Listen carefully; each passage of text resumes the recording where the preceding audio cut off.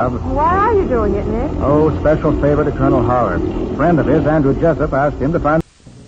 Stand by for Nick Carter, Master Detective.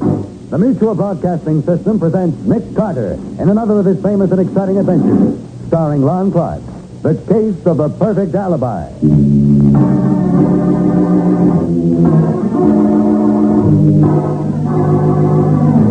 Patsy, what's the idea of phoning me here? What's up? Well, Nick, you've got to come to the hotel right away, room 411, and bring that box with you. Oh, why, Patsy? What's the matter? I can't tell you, but don't say anything to Chief Brody. If you do, Patsy, something's wrong. What is it? No, nothing's wrong. Only...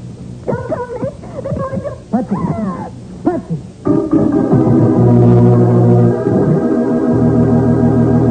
Now, Nick Carter, Master Detective, and the Case of the Perfect Alibi. It is midnight in the little upstate resort town of Lake Hillman. Chief Brody of the local police stands beside a flashy, expensive sedan. Behind the wheel is a dark, heavy-set man wearing a huge diamond on his left hand. His face disfigured by a jacket scar. So I run through a red light. So what? So you get a ticket, mister. Let's see your driver's license and the car registration. Sure. You fellas think you can come up here from the city and do just about anything you want. I aim to show you different. Yeah. Huh? Oh, the license. Give me it. Robert J. Crane, huh? Hey, you ain't one of the Crane brothers that's mixed up in all them rackets down the city, are you? Am I? Sure you are. Remember last year when that brother of yours got sent to the electric chair for killing an officer? And from what I hear, this fellow Winston's going to get you and the other one before long, too. Yeah? Yes, and good riddance, I say. You take my advice, mister, you'll get out of this town fast. As soon as you've paid your fine. We don't want your kind around here.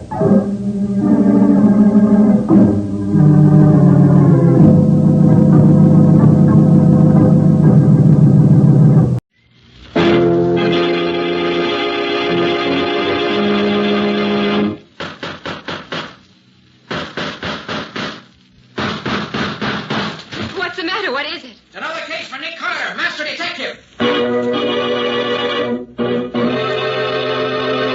Yes, it's another case for that most famous of all manhunters, the detective whose ability at solving crime is unequaled in the history of detective fiction, Nick Carter, Master Detective, presented by the three great Linux home brighteners, Linux Clear Gloss, Linux Cream Polish, and Linux Self-Polishing Wax, created by Acme, America's great producer of Acme quality paints.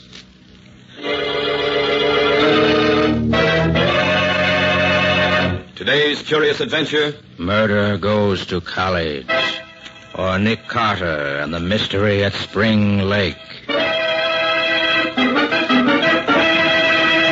In just a moment, we'll hear how Nick Carter solved the mystery at Spring Lake. But first, a Christmas suggestion. There's nothing that adds more to hospitable cheer than a bright, well-kept home. American homemakers have learned how much surroundings can mean. That's why they've come to depend on Chemtone, the miracle wall finish, to beautify their walls. And for your floors, woodwork, and furniture, it's those three great Linux home brighteners.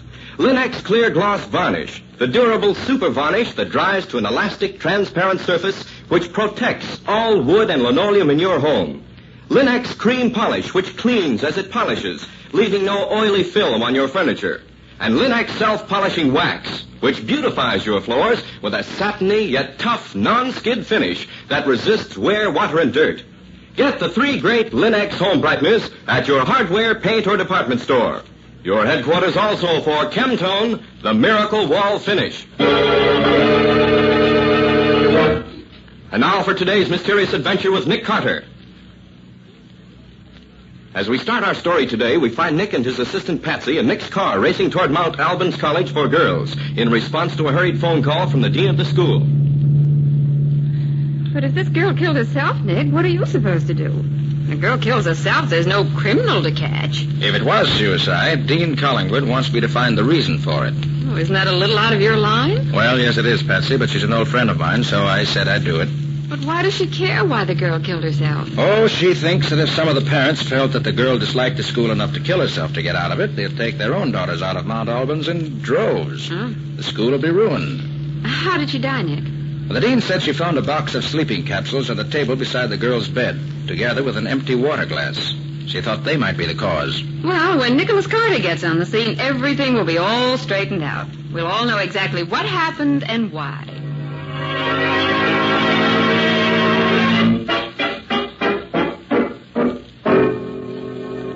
And this, Margaret, is my assistant and severest critic, Patsy Bowen.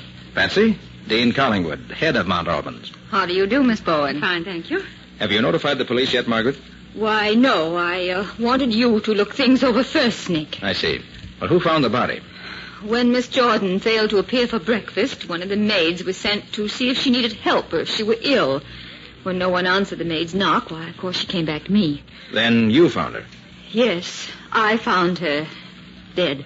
How many people know about the tragedy so far? Oh, only the maid, myself, and, of course, you two. Good. Let's keep it that way for a while longer. Now, may I see your room, please? Yes, of course. It's on the next floor. This way, please. What can you tell me about this Jordan girl? She was an only child. Her mother is a widow. Did she have any close friends? Yes. She and 3 other girls were together quite a lot. They were Miss O'Hearn, Miss Grinnell, and Miss Brown. They all interested in the same things? My 3 friends were interested primarily in young men and good times. But Miss Jordan's hobby was amateur photography. Did she have money? Yes, she did. Her mother gave her everything she wanted. This is her room, Nick. I'll say she had money, Nick. You don't get rugs like these with cigar coupons. Are these the sleeping capsules, Margaret? Yes. You can't buy these in this state without a prescription. She had a prescription, the number of it, and the physician's name on the box. So I see. And I'll check with him later. Well, Patsy, suppose you look over the things on that side of the room while I go through her desk here. See if you can find anything that might help us learn what's happened. Right, Nick. Any letters, bills, notes, and so on, you know. Yes, I know. Oh, you really shouldn't read her letters, Nick. They're private. Well, if any reporters happen to get hold of them, they'll be as public as Central Park. Reporters? What have they to do with this? Everything. You can't hide suicide or murder. Nick, please, this mustn't be murder. Well, I hope not, Margaret, for your sake.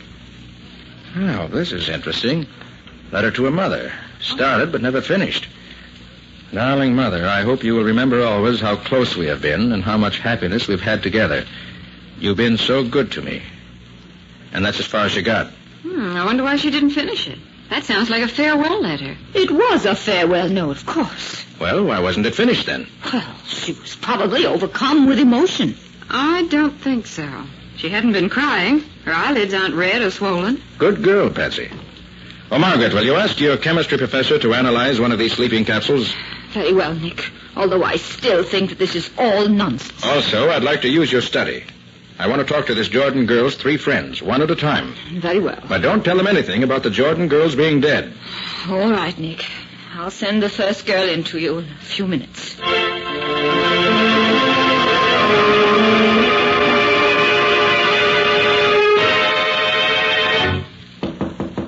Come in.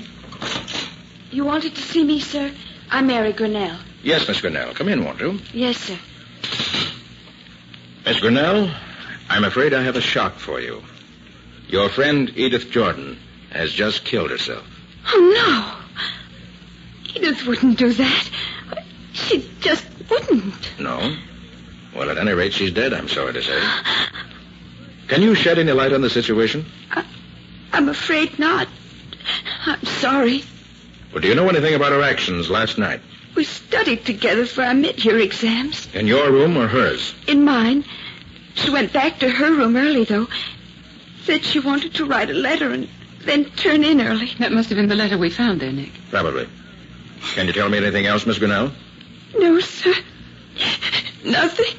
All right, then, run along. And please don't mention what I've told you to anyone.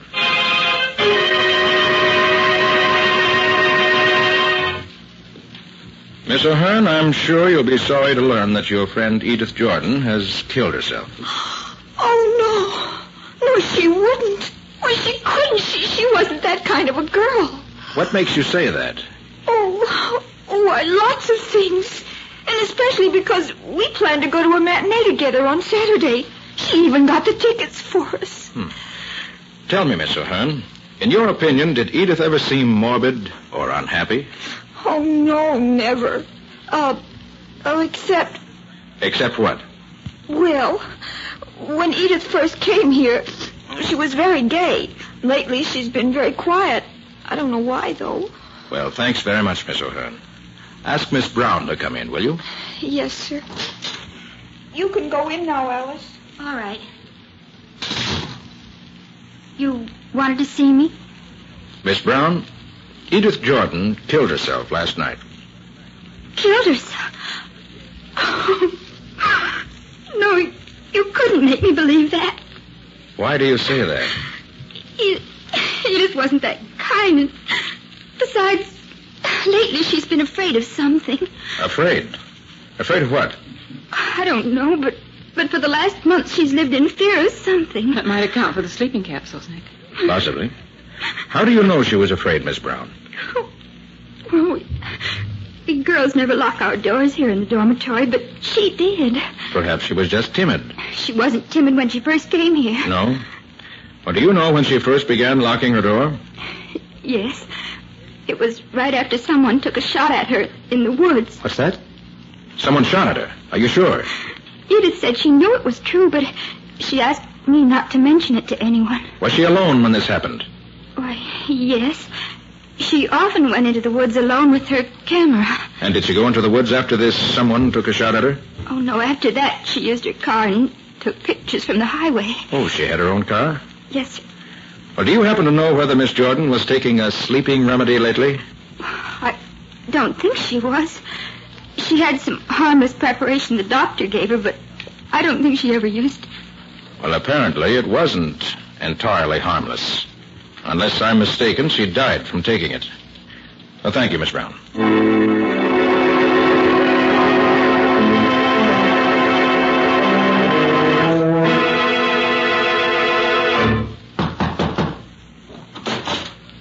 Yes? Mr. Carter, Dean Collingwood asked me to let you know what I found out when I analyzed the sleeping capsule she gave me. Oh, yes. What was it? I found nothing unusual about it. Just a sleeping remedy that's in common use. Would they be enough to kill anybody? Oh, no, indeed. Not unless they were accompanied by something far more deadly. Well, thank you, Professor. Thank you very much. It's quite all right, Mr. Carter. Oh, hello, Margaret. Come in. Well, Nick, have you learned anything yet? Only that I'm sure Miss Jordan didn't kill herself. But, Nick, that's the one thing I don't want to find out. Yes, I know, Margaret, but I can't help facts being facts. Well, what now? I think I'll take a run into town and talk with a physician who prescribed the capsules for her. Oh, will you do something for me, Nick? Certainly. Will you take the bus into town and come back in Miss Jordan's car? It's being repaired there, and the garage phoned a short time ago that it's ready. I promised to send someone in for it. Of course. Nick. Patsy, while I'm gone, I want you to go over Edith Jordan's room with a fine-tooth comb. Notice every little thing. Looking for anything special, Nick? No, Patsy, just looking. You've heard what these girls have told us. See if you can find anything to explain the Jordan girls' actions during the past few weeks. I'll see you when I get back from town.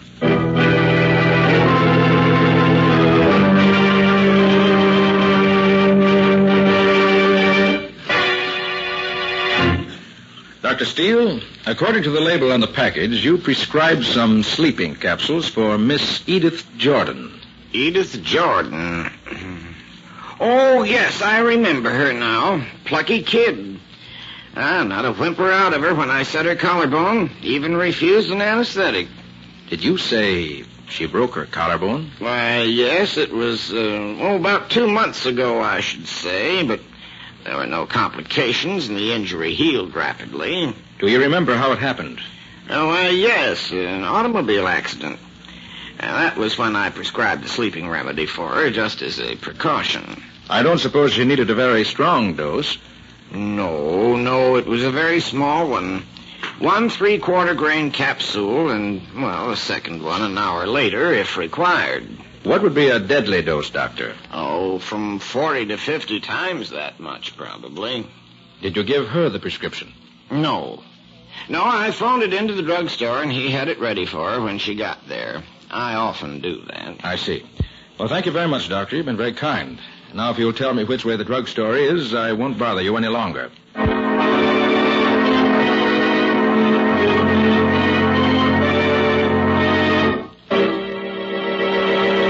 Well, so Edith Jordan had a broken collarbone a few weeks ago. That's something no one but the doctor had ever known about before. What else is Nick going to uncover in his search for the real reason why Edith Jordan was found dead in her bed in exclusive Mount Albans College? We'll see in just a moment. If you're a homemaker, you have every reason to take pride in a home that fairly gleams with the evidence of careful attention. And every wood and linoleum surface in your home will gleam when you use Linex Clear Gloss Varnish. Because Linex Clear Gloss lends a lustrous finish that keeps its beauty a long, long time. It lessens your housework amazingly, too, for it's so easy to keep clean. Dirt stays on the surface where you can wipe it away in a jiffy. And Linex Clear Gloss is so simple to apply.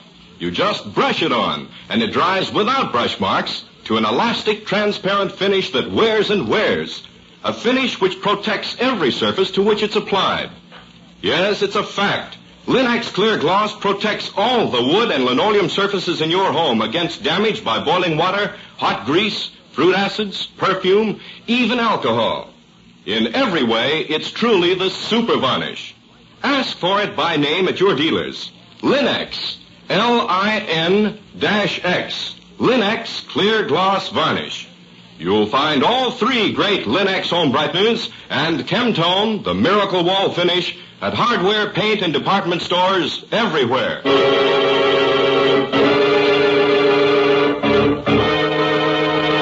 And now back to our story. As we left Nick, he was learning things about the dead girl, Edith Jordan, that not even Dean Collingwood, dean of exclusive Mount Albans College for Girls, knew. Did she commit suicide or was it murder?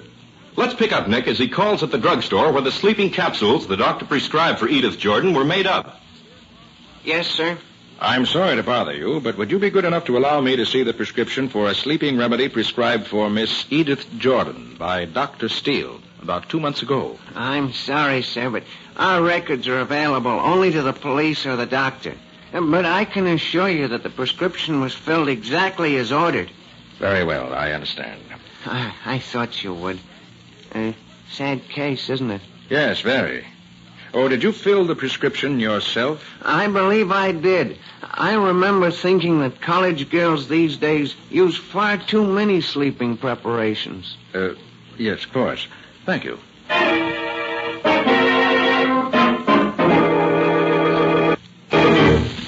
This is her car, Mr. Carter. Well, I should have expected a girl with her money to have a more expensive car. No, she wasn't no show-off. Yeah, too bad her luck ran out finally. Luck ran out? What do you mean by that? Her accident? Look, Bud, that was no accident. How do you mean? Why, someone sawed the gadget on the steering wheel almost through. First time the car went around a sharp curve at high speed, it gave way. Only, as luck would have it, instead of going over the embankment, the car just turned into a hill of dirt along the road and buried its nose in the dirt. Miss Jordan got off with just a broken collarbone instead of being killed altogether. Did you tell Miss Jordan what you just told me? You bet I did. It didn't worry her at all. I'd have told the cops, too, only the boss said it was none of our business if she didn't want to report it. I see. Well, thanks very much. Be seeing you.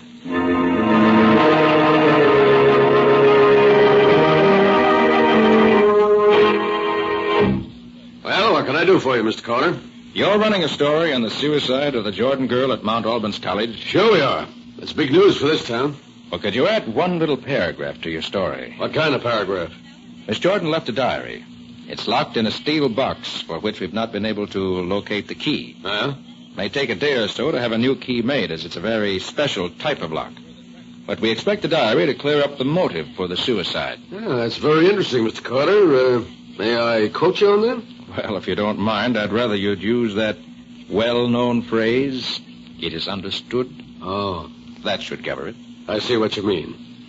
I don't know what you've got up your sleeve, Mr. Carter, but we'll play along with you. Your little item will be understood in this evening's paper. Thank you. Thank you very much. Should help us immensely.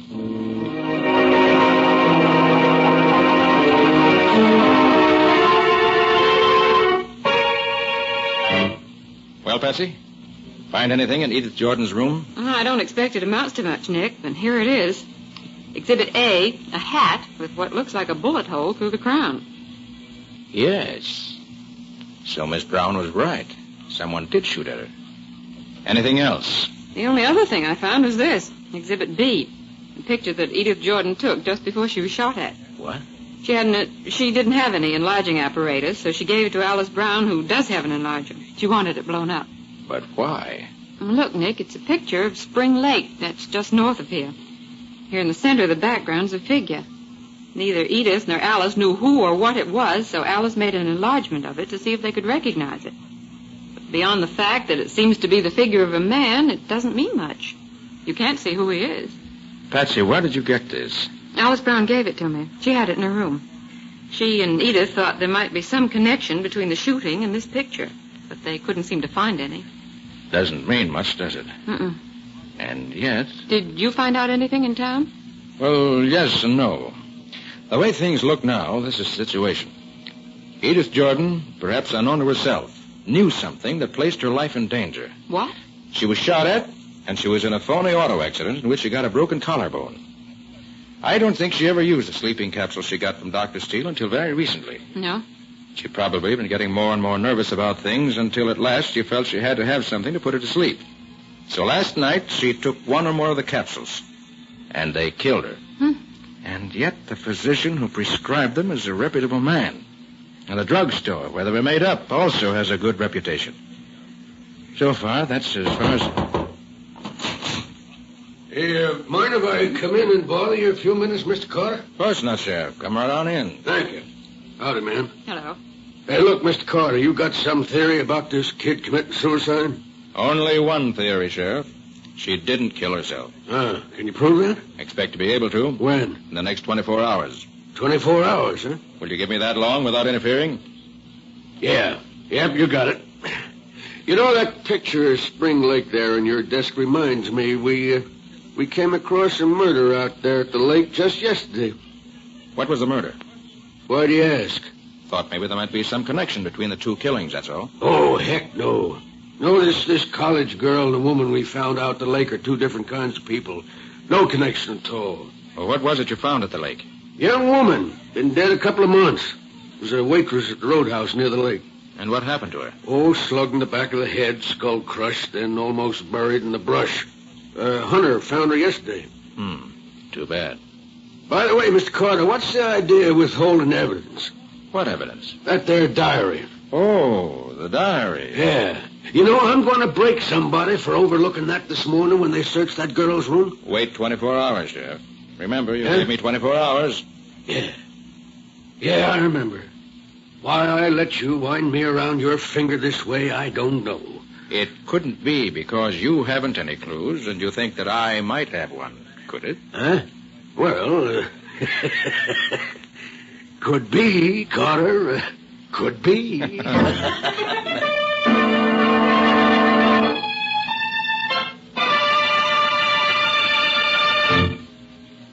Did I understand you correctly, Nick? You want to spend the night in the girls' dormitory? That's what I said, Margaret. I want your permission to spend the night in Edith Jordan's room. Nick, that would be most irregular. Margaret, murder is most irregular, too. You're sure it is murder? Absolutely positive. And I hope to solve it by spending the night in her room. But if it was murder, how was it done? Probably the contents of one of the sleeping capsules was changed to a deadly poison. But, Nick, that means... That means that no stone must be left unturned to catch the murderer.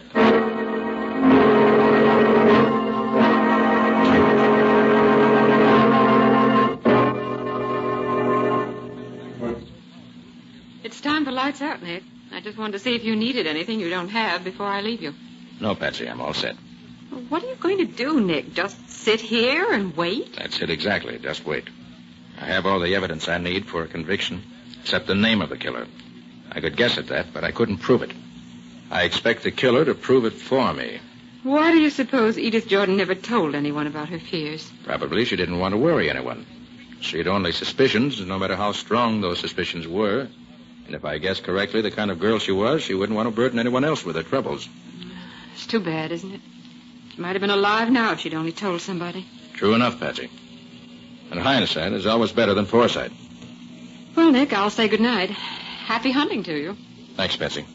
I'll just sit here in the dark and wait.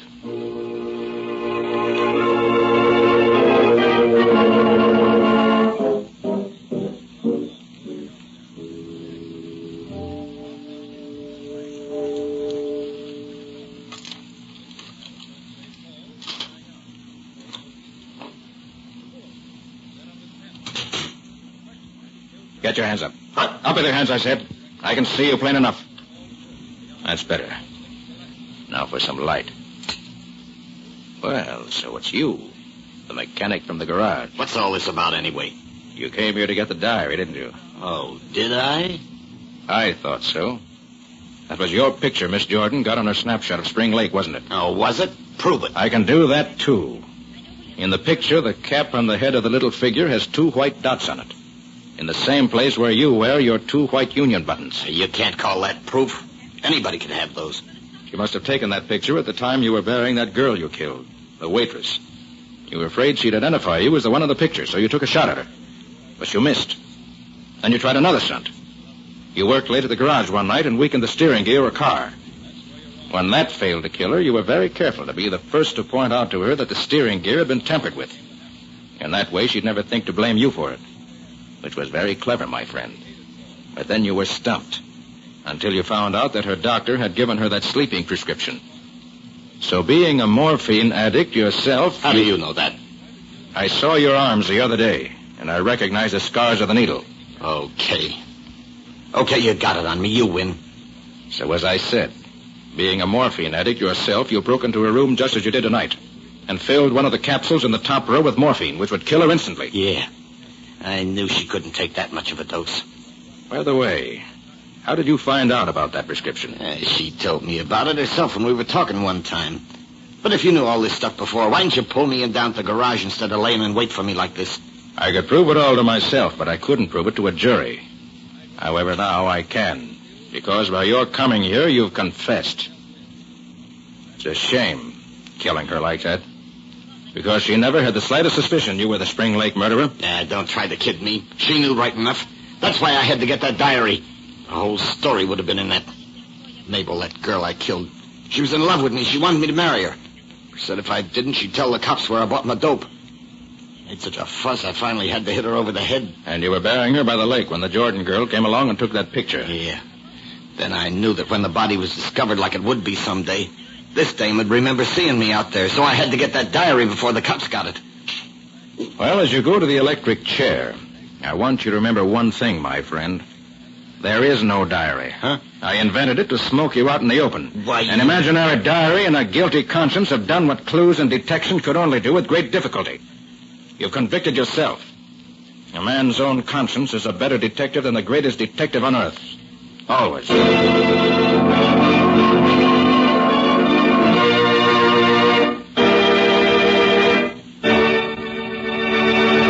In just a moment, Nick and Patsy will bring you a preview of next week's exciting case. But now, a thought for this holiday season. Holiday time is hospitality time, and nothing reflects more clearly your hospitable feeling than the sparkling holiday look of your home. The look it has when you depend on the 3 great Linux home brighteners. Take Linux Cream Polish, for instance. In one easy application, it gives your fine furniture a lovely luster, leaving no oily film to attract more dust and make more work. And Linux Cream Polish is so quick to use, for it cleans as it polishes, cutting out one whole step in your cleaning day routine. You see, Linux Cream Polish removes the cloudy accumulation of previous dust and polish, banishes messy fingerprints, and helps conceal ugly scratches all at once. Here is your real shortcut to furniture beauty. Get Linux Cream Polish now at your dealers. Get all 3 great Linux home brighteners. Linux Clear Gloss Varnish, Linux Cream Polish, and Linux Self-Polishing Wax. Remember, Linux is spelled L-I-N-X. Linux. So ask for these fine homemaking products now at your hardware, paint, or department store.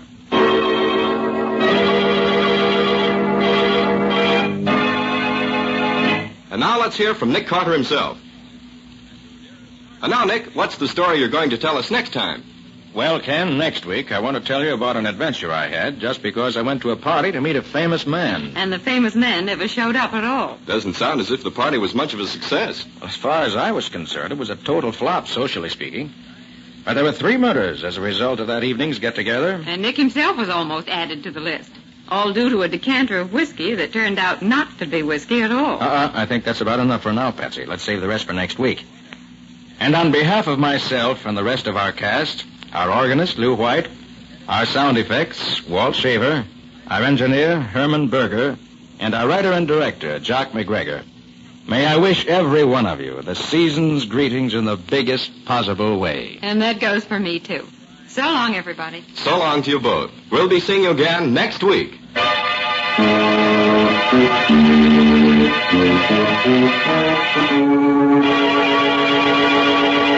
Next week at the same time, listen to another curious experience of Nick Carter, Master Detective, entitled Death in a Decanter. Or Nick Carter and the Mystery of the Missing Brother. Nick Carter, Master Detective, is featured in Street and Smith magazines. Lon Clark is starred as Nick with Helen Choate as Patsy. Original music is played by Lou White, and the programs are written and directed by Jock McGregor. And now Acme, creator of the 3 great Linex home brighteners, Linex Clear Gloss Varnish, Linex Cream Polish, and Linex Self-Polishing Wax, wishes you the heartiest greetings of the holiday season and invites you to be listening next week when Acme will again present Nick Carter, Master Detective, over these same stations. Ken Powell speaking. This is Mutual.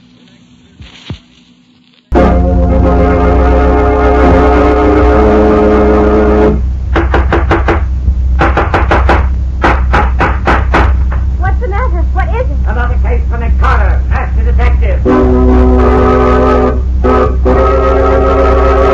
Yes, it's another case for that most famous of all manhunters, the detective whose ability at solving crime is unequaled in the history of detective fiction. Nick Carter, Master Detective.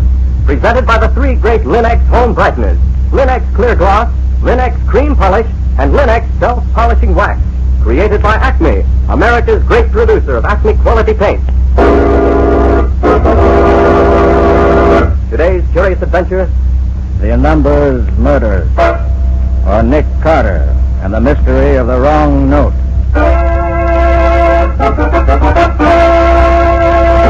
In just a moment, we'll hear how Nick Carter solved the mystery of the Numbers Murders. But first, a word about Linex. Just as American homemakers have found that Chemtone, the miracle wall finish, is the modern way to new wall beauty, so will you find the 3 great Linex home brighteners the modern way to keep your floors, woodwork, and furniture sparkling and new in appearance. For instance, Linex Clear Gloss.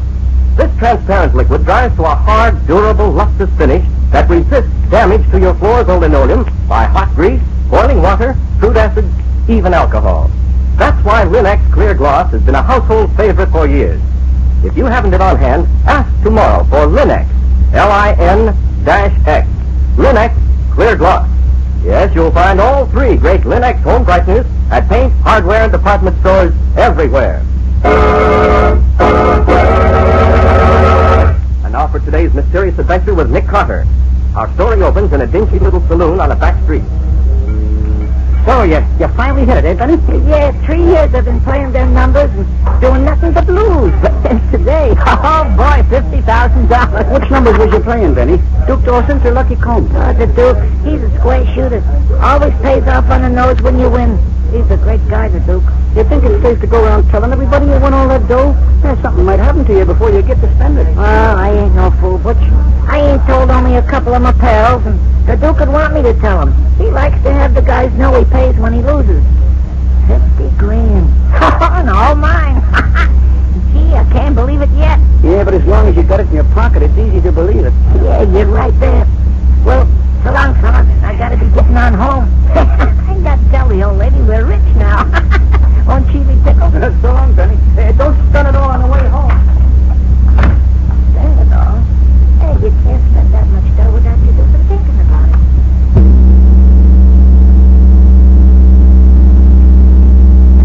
Slow down. Well, when you got the winning ticket, you know you got the dough. Hello, Benny. Uh-huh.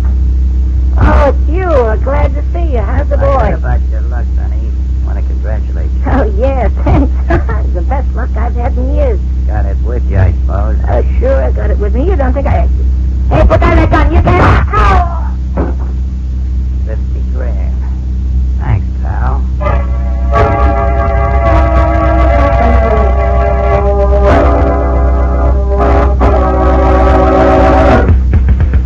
Which, together with the evidence already set forth above, proves conclusively that the man known Oh, as... Nick, not so fast. What makes me up with you? What's the matter, Patsy? Got cramps in your fingers? No, Nick.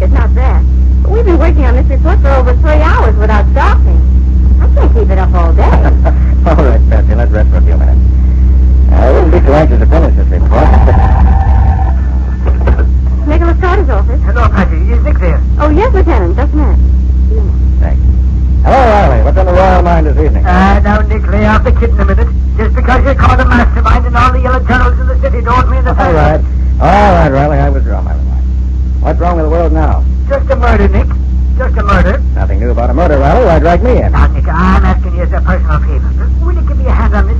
If we don't get this one solved and solved quick, the commissioner's going to be down on us like a ton of bricks. Well, what's so special about this particular murder?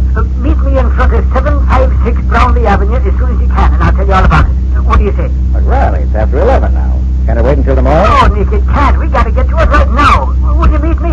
All right, meet you there in 5 or 10 minutes. Thanks, Nick. I'll be seeing you. So long. So long. We going out, Nick? Yes, Betsy. We're going to have a look at somebody who's just suddenly and violently passed out of this world. Get your hat and let's go.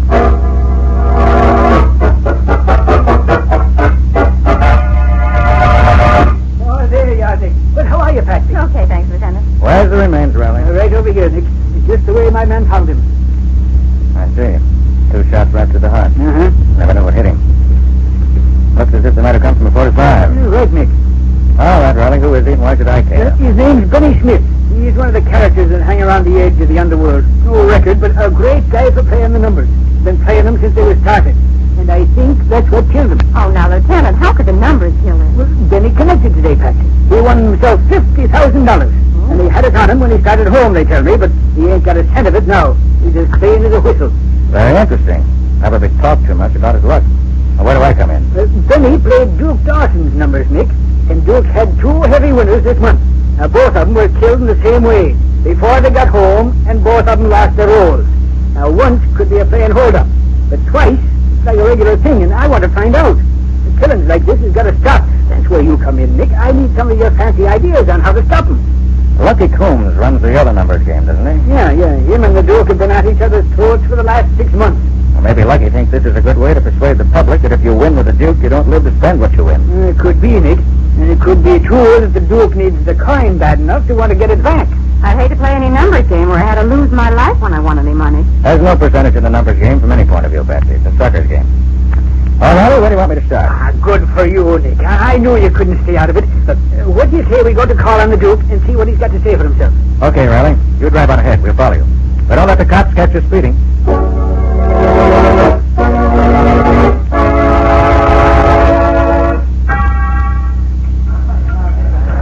Never was in a place like this before, Nick. And you probably won't ever want to be again, Betsy. Is the piano the only music there is? Yes. Steve Corey's a good piano player. None better. And not only is he a good piano player, he also serves as a lookout for the Duke. See how the piano is right at the foot of the stairs to the second floor? Well, that's where the Duke's offices are. And no one can get up there without Steve seeing it. Oh. He signals ahead to the piano. He lets the Duke know whether it's a friend or an enemy who's coming up.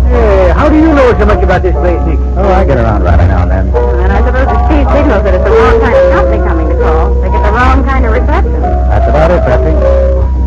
Hi, Steve. The Duke in? Yes. Go on up. Hey, what do you smoke in that pipe of yours? Old cabbage leaves? Shoe leather. Tastes better. Smells like the juice, whatever it is. Come on, Nick. We got to be moving. Right.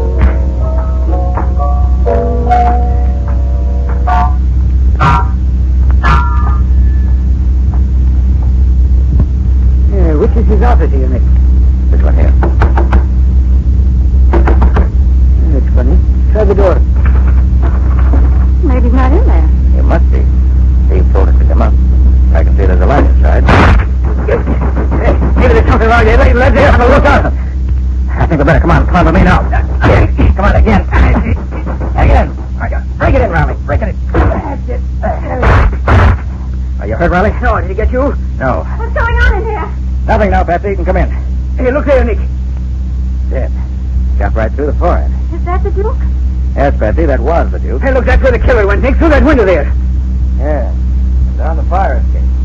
Below there's a dozen ways he could have gone. We'd never see him. If we'd only gotten in a little sooner, Nick. That wouldn't have made any difference, Riley. I suppose not. He was out to get the Duke, and he'd have gotten him anyway. It was just as easy for the killer to get out on the fire escape and wait for us. It's a good thing it was a poor shot, or you'd both be dead. I don't think so, Betsy. What do you mean? Now, look how high his bullets went. Up above the door there. Oh, you think he was just trying to scare us, Nick? Looks that way. He could certainly shoot straighter than that. Now we've got 2 murders to solve instead of 1. Yes. I'm beginning to get interested in this now. Let's see what the Duke can tell us about this. The Duke had no weapon, so he apparently wasn't expecting an attack. Must have known the man who killed him. Hey, Nick. I thought the Duke didn't smoke. He didn't. There's an awful lot of burned matches here in this ashtray for a guy who don't smoke. And they're all burned pretty well down, too. And here's a cigarette butt. It's a humidor. Huh? Humidor? I never heard of that brand. Very few people smoke them. And Lucky Coombs is one of them. Lucky Coombs? Then that Maybe means it does, and maybe it doesn't. Let's not jump too fast. I'll just take this butt and these matches along with me. They may come in handy before we're through. I better call headquarters and get some of the boys up here. Right. While you take care of this end of it, Patsy and I'll go and call on Lucky. Maybe he can tell us something about this. Okay, Nick. But be careful, lad. Lucky's a tough baby. I will. I know how to handle him.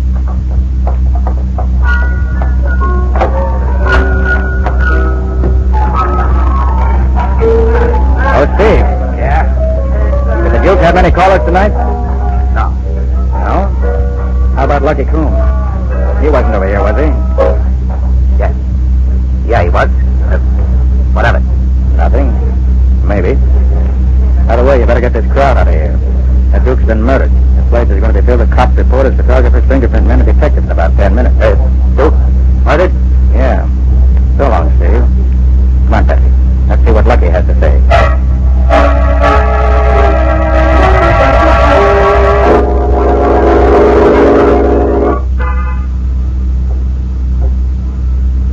Please. Well, we thought I'd put an end to the numbers racket in this town, Nick. For a while, anyway. With the Duke dead and Lucky in jail for his murder. Maybe. But let's not get ahead of ourselves. Oh, Patsy's in the car. Those two monks outside may mean trouble. Be careful, Nick. Going someplace, Flatfoot? Why, yes. Just a friendly visit. I want to see Lucky a minute. Lucky's not receiving tonight. Not cops, anyways. I'm no cop. Just want a friendly talk with him. Well, you can't. No? I think I can. Yeah?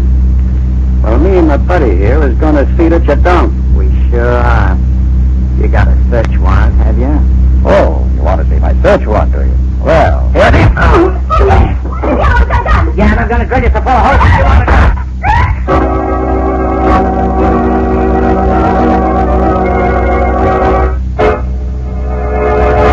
Well, Nick seems to be having difficulty getting in to see Lucky. Does this mean Lucky is the man who killed the Duke? And what's Nick going to do about it? We'll see in just a moment. Ladies, here's a bit of news about homemaking that means a better-looking home and more time for you to enjoy it. To give your floors a lustrous finish without bothersome rubbing, use Linex self-polishing wax, the time-saving, work-saving liquid finish for all floor surfaces, wood, tile, or linoleum. The finish which is glossy yet not slippery. Linex self-polishing wax remains resistant to slip even when water is spilled on it, and provides additional slip resistance with each additional coat of wax. These facts have been proved by the underwriters' laboratories, whose seal appears on every bottle. Linex self-polishing wax gives a tough, elastic finish because it really contains wax, the highest possible content of genuine carnauba wax. And when the most used parts of your floor show wear, they may be re-waxed without going over the whole floor. So remember always, ask for the liquid wax which is easy to apply, which dries easily to a lustrous finish that resists dirt, wear, and water, and is not slippery to walk on. It's Linex, L-I-N-X, Linex self-polishing wax. You'll find it at your nearest paint, hardware, or department store, your headquarters for all 3 great Linex home brighteners and Chemtones. And now, back to our story. We left Nick fighting it out with one of Lucky Coon's gunmen as he tried to get in to see Lucky to question him about the killing of Duke Dawson. I'm going to tell you so fast. Oh! Shot my hand off. You're all right. I just knocked your gun out of your hand, that's all. Here, I'll take it. And just to be sure, I'll take your pal's gun, too. Now, you'll both be good little boys. I won't tell Lucky on you. Won't tell Lucky what? Oh, hello, Lucky. I've enjoyed meeting your welcoming committee. Oh, sometimes their ambition gets the better of their common sense. They told me it was you coming up, Carter. I would have advised them to let you in and save themselves a headache. Here are your boys' pop guns. Give them back to them after I go. Thanks. You can come out now, Patsy. Well, Nick, that's your daily dozen for this evening. I always enjoy watching you exercise. It does me so much good. What can I do for you, Carter? I suppose you know Benny Smith was killed tonight. Right after he collected the $50,000 he won in Duke Dawson's numbers game. Yeah, I heard about that. You don't think I had anything to do with that, do you? And did you also hear that Duke Dawson himself was murdered a little while later? No. Oh, you think you can pin that on me? We found one of your cigarettes half-smoked in the ashtray on the Duke's desk, Lucky. What? And the Duke didn't smoke. Not 3 people in the city smoke your brand. How did your cigarette get in the Duke's ashtray? My cigarette, huh? You could easily be held for the murder on the evidence we have, Lucky. But I suppose you have an alibi. If so, let's have it. Well, I haven't been out of my apartment all evening. No alibi, huh? Well, that's very interesting. No alibi and ashamed to admit it. Then he must be the one. Easy, Betsy. If you think I did it, why don't you run me in? No, Lucky, we're not going to run you in. But you will stick around, won't you? Just in case we need you for a witness or something? Oh, make sure you're not going to let him go. Why not? You will stick around, Lucky? Yeah. Fine. Yeah, I'll stick around. Let me know when you need me for something. Thanks, I will. Well, good night, Lucky. Come on, Patsy, let's be going.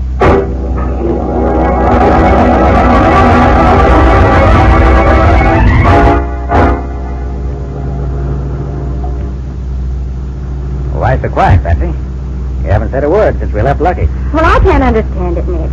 You have what looks like good reason to believe Lucky killed the Duke, and you let him go. Doesn't make sense to me. Why, Patsy, it's all part of my plan. I think I have the answer to both killings now. And leaving Lucky loose is part of my way of proving it. And I suppose that phone call you made after we left Lucky's was part of your plan, too. Right, Patsy. All part of my plan. And did your phone call accomplish what you hoped it would? Indeed it did, Patsy. Indeed it did. May I ask what it was? You may. Oh, Nick, why don't you tell me what's going on? I don't get it at all. I phoned a certain party to get a certain address. And I got it, that's all. The killer is? I think so. Well, who? That, unfortunately, I'm not prepared to divulge at this precise moment. Oh, Nick.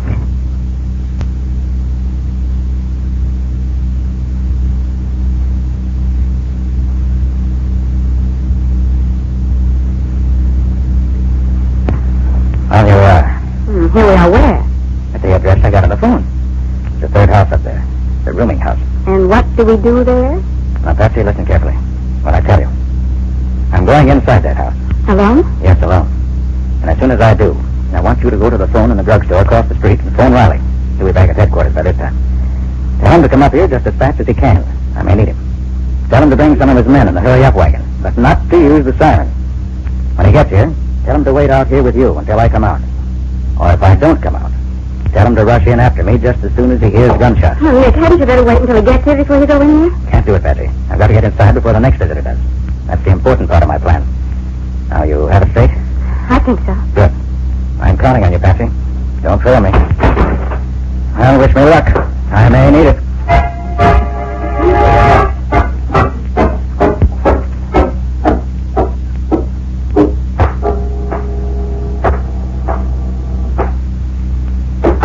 Oh, who's there? Nick Carter. Got a few questions I'd like to ask you. Questions? Yes. I'm alone. Well, I see you're packing your suitcase, Steve. You weren't getting ready to leave town, were you? What if I was?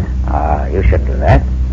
We might need your testimony in clearing up Duke Dawson's murder. Huh? You're the only witness we have to testify that Lucky Coombs called on the Duke just before he was murdered. Yeah. That's just why I'm getting out. I'm not staying here to be taken for a ride by Lucky's guerrillas. And that's what happened to me. If I said anything against him. You won't be taken for a ride by Lucky's gunman, I'll guarantee that. I ain't taking no chances.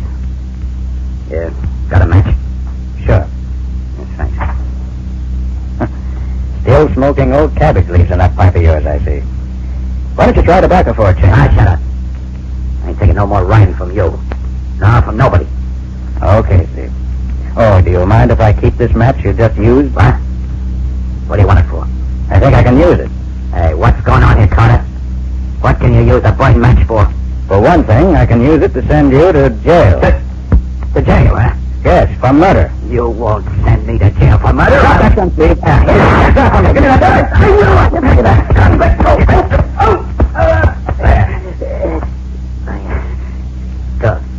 Didn't have to break my arm, did you? Lucky for me you shot in a hurry. Otherwise, you might have got me somewhere else and just in the fleshy part of my arm. Now, let's see what's in that suitcase. And you keep on Stay where you are, Steve. I've got the gun now. Sit down on that chair. Now be quiet. Quite a nice roll of bills you have here. At least $50,000, I should say, by the size of the roll. Yeah? Well, what's it to you? It was a nice racket you were working, Steve. Whenever the Duke paid off any big money, you knew who got the money, laid for them, and killed them. The Duke knew it was bad business to have his winners killed that way. So somehow he must have gotten wise to you. Probably by having someone trail Benny, someone who saw you kill him. So he called you in to have a talk with you. And you killed him. Hey, so I didn't. Lucky Coons did it. That's so?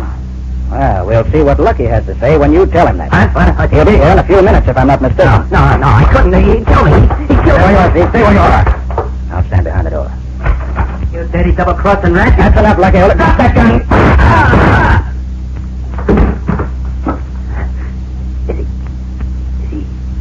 Did you kill him? No. I just shot him through the shoulder. The shot knocked him out. He'll live to go to the electric chair with you. Nick, are you hurt? Oh, Nick, are you all right? It's all right. Everything's under control. Oh, thank goodness. All right, Riley, there are your two murderers. Steve in the chair and Lucky on the floor. Two of them. Glory be. Yes, Riley, two of them. You better get your handcuffs on them before they decide to run out on you. Do just that. Now, my fine friend Steve, hold out your hand. And you, Lucky, you can't help me, so I'll just put them on you while you're asleep. And you'll be all right when you wake up. Oh, then it was Lucky, Nick. Yes, Betsy. Lucky and Steve together. Oh, this is a great day for the police department. 2 men killed and the 2 murderers caught. Lieutenant, are you giving all the credit to the police department? It seems to me... Oh, no, of course not. I just meant that... All right, Riley, it's all right. My part of it's done. Your precious police department can have all the glory if they want it. Well, tell me about it, Nick. How did they do it? And who killed who? Hold it. I'll meet you down at your office in half an hour and give you all the details and the evidence you need. Right now, I want to get my arm fixed. Well, Nick, you're hurt. Is it bad? Let me get a doctor quick. That's not serious, Patsy. It's just a flesh wound. And it's rather painful. I'd like to get it taken care of. Come on, Patsy. Guess you better have to drive. I'll see you later, Riley.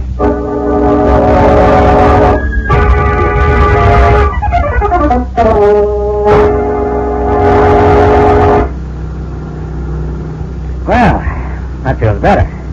A good doctor's a wonderful thing when you need him.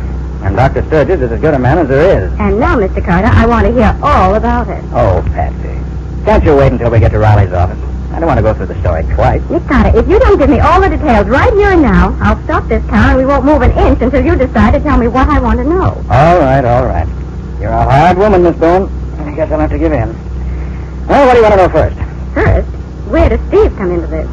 He did the killing. Then what about Lucky? Lucky was the man behind the throne, so to speak.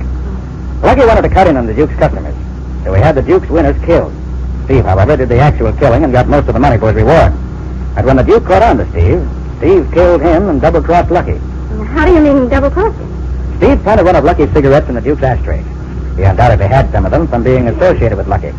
So he just smoked one halfway down and left it where we'd be sure to find it. Then who shot at you and Lieutenant Riley when you broke into the Duke's room earlier this evening? That was Steve. But Nick, Steve was downstairs playing the piano. He was there when we left him, yes. And he was there when we went back. But in between, he slipped out the back, up the fire escape, fired over our heads as we entered to make us think the killer was just leaving, and then went back to his piano. He thought he had a perfect alibi. How did you know that it was Steve? By the matches in the ashtray. How could they tell you anything? Patsy, how'd you light a cigarette? Here's a match. Try it. Okay. Well, I suppose you'd light the match like this, light your cigarette, and put out the match like this. Exactly. Now look at that match you just used. Mm-hmm. It's only slightly burned at the end. Now look at this match, which I took from the ashtray. Well, that's burned almost all the way down. Exactly. It was used to light a pipe, not a cigarette. And Steve's a pipe smoker. He probably smoked as he talked to the Duke before he killed him, before we got there. You see, Patsy, I knew the Duke was dead when we got there this evening. Well, if you knew Steve did the killing, how did you find out about Lucky? Well, I felt sure Steve wouldn't dare to do it without strong backing. But there was no evidence against Lucky.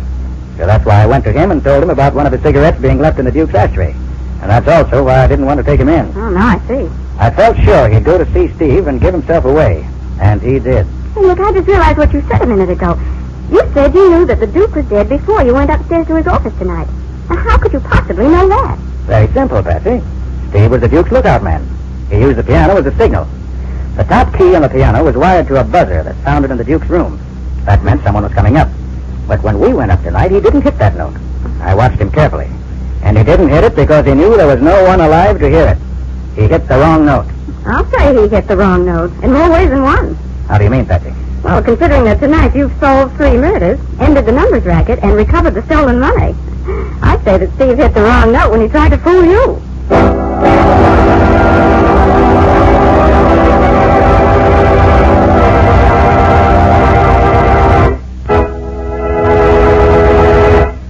moment, Nick and Patsy will bring you a preview of next week's exciting case. But first, here's a thought for all of you homemakers. Of course, you take pride in your home. Of course, you want your folks to take pride in it, too. And your husband, your family, will sit up and take notice of the bright, new beauty Linex cream polish gives your treasured furniture. For Linex cream polish is the modern way to protect the things in your home. It quickly restores your furniture's attractiveness in one quick, easy application. And Linex cream polish dries to a hard finish that leaves no oily film to attract additional dust, to make additional work. It does away with fingerprints, helps to hide ugly scratches, and after a few applications, provides a tabletop finish that will actually resist glass marks. Best of all, Linex cream polish saves you one whole step in your cleaning day routine.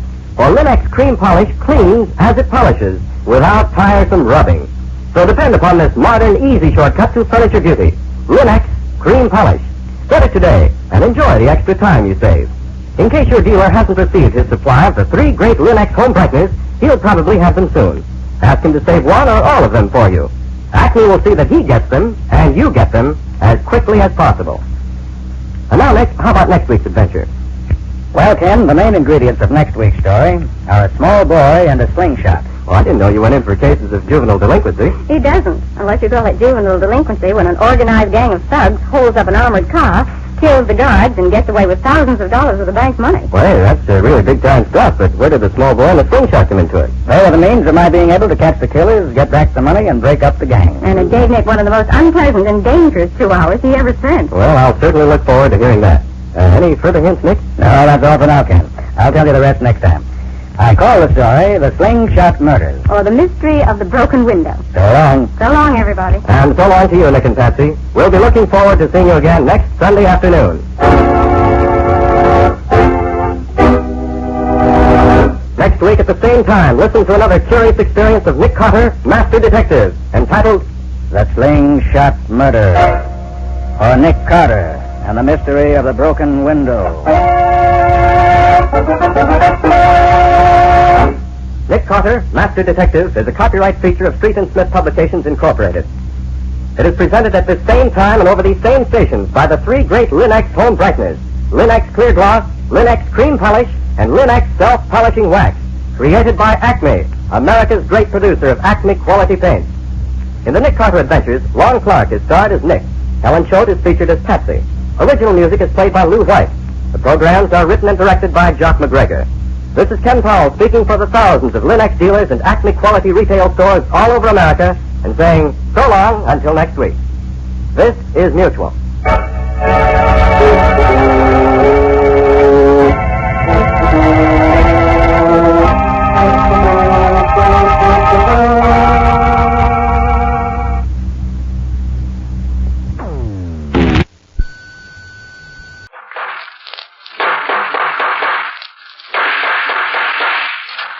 What's the matter? What is it? Another case for Nick Carter, Master Detective.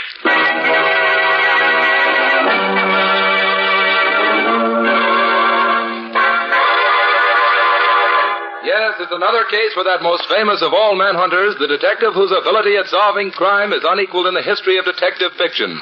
Nick Carter, Master Detective. Tonight's curious adventure... An angle on murder. For Nick Carter and the mystery of the mutilated foot.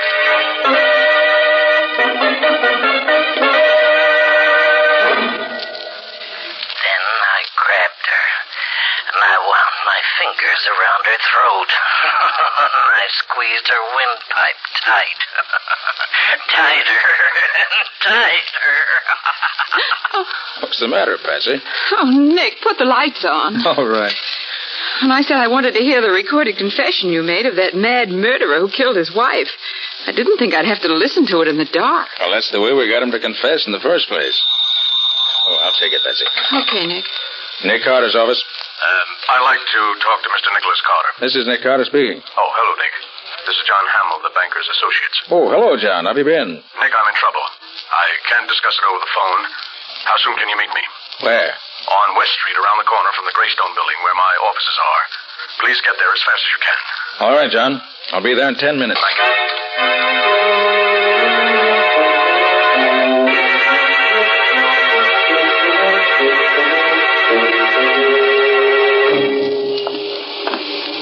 Now Scubby, you understand exactly what you're to do? Yeah, Nick. Okay, I'll see you later. I've got a date in this corner. Okay, Nick. I'll be seeing you. Hey, look at that car coming up the street, would you?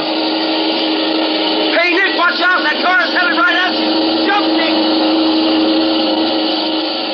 Oh, did he hit you, Nick? Are you all right? Yeah, I'm all right. Oh, gee, that was close.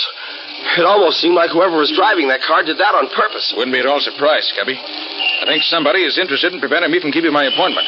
Hey, look, maybe I better stay with you, Nick. No, I've got something else for you to do, Scubby. I got the number in that car. Hop down to the license bureau and find out who it belongs to. Then wait for me at the office.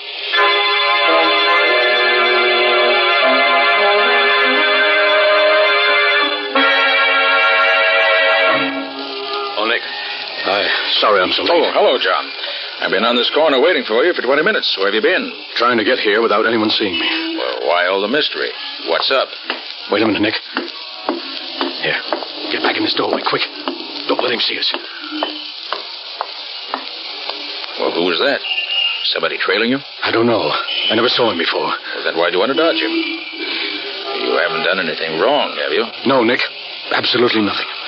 Now listen, I don't want the police in on this just yet, if I can help it. A banking firm like mine can't stand any unnecessary notoriety. Well, yes, I know, John, but what's this all about? Well, let me explain. I wanted to tell you out here where I can be sure no one will hear us. You see, Nick, several days ago I discovered there's a serious shortage on our books. Somebody has been taking money from the accounts, and I'm almost sure I know who it is. I've called a meeting of my 4 partners.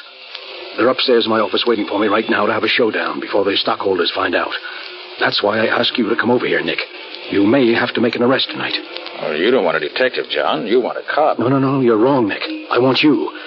Please come along. Well, perhaps you better wait down the lobby while I go up and see if everything's all right. That is safe for you to come on. No, Nick. There's no need for that. All right. I want to be in on the showdown. Come on. Anything you say. And if you really feel that something dangerous is in the wind, I think I should go up there first and look around. Then if everything's okay, let you know. No.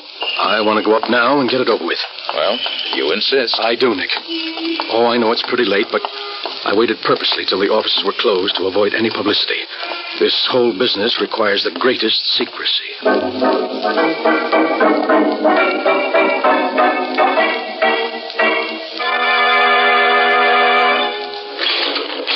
24th floor. Oh, this is our floor, Nick. After you, John. Oh, thank you. Kind of dark in this hallway, isn't it? Yes, the lighting isn't any too good here, but... John, are you hurt bad? Nick. What is it? I mean, what's happened? Why is it John? Quiet, please, quiet. Gentlemen, John Hamill is dead. John Hamill is dead, but that's terrible. How did it happen? That's what I want to know. You seem to know him. Who are you? I could ask you the same question. Who are you? I'm Nick Carter. Nick Carter, the detective? Yes. Oh, well, my name's Tom Burdick. I'm one of Hamill's partners, and these are the others. Mr. Carter, I'm Emil Garrick, and this is Arthur Nelson and Alan Cornish. How do you do, Mr. Carter? You're Cornish, huh? Yes, Mr. Carter. What do you know about this? Nothing. I was in my office all the time. Oh, that's not true, Cornish. I saw you go out in the hall just a few seconds before Hamill was shot. That right, Cornish? Yes, I did go out for a moment. But when the shot was fired, I was back in my office. But why question me? Why don't you ask Burdick where he was, or Nelson McGarrick? Well, I can easily explain where Mr. Nelson and I were. We were both together in my office preparing some papers for tonight's meeting. That's right, Mr. Carter. I was with Mr. Garrick. Which of you men belong to which office? Well, you can see the layout yourself, Mr. Carter. They all open off this L-shaped corridor. First comes Nelson's office, then Burdick's. They're on the long leg of the L. Then on the corner at the end is Cornish's office, directly in line with the corridor to the elevator. And Garrick's office is around the corner on the short leg of the L. That's right. That's out of sight of the elevator completely, isn't it? Sure, you can't even see the corridor from my office. So I see. Then, Cornish, your office is the only one which faces the corridor. I'd like to have a look at it. All right. This way.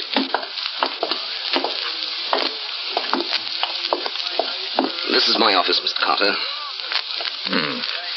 Peculiar order here. Let's see. Well, what have we here in this umbrella stand? A gun. What? And it's been fired very recently. I should say, gentlemen, this was the murder weapon. That's Mr. Cornish's umbrella stand. What do you know about this, Cornish? I don't know anything about it. Well, that gun belongs to Mr. Cornish. That's right, Mr. Carter. I've seen it in his desk many times. I recognize that fancy handle. Say, what are you fellows trying to do? Well, sure, it's my gun, but I haven't seen it for 3 days. Someone stole it on my desk, Mr. Carter. Why didn't you report it to the police? Because I didn't carry a permit for it. I was afraid of getting in trouble. Cornish, I regret that appearances are against you. I'm afraid I'll have to turn you over to the police. You won't turn me over to the police? Well, what happened to the light? Cornish, turn them out. Turn those lights on, somebody. Be honest, Carter. There he goes, Carter. It's Cornish. He's escaping down the hall. Stop, Cornish. Stop or else...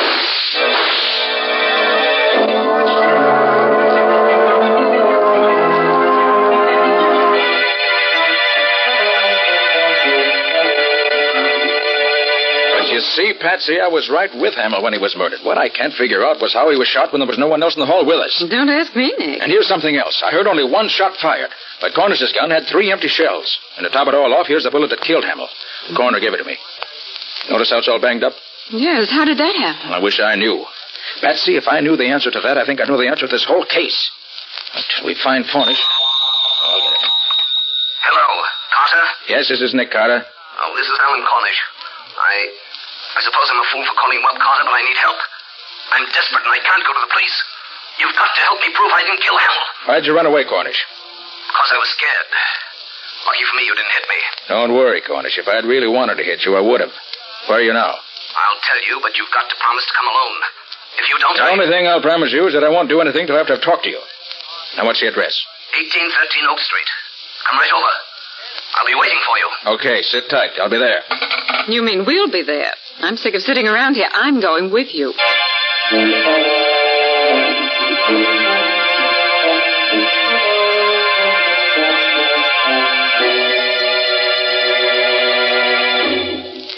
"1813 Oak Street. This is it, Betsy." Gosh, what a creepy-looking place. Certainly not very attractive. Well, come on, let's go in.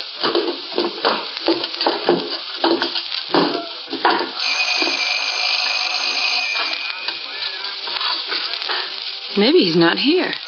Said he'd be here. Wonder if... Well, the door's open. Should we go in? We can't keep our date with Cornish if we don't.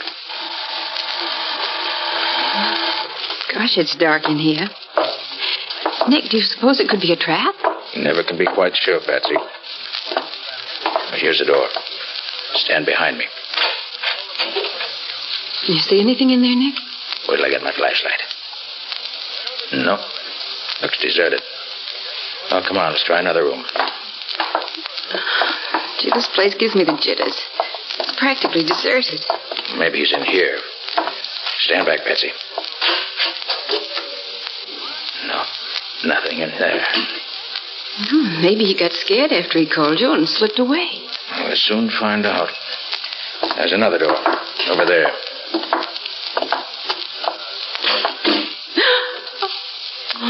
Look, Nick. Is that... Yes. He's hanged himself.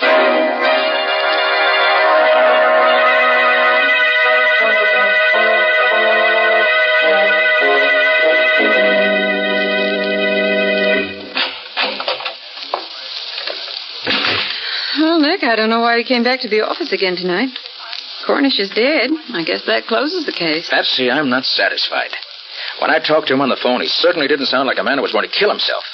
When a man wants to prove himself innocent, he doesn't commit suicide. No, Patsy, there's something about that hanging that's bothering me, and I can't lay my finger on it. You probably figured that was the best way out. To kick over the chair and end it all. Patsy, remind me to give you a raise. And what did I do? I've got it. Look, Patsy, Cornish was a short man. Well, so what? Patsy, Cornish couldn't have hanged himself. Well, why not? Don't you remember, Patsy? The only furniture in that room was a bed. And Cornish was so short he never could reach that noose from the bed where it was. Of course, Nick. The bed was on the other side of the room. Patsy, Cornish was murdered, which eliminates him as a suspect. Probably he was killed by the same man who killed Hamill. Oh, but who, Nick? Who? Wish I knew. Hiya, Nick.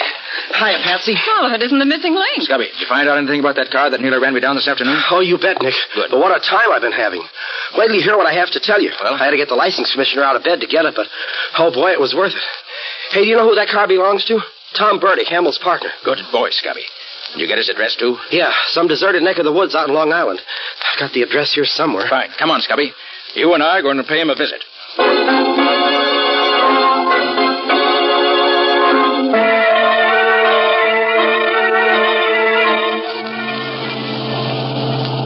You know, Scubby, the more I think of it, the more it looks as if Tom Burdick might be mixed up in this some way. Well, I hope so, Nick. Otherwise, we're using up a lot of gas in this jalopy of mine for nothing. Hey, have you noticed anything funny, Nick? You mean that car that's been trailing us for the last few minutes? That's it. What do you make of it, Nick? I don't know, Scubby. But I think we'll be finding out quickly enough. They're overtaking us. Better step on it. Okay, Nick. Here we go. How are we doing? Not so good, Scubby. They're still gaining on us. Can you give her any more gas? I'll try. There.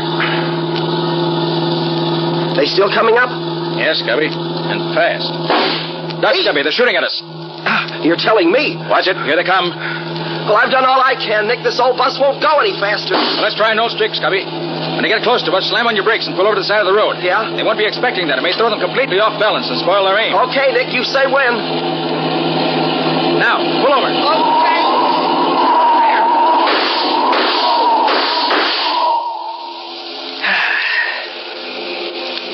Oh, boy.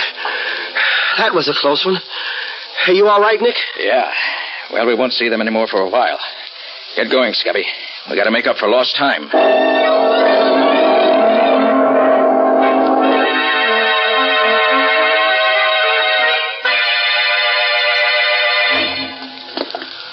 Well, Nick, I've got to hand it to you. You have the darndest way of getting into a cellar. Well, we had to get into Verdick's house somehow. This cellar with its trick entrance from the garage looked like the safest way. Especially with those two vicious-looking dogs posted at both the front and back doors to the house. Well, they sure were big ones, too. I'd hate to meet one of them. Hey, where do you think this is going to lead us to, Nick? We should find a stairway going upstairs, unless I'm very much mistaken. Yeah? Yeah. Here's one. All right, let's go up. But careful. All right, Nick, you lead the way. I'm with you. Here's the door. Well, I hope it's open. No, darn it, it's locked. I'll soon fix that.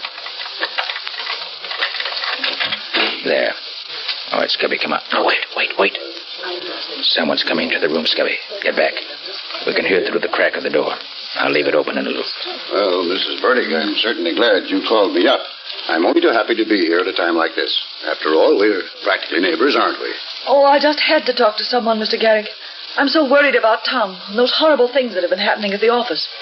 What do you make of all this? Well, I wouldn't worry about it too much, Mrs. Burdick. I'm sure Tom can take care of himself, if he has to. What do you mean, Mr. Garrick? Nothing. But he has been acting rather strangely lately. Well, that's just it. I'm so worried. I haven't seen or heard from him all day. He's never been so late coming home from the office. Why, it's after 11. Oh, there's really nothing to worry about, Mrs. Burdick, even in a case like this. Of course, it looks very peculiar for Tom to be missing his way, especially at this particular time. Mr. Garrick, you don't think Tom had anything to do with all this sort of... Well, Mrs. Burdick, I like Tom very much. I would hate to think that Tom had anything to do with this murder. Of course, things are... Oh, Scubby, we don't seem to be learning much this way. Might as well go in and let him know we're here. Sure, Nick. Good evening, Mr. Garrick. Why, Mr. Carter, what are you doing here? I just came along with one of my assistants, Scubby Wilson, to talk to Mr. Burdick. We came in this way because we didn't want to disturb the dogs. Oh, really? Who are you? Oh, Mrs. Burdick, this is Mr. Nick Carter. He's in charge of investigating Hamill's death. Mr. Carter, the detective? Nothing's happened to Tom, has it? I don't believe so, Mrs. Burdick. I just want to ask him a few questions when he arrives. Well, maybe that's why Tom hasn't come home. Maybe he's afraid of... Maybe that's he now. Wait, I'll go look out the window to see if that's his car. Carter, I must warn you to be careful. Burdick's a dangerous man. Tom, Nick Carter's here. Please, Mrs. Burdick, come away from that window. Here to see you. You won't do him any good that way, Mrs. Burdick. Tom, stop it, you hear me? Please. That's his car, Mr. Carter. Look, he's getting away. Come on, Scubby, let's get after him. Okay, I'll go with you, Carter. Hurry up. I want to know why he runs away when he hears my name.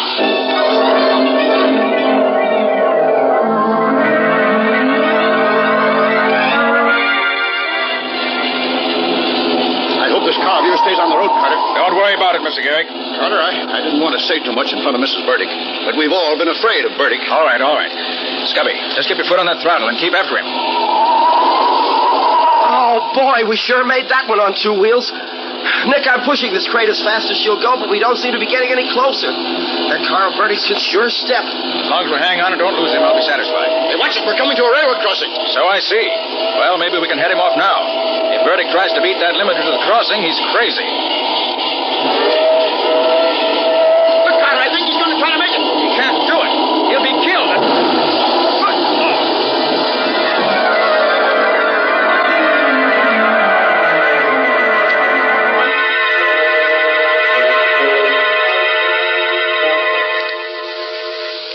Oh, Nick, that nurse that just came out of the operating room is signaling you. Oh, yes. She wants me to go into Bertie. You wait for me here, Scubby. Okay, Nick.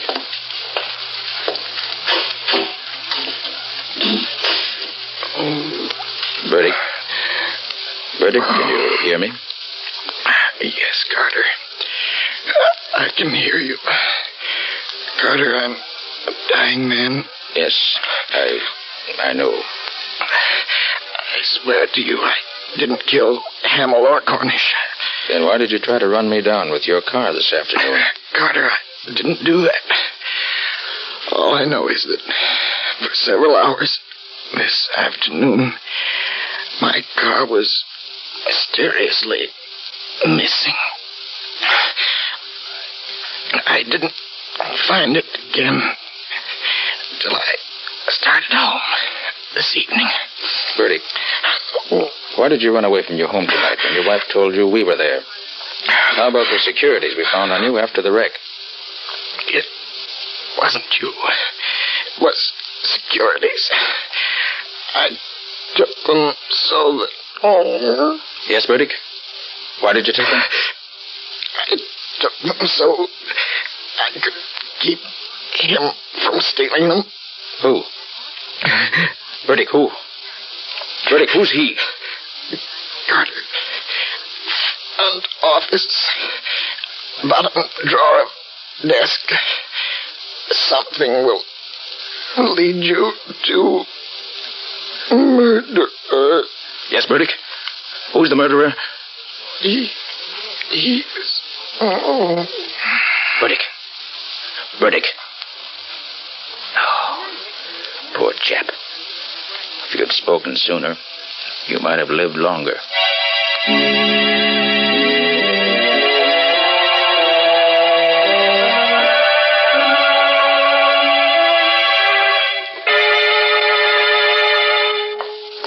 Nick! Oh, Nick, I got here as quick as I could. Have you found anything yet? I think so. Scubby Burdick wasn't lying to me. I found this in the bottom drawer of the desk in the front office here. A book? Well, is that what Burdick meant? Just look at that title. Studies of various angles of bullets in flight. Oh, so what, Nick? Scubby, that's the way Hamill was killed. It all adds up perfectly.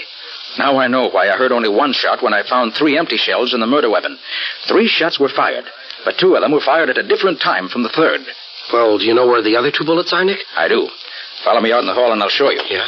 You see, Scubby, as soon as I found that book in the flight of bullets, I did a bit of looking around, and I finally found them.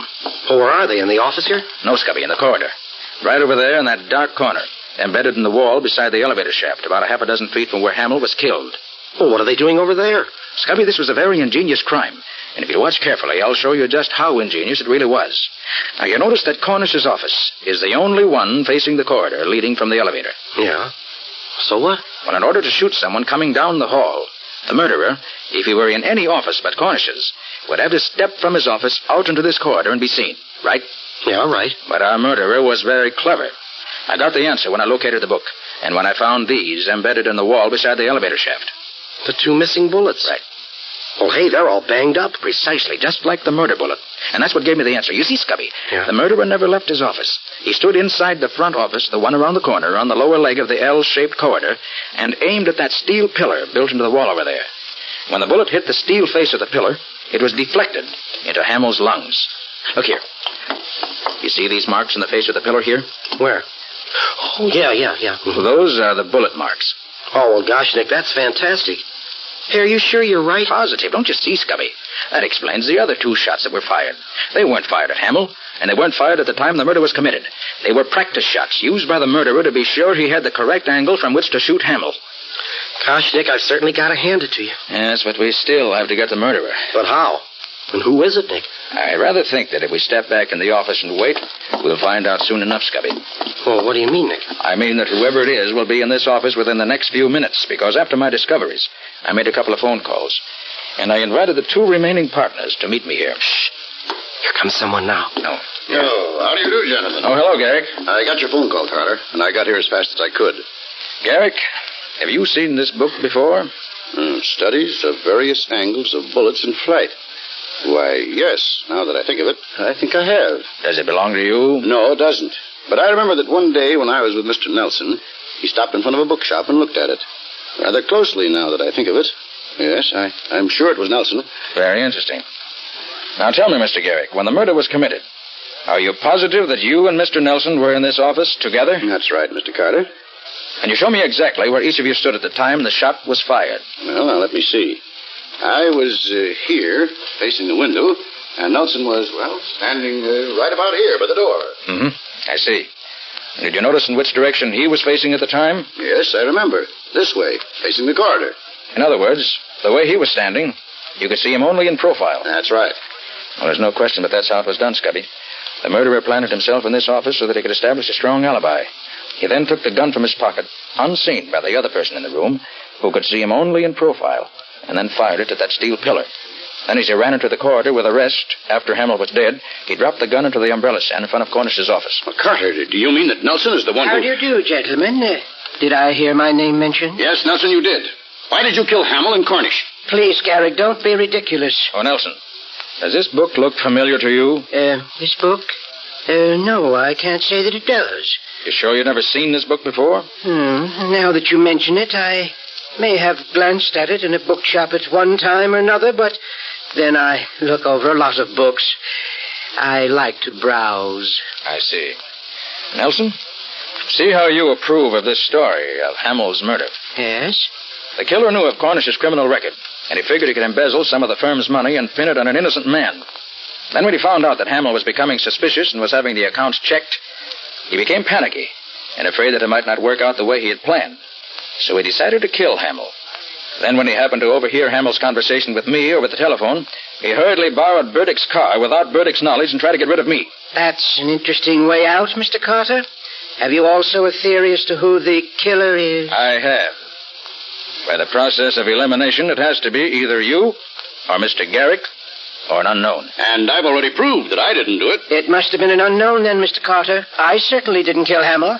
I had nothing to do with the murder. When the shot was fired, I was right here in this room with Mr. Garrick. He can testify to that. He has already, Mr. Nelson. In fact, Mr. Carter, I was standing right here facing the window when the shot was fired. Oh, no. That's where I was, Mr. Carter. Standing here at the window. Now, please, Garrick. Please, now, gentlemen, please. You don't have to argue about it. I know who was at the window, and I know who fired the fatal shot. Scubby, take a look at the flyleaf of this book. Well, what are they, Nick? They look like the scribbles that some guys draw when they have nothing else to do. Oh, doodles, they call them. Exactly. While I was looking through the various offices, I found some papers with these same doodling marks on them in one of the desks. And these marks were made by the murderer. Garrick, I arrest you. Watch out, Nick, he's got a gun! Well, Scubby, pick up the pieces. Oh, boy. There's the murderer, Garrick. He's also the man who tried to murder you and me last night on the road to Burdick's home. Well, I'll be. You see, Scubby, Burdick has his suspicions about Garrick. That's why we found those securities on him. He took them so that they wouldn't fall into Garrick's hands. He'd suddenly found out that Garrick was an unscrupulous crook. And that was the reason he ran when Mrs. Burdick called him. He saw Garrick at the window and was afraid of him. Well, Nick, I must say he had me fooled when he said that Nelson was standing at the door of the office here when he was really there himself. Yes, in telling us who was in this office, our clever murderer just reversed the positions in which he and Mr. Nelson were standing when the murder was committed. But once I saw the marks on that flyleaf, I knew who stood where. And that's why I had Nelson come up here, to force Garrick's hand. Well, Nick, one way's as good as another as long as you get results. And you always seem to do that.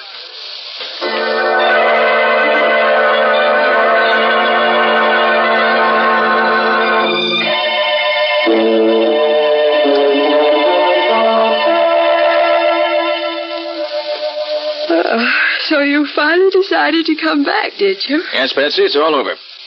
Well, I think you can go home now. Why, Mr. Carter, are you sure you can spare me? Why not? You've been so busy on this case all night, Mr. Carter, you may not have noticed that it is now a new day. And a good secretary is always on the job the first thing in the morning.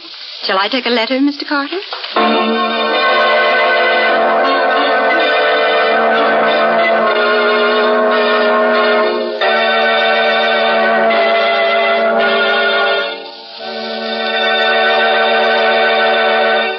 This was another strange experience of Nick Carter, Master Detective, called An Angle on Murder, or Nick Carter and the Mystery of the Mutilated Bullet. Another of the curious adventures of Nick Carter, which are brought to you by WOR Mutual. And now, Nick, what's next week's story all about? Well, when this case was first brought to me, it seemed so routine and uninteresting that I practically turned it down. But it was far from routine once you got into it, wasn't it, Nick? Yes, indeed. So far from it that I almost got myself bumped off investigating it. It's really the story of a man who thought he was so much cleverer than Nick that he could outwit him every time. I don't suppose he got away with it. No, he found he wasn't really so clever after all. Like practically every criminal I ever met, he gave himself away by being too clever. Well, sounds like an interesting tale, Nick. Not only interesting, but downright exciting. But more of that next week. So long, folks. So long. And so long to you, Nick and Patsy. In the strange adventure you've just heard, Nick Carter was impersonated by Lon Clark, Patsy by Helen Choate, and Scubby by John Kane. The story was written for Nick Carter by George Gordon. Original music was played by Lew White. The entire production was under the direction of Jock McGregor.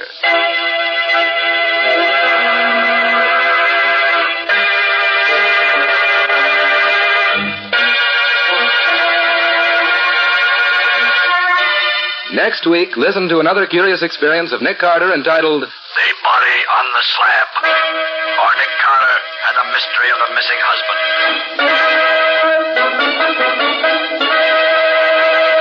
This story is a copyrighted feature of Street and Smith Publications, Incorporated. Beginning Wednesday, November 3rd, The Return of Nick Carter, which is produced in the studios of WOR, will be broadcast over most of these stations on Wednesday evenings at 8:30 Eastern Wartime. Remember the new time, Wednesdays at 8:30 Eastern Wartime, beginning Wednesday, November 3rd. This is Mutual.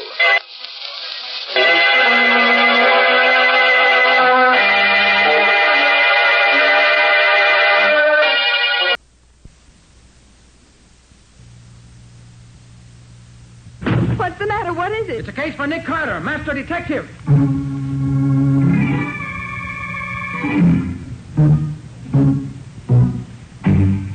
Yes, it's the case of the clumsy forgeries.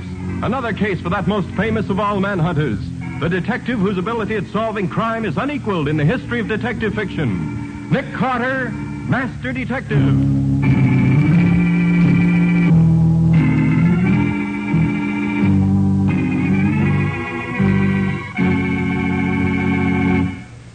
Nick, do we have much more to do on this report? Not much, Patsy. Why? Well, it's after 5, and I have an appointment with my hairdresser at 6. Well, you'll make it all right. I'll see that you do. Far be it from me to prevent you from making yourself as beautiful as you can. Nick, what a thing to say. No, I was only joking, Patsy. Really, you're a fine-looking girl. Oh, Nick, do you mean that? Well, yes, of course I do. Oh, that's the first personal compliment you've paid me in all the years I've been working for you. I didn't know you ever noticed me, except as your assistant. I notice a good many things I don't mention, Patsy. Oh, don't I know that by now? Well, I can... Oh, darn it. I bet I don't keep that date with the hairdresser after all. Nick Carter's office, Patsy Bowen speaking. Is Nick there, Miss Bowen? This is Dr. Bradford. Oh, yes, just a minute, Doctor. Here, Nick, Dr. Bradford. Oh, thanks. Oh, Doc, where you been keeping yourself all these months? I haven't seen you in a dog's age. I know it, Nick. That's the old story. Shortage of doctors makes double work for the rest of us. Especially good ones like you. Well, what's new? Well, Nick, I've just run into a very peculiar thing, and I think you can help me. I'm glad to if I can. Let's have it. Well, I've been treating old Gerald Gould for years. Mhm. He's been in bed with a very bad heart for some time now, due to pop off almost any minute. Well, this afternoon, when I dropped in for my regular visit at 5 o'clock, I found him dead. Heart failure? To the best of my ability to determine so quickly, yes. But when I started to straighten out the body so it wasn't as twisted as it was when he died, I found a piece of paper under him, on which was scribbled, "He killed me. He gave me." That's all. Looks as if he started to write something and died before he could finish it. Could he have been having hallucinations? I wouldn't say so, but I'd like your opinion before I do anything. Maybe you can find something that I've missed that'll show whether it was murder or not. You at the Gould house now? Yes, could you take a run over here? Certainly, Doc, if you really think it'll help. Oh, I'm sure it will. But, just in case, suppose you come as my assistant. Say, Mr. Mr. Nicholas, how's that? Oh, fine. All right, Doc, I'll be there in 10 minutes.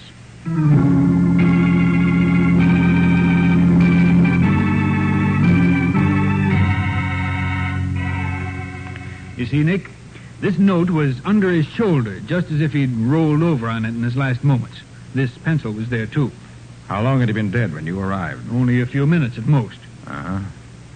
Tell me, Doc, isn't it perfectly possible to kill a man with a bad heart, such a way as to make it look like heart failure? Well, yes, easily.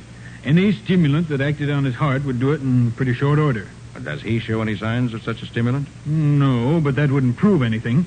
An autopsy is the only way to be sure. Yes, of course. Well, let's see if we can find any evidence here to point in one direction or the other.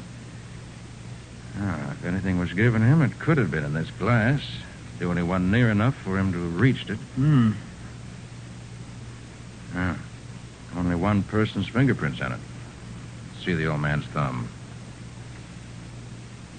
Yes, same all right. That little scar makes it definite. It's peculiar, to say the least. How do you mean, Nick? Well, if you give a person a drink, do you wipe your own prints off the glass first? Of course not. Oh, I see what you're getting at. Somebody did give him something deliberately. That'd be my guess. Just take this along. Have the contents analyzed. I can wrap it in this wax paper. Oh, by the way, have you told the family yet? That he's dead, yes. Not that he was killed. I asked them to wait downstairs until I was ready for them. Let's see. There are two sons, if I recall. Yes, Raymond is the elder and Peter. What are they like? Well, Raymond is pretty much of a sport, but Peter is a quiet, stay-at-home type. They're both nice fellows, as far as I know. Uh-huh.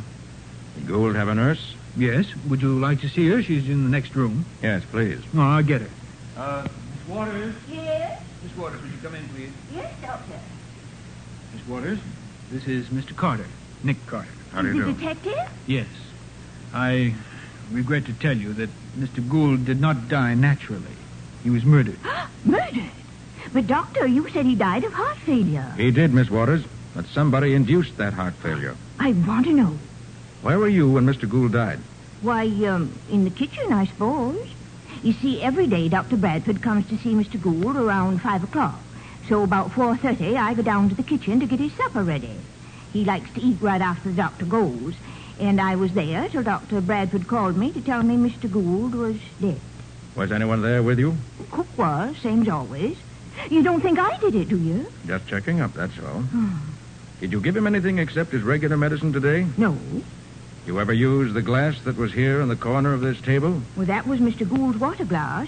Anybody could have used it to give him a drink. He drank lots of water. Mm-hmm. Mr. Gould keep any valuables here in this room? The only thing I know about is that box of his on the shelf under the table over there. He used to... Well, I declare, it's open.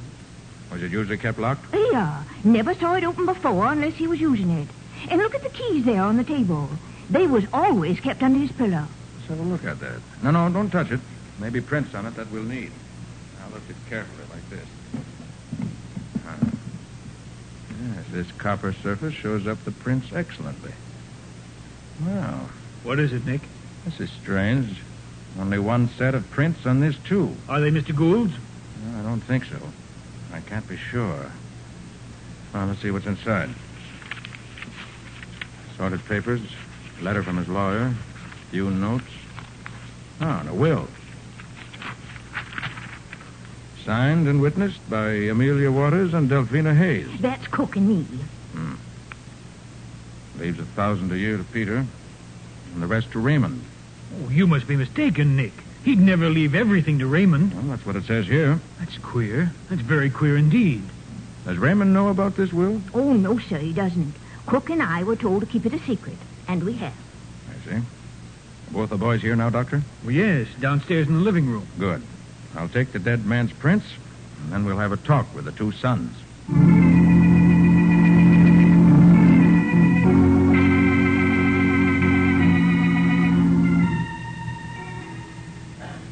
You know know the law says you have to report a murder as soon as it's discovered. Why ask me a fool question like that? I just wanted to be sure, Matty. Oh, for the love of Pete. Very well, here's the report. Yeah. Gerald Gould has just been found dead in his bed. Apparently died of heart failure. But that ain't murder, Nick. That's oh, phooey. But it is murder. Even though the only real proof at the moment is my own hunch. Well, why didn't you say so? I'll have a man up there right away. No use, Matty. You won't find anything. Won't find anything. Why not? Because I've got all the clues with me, so don't bother sending anyone up here. But, Nick, if there's a murder, I Not this time, Matty. Leave everything to me. We'll see you in a little while. Goodbye. No, wait, Nick. Did you say Father was murdered? Boys, this isn't really my assistant. It's Nick Carter, the private investigator. Nick Carter? Now, boys, there seems to be little question but what your father died of heart failure. Induced by someone who wanted him dead now rather than later. And that's murder. I can't believe it. Do either of you know the terms of your father's will? No, I don't. I've always understood he was planning to leave most of his money to Peter. He didn't exactly approve of me. Where have you two been this afternoon? I've been right here in the living room since after lunch. I came home about 3 o'clock, and I've been in my room ever since. Did either of you go to the sick room this afternoon at any time? I didn't. I didn't leave my room. I haven't been near it. Have there been any visitors? No, if there had been, I'd have seen them come in. Mr. Carter, what makes you think Father was murdered? He left a note which said so. And also, there's additional evidence to support that fact in the fingerprints on the glass he used and on the strong box he kept in his room. Could you explain what you mean, Mr. Carter? Not just now. Then I suppose that if no one came in from outside, all of us here in the house, the cook, the nurse, Raymond, and I, are all suspects? You are. I'd like to take your fingerprints, if I may. Why? I'll need them as evidence. Just put your fingers on this ink pad. So. And on this paper. Like this. Good. All right, Peter, you don't mind? Not at all. That's right. All right, thank you, both of you. Now, neither of you will leave town until I say so. All right, sir. But how do you go about finding a killer in a case like this? Routine investigation to start with. Look into the backgrounds and personal lives of everyone concerned. That brings out the motives and frequently gives us information that'll help determine guilt or innocence. Together with actual clues present at the scene of the crime, of course. Sounds pretty complicated to me. Sounds complicated to me, too, but there's one thing about Nick Carter. He has a reputation for always uncovering the guilty party once he gets on a case. Nothing gets away from him. Well, I wish you luck, Mr. Carter. You better let me wish you luck, because it won't be lucky for whoever killed Mr. Gould. All right, Doc, you ready? Right with you, Nick. Good day, boys. Goodbye, Dr. Bradford. Well, Nick, where do you start this investigation of yours? Well, I think that before I do anything else, I better turn these documents I found in the strong box over to Mr. Lind, Gould's lawyer. Oh, I can take them down for you. I'm going that way. Oh, would you? Thanks. I'm glad to do it. That'll let me get to police headquarters a little sooner. Matty must be ready to hang me by now.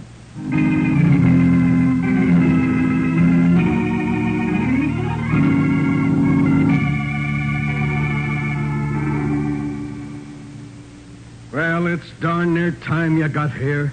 You tell me there's been a murder, and then you tell me to stay away. Well, I sent a couple of men up there anyway. Well, Matty, as I told you on the phone, they won't find anything. I've got the only clues with me right here in the bag. I'm saving you time. Save me time? Yeah. Give me heart failure. Oh, what a pal. All right, here we are. Here's a drinking glass. Contents unknown, with only the dead man's prints on it.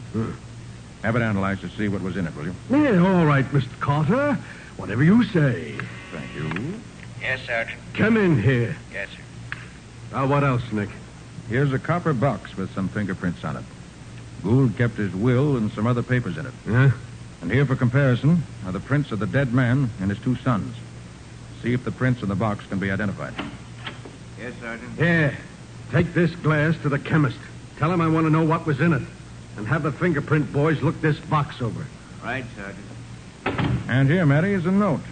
Found under the dead man's body. Here, let me see that. He killed me. He gave me... Huh. Well, I suppose he just had time to write this before he passed out. That's what I thought, too.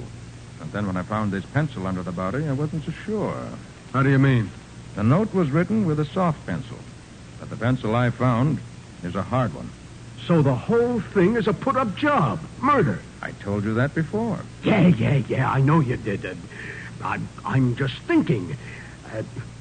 I can think, too, can't I? I hope so. Why, you... Okay. Oh. Now, look, Nick, would you mind telling me about the murder? Very simple, Matty. Gerald Gould had a very bad heart. Somebody gave him a stimulant. Started his heart racing, overtaxed it, and it stopped. He died. Huh. So, and without the clues you picked up, it would have looked like a natural death. Not bad, not bad. Here's the report, Sergeant. Oh, let's see.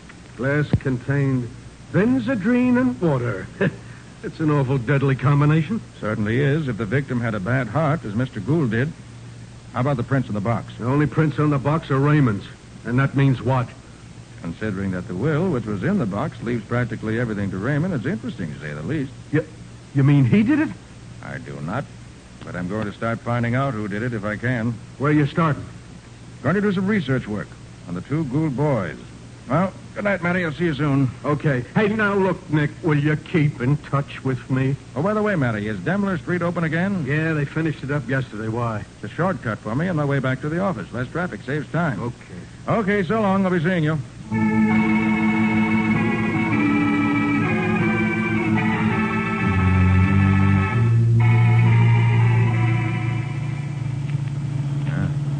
Even less traffic here than usual. I wonder if Patsy's back yet. I'll be just like her to wait for me when there's no need of it. Calling Patsy Bowen, private investigator. Calling Patsy Bowen. Patsy Bowen. Patsy speaking, Nick. Are you in trouble? No, indeed. Just wanted to tell you to go on home. Oh, did you get your hair fixed? No, I've been waiting here. I never know when you're going to need me. Oh, sorry, Patsy. Go on home, go to bed. I'll tell you all about it in the morning. Okay, Nick. Good night. Poor Patsy.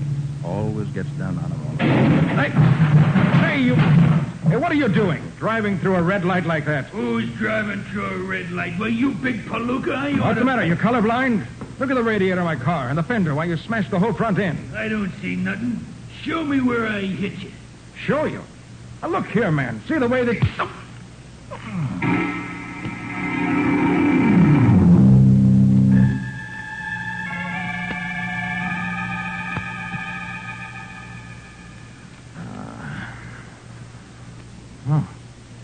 Oh, is that you, Patsy? Hello. Hello yourself. Oh, gosh, Nick, am I glad to hear you're talking sense again. Huh? Talking sense? Yes. You've been lying here in the hospital for almost 2 days now, muttering and making no sense at all. 2 days? Did you say 2 days? Practically. That shock you got when you hit your head against the windshield almost gave you concussion of the brain. When I what? Say that again, Patsy. I said that shock you got when you hit your head against the windshield. Is that what you think happened? Of course. One of the prowl cars found you lying on the wheel of your smashed car with your forehead all cut and bloody. Patsy, it's a plot. I wasn't hurt when the smash-up occurred. Oh, I was... Nick. Does your head hurt you? Yes, it does, but I'm not out of my mind. After the accident, I got out and started to argue with a mug who ran into me when he suddenly socked me in the head when I wasn't looking. Huh? Is the car that ran into me still there? Oh, no. That was a funny thing. The other car was gone. Somebody wanted to get rid of me and apparently thought they had. So they towed the other wreck away. But, Nick, who would want to kill you? For a guess, I'd say the same person who killed Gerald Gould. I was afraid I'd find out too much when I started investigating him. Well, he failed this time, and he won't get the chance again. And I'll find out what he was afraid I'd find out just as soon as I get out of this bed. Well, the doctor says you'll have to stay here at least another 3 or 4 days. Nonsense. I'll be out of here tomorrow at the latest. Oh, by the way, have you heard anything more about the Gould case? Sergeant Matheson called this morning to ask how you were. Said he was getting nowhere rapidly. Oh, he said he heard the Gould will was to be read tomorrow afternoon at the lawyer's office. Now, I know I'll be out of here tomorrow. I've got to be present when that will is read. Oh, but, Nick, you can't. And why do you have to be there? I don't know, Patsy. I just know I've got to be present when Mr. Lind reads that will. But the doctor... Doctor or no doctor, I'm going to be at Lind's office tomorrow afternoon.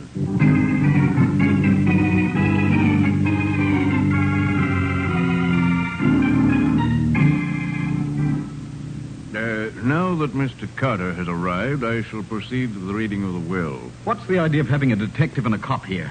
This is a family affair. Raymond, Mr. Carter and Sergeant Matheson are here at my invitation. And now, if you're ready... All set, Mr. Lind. I shall be brief. This will, drawn up by Mr. Gould 6 days ago, directs that his funeral expenses and all other outstanding debts be paid first. He then directs that $1,000 a year for life be paid from his estate to his youngest son, Peter. What's that? I said he leaves you $1,000 a year for life. That's a dirty chip. He always said I was to have it all. Please, Peter, this is no time for an argument. But I can't live on that. Who gets the rest of the money? To his eldest son, Raymond, Mr. Gould leaves the balance of his estate. Father never wrote that will. This is amazing. Father always said I'd get practically nothing. I'll bet you had a hand in this, Ray. Father would never do a thing like that to me. Not unless he'd been influenced. Peter, how can you think that? You had much more influence with Father than I ever did. Let me see that will. Certainly. Here it is. See? I told you something was wrong. That's not Father's signature. Hey, wait a minute. What was that? I tell you, Father never signed that will. That signature is a forgery. Are you sure, Peter? Of course I'm sure. Get an expert. He'll tell you. Now that I look at it closely, it does look wrong. Excuse me a moment. I know. Father would never do a thing like that to me. Is this why you wanted to hear the will read? Did you expect this? Well, I expected something, Patsy, but I wasn't sure what. Nick, this changes the whole case around. Yeah, it certainly puts a new light on things, doesn't it? I think I begin to see where we're headed. Oh, for goodness sake, Nick. Why? Here's Lind again. There's no question about it, gentlemen. This will is a forgery. I see it now. Ray forged the You're will crazy. and forged the will and then killed Father to get the money. I did no such thing. It was you who killed Father. I? Why should I kill him? I don't get anything out of the will. The boy's right. And it was Raymond's fingerprints on the strong box. Raymond Gould, I arrest you. You don't arrest me. Hey, come back here. Aren't you going to help catch him, Nick? No, Matty will get him. He's got the whole police force at his command. I'm more interested in something else. But don't you think Raymond is guilty? Certainly looks that way, doesn't it? Oh, Mr. Lind. Oh, Mr. Carter, this is terrible. Never before has such a thing happened in my office. Oh, Mr. Lind, did you ever see this will before? Yes, and that's why I can't understand it. I stopped in to see Mr. Gould the other afternoon, and he showed me the will he had just drawn up by himself. He bragged about saving a lawyer's fee by using his own typewriter and copying a will I had drawn for him some time ago. He said he'd changed the names of the heirs around, but otherwise it was just the same. Was it this will you now have? To the best of my knowledge, it was and is. And get the signature... Did he say why he'd changed the will? Simply said he'd learned something about his son he never knew before, and that he'd be darned if he was going to leave his money to a cheat like that. So this fake will is a copy of Mr. Gould's own will as he drew it up? I think so. As far as I can remember. Oh, it's incredible. Well, Patsy, let's go back and talk to Miss Waters again. Mr. Gould's nurse? Right. Situation has changed somewhat since I last saw her. Oh, by the way, Mr. Lind, you mind if I take this phony will along with me? Not at all. If it'll do any good in finding out what's happened. I think maybe it will. Thanks. I'll see you as soon as I learn something.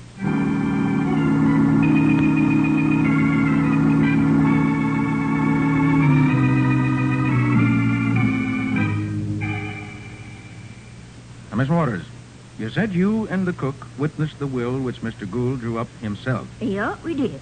Is this your signature? Why, yes, that's... No, it ain't either. I thought not. Why, for pity's sake? Because this will is a forgery, signatures and all. Well...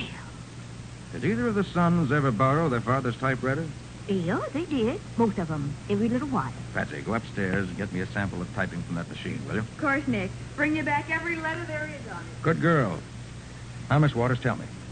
Was there any friction between Mr. Gould and either of the boys? Him and Raymond used to argue all the time. Mr. Gould didn't like the way Raymond carried on. But him and Peter got along all right. Mm-hmm. Did Mr. Gould have an argument with anyone shortly before he drew up the new will? Do you know? Yeah, he did. I was going by his room the evening before, and I could hear him giving somebody what for. To whom was he talking? Well, now, I couldn't tell you. The other voice was so low, I don't know who it was. But Mr. Gould got a letter that afternoon, made him all excited. Maybe that was what he was talking about. Yes, maybe it was. And that reminds me, Mr. Carter, another letter come today from that same party. You mean the one that got him so excited before? Yeah. Recognize the fancy handwriting. Want to see it? Yes, I think I better. Oh, here it is.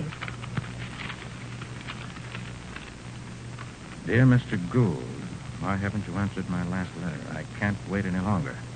If you don't do what I asked you to, in 3 days, I'm going to start something. And you don't want that, do you? Your friend, Alice Fenwick. Return address, 35 Gladstone Place. Here's your typing sample, Nick. Oh, thanks. Yes. That's the typewriter that was used to type the phony will beyond any question. Good. Well, Patsy, if you'll come along with me, I'd like to introduce you to Miss Alice Fenwick. Huh? Who in the world is Alice Fenwick? Well, after I introduce her to you, you can introduce her to me. I don't know her either, but I expect to shortly.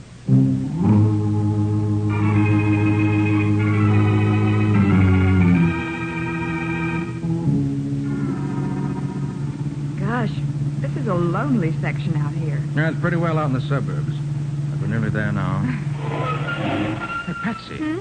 You see that car parked in the dark shadows under that tree? Yes, why? Why, that's the car that ran into me the night I was hurt. Are you sure? Of course I'm sure. I recognize that patch of light-colored paint on the rear fender. Well, what's it doing out here? I wonder.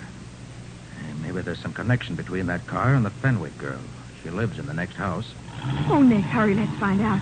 Maybe it's more trouble. I hope we're not too late to prevent it if there is. That mug who knocked me out plays altogether too rough. All right, this is close enough.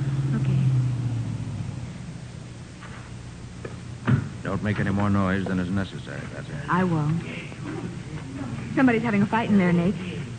That sounds that way. Let's look there, through the kitchen window. Nick, he's threatening her. I better get in there and fast. Nick, he's choking her. He's going to kill her. All right, you take your hands off that girl. Up with your hands, fast. Where'd you come from? Keep your hands up and your mouth shut. Patsy, see how she is. Sure, Nick. Now, you. All right. What are you doing here? None of your business. Who sent you? We've got you cold, so your only chance is to tell what you know. Jack sent me. Told me to scare her so she'd shut up about it. Jack who? Jack Gould. Who's Jack Gould? Old man Gould's son, the guy who killed the old man. You sure his name is Jack? Well, how should I know? That's what they call him. How's the girl, Patsy? She'll be all right, Nick. More scared than hurt, I think. Okay, I'll call Matty and tell him we're coming down. If he's picked up Raymond, if he can get Peter to join us, our car party will be complete, and we can settle this case.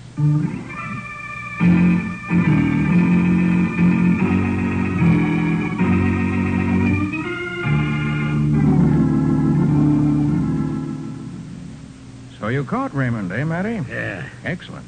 Didn't get far, did he? I'll say he didn't. I'm glad you didn't let him get away. He has to pay for what he did. I didn't do it, I tell you, no matter what you say. All right, all right. You know what, Nick?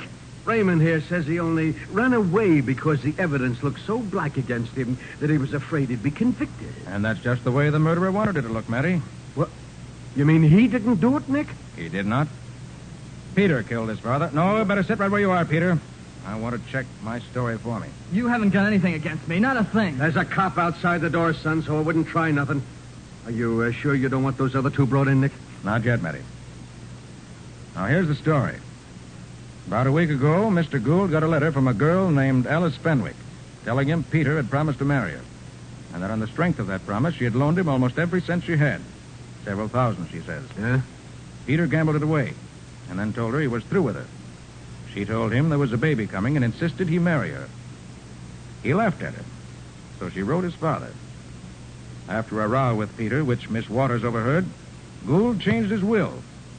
Somehow, Peter found out about it and got the idea that if he copied the will, which left everything to Raymond, copied it just as it was and forged the signatures, he could claim just what he later did, that Raymond had forged the will and killed his father to get the money. Nick, that's just what he said in the lawyer's office. That was part of his plan, too.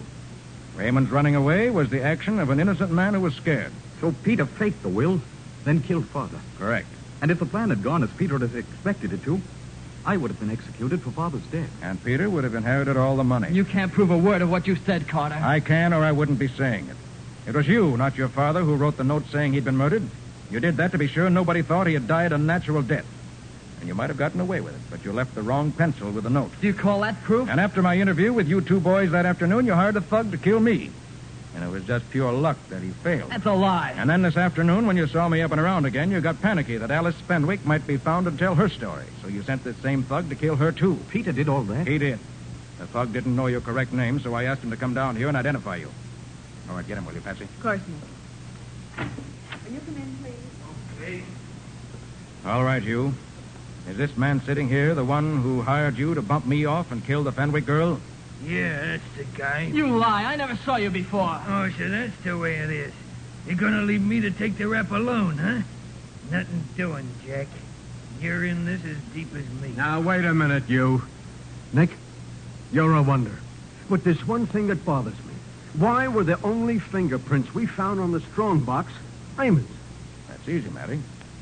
If you were a criminal and wanted to be sure you didn't leave any prints on a shiny copper surface, would you wipe off the box before or after you handled it? Oh, that's a silly question. Why, after, naturally. Well? Huh? Oh, yeah. Yeah, I see what you mean.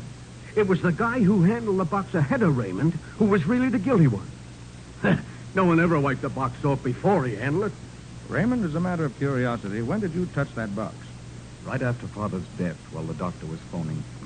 I looked in the room and saw the box was unlocked. So I sneaked a quick look at the will. That was all. Well, all I gotta say is, son, that your curiosity almost got you executed. If it hadn't been for Nick here. Suppose you watch out next time you feel nosy. You may not get off so easy.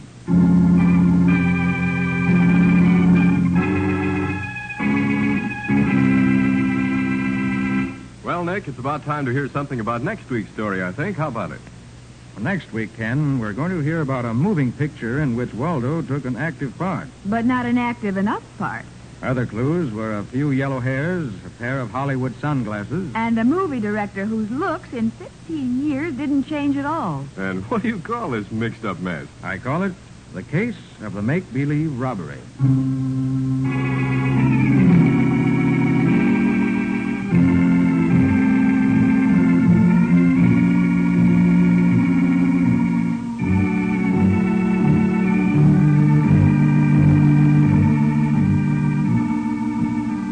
Nick Carter, Master Detective, which is produced and directed by Jock McGregor, is copyrighted by Street and Smith Publications, Incorporated.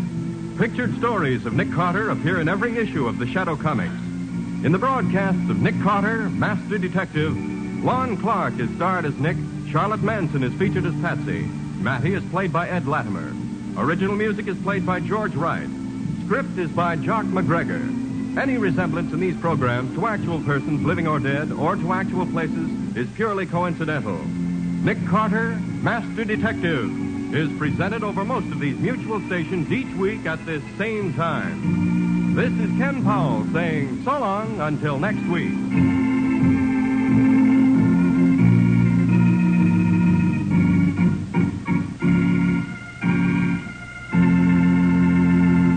This program was heard in Canada through the facilities of the Canadian Broadcasting Corporation. This is...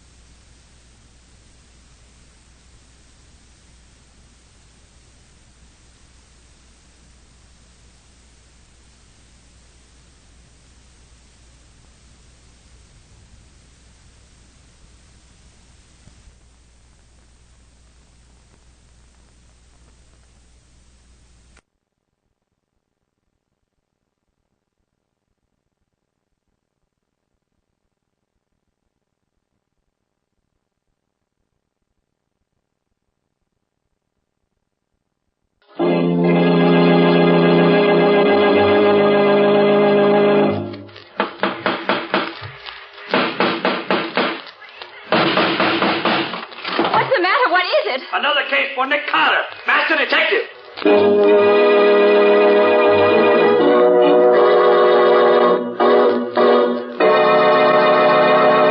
Yes, it's another case for that most famous of all manhunters, the detective whose ability at solving crime is unequaled in the history of detective fiction. Nick Carter, Master Detective. Tonight's curious adventure... Missing Harold Ascot. For Nick Carter and the Great Kidnapping Mystery.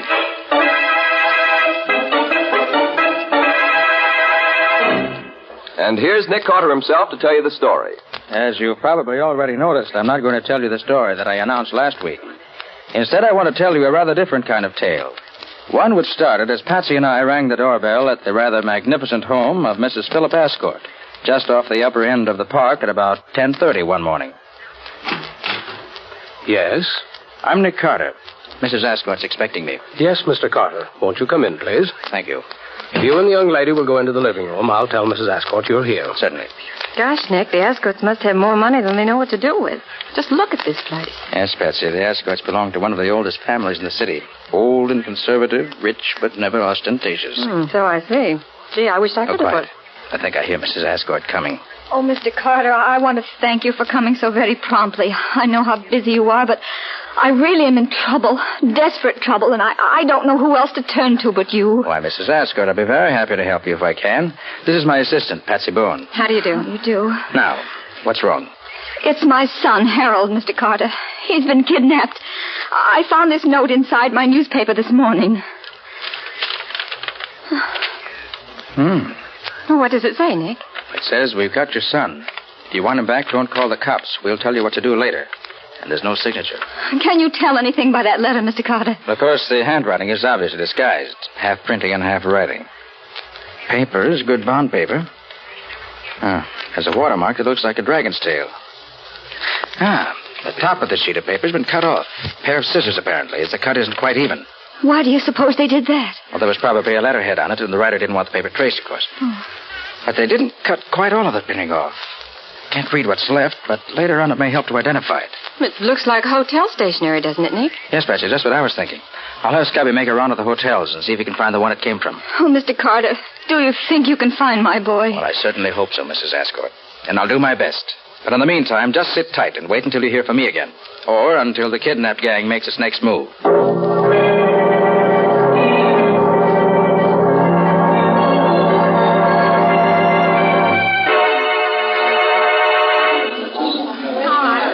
Scubby. Oh, hiya, Nick. Didn't take you long to get here. It's no time to waste in a kidnap case, Scubby. You're never going to be sure when the gang will get frightened or annoyed and kill their victim. Now, you find the same kind of notepaper here, you say? I sure did, Nick. The same size, same watermark, and as near as I can tell from what's left in the kidnap note, the same printing at the top. Good.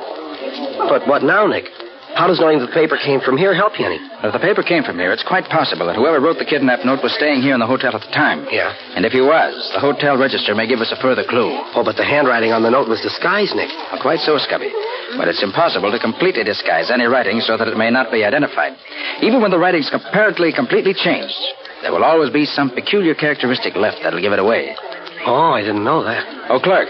Yes? Do you mind if we look at your register a moment? Not at all, sir. Here you are. Now, let's see. Young Ascott disappeared on Tuesday afternoon, and it's possible that the signature we want might be under Sunday or Monday's date. Well, do you know what to look for? Yes and no, Scubby. I've memorized the looks of the writing in the kidnapped note, and I expect to recognize any similar peculiarities in the signature here.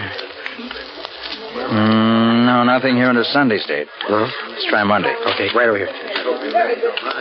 And bigger. And... Here. Look at this one. James Scannett. I never heard of him. Of course you haven't. Neither have I. But look at that S. Yeah? And the J. Uh-huh. Note how oddly they're made? This signature, like the kidnap note, is half written and half printed, too. Evidently the work of a man who learned to write late in life, and a man who never writes easily.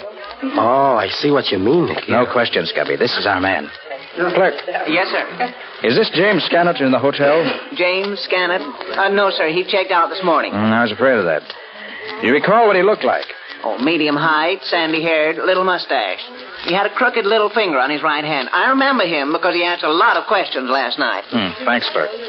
Well, do you know him, Nick? Why, yes, Scubby. But I sent that man up the river 3 years ago for a 5-year stretch. Oh. Well, maybe he's out. Maybe.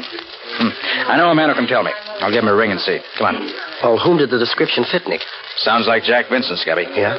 Forger and a con man. An old-timer at the business. I can't see for the world how... Oh, pardon me for a minute. Oh, sure, Nick. I'll wait here.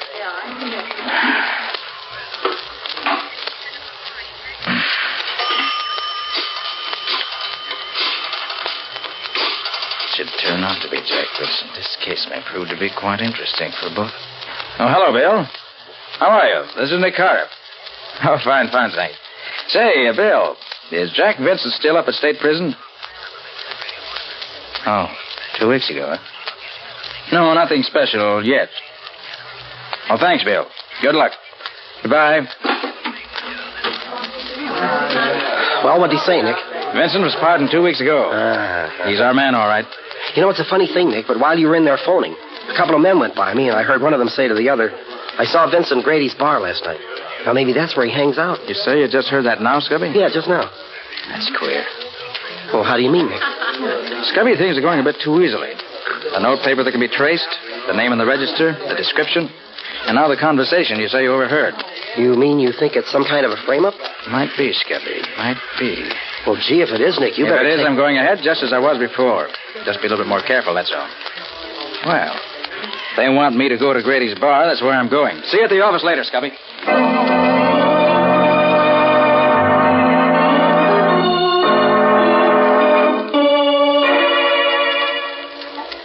And he fell for it, Jack. Hook, line, and sinker, just like you said.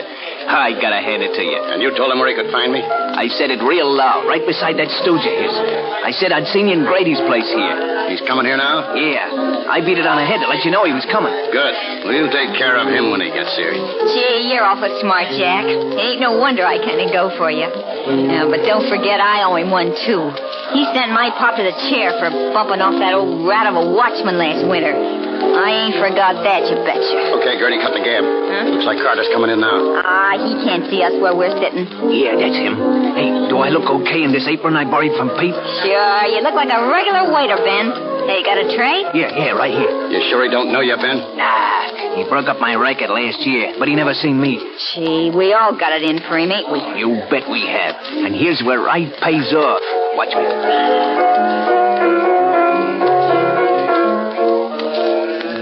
Oh, waiter. Yes, sir. Bring me a large ginger ale and Coke, will you? Coming right up. Well, Nick, lots of familiar faces here, but nobody I really know. Wonder if Vincent might have moved out of town after he had the snatch. And that conversation Scubby overheard, if he did overhear, it sounds to me like... Here you are, sir. Oh, thanks. Here, give the change. Thank you, sir.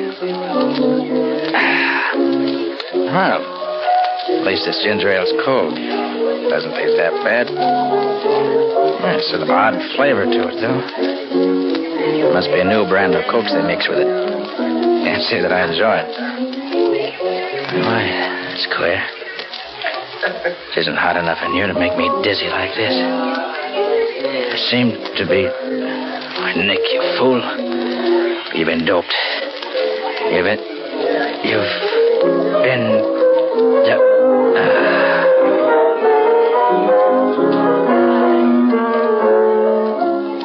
Yeah, look it. He's out cold. Gee, Ben, you must have made it strong. You bet I did. I ain't taking no chances. I put 3 of them in. Now go on, Gertie, and get the car and make it fast. I don't want none of Carter's friends to come looking for him before we can get him out of here. Okay. This is the day I've been waiting for 3 years.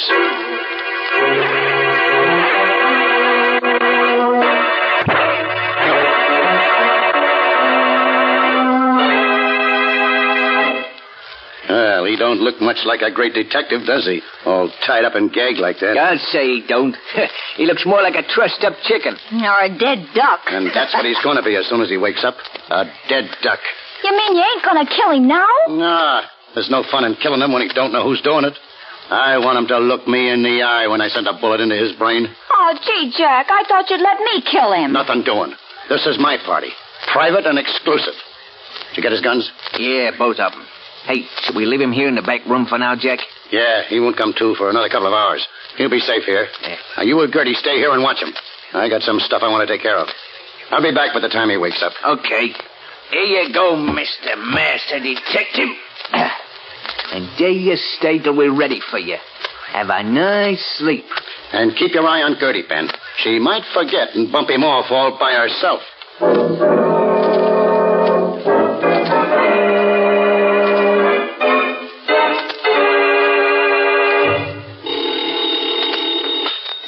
Nicholas Carter's office? Well, this is Mrs. Ashcourt speaking. Is Mr. Carter there? Why, no, he isn't. Has something else come out? Yes. Yes, I've got another note from the kidnappers. They want $100,000 immediately. Good heavens, $100,000. Oh, what shall I do? Mr. Carter said to do nothing until I heard from him. Oh, I've no idea where he is. He should have been back here long ago. You better just do nothing, as he said, until we hear from him. He's bound to call me pretty soon. Unless something's happened to him.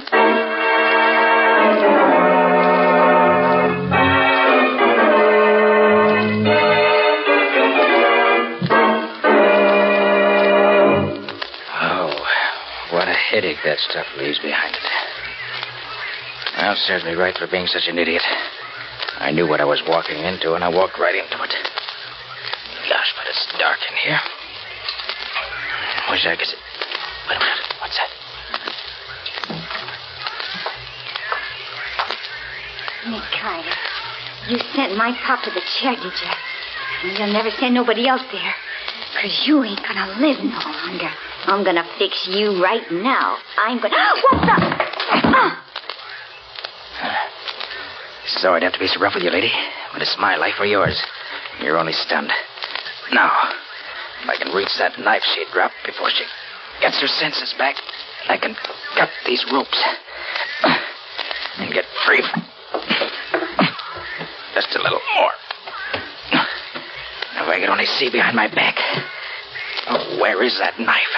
I ought to be able to reach it now. Just... Now to cut this rope in my wrist. There, a little bit more. There, that's got it.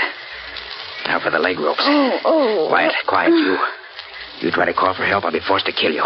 You? How did you... I heard you coming in, so I sat up, stuck my legs out, and tripped you. You dropped your knife. I knocked your head on the floor, and I stunned you. Then I found the knife, cut my ropes. Now I'm getting out of here. Oh, no, you can't. Jack will kill me. He'll murder me. Should have thought of that before. Now, don't try anything. Your friends overlooked this little pistol I carry in my shoulder holster. It's very small, but effective, I assure you. What are you going to do? Why'd you dope and bring me here? To kill me? Well, Jack and Ben were scared you'd try to break up their plans for the kidnap Yes, job. I knew it. Now, listen carefully. Who else is in this house now? Only Ben. He's in the next room. Good. And when I tell you to, call Ben. Tell him you're afraid I'm waking up. Ask him to come in here, but don't you warn him. You want me to ask him to come in here? Yes, but no funny business. Now call him. All right. Ben? What do you want? I think Nick Carter's waking up. You better come have a look at him. Just quick? Yeah. Okay, don't touch him. Here, wait till Jack gets back, and then... Up with your hands! I warned you. Now stand aside. I'm leaving here, and don't try to stop me. I'll be seeing you both later, under different circumstances.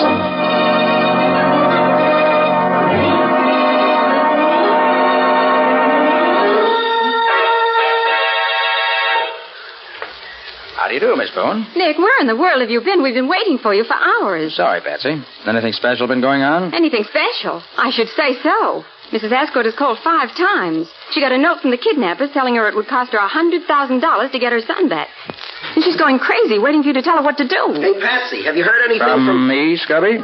Well, Nick, what happened to you? Jack Pinson laid a trap for me, and I walked into it. Did you learn anything? No, Scubby, I didn't. Except that it all has to do with the kidnap case we're working on. Well, did you have any trouble, Nick? Well, depends on what you call trouble, Scubby. And more of that later. Now, what about Mrs. Ascot?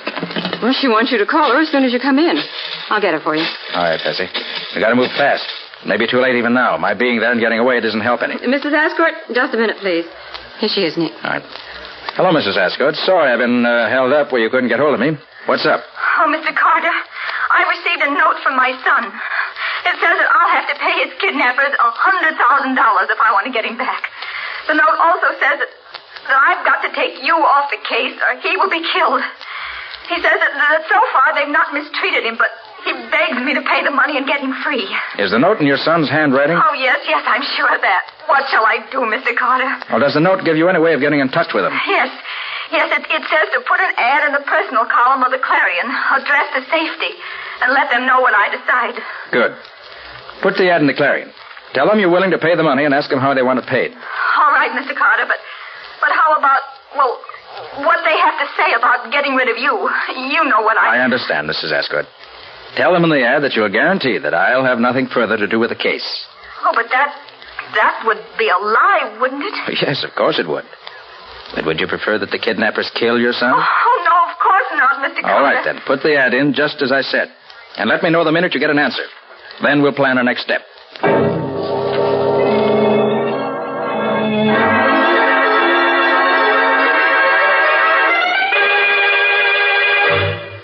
Oh, Mr. Carter, I'm so glad you come. An answer to the ad that I put in the paper just came in the morning mail. Here it is. Thank you. On Route 77B, 5 2/10 miles north of Route 31, is a large single oak tree right beside the road. It's the only tree around. Make up a bundle of $10, $20, and $50 bills, $100,000 in all. Throw the bundle out at the foot of the tree this afternoon at 5 o'clock sharp. Drive by it not less than 25 miles an hour, and do not stop. Your son will be sent back to you tomorrow morning. He'll be alive if you follow directions. He'll be dead if you don't. Gosh. Mm-hmm. Patsy. Where's that map I asked you to bring along? Well, here it is, Nick. Though I still don't know how you could tell what section of the state we're going to need a map of. Well, Patsy, when I went back to the gang's hideout yesterday afternoon, it was deserted. The only things I could find that interested me were a rough draft of the original kidnap note made in the back of an envelope addressed to Jack Vincent. Mm-hmm. And also a timetable showing trains running to a certain part of the state. And what part was that, Nick? The part I asked you to bring the map of. Very simple. Very simple. To you. Well, where is it? Here. Now, let's see. Route 77B is here. And Route 316 crosses it right here. It's about 45 miles out of the city, in a very thinly settled section. What shall we do about it, Mr. Carter? We'll do just exactly as the note says. Have your bankers make up the bundle of $100,000 in 10s, 20s, and 50s. Yes. Take Patsy with you, and have your chauffeur drive you up to the spot designated in this note. Throw the bundle out, and then leave the rest to me.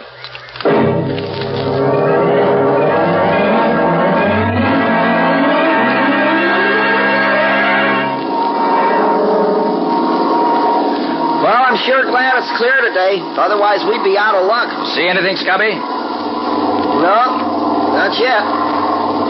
Hey, Nick, do you suppose anything has gone wrong? No, I doubt it. I have entire faith in Patsy's ability to follow instructions.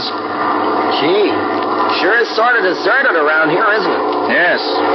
Only a few scattered houses and very little traffic. Oh, here, Scubby, suppose you take over the controls of the plane for a while I take the glasses and have a look around. Oh, sure, Nick. We are. Thanks. Got the stick? Yeah. All set. These glasses are really high-powered, aren't they? Hey, I think I can... Yes, there they are. And right on time. Are you sure this is the right road, James? Yes, Miss Asgore, this is the right road. Oh, I'd feel so much safer if Mr. Carter were here.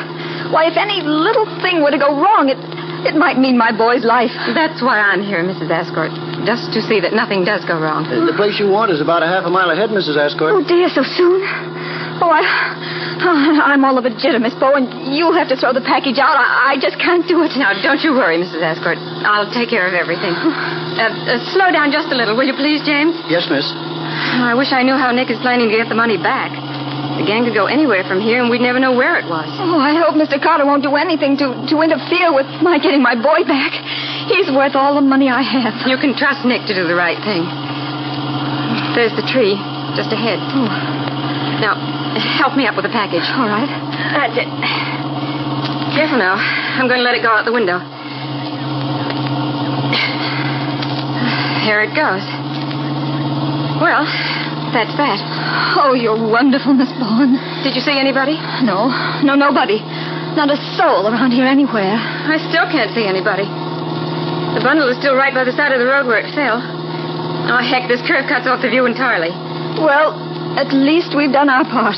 Yes, we've done our part. The rest is up to Nick.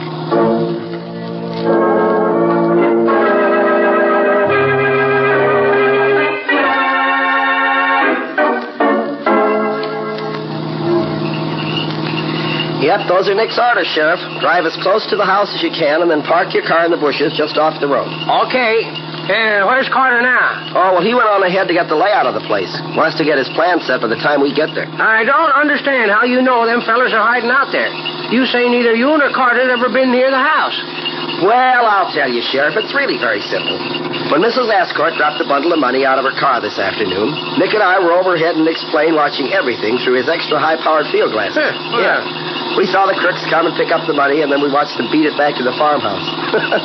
They took every back road and cow path they could find to keep from being followed, but we could see them, no matter where they went. Yeah, all the time, the one man that they were really afraid of was up there over their heads watching it. Hey, that's quite a stunt. I've heard tell this Nick Carter's quite a feller. Darned if I don't believe it now. Well, darned if you don't, had better. Well, we better stop here, huh? Don't dare go no closer to the house with the car. I'll just run her off into the bushes here.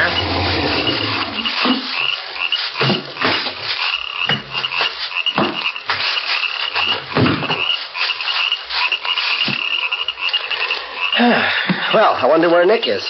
He ought to be here any minute.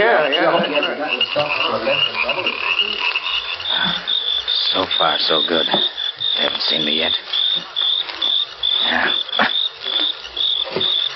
Yeah, this is the window where the boy should be, if I'm right.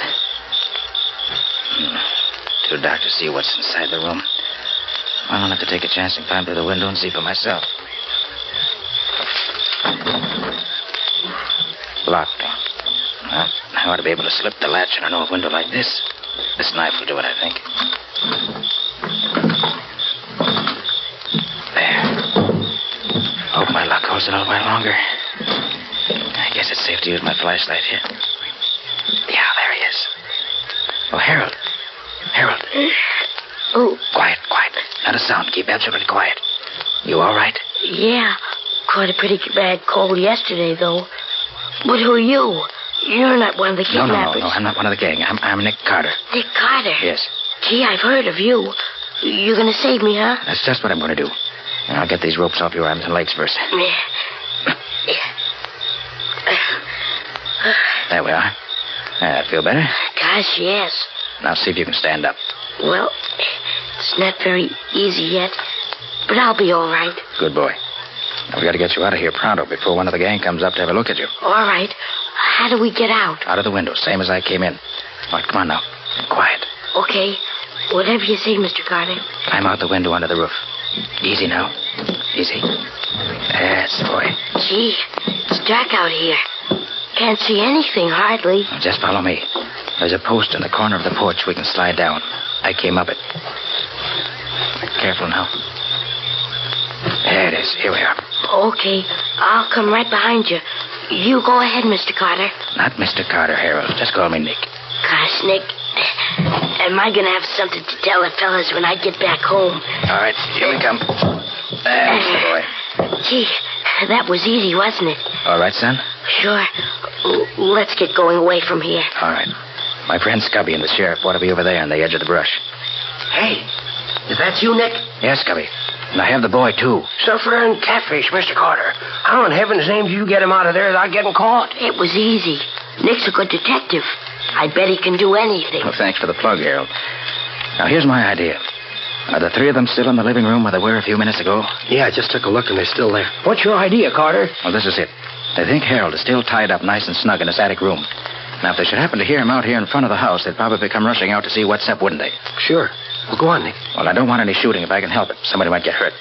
So you and I will stand one on each side of the front door, Scubby, while the sheriff goes around to the back door, ready to come up from behind them. Yeah. Then Harold will stand out here in front of the house and shout good and loud.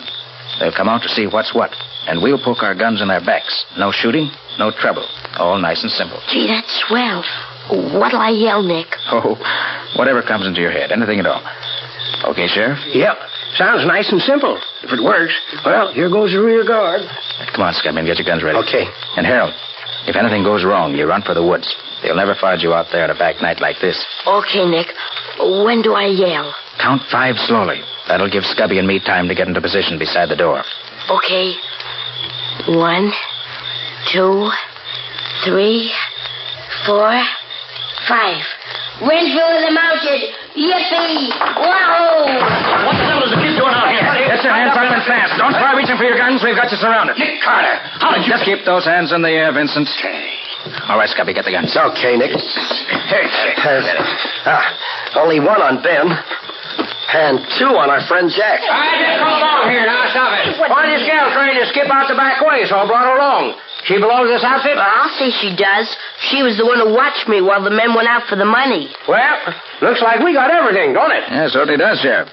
Everything but the ransom money, which must be here in the house somewhere. Nick, can I hold a gun on one of them? Why, sure, son. Here, take Jack's gun and keep it pointed right at him all the time. Hey, Carter, don't let that kid have that gun. He don't know nothing about guns. It might go off and somebody'd get hurt. You're quite right, Vincent. But would it interest you to know that I wouldn't care if it did? As far as I'm concerned, kidnappers are pretty filthy things, the lowest of the low.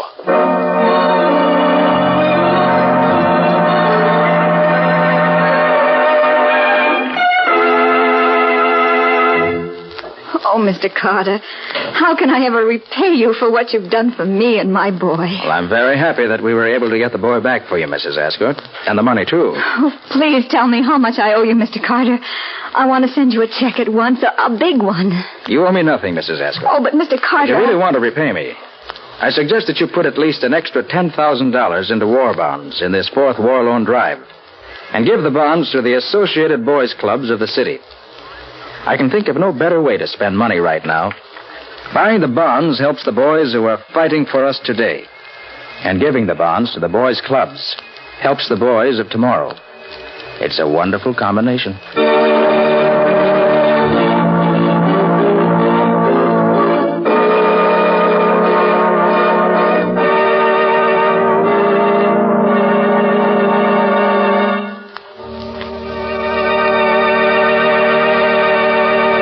This has been another of the strange adventures of Nick Carter, Master Detective, which are brought to you regularly at this same time by WOR Mutual. What can you tell us about next week's story, Nick? Well, all I'm going to tell you about it is this. There's such a weird and unusual case that for the only time in my life I was almost compelled to believe that vampires really do exist. I call it Death After Dark, or the mystery of the vampire killings. So long. So long, Nick. See you next week. In the strange adventure you have just heard, Nick Carter was impersonated by Lon Clark, Patsy by Helen Choate, Scubby by John Kane. Original music was played by Lou White. The entire production was written and directed by Jock McGregor.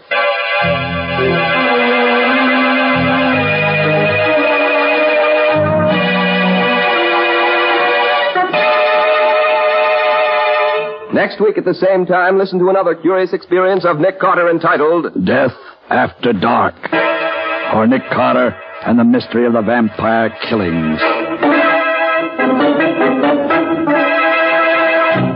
This story is a copyrighted feature of Street and Smith Publications, Incorporated. The return of Nick Carter is broadcast in the studios of WOR and is broadcast over most of these stations every week. This is Mutual.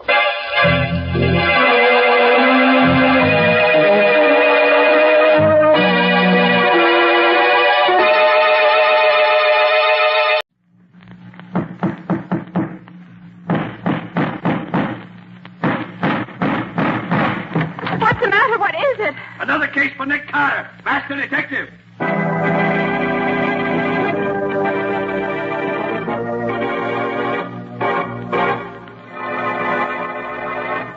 Yes, it's another case for that most famous of all manhunters, the detective whose ability at solving crime is unequaled in the history of detective fiction, Nick Carter, Master Detective.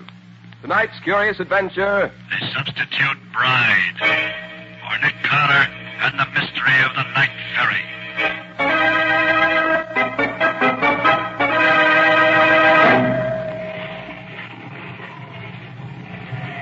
Here, take your hands off me. Now, what are you doing? Let me go.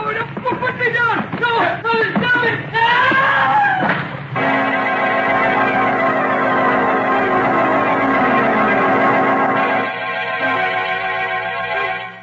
Nick, there's a young man here to see you. Says he's no friend of yours. Well, hello, Nick. Helen Marvin. Well, Helen, it's good to see you again. And what brings you to this part of the country? I came east to get married, Nick. Well, congratulations. Now, wait a minute. I'm afraid your congratulations are a little premature. What's the matter? I don't know. I can't find her. Can't find her? Well, what on earth do you mean by that? Well, look, it's like this, Nick. Alice Evans and I have been engaged for about 4 years. But for the past 3 years, she's been living in South America with friends of her family. She was due back in this country yesterday on the Gallia, so I came on from Chicago to meet her. Her boat got in ahead of schedule, and my train was late, so we missed connections. I'd already told her I was coming, but in spite of that, she was gone by the time I got to the dock last night. Didn't she leave any message for you? No, not a word. That's odd. And she has no friends in this part of the country that she could stay with. Well, didn't anyone at the boat know where she went? Well, apparently not, Nick. The stewardess says a boy brought her a note, and as soon as she read it, she got dressed and went ashore. There was a taxi waiting for her, and she went off in it. An hour later, an expressman called for her trunks. Perhaps she went to a hotel. Hotel? But why should she do that when I told her that I'd meet her at the boat? No, Nick. Something has happened to her, I'm sure of it. Nick, the morning paper says that there's a Miss Alice Evans registered at the Hamilton Park Hotel. What's that? Would that be the same girl? Here, let me see that, will you? Quick. Right here. Well, then she did go to a hotel. Oh, gee, what a fool I was for worrying you, Nick. I'll take nothing of it, Alan. Glad you found her. Well, if you don't mind, Nick, I think I'll... Sure, go right ahead. I know how anxious you are to see her. Hey, look, Nick, why don't you come with me? I'd like very much to have you meet her. Well, Alan, this seems hardly the time to... Oh, come on. No, Nick, come on. I want you to meet her. You'll like her. Well, all right, if you insist. But I've heard it said that 3 is usually a crowd, especially after 2 of them been separated for 3 years.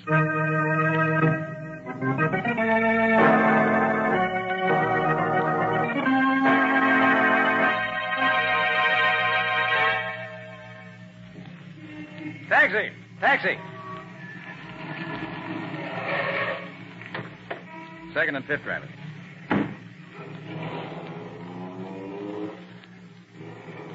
Well, Ellen, I gather that you feel that our visit to the young lady was not a complete success. Nick, something's wrong.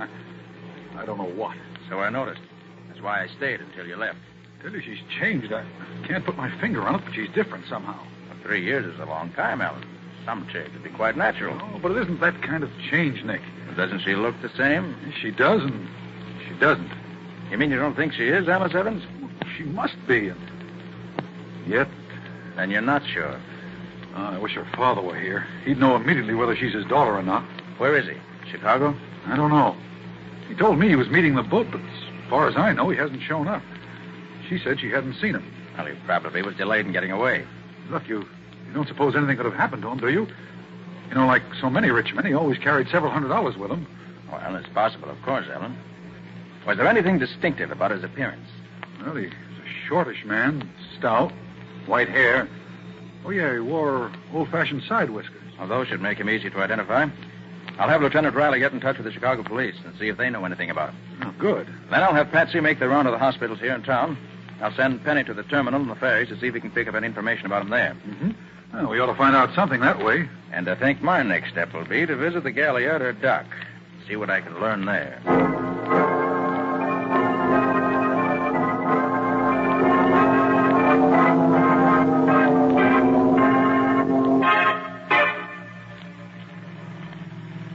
The main reason I'm taking you to see Miss Evans, Purser, is that I want you to tell me whether or not she's the girl who made the trip up from South America with you. I understand, sir. Now, you, the purser of the Gallia, probably had as good a chance to see her as anyone. Oh, why, yes, sir, but none of us saw her very much. She took ill right after we sailed and stayed in her room almost the entire trip. But you say you'd be able to identify her positively. Oh, yes, sir. I have an excellent memory for faces, and she was a real looker, she was. Here's her hotel. Come on. Righto, sir.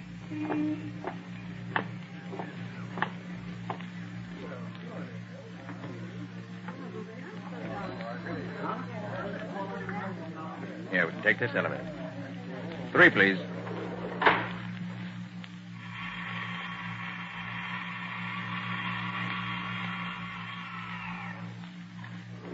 This is her floor.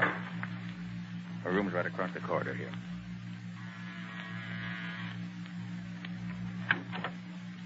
Oh, come in, Mr. Carter. Thank you, Miss Evans. You, of course, know this gentleman, Miss Evans? Why, well, let me see. Oh, it's hardly fair to expect her to remember me, Mr. Carter. She was so ill every time I saw her that I doubt if she'd ever really got a good look at me the old voyage. Oh, why, of course. Now I know who you are. You're one of the officers off the Gallia. We came up from South America together. That's right, Mum. See, sir, she knows me right enough. Oh, I knew I'd seen you somewhere. If I hadn't been so sick, I'd have remembered you at once. I see. Well, Miss Evans, our call is really in the nature of business. The purser found a valuable lot of jewelry left behind in the ship, and I was called in to help find the owner. As it was near your cabin, we come to you first. I haven't missed any of my jewels, but I'll let you know if I do. Thank you. Have you had any word from your father yet? No, not a word. Do you suppose anything's happened to him? What did he look like, Miss Evans? Why, he was... Here. I'll show you his picture. You can tell better by that. Here you are, Mr. Carter. That's my son.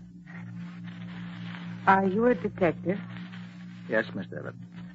I am. Then you must find him for me. I don't care what it costs. Very well. I'll see what I can do. Shall we go, Purser? Oh, yes, sir. Good day, miss, and good luck to you. Goodbye, and thank you. I'll let you know as soon as I learn anything, Miss Evans. Good day. Well, Purser? Was that the Miss Evans who made the trip with you in the Gallia? Oh, positively, sir. I'd know her anywhere. You're sure? Ah, there's no question whatever, sir. I'd swear to it on a stack of Bibles afoot, I would.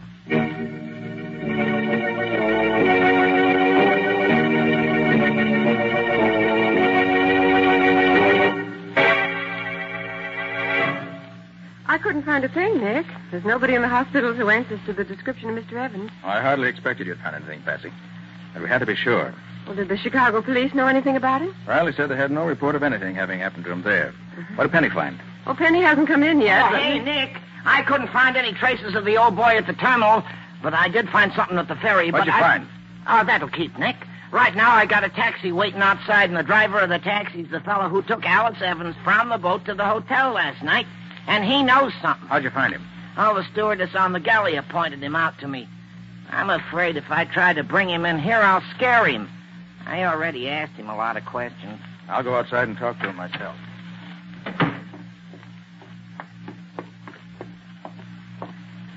Oh, driver, I'm Nick Carter. So what? I ain't interested. But I am. I'm interested in what you can tell me about a young lady you picked up at the Gallia last night. You took her to the Hamilton Park Hotel, didn't you? All right. So what if I did? Look, you'll save yourself time and trouble if you'll answer my questions. You picked her up about 8 o'clock, didn't you? Yeah, about that. How long a drive is it to the hotel? About a half hour.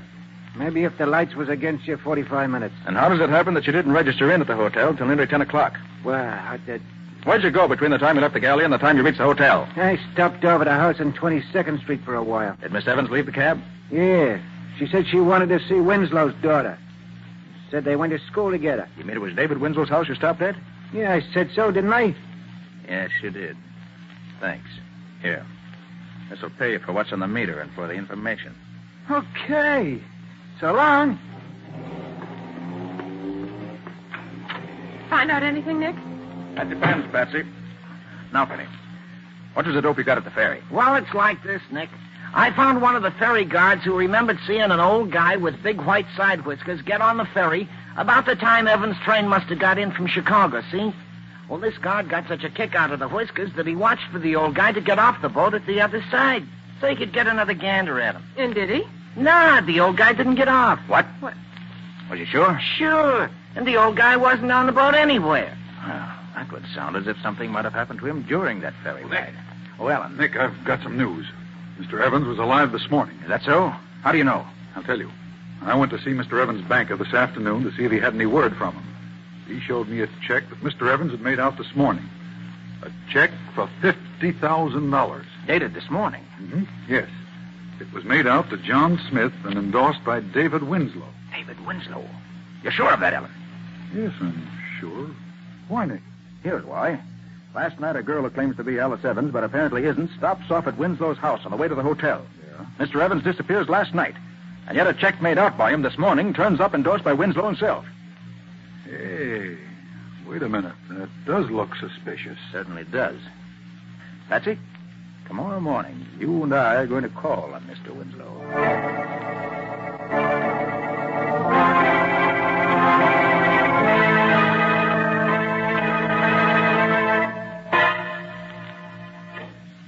Very good of you to see me, Mr. Winslow.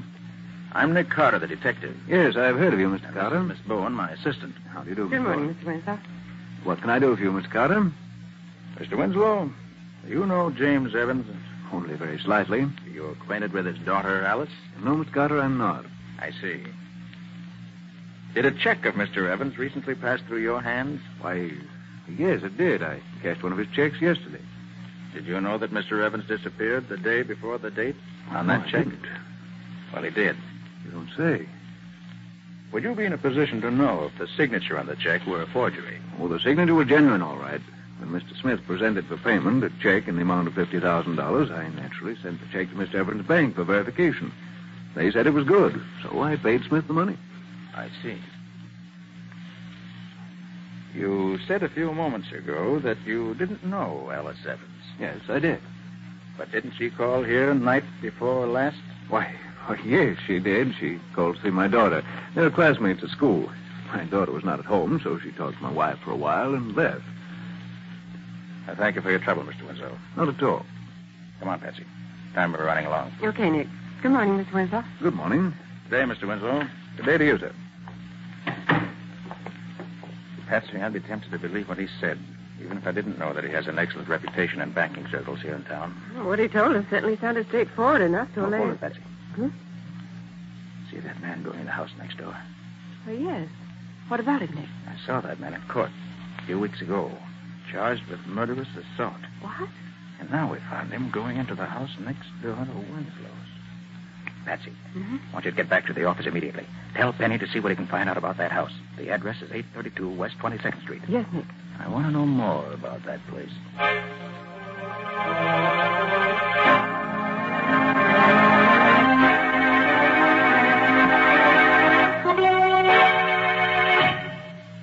Talk clearer, Nick. What did you say that address was? 832 West 22nd Street, Riley. Well, now, Nick, that's a curious thing. One of the boys picked up a bum this morning, and when we searched him, we found a slip of paper in his pocket with that same address on it. Swell, Riley. Hold him. I'll be right down.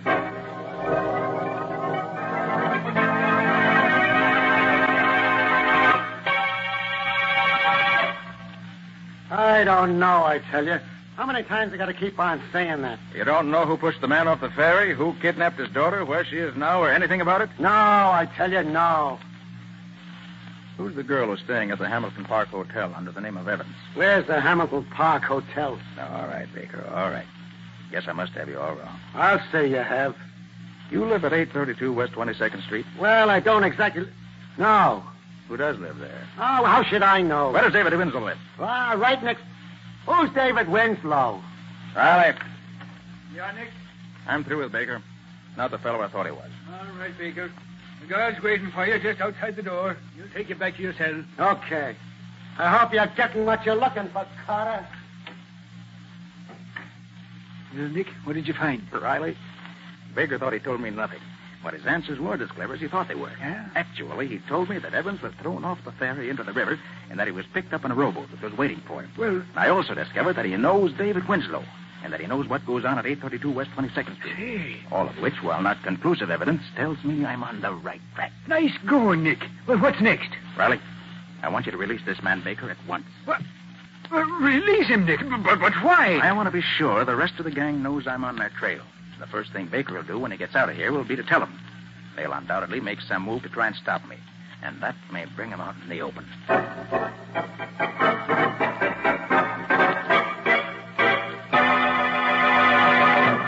Penny, what'd you find out?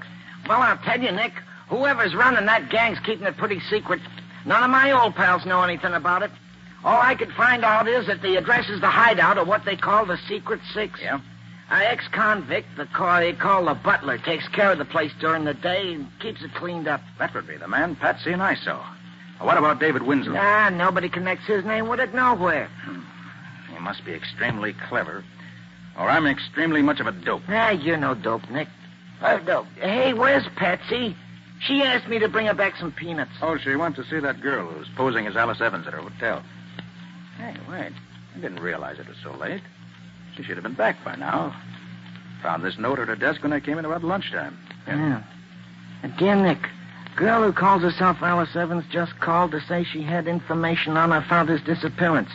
When I told her you weren't here, she asked me to go over and she'd give it to me and I could get it to you. We'll take a run over to the hotel and see what she wants. See you at the office when I get back, Patsy. And that was almost 5 hours ago. Say, look. Should we go over there and have a look-see? Well, first I'll phone Miss Evans. Hamilton Park Hotel. That's, Shermore 32423. Gee, if that bunch of crooks has tried anything on Patsy... Hamilton Park Hotel. Good afternoon. Miss Alice Evans, please. Miss Evans, I'll connect you. Thank you. You know, I ain't known Patsy long, but she's a pretty swell kind of dame for... I'm sorry, Miss Evans does not answer. Thanks. Nobody home? No, Penny. And I don't like it. I think I better get going and... Wait a minute. Nicholas Carter's office. Nick Carter? Yeah? Who's this? If you want to see your girlfriend Patsy again, Carter, keep out of the Evans case. What do you mean? If you make another move to try and find out what happened to old man Evans or his daughter, you can kiss your girlfriend goodbye. It'll be curtains for her.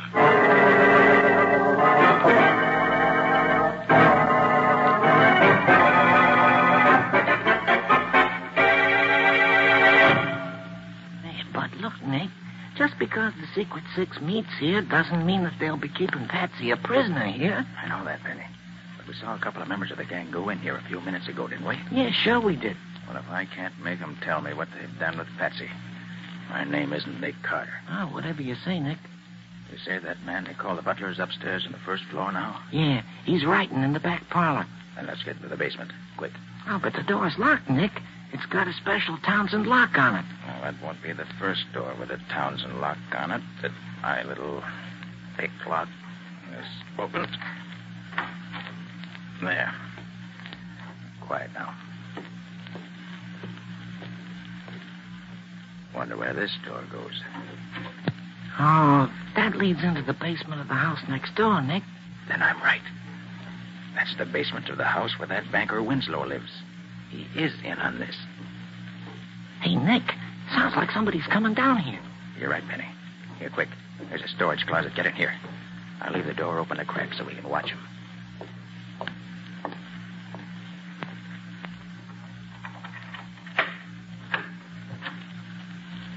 It's that butler, Penny. You're not going to gag me again, are you? That must be old man Evans. What's that stuff you have there? Now, if you call that food, you can take it away. Penny, if one of us stands on each side of that door, we can grab the butler when he comes out. But don't let him call out. Those other guys might hear him. Well, whatever you say, Nick. Like this. Go on. That's Get the out idea. of here. Go on, get out. Here he comes. Now. Hey! Good. All right. Drag him into Evans' room. Here, quick. Now, shut the door. Okay. What's this? What are you doing? You're Mr. Evans, aren't you? Oh, yes, Well, I I'm am. the detective, Nick Carter. Well, oh, thank heavens. You know where the other two men are that we saw come in here a little while ago? They're probably in the room where the gang meets at the end of this hallway. Butler! Butler! That's Winslow. Quick, Mr. Evans. Yes? What does this butler's voice sound like? Why, very much like yours, except that he had a kind of dialect, no particular country, just foreign. Butler, how does the butler address Winslow? Just Senor Winslow, I I think, see. sir. Yes, Senor Winslow. You call me? I've called you several times. Where have you been? I've been trying to find something in the back of the storage closet.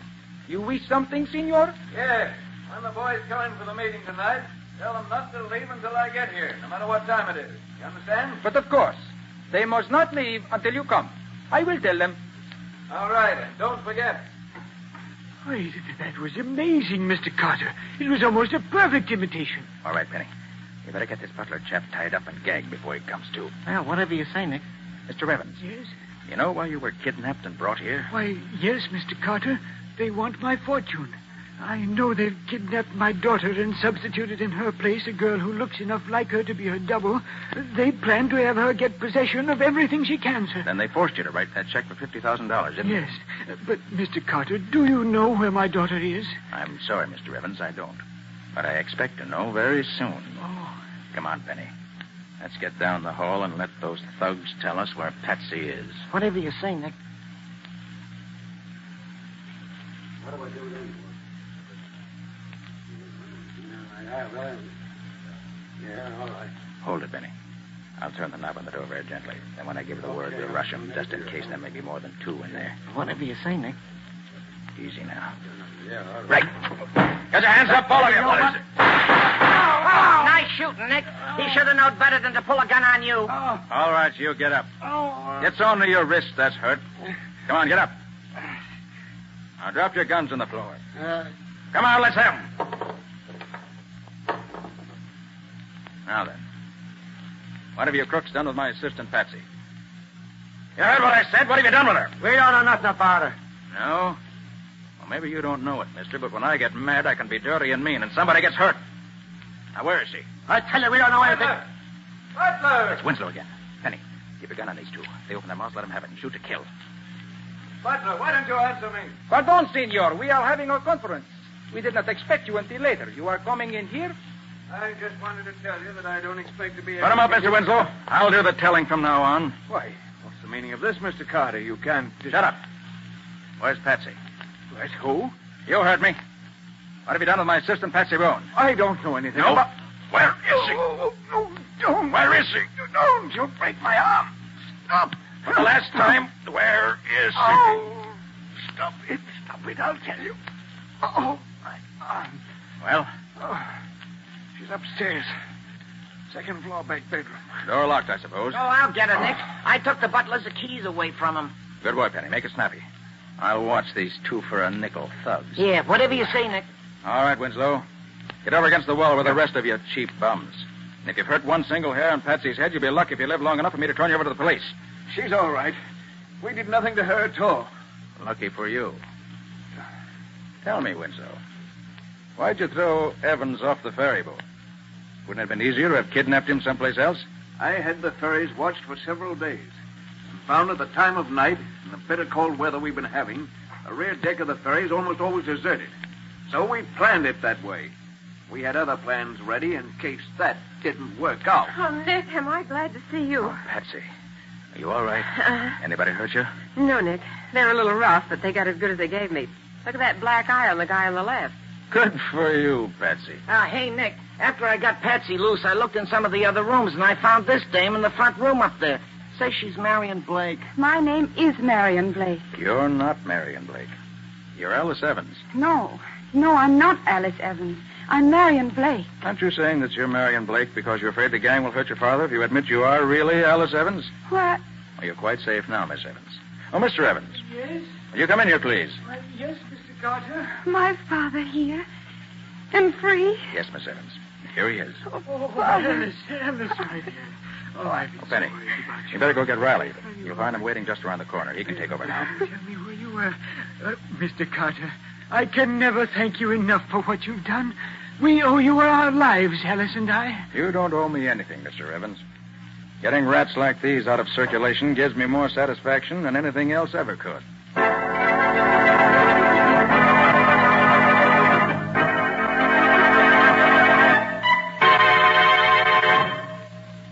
This is your room. You two wait here till I call you. Come in. Good morning, Miss Evans. Oh, good morning, Mr. Carter. Have you discovered anything about my father? I was about to ask you the same question. Have you heard from him? No, Mr. Carter. Nothing. Well, let me be the first to bring you the good news. Good news? Yes. Your father has been found. He's been found? Yes. He was kidnapped and imprisoned by some crooks who were trying to steal his fortune. Oh, my poor father. Where was he found? In a basement room where the gang was keeping him prisoner. Has he told you what happened to him? Oh, yes. He told us everything. Everything? Oh, by the way, Miss Evans, I brought a friend with me this morning. I thought you might like to meet her. May I ask her in? Yes. Yes, of course. Alan, will you bring the young lady in? Okay, Nick. Do you recognize this young lady, Miss Evans? All right, Mr. Carter. Can drop that Miss Evans stuff now. I see you know the whole story. Practically the whole story, yes. Oh, Alice, have you met the real Marion Blake? No, I haven't.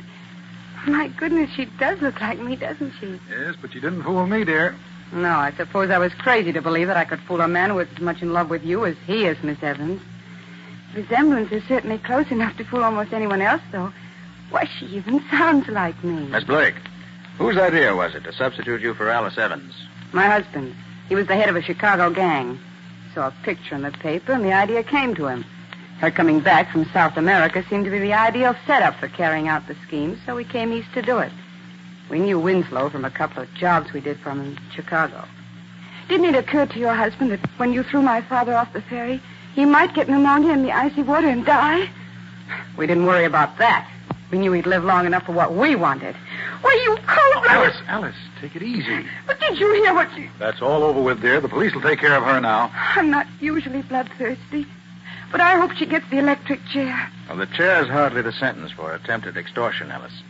But by the time she gets out of jail, she'll no longer be young and pretty. And with the marks that prison will leave on her, she'll never again be able to double for you.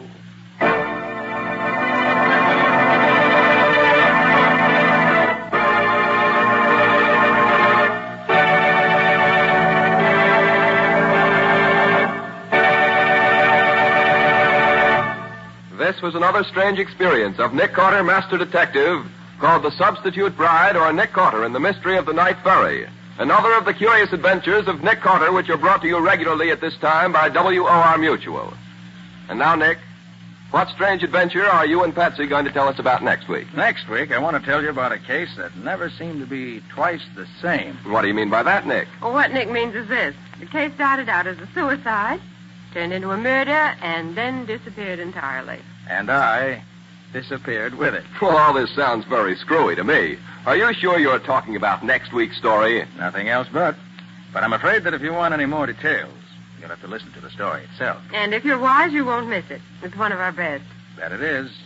But for now, so long, folks. So long. And so long to you both until next week. In the strange adventure you have just heard, Nick Carter was impersonated by Lon Clark, Patsy by Helen Choate. Original music was played by Lou White. The entire production was written and directed by Jock McGregor.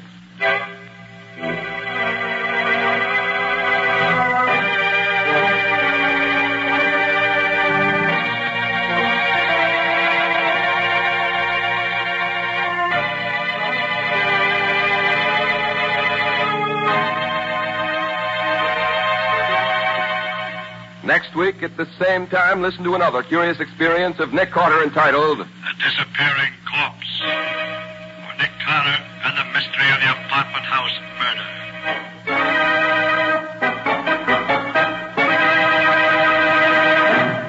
This story is a copyrighted feature of Street and Smith Publications, Incorporated. The Return of Nick Carter is produced in the studios of WOR and is broadcast over most of these stations every Wednesday evening at 8:30 Eastern War Time. This is Mutual.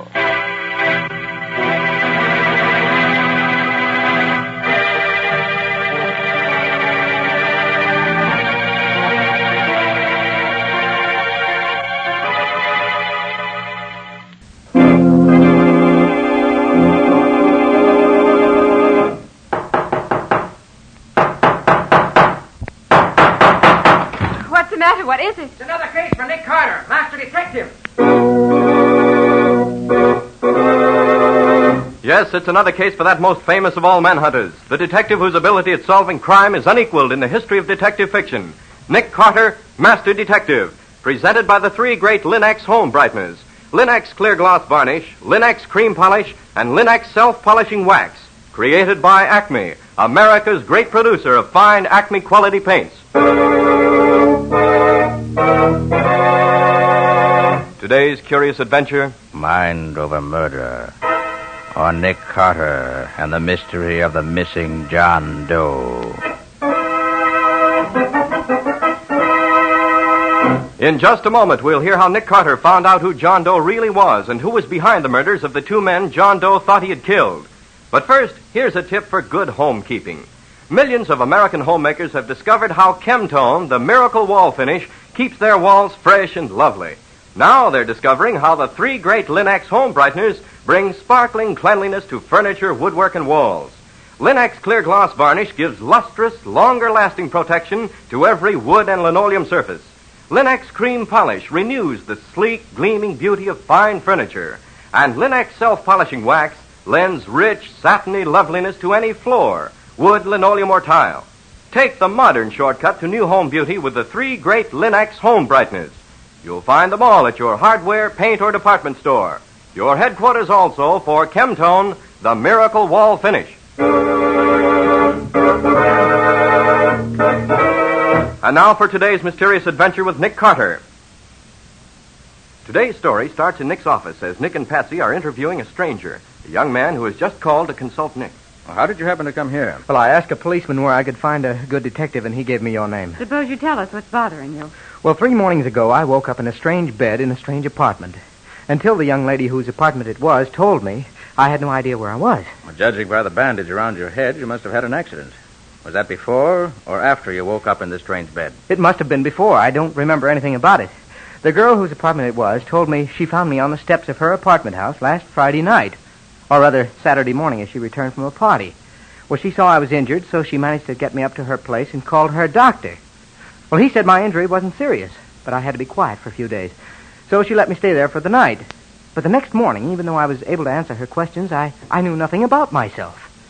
I had to tell her something, so I invented a name, and I told her some story about being from out of town, having had a bad fall, and so on. What name did you give him? John Powell. That name doesn't mean anything to you? No, I just picked it out of the air. What makes you think you may be a criminal? This. Look. Good grief, Nick. Look at all that money. Yes. There's over $10,000 there. And look at this. Well, diamond lavalier.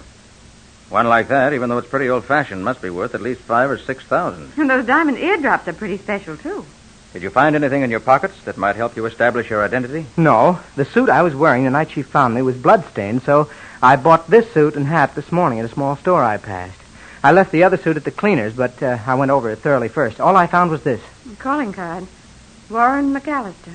No address or anything. Does this mean anything to you? Not a thing. I looked in the telephone book and found there is a Warren McAllister on East 81st Street.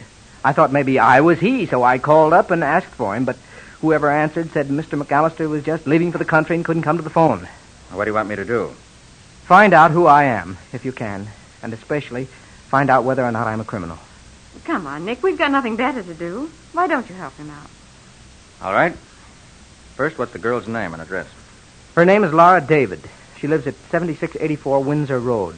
And what about the doctor? Well, Miss David called him Dr. Bourne. That's all I know about him. And where'd you leave your other suit to be cleaned? Here's the claim check for it. I'm sure he won't find anything. You never can tell. Where are you going to be? I don't know, but I'll let you know as soon as I get settled. Very well, Mr. Powell.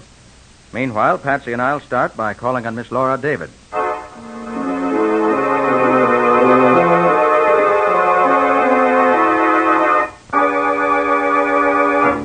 Apartment 3D, David. Well, he told us the truth about this, anyway. Go in. Riley, what are you doing here? I was just going to ask you that. What do you know about her? About who? The dame who rents this apartment, wise guy. We never even heard of her until half an hour ago, Lieutenant. Oh, you don't say. You just dropped in to pass the time of day, I suppose. We came to see her about a client of ours. Hey, look here, Riley. What's this all about? And why are you here? Right now I'm asking the questions. What's the name of this client of yours? He told us his name was John Powell. And what did he want you to do for him? He wanted us to find out who he is. He has amnesia from a sock on the head. Oh, so that's what that note meant. Well, what note's that, Riley? We found it on the table here with a $100 bill pinned to it. Yeah, here it is. Dear Miss David, thanks for all you've done.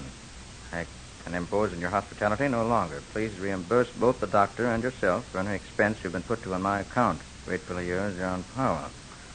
Well, doesn't say much. The David girl will tell us what it means once we start working on it. Why, where is she? In the jug. A cop on the beat found her trying to hide a gun in an ash can on her way to work this morning. He brought her and the gun down to headquarters. She claims she found it on her steps last Friday night and was trying to get rid of it. Well, maybe she's telling the truth, Riley. People do that, you know.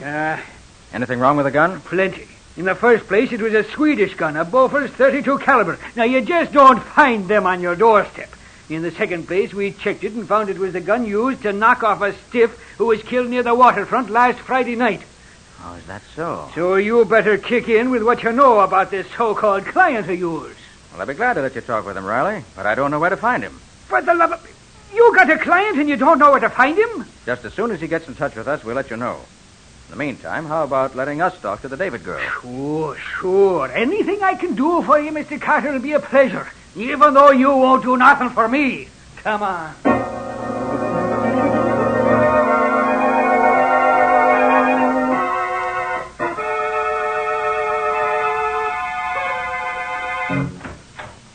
Well, Patsy, we certainly didn't get much out of that David girl. No, she just told us the same thing she told Riley. Yes, please. We want to see the suit this check calls for. Oh, yes, sure. Just a minute.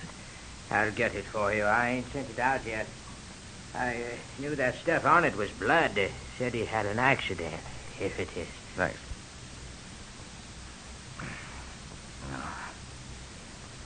No. Pockets all empty. Hmm. Just as he said they were. No labels. Uh-oh. Look here, Patsy. A hole right through pocket, lining cloth and everything. Smells of powder, too, Nick. Yes. He fired the gun right through the pocket. Didn't have time to draw it. Nick, is this part of the lining of the jacket, or is it something in the lining? Let me see. Here. Feels like something in the lining, I should say. Yes. There's a hole in the pocket here. Just a second. Here it is. But what is it, Nick? It's one of these small labels you paste on your baggage showing the ship you sailed on. Oh. This one came from the Abercrombie. Well, does that help?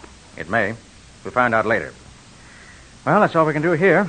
Now let's call on Mr. McAllister.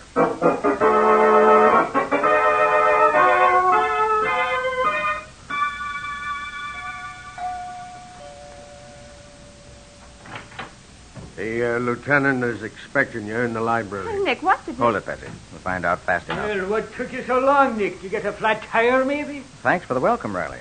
Hey, what's going on here? As if you didn't know. But I don't. Well, Riley, what is it? Uh-oh. Look there, Nick. Is that McAllister? Yes, it's McAllister. And dead as a doornail. And don't tell me you don't know nothing about it, because I wouldn't believe it. Well, so McAllister is dead, too. How is this going to affect Nick's efforts to learn who John Powell really is? Or does John Powell know more about this than he's told Nick? We'll see in just a moment. Folks have a habit of forgetting to use the doormat, whether they come home through winter snow and spring rain or from summertime swimming pools. And the water they track in certainly spoils the appearance of shining, freshly clean floors. But those floors look spick and span again in a twinkling when you keep them protected with Linux clear gloss varnish, because it keeps both dirt and water right there on the surface where they're easy to whisk away. That same protective finish gives sparkling beauty to woodwork and furniture as well. For Linux clear gloss has a gleaming, transparent luster that provides a background of distinction for all your household things. And how Linux clear gloss wears. It resists damage by hot grease, boiling water, fruit acids, perfume, even alcohol, which means it's as fine for use on tabletops as for wood floors and linoleum. What's more, Linux clear gloss varnish is so easy, so smooth to brush on that it's no job at all. And once applied, it gives your home the handsome, well-kept appearance in which you take such pride. So ask your dealer now for Linux, Lin-X, Linux clear gloss varnish. You'll find all three great Linux home brighteners and Chemtone, the miracle wall finish, at hardware, paint, and department stores everywhere. And now back to our story. We left Nick and Patsy facing an angry Lieutenant Riley, who was accusing them of knowing more about the murder of Mr. McAllister than they pretended. Yes, it's McAllister, and dead as a doornail. And don't tell me you don't know nothing about it, because I wouldn't believe it. But we don't, Lieutenant, honest. Of course we don't. Now, what happened, Riley? He was just about to learn the details when you drove up, so we waited for you to join us. Well, thank you, Riley. I knew I could count on you to do the right thing. What? Why Watch your blood pressure, Lieutenant. I ought to throw you both in the clink for 99 years. All right. Now, how about finding out what happened to McAllister? All right. Now, you, chauffeur. Yes, sir. What's your name? Barry, sir. All right, Barry. Tell us what you know about this, and don't leave nothing out. Well, I was driving Mr. McAllister home from the bank, and I stopped in front of the house, same as always. I was just going to get out and open the door for him when a man came up to me with a gun in his hand. He told me to keep my hands on the wheel and to look straight ahead, not to pay any attention to what I heard. Go on. What happened then? Well, I heard the car door open behind me. Mr. McAllister started to say something, and then I heard a shot. Then I heard a man say, "Come on, Mike," and they ran up the street. I turned around, saw Mr. McAllister slumped down in the back seat and two men running toward a car. Where was this other car? In the middle of the block on the other side of the street. The men got in, and it drove off. You got any idea who them men were, what they was after? Oh, no, sir. All right, Barry. That's all for you for now. But don't go away. We may want you again in a few minutes. Oh, sure, Lieutenant. I'll stick around. Now, you. What's your name? What do you know about this? The name is Stover, Lieutenant. I was Mr. McAllister's butler, sir. Well, just a moment. Stover, did a man named John Powell call here today? Yes, sir, he did. Just as Mr. McAllister was leaving, sir. But Mr. McAllister said he didn't know anyone by that name, so he didn't speak to him. Did you recognize the voice? No, sir. But I'm almost sure it was the same person who called about an hour ago and asked if Mr. McAllister had returned yet. I told him I expected him in about half an hour. I asked him his name, sir, but he hung up. So, Mr. Detective Carter, this guy Powell didn't just happen to call you two up and tell you he knocked off this guy too, now, did he? He couldn't have called us, Lieutenant. We haven't been back to the office since we left you. Then how did you happen to show up here just when you did then? We found McAllister's card in Powell's wallet. That's right, Lieutenant. Powell asked us to see if McAllister knew anything about him, who he might really be. I'd sure like to get a look at this client of yours. He seems to have a finger in every murder that goes on around here. You wouldn't let me just take a little peek at him, would you, Nick? Just for the sake of our long and lovely friendship? Riley, I mean it. I haven't the... Hey, what's going on? Nick, there goes McAllister's chauffeur. I told that guy to stick around here. He'll be right back, sir. He's just taking the car round to the garage on the next avenue, the same as he always does when it's not being used. But we got to go over that car for fingerprints as soon as my men get here. I'll go get him. I'll have him back here before you can say John Joseph Michael Riley. Stover, what do you know about that chauffeur, Barry? Why, not much, sir. He came to work here about 3 months ago. Mr. McAllister hired him himself. Did you see any part of what happened when Mr. McAllister was shot? Just the end, sir. I heard the car drive up, and I went to open the door. Just as I did, I heard a shot and saw the 2 men start toward the other car. And Barry was sitting in the front seat, the way he said? Yes, sir. He was sitting there with his hands on the wheel. As soon as the men started running, he called me, and I went to see how badly Mr. McAllister was hurt. I see. Oh, by the way, Stover, do you happen to know where the chauffeur Barry lives? I think he has a room over in the next avenue, sir. Number 7612, I believe it is. It's over a bakery. Thank you. Well, Patsy, I think that's all for us here. Where to now, Nick? I think we'll take a trip down to the waterfront. I want to call on the purser of the Abercrombie. Did you say the Abercrombie, sir? Why, yes. Why? It's probably only a coincidence, sir. But Mr. McAllister was very much worried last Friday night because a man he was expecting on the Abercrombie failed to show up. Is that so? Who was this chap who didn't show up? I don't know, sir. Mr. McAllister was looking forward to seeing him. He was bringing him something important, I believe. He sent his car down to the pier to meet him, but Barry reported that he wasn't on the boat. Was Mr. McAllister interested in anything besides his bank? Oh, yes, sir.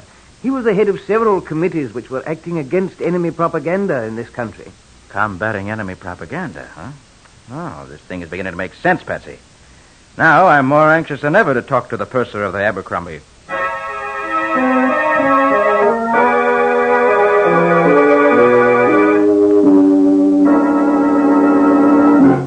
Will you tell the purser I'd like to see him, please? This doesn't look like an American ship, Nick, even though it is named the Abercrombie. It isn't, Patsy. It was originally the Prince Knut, a Danish vessel. It was taken over by the English when Hitler rolled over Denmark. Now sails for Sweden, I believe.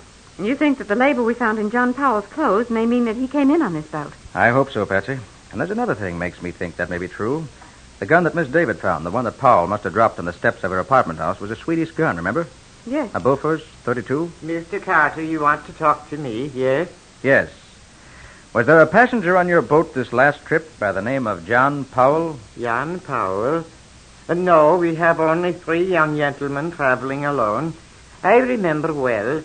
One Swedish-American, Mr. Lars Sjostrom from Michigan, one Norwegian, Mr. Halverson, and the young South American, Mr. Richard Vallon. Richard Vallon, huh? Doesn't sound much like Powell, Nick. You are from the police, maybe? Well, yes, in a way. Why?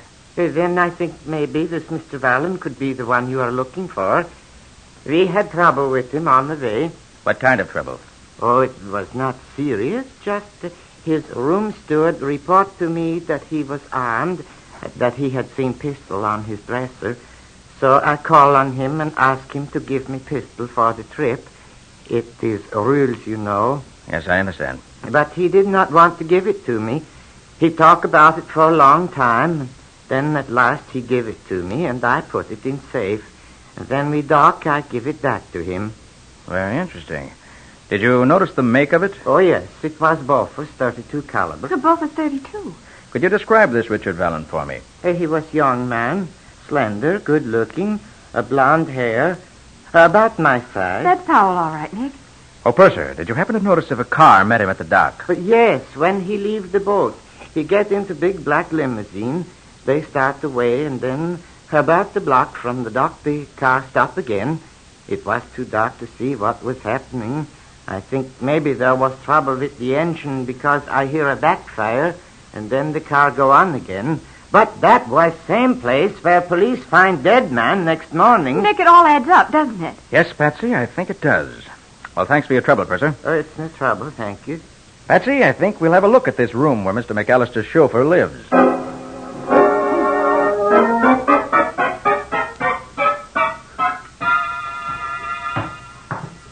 Do you expect to find Barry here, Nick? I rather hope not. I'd like to get a look at his room without his knowing it. Oh. Are you looking for someone? Yes. We have an appointment with Barry, Mr. McAllister's chauffeur. He told us to come here and wait for him. Said you'd unlock his door so we could wait inside. I don't unlock no roomers' door for no strangers. Oh, yes, you do. See this? Oh, sure. Sure, I'll open it for you. Don't have to act like that about it, though. Go ahead, open up. Is it on this floor? Yeah, right over here. There you are.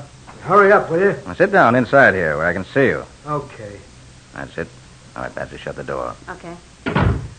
Now, let's see what we can find here.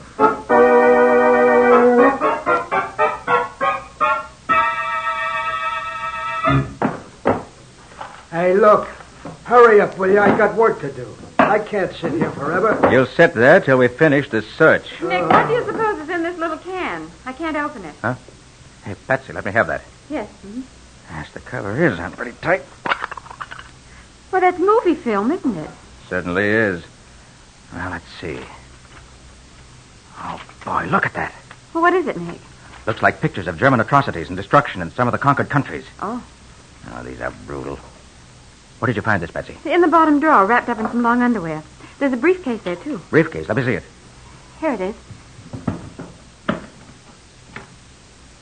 Yes, that's it, all right. Come on, Patsy. No, but Nick... No time to lose. We're going to take this stuff down to Riley to be turned over to the FBI. They'll be very happy to get it. Maybe they would, but they ain't gonna. Barry. Now, Carter, take a look at this gun of mine and then hand over the film and the briefcase. I'll take care of them myself. Barry, I'd like to make a deal with you. Yeah? What kind of a deal? Excuse me, do you mind if I get my handkerchief? Never mind the funny business. Give me the stuff you found here. Very well. Here. May I get my handkerchief? All right, but I'm watching you, so don't try anything. I don't carry any guns in my breast pocket. I just want my handkerchief. There. Hey, what was that? Why, you... Oh.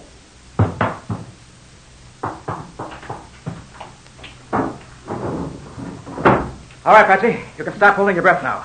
We get out of here fast. Find a cop and bring him up here quick. Right, Nick. Gee, I'm glad I realized what you were doing in time, so I didn't get knocked out, too. That little flask of quick-acting knockout gas comes in handy sometimes. Now, my unconscious friend, I'll just collect the film and the briefcase and turn them over to Riley to be forwarded to the FBI. They'll be glad to get evidence like this.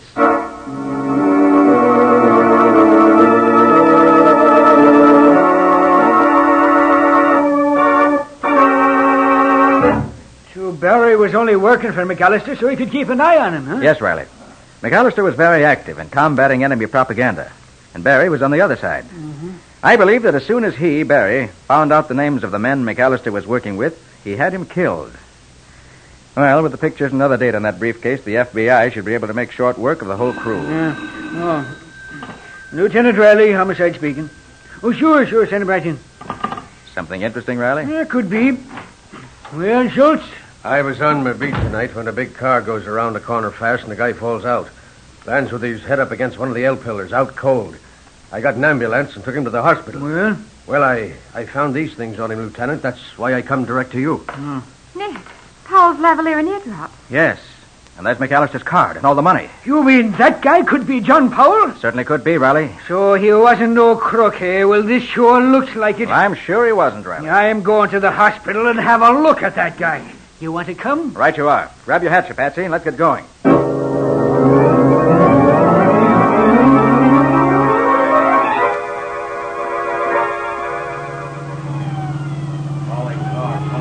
Oh, it's wonderful, Nick. When you ride with the police department, you don't have to watch out for traffic or red lights or anything. That's more, you save gas when you don't use your own car. That's mighty Calling important. Lieutenant Riley. Headquarters Yeah. calling Lieutenant That Riley. calls for me. Hold everything. Schultz, this is Lieutenant Riley. Go ahead.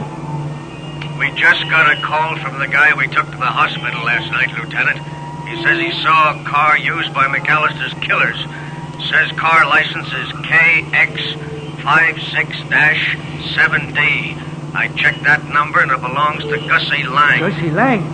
Schultz, send out some men at once and pick up Gussie and his gang and bring him in and hold him for questioning. Get going fast. That's all. Right, Lieutenant. We'll take care of him fast enough. Well, step on it, Rice. What's holding you back?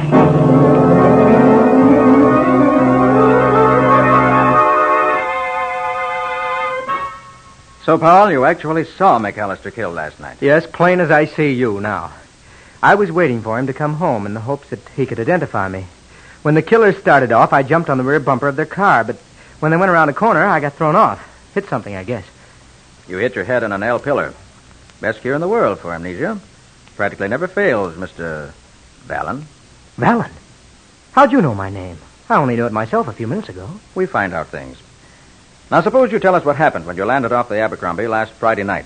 That is, if you can remember now. I remember, all right. I got off the boat, and McAllister's chauffeur met me. We drove a block or so from the dock, and he stopped.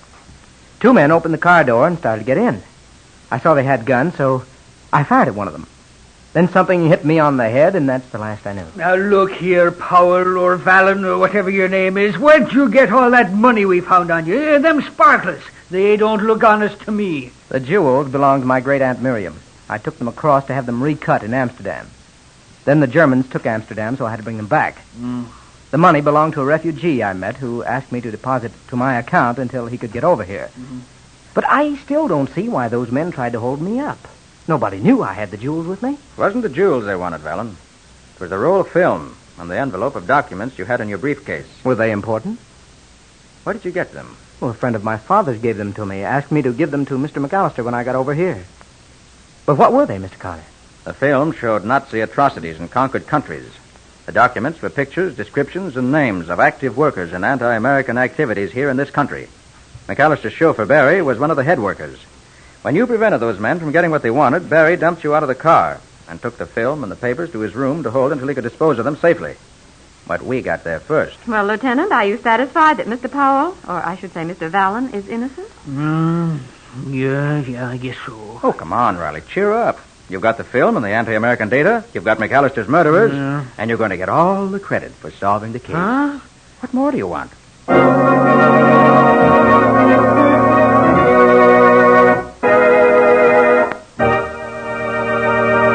In just a moment, Nick and Patsy will bring you a preview of next week's exciting case. But before they do, think this over. The more home-like the place you live in, the more fun you have inviting folks to share your hospitality. And these days, every home can look its shining best with very little effort when you depend on the three great Linex home brighteners. Take Linex cream polish, for instance. In one quick, easy application, it reveals your fine furniture in all its original gleaming beauty, renews the appearance of the wood, frees it from the dull cloudiness of dust, old polish, and finger marks. You see, Linex cream polish actually cleans as it polishes, cutting your job in half, saving one whole step. And when you're through, you'll find that Linex cream polish has left no oiliness on the surface of your furniture. It dries hard, bright, and dustless.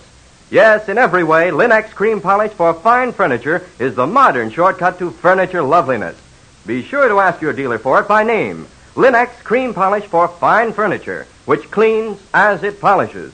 You'll find all three great Linex home brighteners, Linex self-polishing wax, Linex clear gloss varnish, and Linex cream polish at your nearest hardware, paint, or department store.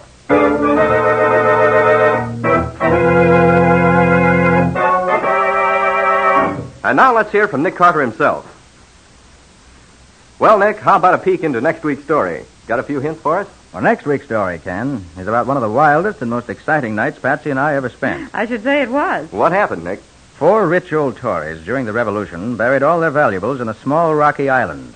Their heirs had found a clue to the burial place of the treasure and called me in to solve the clue, which was in code. But they didn't figure on the one man who wanted it all for himself and who was willing to kill to be sure he got it. What do you call the story, Nick? It's called 4 Rings of Death. Or the mystery of the Tory Island murders. I hope you'll be with us next week.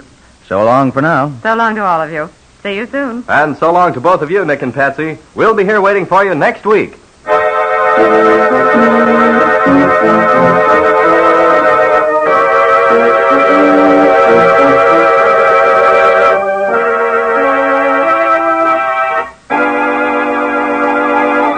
Next week at this same time, listen to another curious experience of Nick Carter, Master Detective, entitled 4 Rings of Death. Or Nick Carter and the Mystery of the Tory Island Murderers. Nick Carter, Master Detective, is featured in Street and Smith magazines. Lon Clark is starred as Nick with Helen Choate as Patsy.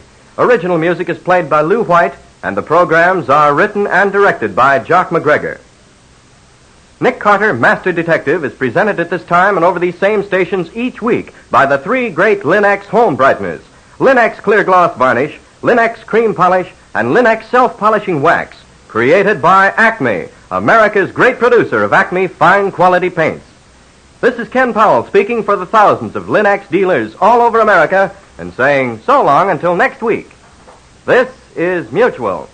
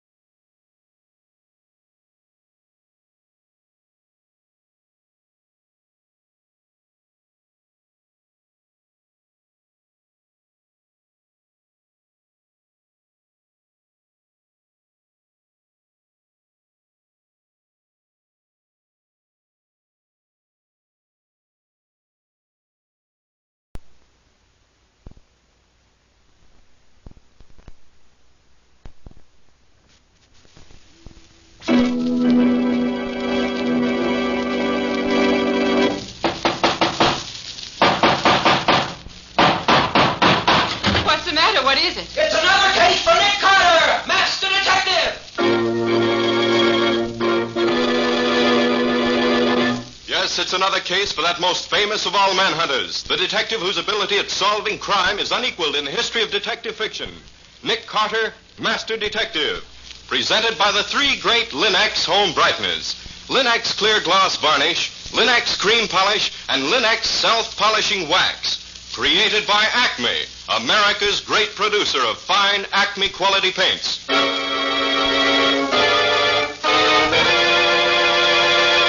Today's curious adventure, Murder by Fire. Or Nick Carter and the mystery of the midnight alarm. In just a moment, we'll hear how Nick solved the mystery of who killed Jenny Baker and why, and what was behind the fire that destroyed Oscar Warren's button factory at midnight. But first, let me tell you something. Millions have learned from experience that Chemtone, the miracle wall finish, brings amazing new beauty to walls. Now, millions more are finding that the three great Linex home brighteners brings amazing new beauty to floors, woodwork, and furniture. Linex self-polishing wax, which beautifies your floors with a satiny yet tough non-skid finish that resists wear, water, and dirt. Linex cream polish, which cleans as it polishes, leaving no oily film on your furniture. And Linex clear gloss varnish, the durable super varnish that dries to an elastic, transparent surface which protects all wood and linoleum in your home. You'll find the three great Linex home brighteners at your hardware, paint, or department store. Your headquarters also for Chemtone, the miracle wall finish. And now for today's mysterious adventure with Nick Carter. As we start today's story, Nick and Patsy are watching a big factory fire in the downtown district. Suddenly, Nick calls to the battalion chief. Chief, there's a woman trapped up there on the top floor. You're crazy, Carter. The boys reported all clear several minutes ago. I don't care what they reported. There's a girl up there. I just heard her scream. I'm going up and get her. You're a fool to go in there. But if you do, be sure to get that gas mask of yours on tight, or you won't come out again. These button factory fires are full of poison gas from the celluloid and peroxylin. Makes no difference. I've got to find out about that girl, Chief. So long. Hey, Bill. Get one of those 2-inch nozzles over here. Rush it up the big ladder, up to the top floor. Cover Carter while he's inside there. He's a fool, but he's a brave man.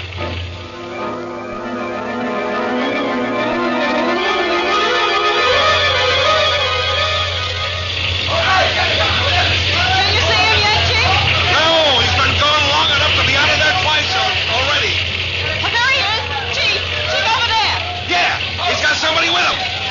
Ambulance! Over here! Get the first aid kit in a hurry. Nick! Nick, are you all right? Yeah, Patsy, I'm all right. Here, let me get your gas mask off. There. Thanks, Patsy. I'm okay. Nick, the ambulance is coming. It's no use, Chief. She died in my arms on the way down. Oh, Nick.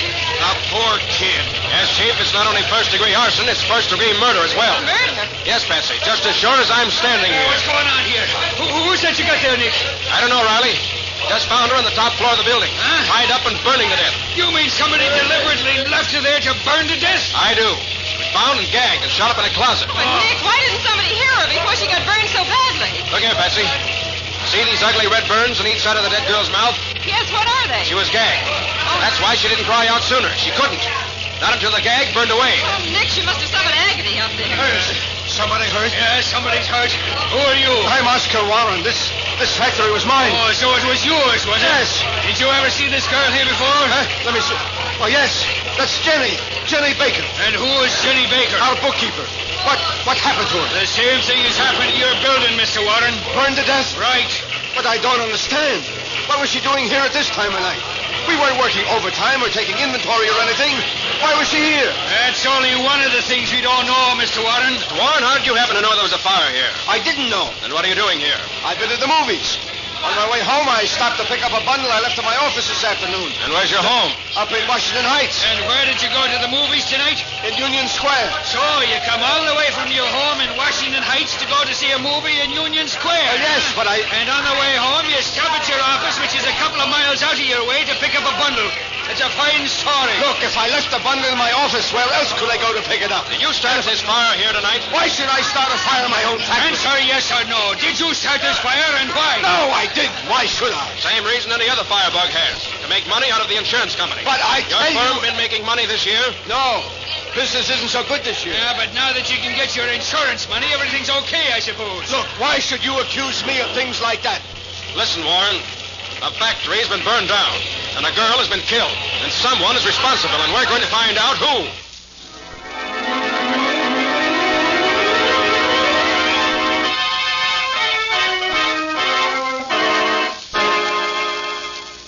Hi, Nick. Sorry I'm late, Riley. I hoped to get here before you started questioning, Warren, but I couldn't make it. What have you found out? It's been like pulling teeth, Nick. But he's told us that the dead girl, Jenny Baker, was office manager and bookkeeper for his firm for the past 7 years. Knew more about customers and accounts than he did. Invaluable, he says. The only thing wrong with her was that she's been going out recently with his partner, Alfred Hoffman. So what if she did go out with this Herman? He's a crook. I know. Easy now, Mr. Warren. None of that. Now, you see, Nick, Warren and Herman just didn't get along so good. Couldn't agree on how the business was to be run. Mr. Carter, a couple of months ago, a lot of funny business started. Some shipments were made that hadn't been ordered. Then money was borrowed on the shipments. Other things, too. Yeah, they had arguments, too. Lots of them, Nick. About a week ago, they finally had a fist fight. Yeah, and I licked him, too, the crook. Then we called the partnership off. Which one of you is getting out of the partnership? I'm buying him out. Well, as soon as I get the money together. With the money you're hoping to collect from the insurance company, you mean? This is a serious accusation, Lieutenant Riley. Very serious. Why, my client's reputation would be ruined if these charges of yours were made public. Stop sounding off that way, Hamilton. You're not in court and your client's not in jail yet. Strikes me, Hamilton, that if you were to tell your client what a jam he's in and advise him to tell us what we want to know, he'd be a lot better off. That fire was incendiary. No mistake about that. And his bookkeeper died in it. Yeah, and his alibi ain't even good for a laugh. Absurd, ridiculous. Mr. Warren's spotless reputation over a long period of years. Forget your speech for a minute, Hamilton. See if it can help your client explain a couple of points here. See here, Lieutenant. I don't need any instruction from you as to my duties as a lawyer. Though perhaps I could instruct you in your duties as a public official. Why, what do you mean by that crack? It's plain enough who set the factory on fire if it was set. Oh, and who do you think did it? Alfred Herman. He threatened to do it a week ago and threatened to kill my client, too, if he got the chance. You say he threatened that a week ago? Yeah. Mr. Hamilton's telling the truth, Mr. Carter. Herman said I'd live only just long enough to be sorry I'd kicked him out of the firm. Which I didn't do, really. We agreed I should buy him out. But you say you haven't paid him yet? No, I haven't had the money yet. Well, will you get enough out of this insurance company, if you get anything at all, to pay off all your creditors, including Herman? All the creditors, maybe, but nothing left for Herman. Then it hardly seems logical that he'd spoil his chances of getting money from you by putting you out of business. Yeah, why would he want to do that, Mr. Wise Guy? Have you ever heard of revenge? Many men will pay more for revenge than for anything else. Riley, I think I'll have a talk with this Alfred Herman. Where does he live, Warren? 1335 West End Boulevard. What does he look like? Slender, blonde, young-looking, clean-shaven. You know, a ladies' man. All right, I'll find him. See you later, Riley.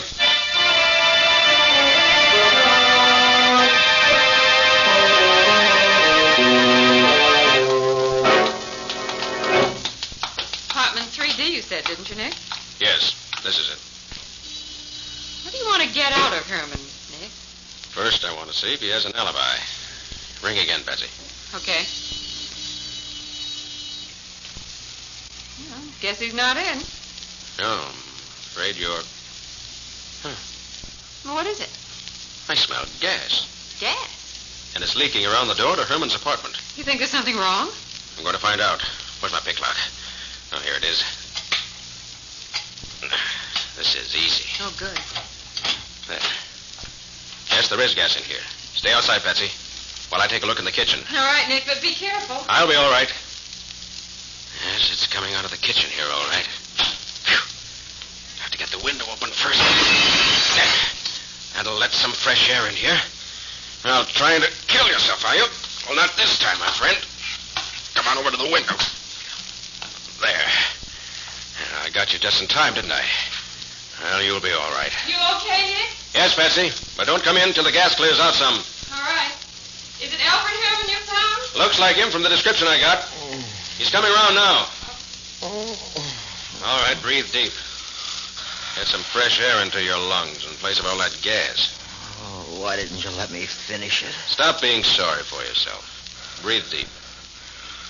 Oh, why should I want to live? Money stolen, business taken away. Now my girl's dead. You know how she died? What agony she went through? Yes. I saw her when they took her away. How'd you happen to be there? I went to the plant to meet her. She asked me to. What was she doing there so late? Checking over the books to find out how much old Oscar Warren had stolen from me these past months. That's all she was staying with the old crook for. As soon as she got the goods on him, she was going to leave. And we were going to get married. You like to prove that to a jury? I don't care what happens now. Jenny's dead. True. But would you like to be convicted of her murder? Murder? You mean the fire was set? It was. Here, let me help you up. Yes, it was set by someone who knew enough about the button business to gather up all the shavings of celluloid and put them where they'd start burning the best. When was it set? Around 9:30 to 10 o'clock, as near as we can figure. You have an alibi for that time? Well, yes, I spent the whole evening with Dottie Baker, Jenny's sister. Where? At their apartment on Royal Avenue. You fond of Dottie? Yes, I am. Maybe you'd rather marry Dottie than her sister. Why, if you weren't a cop, I'd kill you for saying I'm not that. a cop. I'm a private detective. And if this You've killing... got no right to say that. Jenny's the only girl in the world for me. You sure? Am I sure? Here, look at this. What is it? Here in my hand. Why, I... Ouch, my eyes! Here's something else for you. Nick, what are you doing? Here's one for you.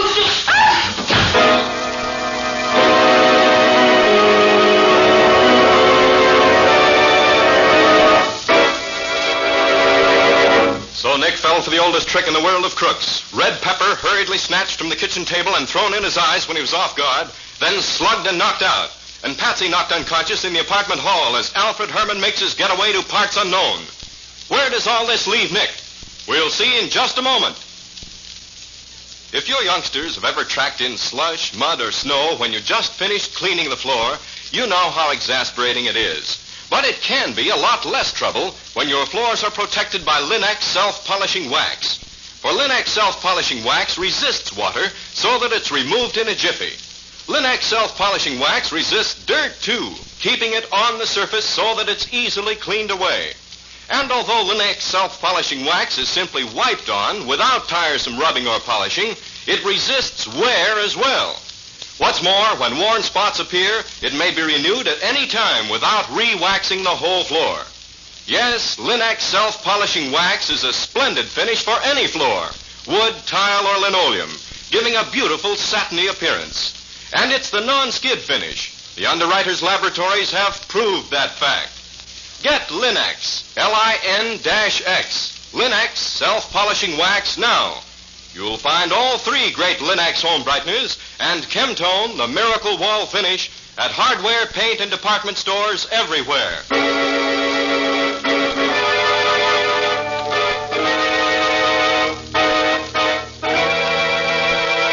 And now, back to our story. We left both Nick and Patsy unconscious in the apartment of Alfred Herman, partner in the button factory, in which Jenny Baker was burned to death. Herman has vanished. As we pick them up, they're on their way downtown in Nick's car. It's early evening. Feeling better now, Patsy? Yes, thanks, Nick. That cup of coffee made a new woman out of me. I feel more normal myself than I did a while back. What a sap that Herman made out of me. You ain't kidding. Where do you suppose he is now? Somewhere miles away from here, no doubt. Your trip to his place didn't accomplish much, did it? No. Except for saving his life, it accomplished absolutely nothing. That's right. I went through everything in the apartment. Found nothing that interested me in the least. Not a clue in a carload. Net results of the trip. One bump on the head for you where he hit you with the iron skillet. One sore jaw for me where he punched me. Ouch. Well, I hope I have better luck where I'm going now. Where's that? I want to have another look at the burned factory now that the fire's died down enough so I can get in the place. Oh, is it safe? Framework of the building is still standing. Only the contents were burned. Not all of them. Well, there's a hot fire and a short one. That's it, just ahead there, isn't it? Yes. Now, Patsy, I'm going in. But I want you to wait in the car. Oh, but Nick, I have a hunch something's wrong in there. I want you out here so I can have a friend on the outside. Now, wait here for an hour. I don't come out by then, call Riley. You mean you think there's still someone in there? I don't know what I think, Patsy. I'm just playing a hunch coming down here at all. And my hunch says be careful. You stay here and watch. All right, Nick, but do take care of yourself. Don't worry, Patsy. I like me well enough to do that very vigorously. Be seeing you.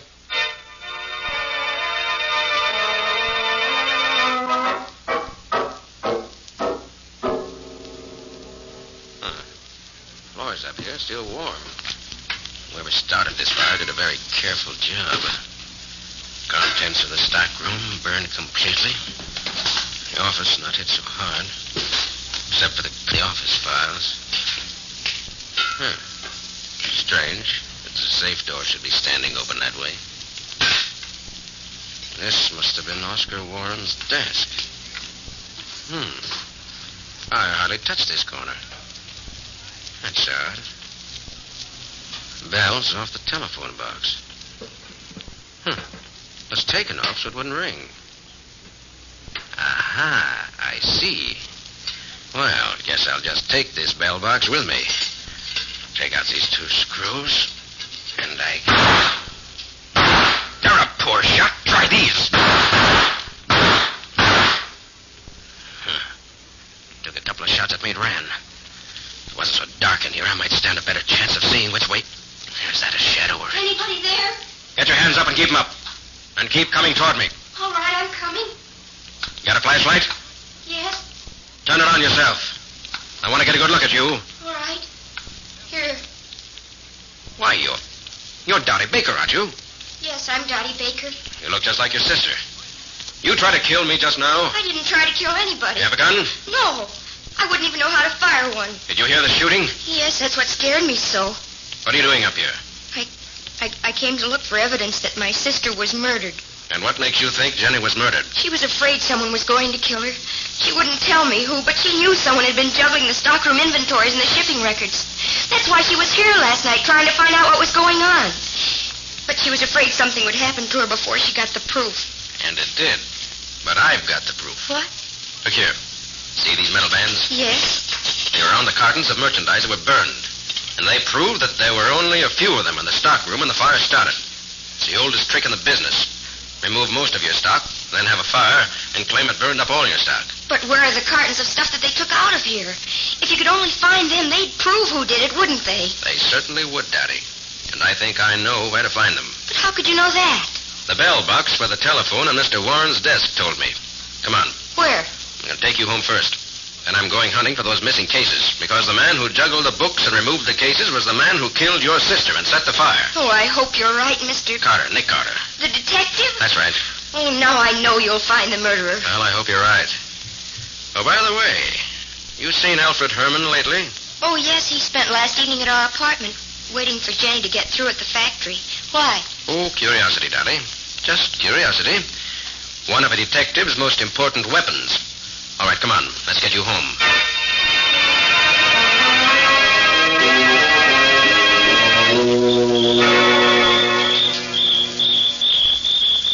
Now, listen carefully, Betsy. Judging from the light on the second floor there, although Mr. Oscar Warren should be in bed, he's still up. Which makes it more dangerous for you. Yes, but I'm going to have a look in his basement just the same. I'm sure I'll find the missing cartons there. And if I do, the case is over. So I'm going to let myself in while you keep a lookout here. I can't tell you what to look for, so just keep your eyes open. Okay. Now, listen, Patsy, we're up against something very dangerous in this case. So take care of yourself while I'm gone.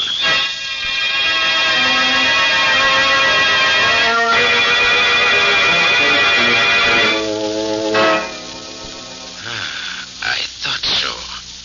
Must be nearly 100 cases piled up against the back wall of this basement, which will send Mr. Oscar Warren... Stop that gun! Get your hands up! Turn around, face the wall. It'll be hard to make my death look like an accident right here in your own house, Mr. Warren. They'll get you if you try it. Why, it's Mr. Carter. I thought you were a burglar. What are you doing here in my house without permission? Looking over your stock of buttons. You have a permit to store this inflammable stuff here? Look, Mr. Carter, I told you Herman was pulling some funny business. These boxes are each supposed to contain $200-300 worth of buttons. Look, I cut one of these cases open. You see? They're full of junk, rubbish. Herman steals the buttons, fills the boxes with this stuff. Then he ships them, and we got to make good. $25,000 we lost already. Why didn't you have him arrested? I couldn't catch him doing it. It's no go, Mr. Warren. Alfred Herman has an airtight alibi. Have you? I was at the movies. All right, Mr. Warren, you and I... Fire! There's fire all over the place. Yes, that must have been a firebomb. Out this way. The outside door is unlocked where I came in. This way. I can't see. The smoke. Here, I'll get you out. Come out.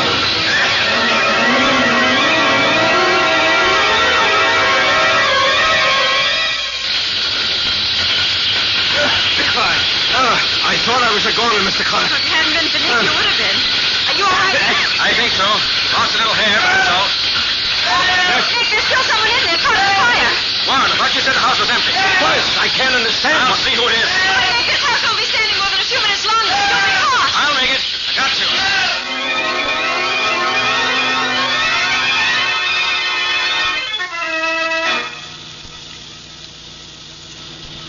I admit you saved my life, Mr. Carter. I'm very grateful.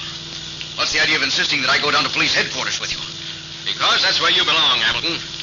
I know now that you're the one who bound and gagged Jenny Baker and then set fire to the factory. What? You're crazy. That's absurd. You! It could be. Of course. Yes, it was you, not Herman. You had a key. You could get at the stock in the books. And I owe you money, too. So it was you, my lawyer. He's no lawyer, Mr. Warren. I looked him up. He was disbarred some years ago. It was you, Dan Hamilton, who got me to bring these cases of scrap celluloid to my house. You said it would be evidence against Herman. This is ridiculous. Why, at the time the police say the fire started, I was at headquarters reporting Herman's threats against Mr. Warren. I'll bet you set off that firebomb in my basement to kill Mr. Carter and me. I'm quite sure he did. But he didn't realize how fast the fire would spread, and he almost got caught in it himself. Going through Mr. Warren's papers, weren't you, Hamilton? This is all too fantastic, Carter, but if you insist on my going along with you, you won't mind if I call my office first, will you? Who'd be at your office at 3:30 in the morning? Well, the cleaning woman. I could ask her to tell my secretary where you're taking me. So you want to call your office, do you? Well, I'll tell you what. Let's go to your office instead. Oh, no, that won't be necessary.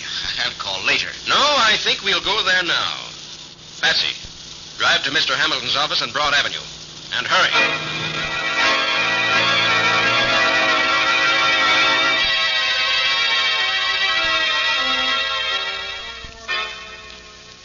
All right, Hamilton. Open the door. And no tricks. Very well. Nick, look. Alfred Herman. Yes, Herman. And very dead.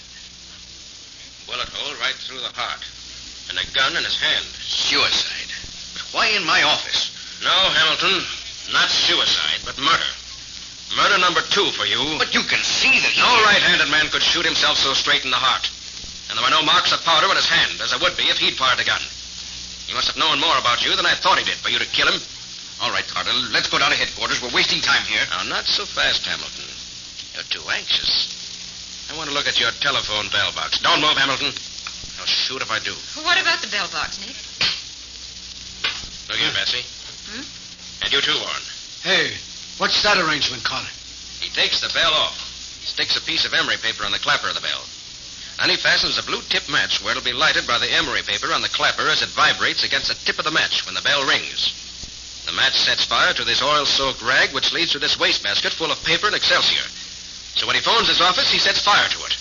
The body is burned up, together with all the papers and files that might incriminate him. Is that how he set fire to the factory? It is, Patsy.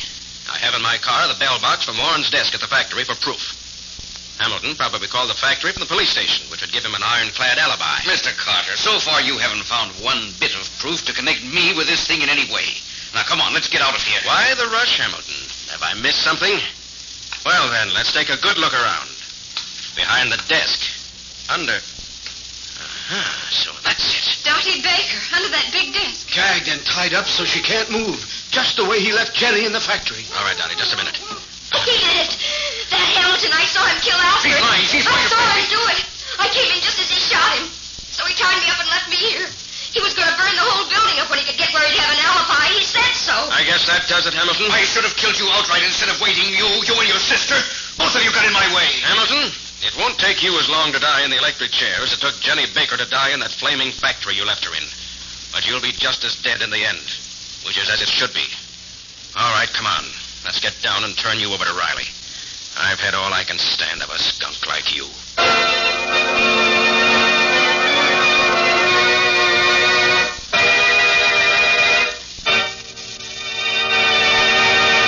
In just a moment, Nick and Patsy will bring you a preview of next week's exciting case.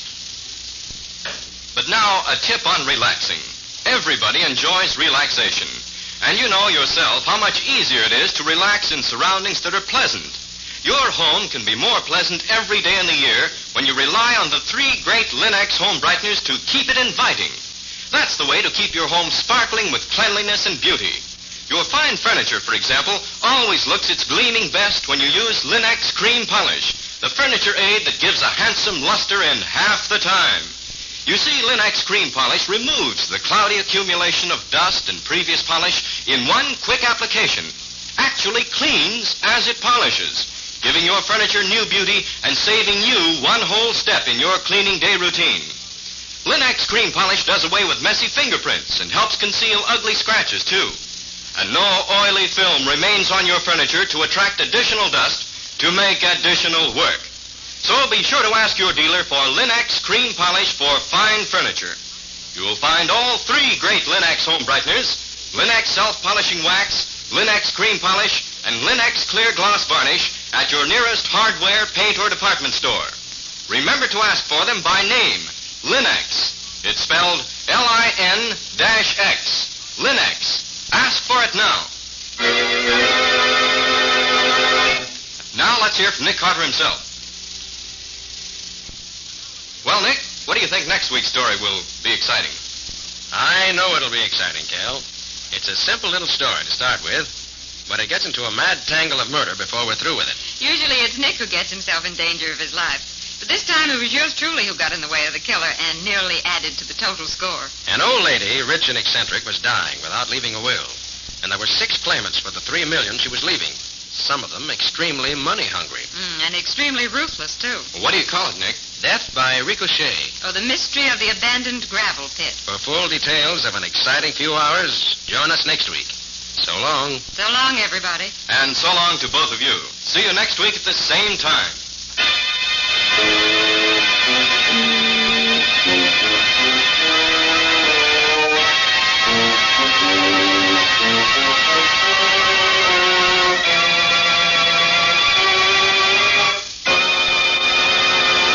Next week at the same time, listen to another curious experience of Nick Carter, Master Detective, entitled Death by Ricochet. Or Nick Carter and the mystery of the abandoned gravel pit.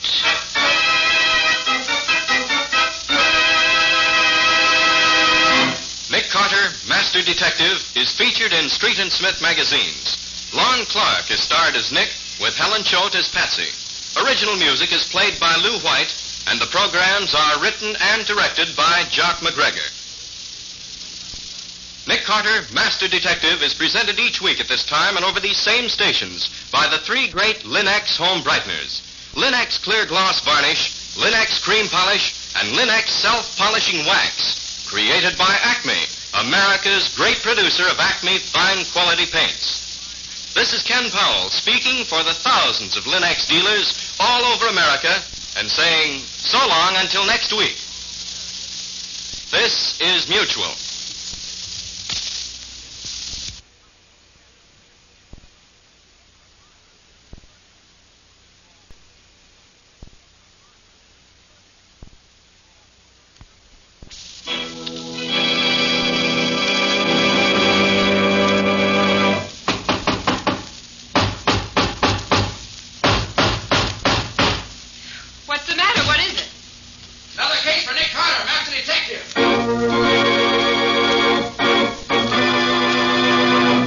It's another case for that most famous of all manhunters, the detective whose ability at solving crime is unequaled in the history of detective fiction. Nick Carter, Master Detective, presented by the 3 great Linux home brighteners. Linux Clear Gloss, Linux Cream Polish, and Linux Self-Polishing Wax. Created by Acme, America's great producer of Acme quality paints.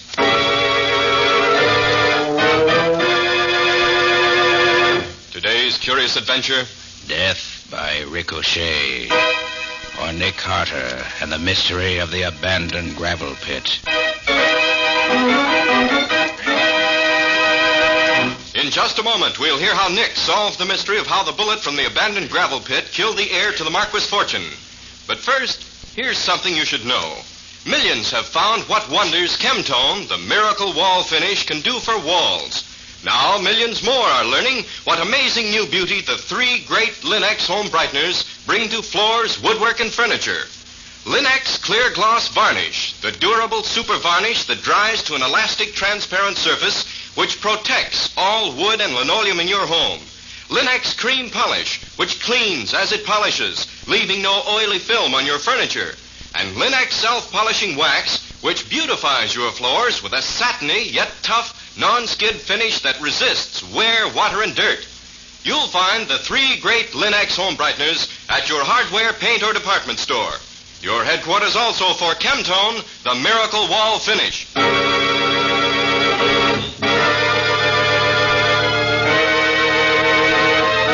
And now for today's mysterious adventure with Nick Carter.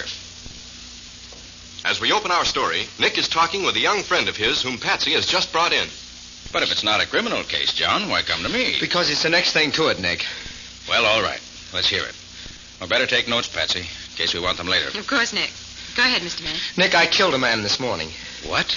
Oh, it was an accident, of course, but he's dead just the same. Oh, tell me about it. What happened? Well, I was shooting in the old gravel pit back of my place on the highway. I've been shooting there a lot, getting ready for the pistol meet that's coming up. Well, this morning I was practicing out there when one of my slugs hit something and ricocheted. I never dreamed that a ricochet could get out of the gravel pit, but this one did, and traveled as far as the Marquis estate. You mean the Clara Marquis estate? Yeah, that's right. And the man I killed was her son, Randolph. Well, that certainly ought to make front page copy. I should say so. Patsy, get me her file out of the file room. Coming right up, Nick.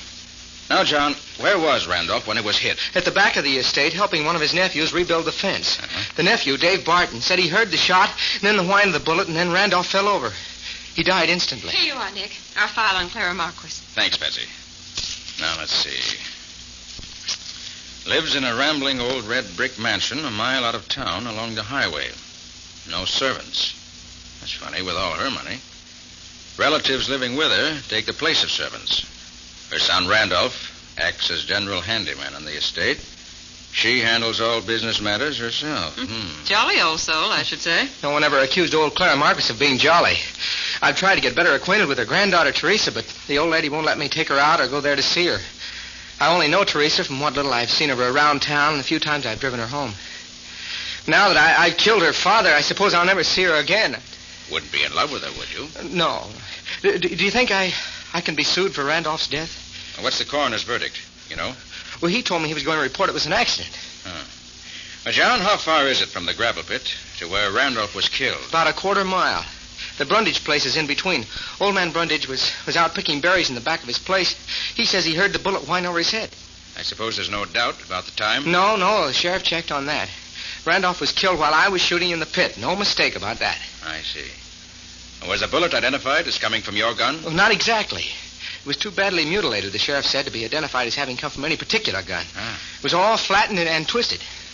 Well, from what you tell me, John, it looks as if you're responsible, all right. For the funeral expenses and so on, at least. Well, I know that, Nick. I just want to be sure I don't get hooked for what money I've got saved by a damage suit later on. That's why I want you to investigate this for me right away.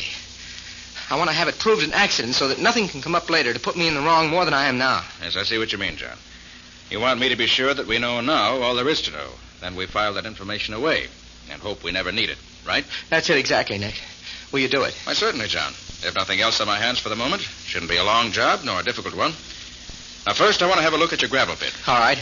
I won't be there, but Mother will let you in. I don't suppose there's any chance I didn't fire the shot that got Randolph. Now, the chances are you did, John. I want to determine the degree of negligence involved. If there's none on your part, you can hardly be held liable for the accident. Okay, Nick. I'll leave it to you. I'll be seeing you. Right, John. And don't worry. I think I can clean this up for you.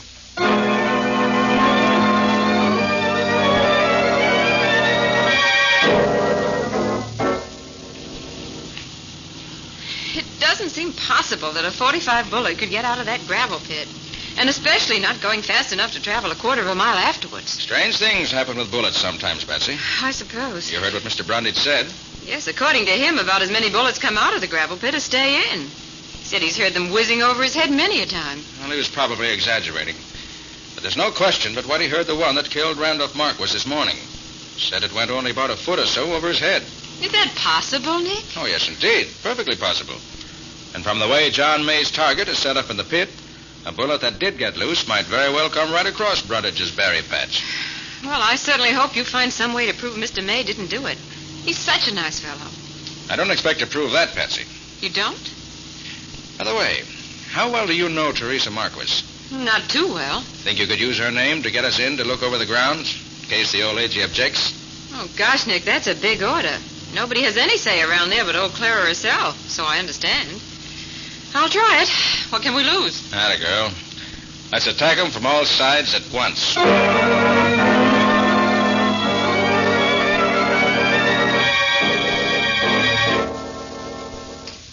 It's so nice of you to see us, Miss Marquis. This is Nick Carter. He's acting for John May.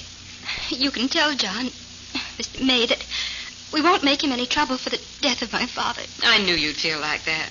You can also tell him I never want to see him again. Now, Teresa, I'm afraid you're blaming John May for something he couldn't help. We've just been to look over his gravel pit, and it seems utterly impossible that a bullet could get out of there and travel so far after getting out. I'm sure... If you're trying to tell her what happened wasn't May's fault, you can get going. And right now. How do you do? I'm merely trying to find out just how it did happen. Mr. Carter, this is my cousin, Dave Barton. He was with my father when he was killed. You're in charge here, Mr. Barton. I'd like your permission to examine the grounds around where Randolph was killed. Nobody's got the rights to say who can snoop around here but Clara Marquis herself. Surely she could have no objection to... You'll have to get out. Dave, if you won't show Mr. Carter around, I will. I know Grandmother wouldn't mind. You're a fool, Teresa. But, well, come on. If I can do anything else for you, let me know.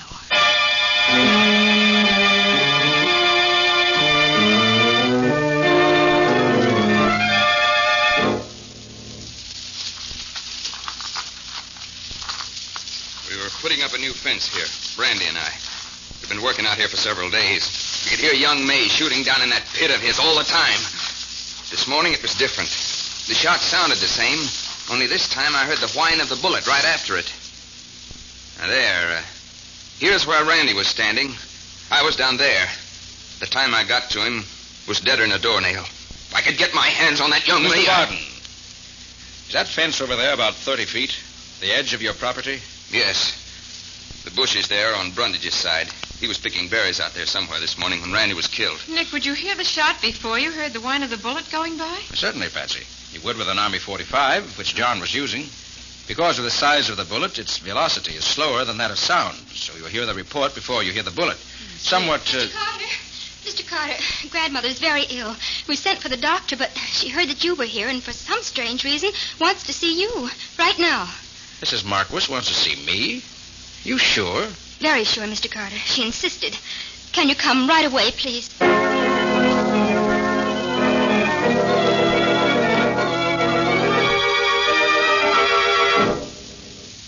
I've heard about you, Nick Carter. I never thought I'd have any reason to hire you, but it's a strange world. I think heaven sent you here today. Well, Mrs. Marquis, I've been called many things, but never heaven sent. There you are this time. My time has come at last. I know it. Dr. Sutton always said a shock would finish me, and Randolph's death has done it. I know. Nonsense, Mrs. Marquis. You'll live for years yet. Rubbish. I'll be dead by tomorrow. And I want you to make a will before I go. That's why I wanted to see you alone like this. But, madam, I'm not a lawyer. I know what you are. And I know you're honest. You can draw up a will, can't you? Oh, yes, of course I can. Very well, then. Do it. I've never had a will, and I want one. Oh, very well. If you'll tell me what disposition you want made of your property, I'll draw it up for you. Well, that's easy. Half my estate goes to Teresa. The other half is to be divided equally between my other 5 grandchildren. I see. And who's to be executor? Teresa. She's the only one of the whole bunch I'd trust. Of course, I'll have to have the names of the 5 grandchildren. Of course you will. Of course you will. They're Bartons. David, Forrest, and Jack. And the twins, Myrtle and Hazel. Very well, Mrs. Marquis. I'll have this ready for your signature in the morning. No, morning nothing. You'll have it ready for me just as soon as you can get it written down on paper. There's an old typewriter in the library you can use. Now, hurry up, Mr. Carter, and let's get this over with.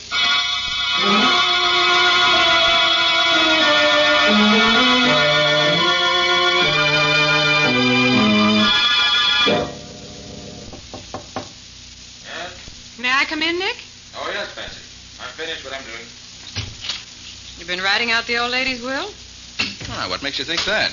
I can't think of any other reason why you should lock yourself up in this musty old library and spend an hour pounding on a typewriter. You're quite right, Patsy. But keep it to yourself. Does she take good care of Teresa? None of your business, my inquisitive young assistant. All right, suit yourself. I came to tell you the doctor's here. He says you'll have to wait before you can see Clara. She's lapsed into a coma. What? Says she may come out and she may not. But if she does, her mind will be clear enough to sign the will, in case that was what you wanted. Oh, what a bunch of mind readers around here. Okay, I'll wait. Oh, by the way, Nick, we're invited to dine with the Bartons tonight. Oh, good. I'm getting hungry. You haven't seen the rest of them yet. Maybe you won't be so happy about it when you do. Why? You seen them? I'll say I have. Besides Dave Barton, the man we met when we first got here, there's Forrest. He's sort of a dope, apparently. And there's Jack, a rather good-looking kid of about 20. And, last but not least, there are the twins, Myrtle and Hazel. They cute? Cute. They're 30 if they're a day. They look 40 and act 50. They're a pair, no mistake. And incidentally, we're eating in the kitchen, if it interests you. Where we eat is secondary, Patsy. It's the eating part of it that really interests me. That kitchen is something, too. I just saw it. It's the most home-like part of the whole house. Cozy and comfortable. I don't think it's a bit bigger than Madison Square Garden. And with a shotgun behind the door to add just the right touch. Now, Patsy, I want you to take care of this will I've drawn up. The moment old Clara comes to, have her sign it. And if you're fond of Teresa, pray that the old lady does come to before she dies. All right, Nick, I'll take care of it. Good. Now I'm going to call John May and tell him to come here to the Marquis estate about 8 o'clock. Well, why do that, Nick? You may start something. Maybe, but I think it's the wise thing to do. I want you to find Teresa and persuade her to go and meet him in the drive when he blows his horn twice. Now, that's important. Okay, Nick. She's to meet him in the drive when he blows his horn twice.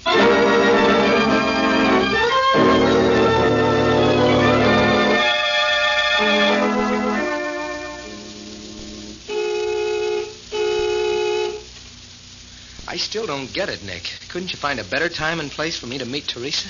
A better time, perhaps, but not a better place. John, I want you to take Teresa away from here at once. Are you kidding? I am not. The odds are that you'll be saving her life. Before morning, she may be in deadly peril. Believe me. Okay, Nick. I'll take her. If she comes. Oh, John. John. Teresa. Oh, darling. John. Which is my cue to...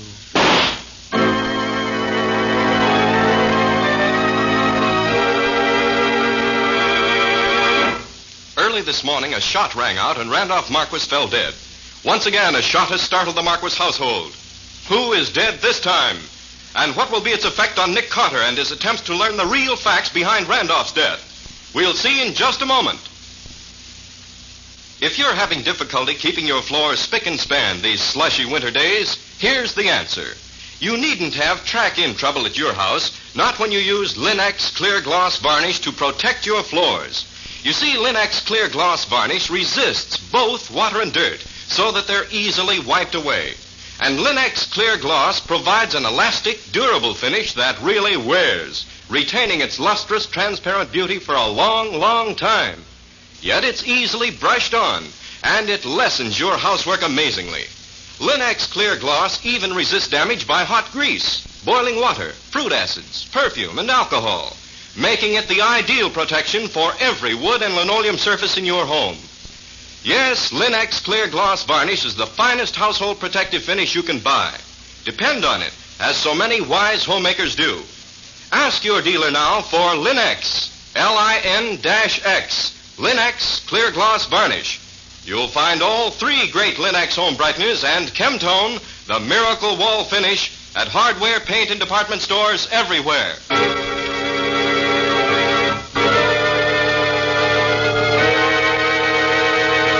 And now, back to our story. The report of the shotgun, which startled Nick and the rest of the Marquis household, seemed to come from the room where Clara Marquis lay dying. Nick and Patsy raced to the door of the room, only to find the twins, Myrtle and Hazel, standing in the doorway, staring fascinatedly at the old lady's bed. What's happened? What was... Don't look at her, Patsy. Oh. Oh, it's ghastly. Her face has been blown away. Why, she's... Why, Dr. Sutton. Dr. Sutton. What's happened to him, Nick? Why, he's out cold, Patsy. Oh. A blow in the back of the head, I should say. Dr. Sutton. What's happened to you, Doctor? I don't know. I was alone here with a patient. Something hit me. That's all I know. I don't even know where whoever hit me came from. Well, whoever hit you did for the old lady, all right. Did either of you girls see anything? No. Where are your brothers? Where were they when this happened? Oh, come on. You might as well tell me if you know. Oh, all right. I'm going to call the sheriff's office. Do you suppose you two could sort of stay here with the body until someone gets here? We'll stay. Well, there's nothing more I can do for her now. I think I'll get some fresh air. Want to step outside with me, Mr. Carter? Why, of course. I'll be right with you. Oh, Patsy. Mm-hmm. Will you pack up the doctor's things and bring them out to the car? Surely, Nick. All right, Doctor. Let's get out of here. Terrible thing, Mr. Carter. Terrible. Yes, it is. Poor old lady. She wouldn't have lasted the night anyway. What I wanted to tell you was this. Patsy said it was very important to Teresa to get that will signed. So I gave the old lady an injection which revived her long enough to read the will. Then she signed it, and Patsy and I witnessed it. Was that right? Perfect, Doctor. Perfect. You have the will now? No, I gave it to Patsy. What? Well, you trusted her with it, so I did. Clara's murderer finds Patsy, has it? Patsy will be the next victim. Oh. Come on. I wonder if she's still in Clara's room where we left her. I didn't know. I should have... Patsy. Patsy. She's not here. Do either of you twins know where she went? No, she left. We thought she was with you, didn't we, Myrtle? Yes, we thought she was with you. Oh, come on, Doctor. We've got to search the house. There's no time to lose.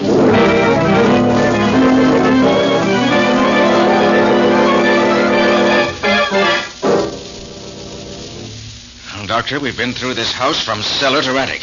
She's not here anywhere. I don't like it. How about the carriage house? There's a light upstairs there. Oh, yes, so there is. Well, let's have a look up there. Oh, that's funny. John May's car's still here. Yes. Didn't take Teresa away after all. I wonder why. Well, I hope we find Patsy up here. Merciful heavens. Oh! Martin, stop that. Let John alone. You keep out of this. This dirty murderer's getting what coming to him. The law won't do nothing to John May, but we will.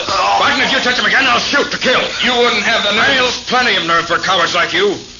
All right. You're on top for now. But we'll get him later. See if we don't. How do you two? Forrest and Jack, let Teresa go. All right. Take that gag out of her mouth. Be quick about it. Oh, Mr. Carter. Oh, thank heaven you've come. Oh, Doctor, you better have a look at May. He's pretty badly beaten up. Only thing holding him up are the ropes tying him to that post. Yes. He's in a pretty bad way.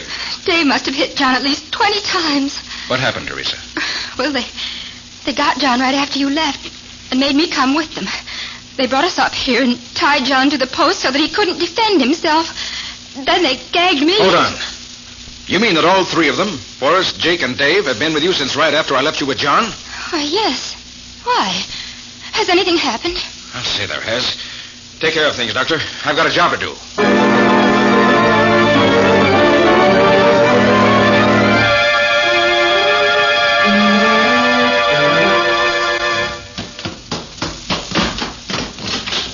Well, where is she?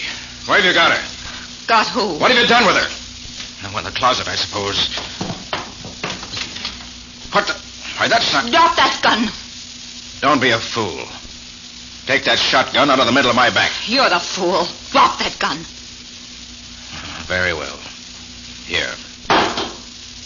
Since the body in the closet is that of old Clara, I suppose you must have Patsy under that sheet on the bed. Yes. What have you done to her?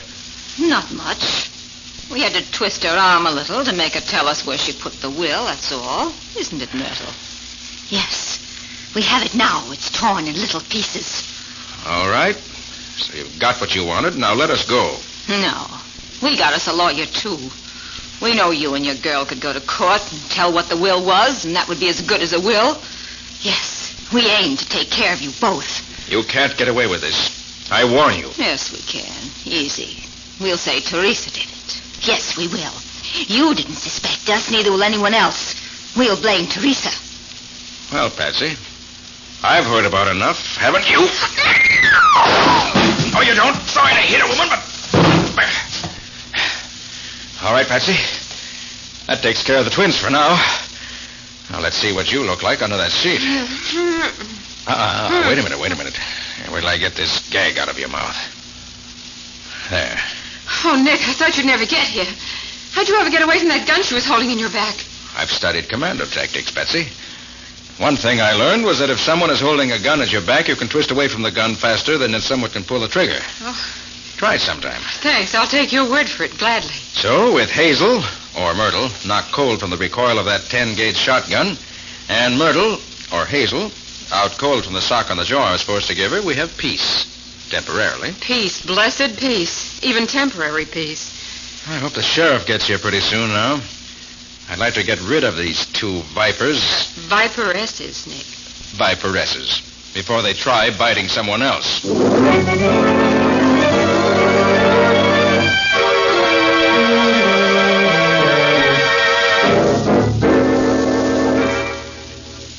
They had me fooled completely at first, Sheriff. I didn't believe either of those twins could handle as big a gun as a 10-gauge shotgun. Yet I felt sure, as soon as I saw that shotgun, that the .45 bullet that killed Randolph Marquis came from its barrel. But why? Old man Brundage said he heard it whine over his head. Well, the whine of a ricocheting bullet, John, is one of the most deceptive sounds in the world. You can't tell really where it comes from. But I was right with Randy. I didn't hear any gun fired close. It was fired from the gravel pit, and the bullet came whining. Of course it did, Barton. The twins were clever enough to pick a mutilated bullet out of the gravel pit where John May shoots. They loaded it into a 10-gauge shell and fired it from behind the bushes on Brundage's property. The bushes acted as a silencer, probably. Both Brundage and Dave heard the whine it set up and assumed it was a ricochet from the pit. Who'd ever think a woman would figure out a way to load a 10-gauge with a banged-up bullet and then lay for a guy and shoot when somebody else shoots a quarter mile away? Why did they do it, Mr. Carter? Money, Teresa. Money they'd inherit from your grandmother, Clara Marquis. But I don't get it, Nick.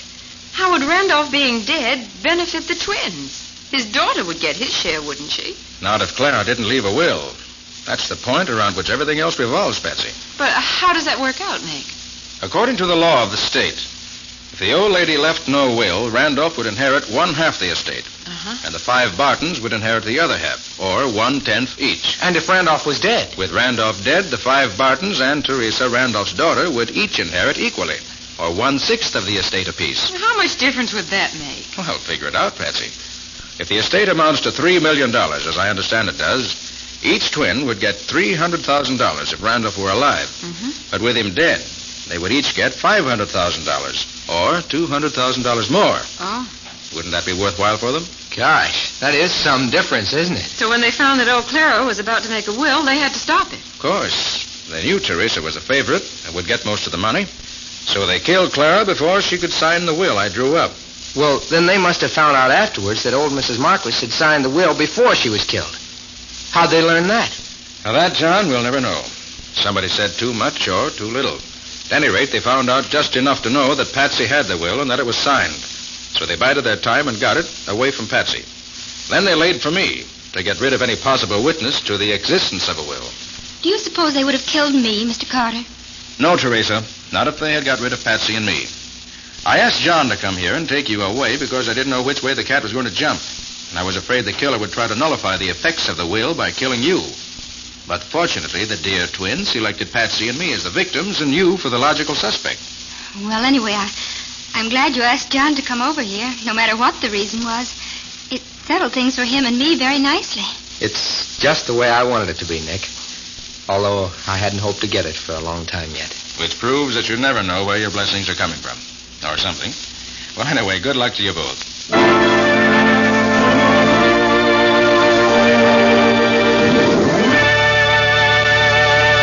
In just a moment, Nick and Patsy will bring you a preview of next week's exciting case. But first, here's a suggestion. On a winter night, as the family gathers cozily at home for an evening of fun together, every moment is more enjoyable when home looks its inviting best. And it always does when you depend on the 3 great Linux home brighteners to keep woodwork, floors, and furniture sparkling. Your furniture, for example, regains its original gleaming beauty when you use Linux Cream Polish. For Linux Cream Polish cleans as it polishes, removing in one quick application all the cloudy accumulation of dust and previous polish. Yes, you save one whole step in your cleaning day routine when you use Linux Cream Polish on your furniture. It's truly the modern shortcut to furniture upkeep, taking only half the time. You'll find that Linux Cream Polish banishes messy fingerprints from your furniture, helps to hide ugly scratches, too. And there's no oily film on your furniture to attract more dust, to make more work. So do ask your dealer for Linux Cream Polish. Ask for all 3 great Linux home brighteners. Remember, that's Linux, spelled Lin-X. You'll find them all. Linux self-polishing wax, Linux cream polish, and Linux clear gloss varnish at your nearest hardware, paint, or department store.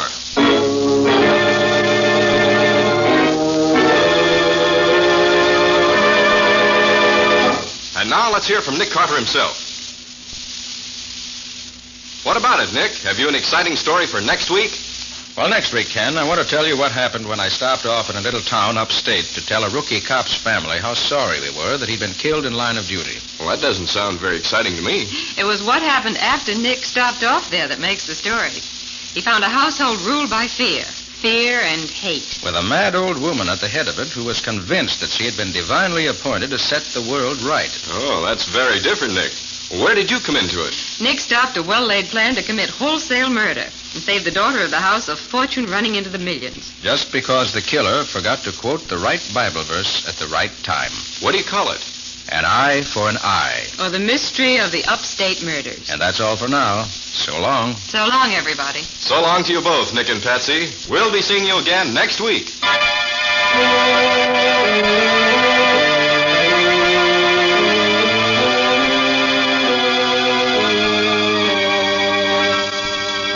Next week at this same time, listen to another curious experience of Nick Carter, Master Detective, entitled An Eye for an Eye. For Nick Carter and the mystery of the upstate murders.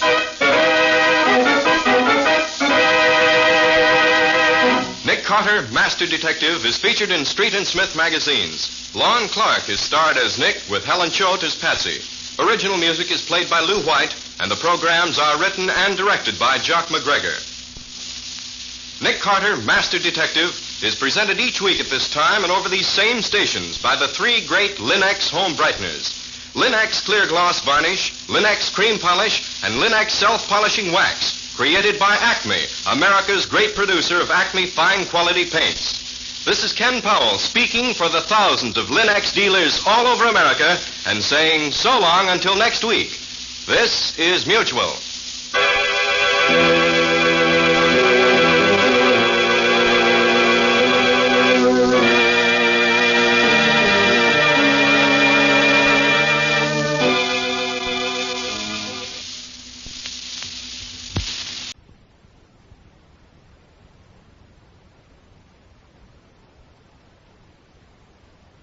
The Linux Show, starring Nick Carter, Master Detective.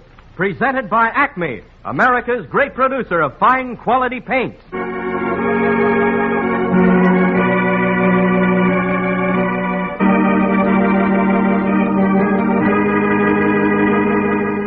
This is the story of a man known the world over as one of the most daring and resourceful characters in the history of detective fiction. A man whose name has become a symbol of the triumph of right and justice over the sinister forces of crime and lawlessness.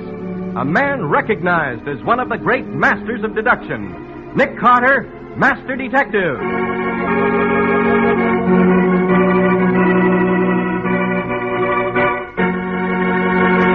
Today's exciting case, The Vanishing Postman. Another exciting chapter dramatized from the life story of Nick Carter.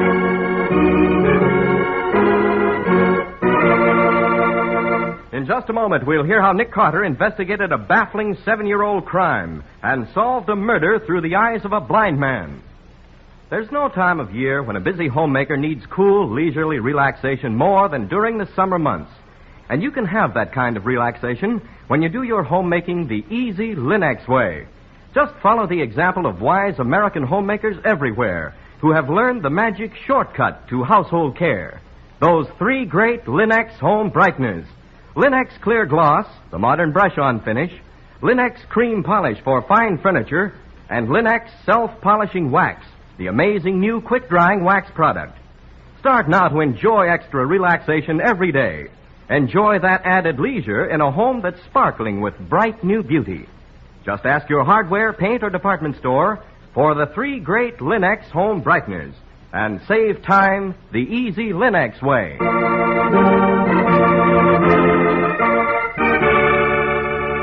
And now for today's exciting case from the life of Nick Carter. Rain has rolled in across the great city again today. The black skies thunder and crackle with lightning. The streets are glossy and slippery as glass. As Nick and Patsy drive homeward in the detective's powerful car, a torrent of rain beats against the windshield when suddenly... Nick, look out! That car! Oh, Nick! Oh. You all right, Patsy? I guess so. Oh, golly, I was scared. Lucky we went into this alley when we skidded off the street. Yes, and lucky that pile of rubbish cushioned the crash. Might have had a bad crack up. Oh. Hey, wait a minute. What is it?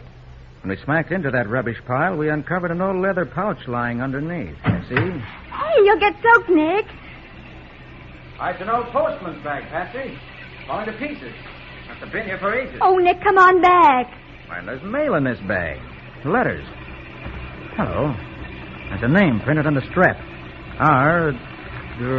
Draper. Oh, it's probably the name of the postman. And look at these letters, Patsy. They're postmarked August 1938. 1938? Then this bag's been lying here 7 years. Hey, look here, Patsy. What, Nick? The buckle from the strap has fallen into the pouch. There's a bit of metal wedged in the buckle.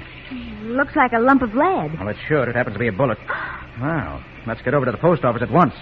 I'm afraid the explanation of this undelivered mail may be murder.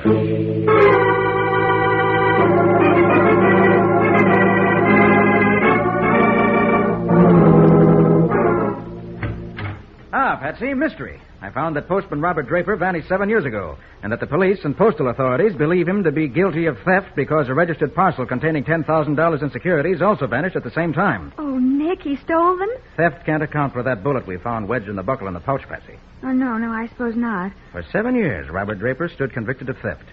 Well, I'm going to find out whether he's guilty. But how are you going to dig up evidence on a case that happened 7 years ago? Going to get special permission from the postmaster to deliver this mail that should have been delivered 7 years ago.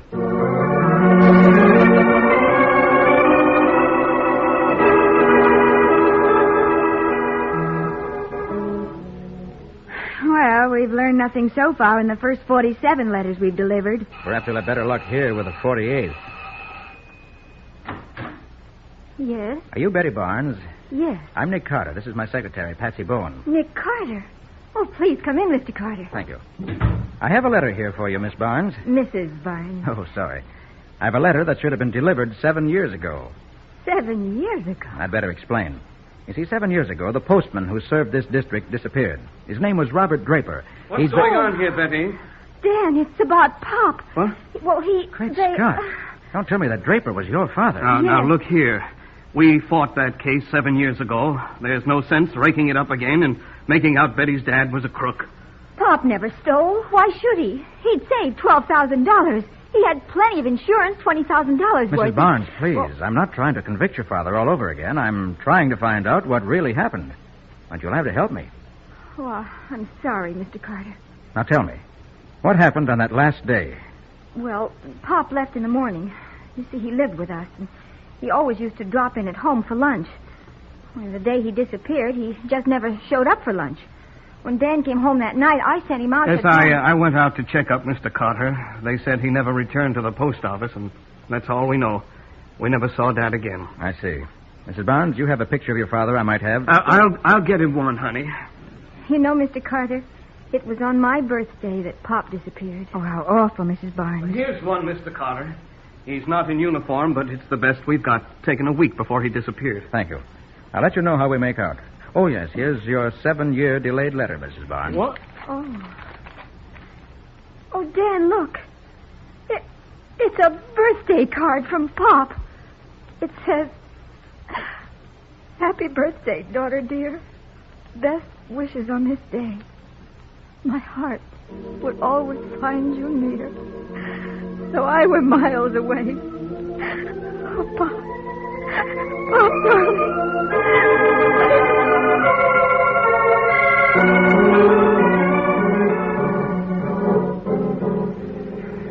But, Nick, we've delivered 17 letters since we left Mrs. Barnes, and not one of them knew a thing. It's all right, Patsy. We're not doing badly at all. We've got a picture of Draper, and we know he had no motive for stealing those securities. Somebody else in this trail of letters will help us along further. Well, this one's for Ben Kramer, care of Kramer's Garage, 118 Land Street. Well, this is it. Let's go in. Mm-hmm. Mr. Kramer doesn't seem to be around. Now, wait a minute. I hear voices back there. Come on. You already got back double what you owe me. Now, just give me a break, Shelley, please. That's all I ask. Begging, Kramer, will you? I collect what's coming to me. But I can't keep on paying. It's breaking my back. I'll break your back if you try to welch, Kramer. I give you the price before you took my dough. 1 for 10 a week. I can't do it, Shelley. I don't like to intrude, gentlemen, but I'd like some information. Who are you, wise guy? Nick Carter's the name. Nick Carter. Hey, Kramer, did No, you... honest, Shelley. Nick, what's going on? Nothing, lady, nothing. I'll be going, Kramer. I'll see you later.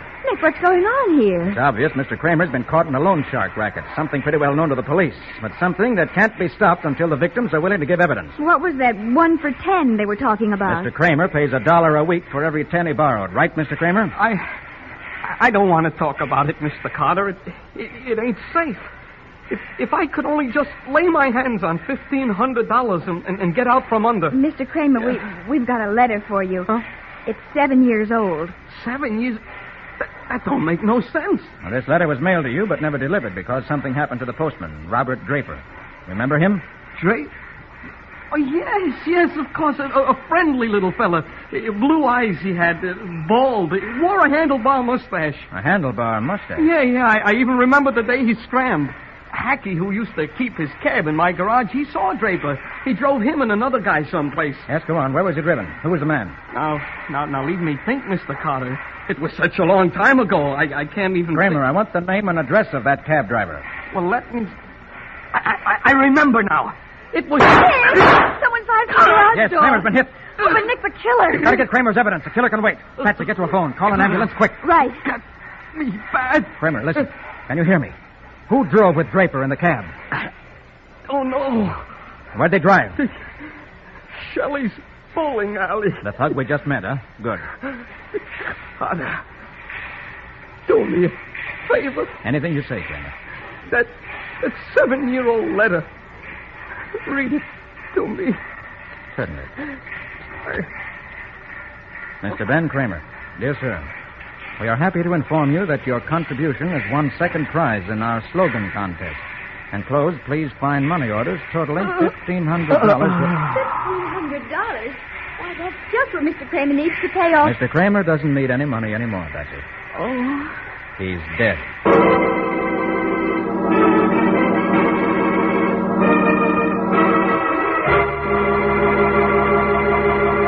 Birthday greetings, 7 years old, and now murder from a delayed mail delivery. What new and strange developments will arise from Nick's odd mission? We'll see in just a moment. The wisest worker is the one who saves as much work as possible, yet gets the job done. That's efficiency.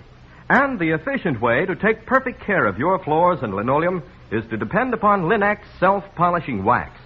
Try it just once and prove to your complete satisfaction that here is the ideal way to new beauty for your floors. It takes only a jiffy to wipe Linex self-polishing wax on any hardwood, linoleum, or rubber tile floor, and it dries without tiresome rubbing to a handsome luster. You'll notice that Linex self-polishing wax gives that satiny beauty only real wax can give. You'll find, when you step on that floor, that Linex self-polishing wax is the anti-skid finish, for your floor will be less slippery than it was to start with. This fact has been proved by the underwriters' laboratories. And you'll be delighted with the way the finish lasts, for Linex self-polishing wax has the highest possible content of genuine carnauba wax. Yes, this new formula, developed by leading research chemists to give you the finest, is well worth trying. And once you've tried it, you'll follow the example of all those wise American women who use it regularly. So ask your dealer now for Linex self-polishing wax. For all 3 great Linex home brighteners, the modern shortcuts to household beauty.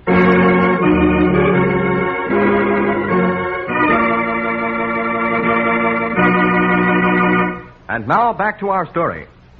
Investigating the strange disappearance of Robert Draper, postman, accused of absconding with registered securities he was carrying, Nick and Patsy pick up the trail of the old mystery by delivering mail found in the postman's abandoned pouch. Now we find them in the street after the sudden murder of one of their witnesses. What do we do now, Nick? Wait for the homicide squad to arrive? Oh, no. Sergeant Matheson will only hold us up, call us material witnesses and all that. Now, I want to get on with the case. At the Shelley bowling alleys? No, not yet, Patsy. We haven't enough evidence for a direct frontal attack on Mr. Shelley. Oh. Let's get on to the mail delivery. There are more clues waiting for us to pick them up. Who's next? A postcard addressed to Mr. Parker Flint, Homewood House. Homewood House, huh? Mm-hmm. That's the exclusive apartment house in the corner facing the river. Uh-huh. Come on. Let's see what Mr. Flint can tell us.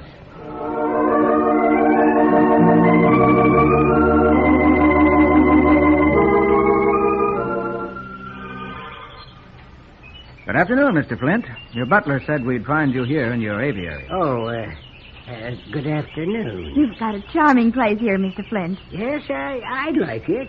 I suppose I look silly pottering around a glass house filled with a lot of birds, but, well, I like it.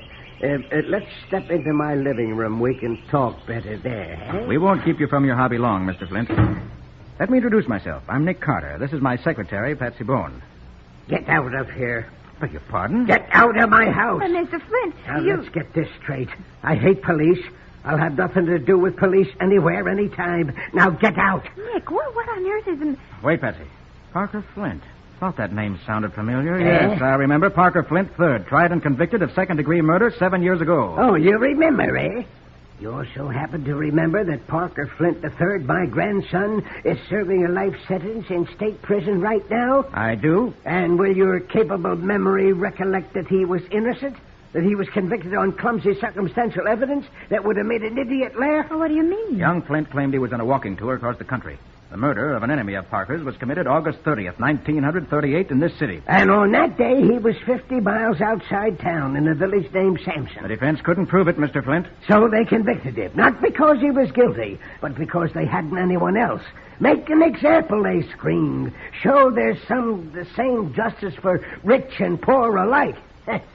They made an example, all right. And then you'll be interested in the case I'm working on, Mr. Flint. Eh? Another man runs the risk of unjust conviction. I'll have nothing to do with the police. Go on, get out. But Nick's not a policeman. Mr. Flint, justice sometimes miscarries.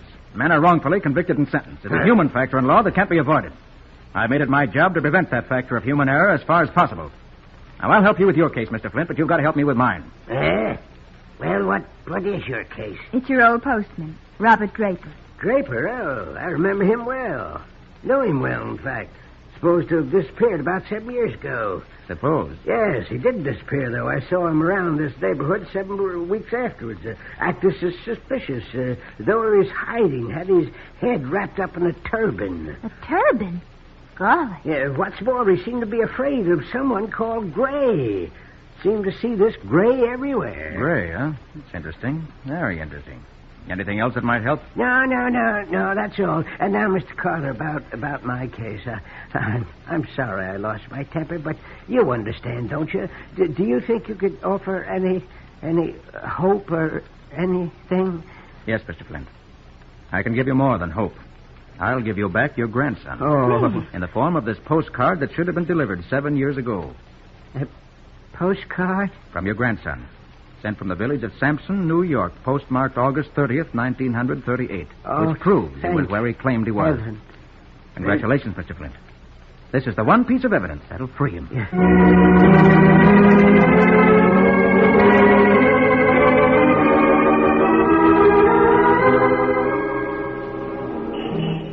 Well, Nick, how do we stand? Any closer to the vanishing postman? Yes, indeed, Patsy. Mr. Flint brought us a good deal closer. How so? That turban, for one thing. It's very significant. And Draper's fear of someone called Gray, even more so. But we haven't come across anyone named Gray so far. Now, hold everything, Patsy. Here's our next stop. Residence of Miss Jennifer West. Miss West's got a 7-year-old package coming to her. Well, let's hope we can trade it for information.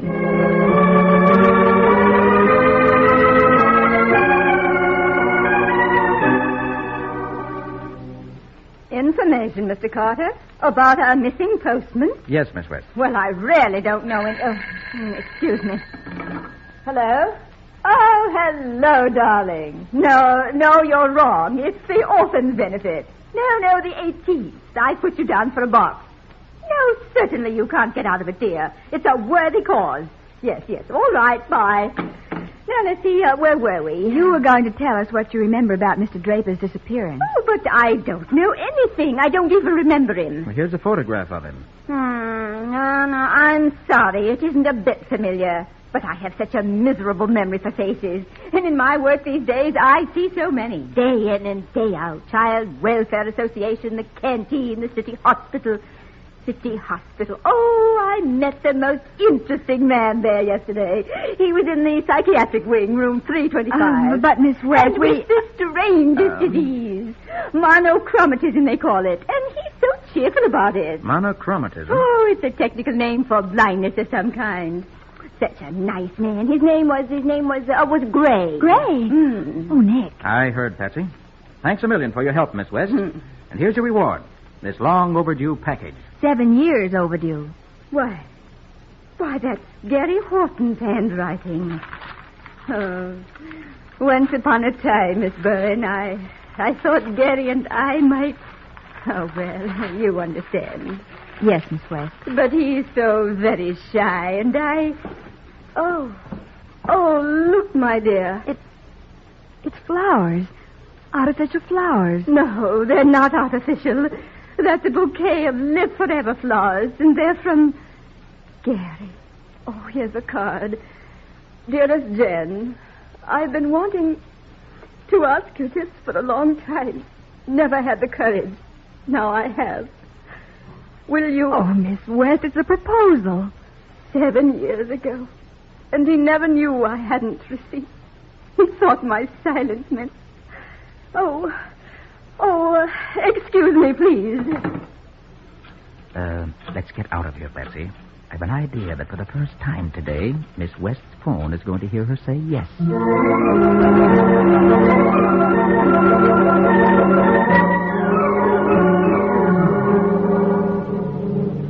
So now we're headed for Shelley's bowling alley. Huh, Nick? Right. But why now? Why don't we hustle up and see that man Gray? The one Draper was afraid of. You'll see. Huh? Here's where we stop. Let's go. Nick, what happened to the postman? Was he murdered by Shelley? Did Shelley murder Kramer, too? Come on. Golly, what a busy place. And there's our old friend, Mr. Shelley. Mm-hmm. Hello, Shelley. Mind if we have a chat? Now, look, don't come pussyfooting around my place. You got nothing on me, Carter. Oh, that's what you think. Bluffing ain't gonna do no good. Don't try and tell me Kramer talked. He knows better. Kramer can't talk. He was murdered. He was what? Murdered. Shot to death. You're lying. He was murdered in an attempt to keep me from uncovering the secret of Robert Draper's disappearance. Draper, the postman? This is a frame-up, Carter. Still innocent, huh, Shelley? Well, suppose you come over to the city hospital with us. Oh, city hospital, eh? Now I know it's a frame. I heard one of your plainclothesmen calling City Hospital this afternoon, finding out the visiting hours, getting a beautiful frame-up all worked out, and from my own joint, too. What's that? I ain't taking cards on this deal, Carter. I'm getting out of here. Nicky, he's running out. Aren't you going to go after him? Patsy, what time is it? 5 of 8. And we've got 5 minutes. Visiting hours starts at 8 at the hospital. Nick, what are you talking about? I never thought he'd go that far, Patsy. Come on. We've got to stop a visitor at the hospital tonight. Who? His name is Death.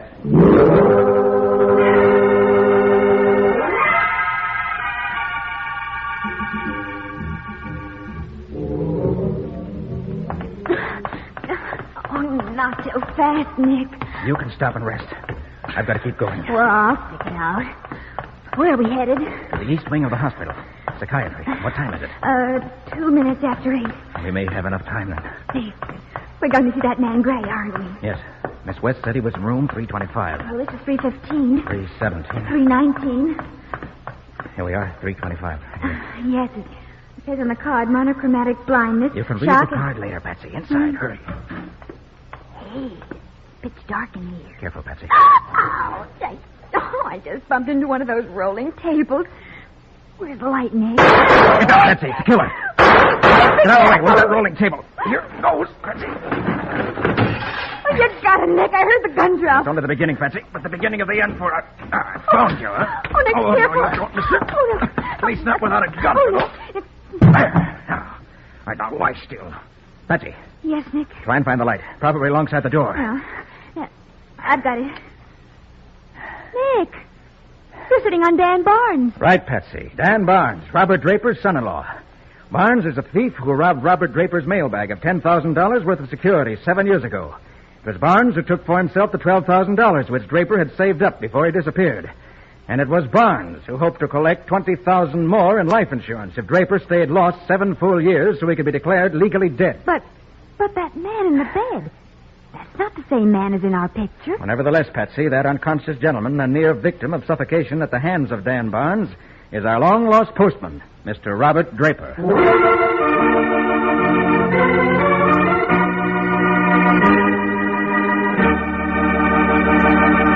In just a moment, Nick will be back to give you the final details of today's story and tell you how he was able to locate the vanishing postman.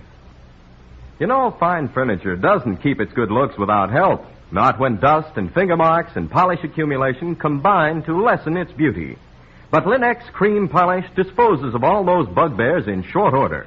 For Linex Cream Polish actually cleans as it polishes, renewing your furniture's original handsome appearance in one quick process. Yes, Linex Cream Polish cuts your job in two, saves one whole step in your cleaning day routine. It even acts as insurance against future work, for Linex Cream Polish dries hard, leaving no oily film to attract more dust. So begin now. Get Linex Cream Polish and learn for yourself the modern way to caring for fine furniture. You'll find all 3 great Linex home brighteners, Linex Cream Polish, Linex Self-Polishing Wax, and Linex Clear Gloss, the longer-lasting brush-on finish, at hardware, paint, and department stores everywhere. And remember that your dealer is headquarters also for Chemtone, the miracle wall finish that lightens and brightens your home at an average cost of just $2.98 a room. Chemtone covers in 1 coat, dries in 1 hour.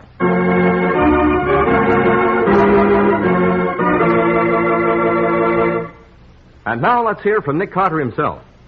Nick, I still don't understand. What happened to Draper 7 years ago? As I see it, here's the story, Patsy.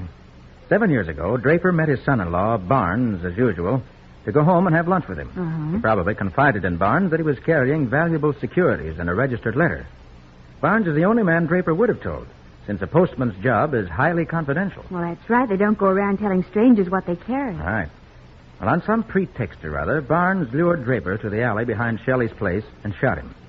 Then he took the securities from the bag and left. He thought he'd killed Draper, but the bullet only creased Draper's head, rendering him unconscious. Oh, then what happened? Draper recovered consciousness, but he was badly wounded. The shock of the wound produced amnesia, and the wound itself produced a brain condition called monochromatism. That's day blindness.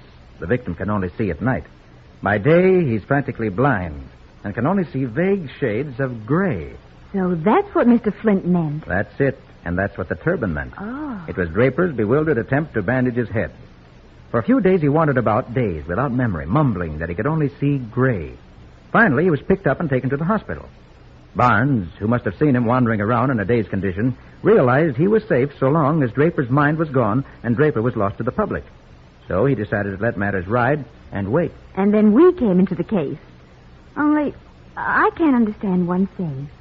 Why didn't anybody identify the picture of Draper when you showed it to them? Because it wasn't Draper's picture. What? I realized that when Kramer told me Draper had a mustache, remember? Mm-hmm. Barnes was alarmed when he learned we were on the trail and cleverly handed us a photo of another person, hoping it would throw us off the scent. Oh. Then he followed us as we delivered the mail, waiting to see what would happen. And it was he who shot Kramer just as Kramer was about to give us the information we wanted. And when it became evident we were tracking Draper down, his hand was forced. And then he went to the hospital to try to murder him a second time. Right, Patsy. Unfortunately, Barnes didn't realize that murder is bad medicine. It never cures anything. Not when you're around, Nick. Well, Nick, what's the story for next week? You remember the case of the frightened social director, Patsy? The man who scattered torn newspaper in preparation for a paper chase and found... Oh, yes, I remember. The next morning when the paper chase started, they found that one of the trails was made of torn $10 bills. What are you going to call the case, Nick? The Factory of Death.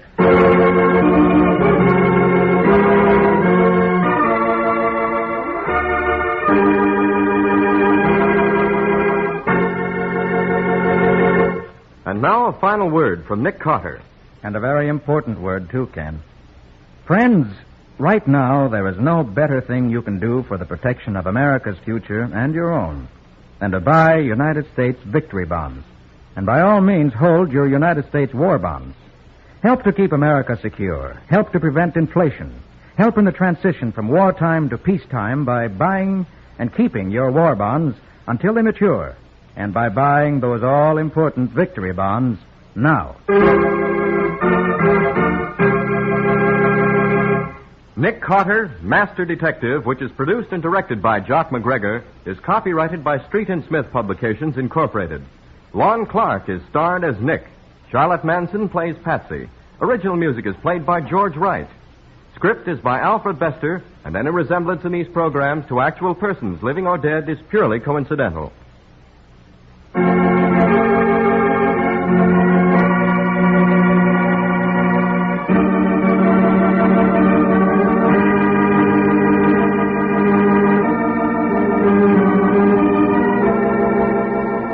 Nick Carter, Master Detective, is presented at this time and over these same stations each week by the three great Linex home brighteners: Linex self-polishing wax, Linex cream polish, and Linex clear gloss. Created by Acme, America's great producer of Acme fine quality paints.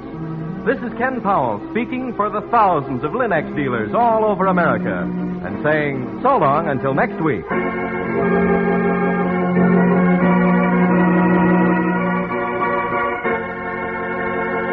This is the Mutual Broadcasting System.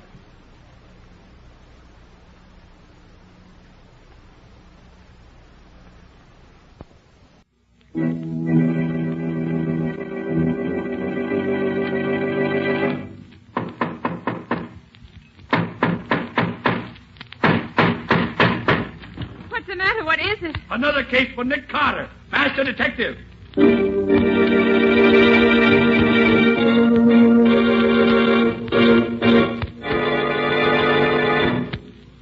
Yes, it's another case for that most famous of all manhunters, the detective whose ability at solving crime is unequaled in the history of detective fiction. Nick Carter, Master Detective. Tonight's curious adventure: Death in the Pines. For Nick Carter and the mystery of the murdered driver.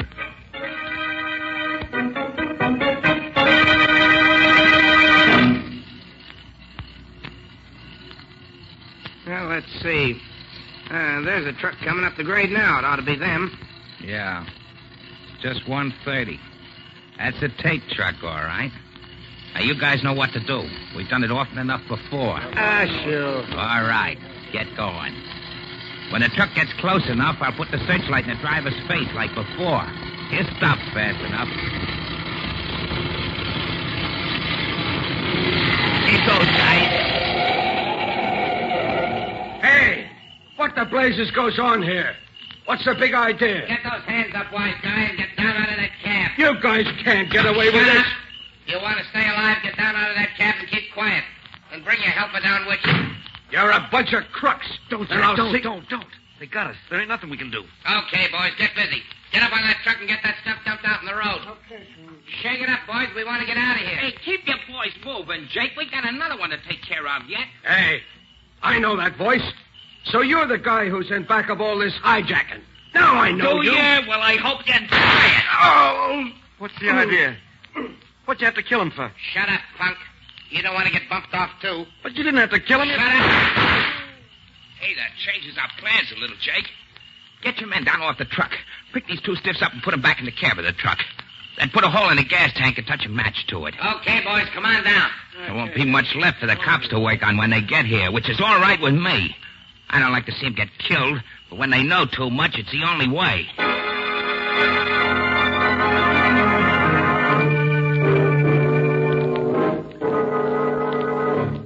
I see, Coroner. Yes, thanks very much. Yes, thanks. So long. Might as well let me know the worst, Mr. Carter. After what I've been through, a little more or less doesn't matter. Mr. Tate, I'm sorry to have to tell you this, but your driver wasn't burned to death. He was shot. Murdered before the truck was set on fire. Yeah, I was afraid of that. Regan was my oldest and best driver. Been with me for 10 years. You're having trouble with racketeers? Yes, have been for the past year. How do they work? Well, I operate about 40 trucks, hauling vegetables and green stuff from South Jersey to the New York markets. It has to be done at night, so we get to the New York market before morning.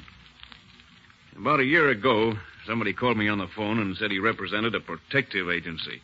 And he'd like to sell me protection at $25 a truck. $25 a truck? That's pretty steep, isn't it? It's exorbitant. I told him I wouldn't pay it. So what happened? 2 days later, one of my trucks was stopped and the drivers were beaten. The produce was dumped and destroyed. The next day, the guy called again. I told him I wouldn't pay. Did you try getting protection from the state troopers? Sure I did. And they did what they could. Whenever a trooper followed one of the trucks, or when one of their men rode on the truck as a helper, these trucks were never bothered. But the other trucks, it was the same old story. I see. Well, how do you account for the fact that the trucks with the troopers on them were never touched? I don't know. Unless the hijackers had spies at the loading points to watch if the trucks had their regular crews. And what was the outcome this time? In the end, I had to agree to pay the $25. And then, for 6 months, there was no more trouble. But a week ago, this same guy called and said the ante had been raised from $25 to $40 a truck. $40? I told him I couldn't pay that because I didn't make that much. And you know what happened last night. Yes, I know. Well, are you going to try to keep writing the stuff through? If you can help me, I will. I'll do it.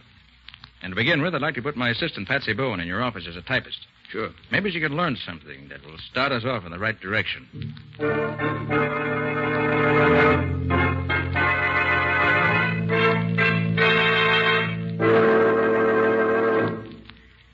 Well, Patsy, did you have a nice eventful day in Tate's office? I learned a few things, Nick, if that's what you mean. Good. Let's have them. Mr. Tate makes up the daily schedule of operations based on the orders he receives. Then he turns the completed schedule over to Al Leparo, who's the fleet foreman. Mm-hmm. Only Mr. Tate, Leparo, and Dave Morgan, who's Tate's assistant, know what the orders are, as far as I can find out. I see. Any suspicions? Not yet. Leparo's been with Tate 9 years and Morgan for about 4 years. When the trouble started about a year ago, both of them rode the trucks. Morgan was one of the drivers who got beaten up, got knocked out cold before he could see anything. Doesn't leave us much in the way of anything to go on, does it?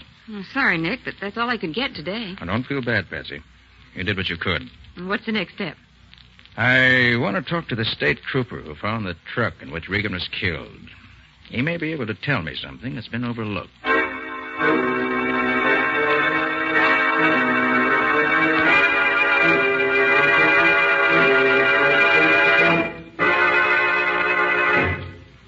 You say you read my report, Mr. Carter. I don't know that I can tell you anything else.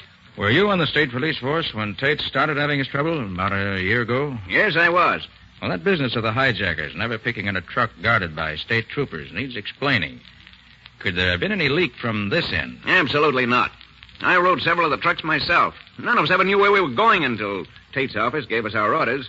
And we went out on the road just as soon as we got those orders. Good. Then the leak must be on Tate's end. Now, the next thing. Your report gives the impression that the thug simply stopped Tate's truck, killed the driver in cold blood, and then burned the truck for good measure. Was that your personal impression? Well, no. Ah. When I first got there, I was suspicious because the truck hadn't gone off the road or collided with anything that would cause a fire or a wreck. Then I remembered that Tate's trucks had been having trouble a while back, so I took another look around. And the result of that second examination? The truck was surrounded by crates which had been thrown off the truck. Crates that were smashed and broken, but not burned. Now, if the hijackers were going to burn the truck, why bother to throw all those crates off the truck first? It just didn't make sense. That's what I wanted to know. I'd say the gang started out to do the usual job, smashing the cargo and manhandling the crew. But then something happened. Something that made them switch their tactics. And they did something they had never done before. They killed the driver. Yeah, that explanation would fit the facts as I saw them. But what do you suppose caused the change in plan? Well, I could make a guess, maybe. Tate told me that Regan was his oldest driver. Yeah? Now, somebody in Tate's outfit must be in league with the hijackers. That's the only way they could know as much as they do. I believe that Regan recognized one of Tate's men in the hijack gang. Sure. And that fits right in with the idea that somebody in Tate's outfit was crossing him. Yes, Mr. Carter, I believe you've hit something.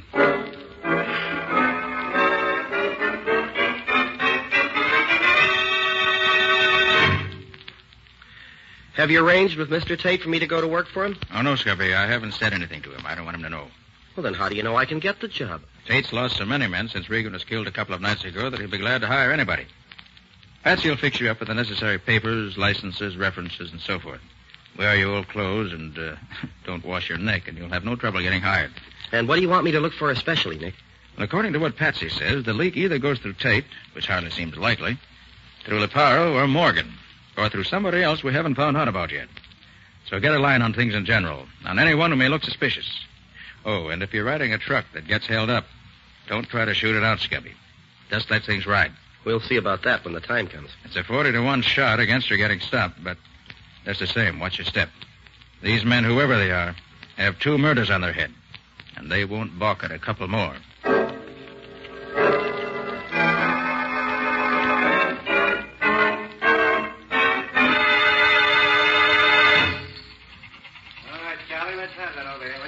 Men looking for jobs, line up over here. New men over here. Hey, buddy, who's the guy over there at the desk? Oh, that's Al Leparo, the fleet foreman. Oh, that's the guy. Looks like a tough egg. Don't worry, fella. He ain't turning nobody down these days. This outfit's got the finger on it. They had 40 men walk out on him yesterday. And I got a hunch this new gang ain't gonna last long either. Oh, you mean on account of the killings the other day? Yeah, that and the beating up of a couple of other drivers. Recently? Yeah, night before last. Hey, that ain't so good, is it? What's the difference? A job, ain't it? Hey, who's the other guy? Huh? Oh, that's Dave Morgan, old man Tate's assistant. All right. Report to the garage at once. Next? Mike Clausen's the name, Mr. Leparo. Here are me papers. Mm-hmm. You worked here before, ain't you? Sure. I drove for you Yeah, about... never mind that. You ain't working here no more.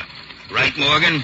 Right, Leparo. Nothing doing on that guy. Oh, but what's the matter? I got a good record. I ain't never had no trouble. Maybe not, but you ain't wanted here. Get out. Next. The big bum. Who's next? Oh, me. The name's Wilson. Where's your papers? Oh, yeah. Here. Mm-hmm. Wilson, huh? Yeah. Okay, you're hired. Report to Matt Steiger on truck number 11. You start as helper at $23 a week. Satisfied? Sure, boss. Okay by me. Tell Steiger he picks up his load tonight at Freeman's Farm down South Jersey. He knows where it is. Get going. Right. Thanks.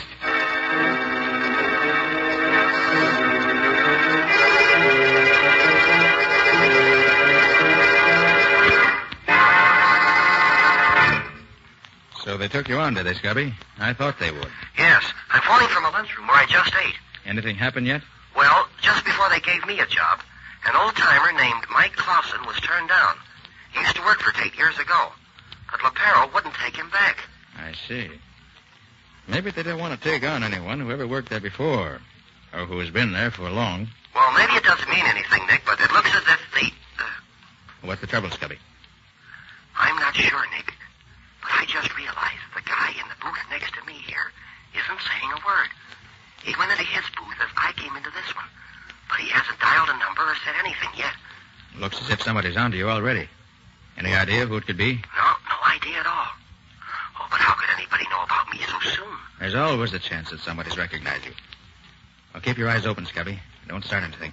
Any orders? No. Let me know at once if anything worthwhile happens. And good luck to you. Thanks. Hey, what are you going to be doing?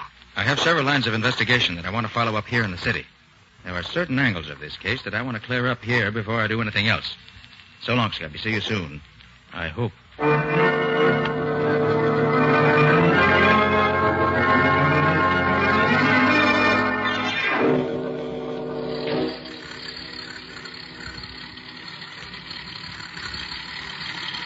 Gosh, Matt, driving one of these trucks is no sense, is it? How do you mean, kid? Well, I've been driving a truck around in the city, and it ain't been like this at all. We spent the afternoon loading the stuff on the truck. Now we got to spend all night riding it back to town. You don't like it, huh? I'm beginning to think it wasn't such a bright idea. Hiring on with this Tate outfit. Especially with the chance of getting beat up throwing in free. Cheer up. You might ride for weeks and never...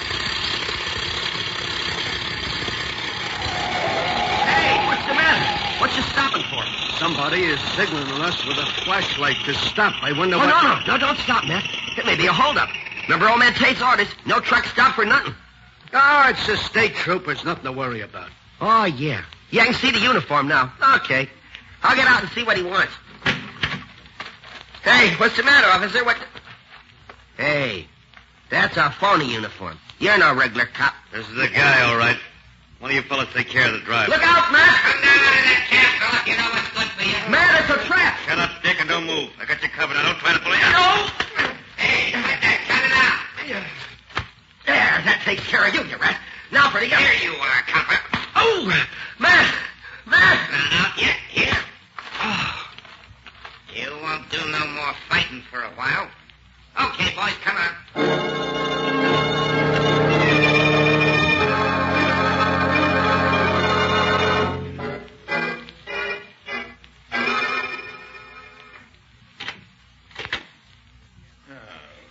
Gosh, I'm tired, Patsy.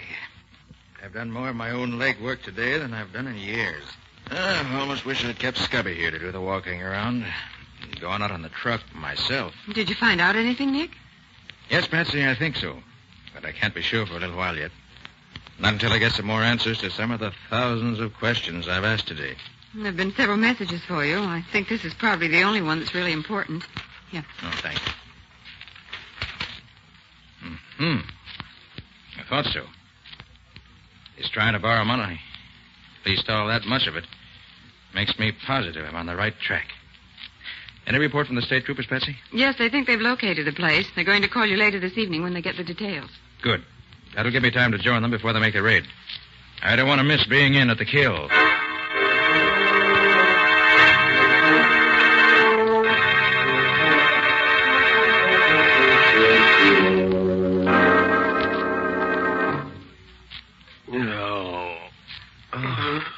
Hey. Oh. You awake, Wilson? Yeah. Oh, who are you? That's Tiger, your driver. Oh, yeah, I remember now. They stopped us. I tried to fight, and they knocked me out. How about you? Yeah, they conked me, too. Yeah? I wonder why they didn't shoot us and be done with it. Yeah, I wonder. Hey, where are we now? Any idea? No, but I seem to remember taking a long ride last night after we left the truck. I wonder what time it is. I don't know. It's still dark, though. Yeah. Hey, Wilson, I've been wondering. I heard one of them thugs call you Dick and Copper when they were scrapping with you. Are you a copper? Well, kind of one, yeah. Just trying to get a line on what's going on in this Tate outfit. Yeah? But how in heck did that guy know it was me? Did Tate know what you are? No. Nobody knew about me working for Tate but me and my boss. Hey, wait a minute. What? Right after I got the job, I phoned my boss, and somebody in the next phone booth overheard what I told him. Boy, they trapped me neat as you please. They probably was afraid of you. Looks like it. Well, the first thing to do is to get out of here. Well, I've been working at the ropes that I got my hands tied together with, and I can't budge them at all. They're too tight for me. Well, I think maybe I can get mine loose if I have time. I think my boss taught me several tricks to get out of ropes like this. Yeah? Guess she'll have to get us out of this one, then. I can't. Hold it, Matt. Yeah, somebody's coming. Time we got that red-headed punk waked up. Boss is due any minute now. With pleasure. Come on, you. Leave me assist you to a chair. Sorry you can't walk by yourself tied up like that, but that wouldn't be etiquette. Come on. Cut the comedy. Wake up, you. Come on, copper. Get them eyes open. Oh, hey. Hey, what's the matter? Hey, what's he trying to do? There you are, Mike. You want me to soften him up for you? Let's see if he talks first. Maybe he'll talk without any persuading. Well, okay, but I hope he needs some waking over. I enjoy that. All right, punk. You gonna talk? Talk about what? There's no use stalling. We know you're Nick Carter's man. Well, if you know that, what you want me to say? We know you called Carter yesterday before you left New York. What'd you say to him? What'd you tell him? Hey, I know you. Huh? You're the guy who wore the phony state trooper's uniform when you held us up last night. Yeah? Well, knowing that ain't gonna help you none. Come on, spill it. How much do you know? Okay, he ain't gonna talk, Mike. It's gotta be a real job. I gotta go to work on him. Yeah, I guess you're right, Jake. Oh. Go ahead, make it good. Sure. Oh, let me take my coat off first so I don't feel cramped. Let me have it. I'll put it on the back of the chair. Thanks, Mike. Oh, you better put my gun in the pocket of my coat so it won't get in my way when I really get going. Okay. Now, let's see some action. All right, you red-headed stool pigeon. Now spill it. Spill it all around. What the... Come on, Jake. There's trouble out there. Well, that's a funny one. Matt, do you see what I see? What do you mean? Jake left his coat hanging on the back of that chair there. There's a gun in the pocket of that coat. Oh, boy, what a break if we can only get loose. Just a minute. My hands are almost free. Good. Wait a minute. There. Now, get the feet loose. There. Yeah, that does it. Now the gun. Now let him come back. Hey, what's... Drop that gun. You're covered. Oh, yeah? Well, this'll show. Yeah. Oh, you would you? Here. Oh, you killed me. You killed me. You got him, Wilson. Get me loose and I'll give you a hand. They'll be back in here. Right. The gun is empty. Gee, we're in a spot. He killed the boss. Come on. Uh-oh. Yeah, the boss is dead. I'm getting out of here. Yeah, let's Wait a get minute. going. Listen. They're leaving. Yeah. Wait a minute. There you are, Matt. Oh, gee. Thanks, Wilson. Gosh, am I glad to get out of them ropes. Hey, Matt, this is the screwiest thing I ever heard of. Yeah. Why do you suppose they beat it off like that? You got me. But come on, let's get out of this place. They might come back as fast as they went out. Yeah. Okay, give me a chair. I'll break this door down for you. Okay.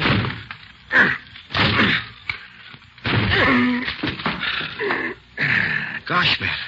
There he is on the floor, the boss. And 2 holes through his forehead. You sure hit him square in the bullseye. Wait till I take off his mask and see if I know... Matt. What? It's Mr. Tate. Who? The owner of the trucking company. Mr. Tate? Yeah. Tate racketeering his own business? Attacking his own trucks? But that doesn't make sense, Matt. Boy, I'll say it doesn't. Why should he want to destroy his own business? And why would he ask Nick to investigate? Hey, we got to get out of here. Yeah. Or we're going to get out... There may be some more of them in there. Uh-oh. Can you see him? Yeah. Oh, they're state troopers. Oh, it's boy. okay, man. Open up in there.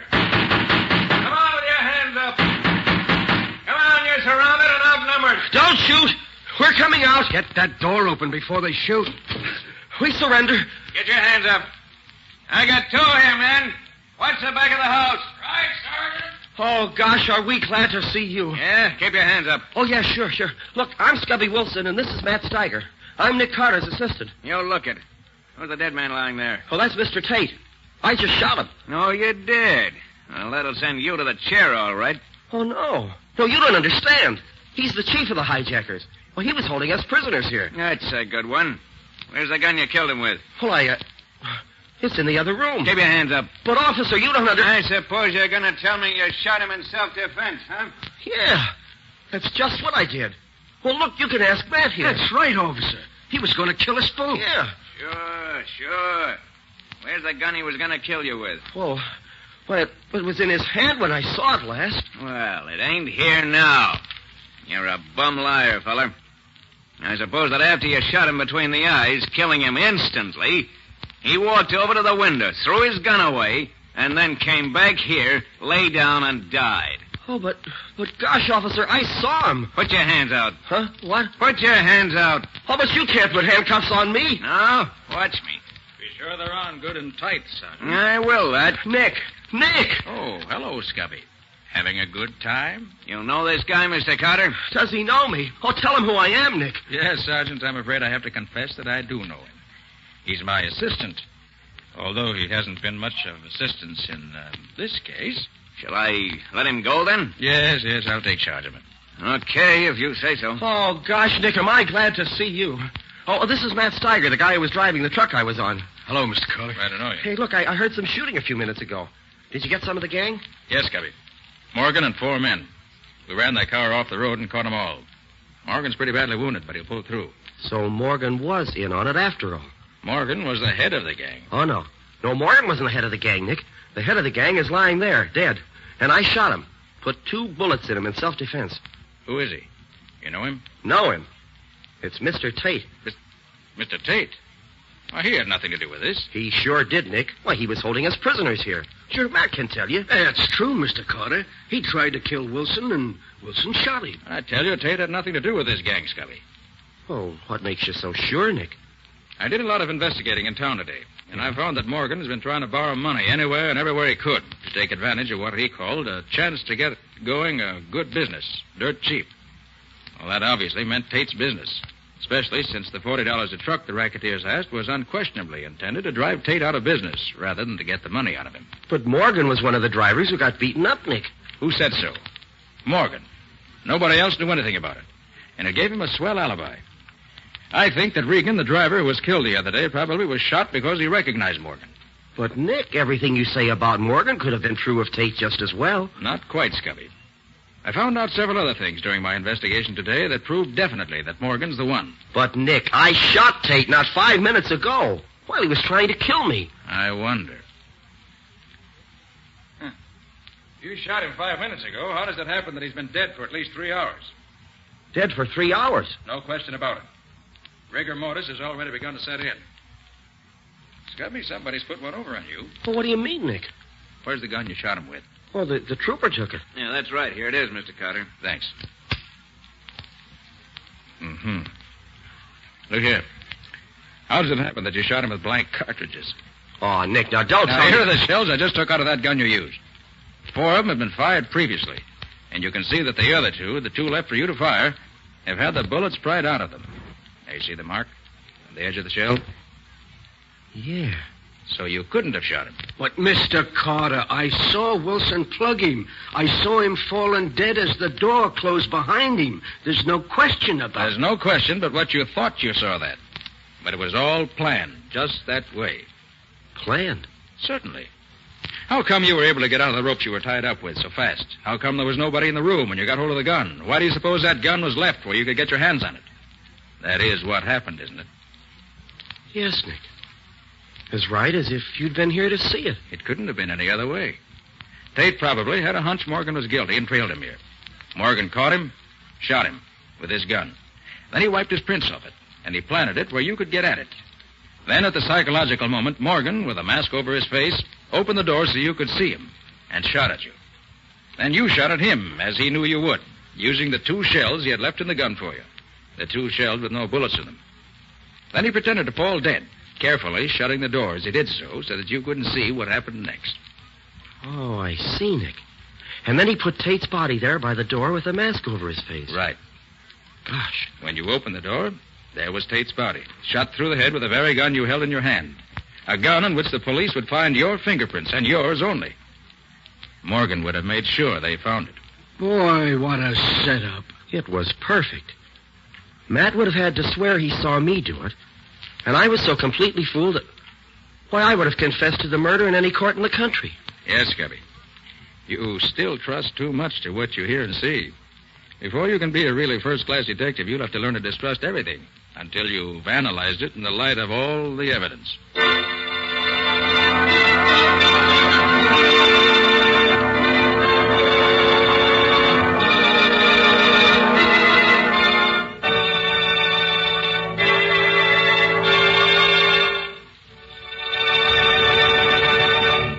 This has been another of the strange adventures of Nick Carter, Master Detective, which are brought to you regularly at this time by WOR Mutual.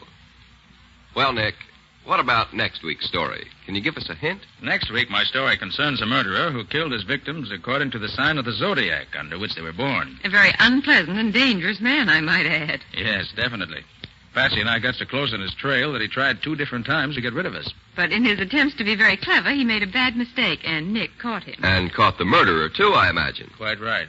After a chase. I call the story The Horoscope Murders. So long. See you next week. So long. So long to you, Nick and Patsy. In the strange adventure you have just heard, Nick Carter was impersonated by Lon Clark, Patsy by Helen Choate, Scubby by John Kane. Original music was played by Lou White. The entire production was written and directed by Jock McGregor.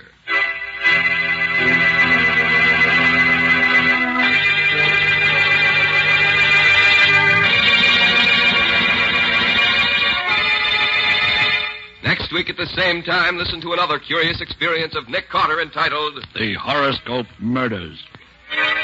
For Nick Carter and the Mystery of the Avenging Astrologer.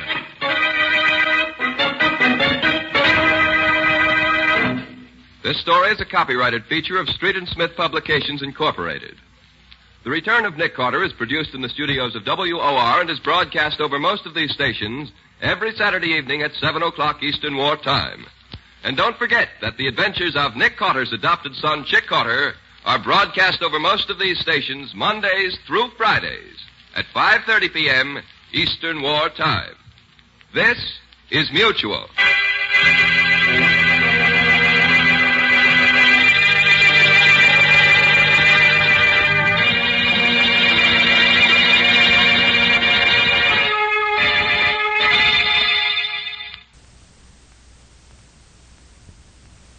For Chasing Dirt presents Nick Carter, famous for chasing crime.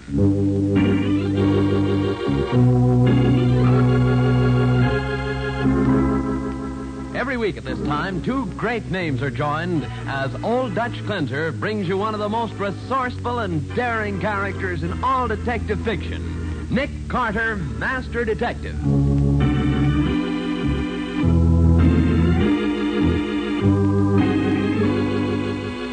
But, Nick, with the man you're chasing murdered and the stolen diamonds gone from their hiding place, how can you possibly hope to carry on? That's simple, Patsy. We just follow the clues. Clues? What clues do we have? The gold-headed cane, the angle from which the knife was thrown. And the ink spots on the bill. Of course. When we put them all together, they spell the end of our search. But there's no time to be lost. We dock in less than 2 days. Now, the case of the gold-headed cane. Today's adventure with Nick Carter, brought to you by Old Dutch Cleanser. As our story starts, we find Sir Armand Coleman and his servant Gig being shown through the Filbert Diamond Mine, one of South Africa's biggest. I say, Mr. Hopkins, it's awfully decent of you to take your time to show us through the mine. Being general manager of a mine like this must be quite an undertaking. Yes, Sir Armand, it keeps me pretty busy. But we're always happy, to show visitors how diamonds are mined. Yeah, but how do you know one of these visitors won't walk off with some of the diamonds? You don't seem to have any guards here. We don't need them, Sir Armand. Before you leave the mine, you have to pass through a special exit gate, where an X-ray machine shows the attendant whether or not you have any diamonds on your person, no matter how cleverly concealed. Oh, I see. Clever idea, that. Blimey, look at all the diamonds spread out on the table, Sir Armand. By Jove, they are beauty. Yeah, those are some of the choice samples of diamonds found in this mine. May I look at them, Mr. Hopkins? Closely, I mean. Why, certainly. Now, Mr. Hopkins, could I ask you a question, please? Yes, of course. What is it, Gig? This picture here on the wall, is that the mine we've just been through? Yes, Gig, it is. You see, we came in here, went down through this way, then turned here, came back along here. We're now standing in this room here. Blimey, we've had some walk, ain't we? Where's this exit gate you've been telling us about? Well, you see this passage leads out of this room? Well, the gate is right here, just around the corner. Oh, yes, sir. Thank you, sir. That sure is some map. Well, Sir Armand, you ready to leave? Yes, thank you. Through this way, please. This has been a most instructive... Confound it, my ankle, and I dropped my cane again. Oh, I'll get it, sir. Oh, here it is. Your ankle hurt much, sir? No, it's all right, Gig. Let's get on. Your bad leg troubling you, Sir Armand? A little, yes. Must be this long walk we've had. Well, here we are. Here's the exit gate. You go first, Gig. Yes. Stop under the archway until the attendant says he's satisfied you're not carrying any diamonds out. Oh, yes, sir. Glad I didn't try to get away with nothing here. Okay, you can get out, sir. Oh, yes, sir. Couldn't find nothing on old Gig, eh? You next, Sir Armand, if you will, please. Of course. There's a queer sensation. Confound it, my ankle again. Here, I've got the cane, Sir Armand. I'll keep it till you come out. Eh? Very well, Gig. You're all right, sir. You may go. Thank you. You have to go through this too, Mr. Hopkins? Oh, yes, indeed. Everyone does from the owner down. Take no chances on anyone. Okay, Mr. Hopkins. Well, Sir Armand, that's about all. Been very interesting, I assure you. Thanks no end, Mr. Hopkins. Been just fine, Mr. Hopkins. We go out this door here. That's right. You'll find your car just outside. Goodbye. Goodbye, and thanks again. Did you get those diamonds, Sir Armand? I certainly did. The trick worked like a charm. And Mr. Hopkins will never know I got the idea from one of the stories he told us. That's good, sir. Come on, Gig. Let's get back to the hotel and pack. In 12 hours, we can be on the boat, headed for the States, and a life of luxury.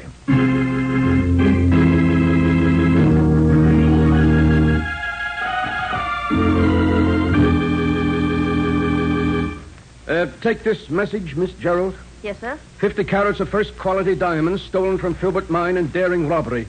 Suspect believed to be on boat bound for United States. Loss discovered in Checkup Lake this afternoon. Famous American detective Nick Carter called in on case. Have you got that, Miss Gerald? Yes, sir. See that it gets out at once. All news service.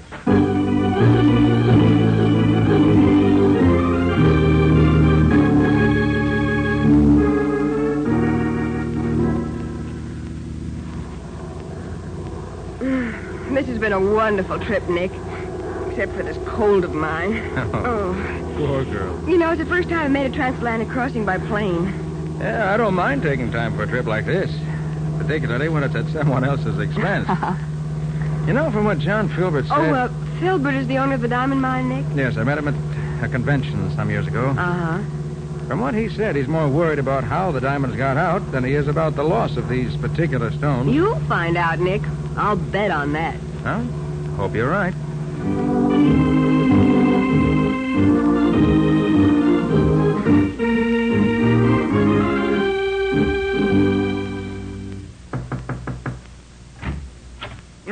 Come in, Hopkins. Yes, Mr. Filbert? Nick, this is Charles Hopkins, our general manager. Pleasure, Mr. Carter. He was the one who showed this man Coleman through the mine the day the thefts occurred. Oh, yes. Mr. Hopkins, Mr. Filbert here tells me you're sure Coleman is the man who got away with the gems. He must be, Mr. Carter. Our display table is checked every night, you see. So when we missed the stones, we went back over every visitor for that day. Mm-hmm. The only one that presented anything out of the ordinary was Coleman, who dropped his cane as he went through the exit gate. So we figured the cane must have something to do with it. Very probably. Well, if Coleman secreted the stones in his cane, he must still have them with him. I think the best plan will be for Patsy and me to fly directly to the ship he's sailing on and see if we can find them. So if you'll radio the skipper that we're coming and give me a full description of the man and his servant, we'll be on our way. Before you go, Nick, I want to give you a small retainer to cover your expenses at least. You have the money, Hopkins? Yes, sir, right here. Two $500 bills. I have to apologize, Mr. Carter, but I accidentally spilled some red ink on the corner of them while they were on my desk. Oh, that doesn't matter, Mr. Hopkins. Thank you. Now, let's get on with the details. We have to reach Coleman's ship before it docks, and we haven't too much time.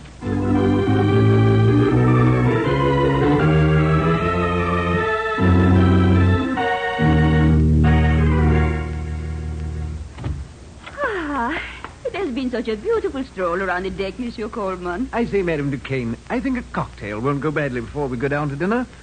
That is such an excellent idea, Monsieur. Shall I mix the cocktails, sir? No, Gig, you may go. We won't need you until after dinner. Oh, yes, sir. You'll find everything you need right there. Madame Duquesne, we've gotten to know each other quite well these last few days. Yes. Why don't we stop being so formal? You call me Armand, and I'll call you Sarita. That is another of your lovely ideas, Monsieur Armand. Shall I mix the cocktail? I am very good at it. If you like. You'll find the things on that table. You would like a Manhattan, Armand? They are my favorite. Whatever you desire, Sarita. Huh? There's the vermouth. Oh, of course, Dick. Oh, shall I? No, I have it. Oh, Armand, I've spilled it all over my hands.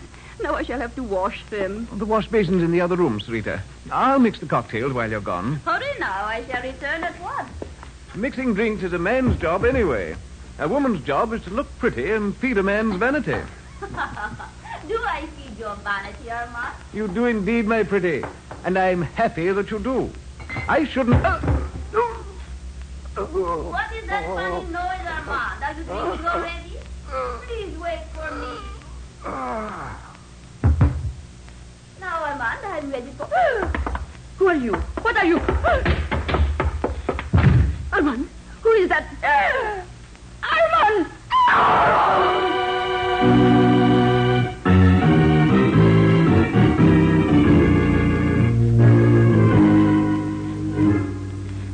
You made good time, Mr. Carter, but even so, you're too late. Too late? For what? To talk to Coleman. He was killed a half hour ago. Killed? How? A knife in his throat. The woman who was with him when it happened reported it to me. She said she was washing her hands in the dressing room when she heard a funny noise. When she came out, Coleman was lying dead on the floor. Did you see anyone else? Yeah, there was a man in the room.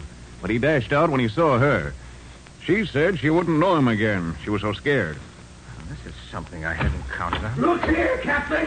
I want something done about this man Redding. I'm busy just now. Drop in later, won't you? I want action now. 2 days ago, this Redding moved my deck chair to one side and put his own chair where mine should be. He insults me. I'm too busy to do anything about that now, sir. Now come back this evening, will you? Yeah, all right. But I'll poke this guy Redding right in the snoot if he doesn't. Sorry, Mr. Carter. Just one of the things in a captain's life. Yes. Well, shall we take a look at Coleman's cabin? I'd like to get started on my investigation. Perhaps what I'm looking for is still here.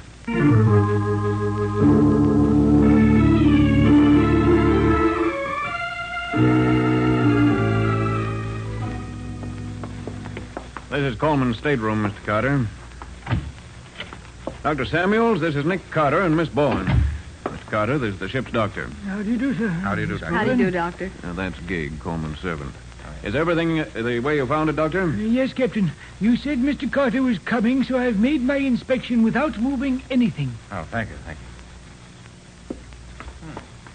Doctor, would you say that this knife was stabbed into the throat or thrown? Well, I did think that it was a peculiar angle for a stabbing, but for throwing hadn't occurred to me. You find anything on the knife, Nick? Handle seems to be clean. No prints. Gig, where were you when Coleman was killed? When Sir Armand and the lady came in after they'd been walking on deck, he told me he wouldn't need me till after dinner. So I went out and talked to a man I met yesterday. When I came back, the captain and the doctor was here. I verified that part of it, Mr. Carter. Looks as if Coleman was mixing a drink when he was killed, doesn't it? That's what Madame Duquesne told me when she was the one who was with him at the time. Oh, I see.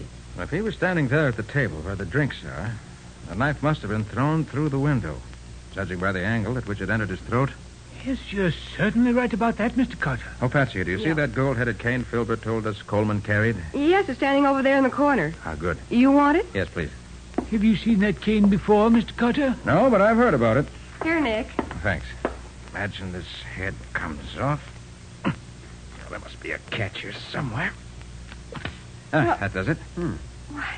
Well, inside we find the motive for the killing. You mean the diamonds?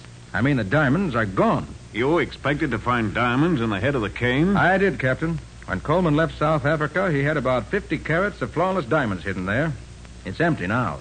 So I should guess that the killer has taken the stones. Then all we have to do is search the ship, find the diamonds, and arrest whoever has them as the murderer. Yes, you could do it that way, Captain, but maybe I can save you some time, if I can do a little figuring. You know, Mr. Carter, there's one thing that puzzles me about this. Yes? What's that, Doctor? Well, the woman who reported the killing, Madame Duquesne, said she came to the captain's office immediately.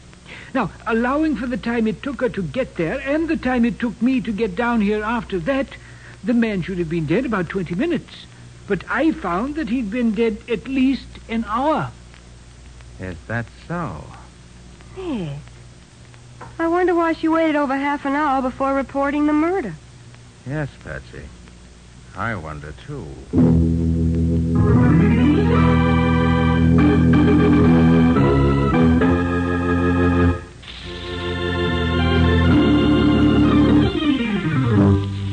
Back to the case of the gold-headed cane. Today's adventure with Nick Carter, brought to you by Old Dutch Cleanser. As we pick up our story, we find Nick, Patsy, and the captain standing on deck outside the window of Coleman's stateroom. You see, Captain, it's just as I said. A knife thrown through this window at anyone standing at that table would enter the throat at the exact angle that the knife entered Coleman's throat. Nick, this is a curious coincidence. Oh, what's that, Patsy?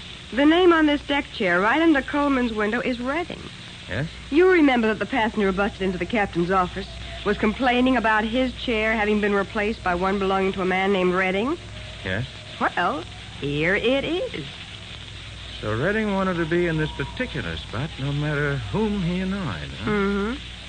Patsy, take down the names of the passengers in the adjacent chairs and see if any of them saw anything of this. Surest thing you know, Nick. What are you going to do? Going to see what Mr. Redding has to say about this.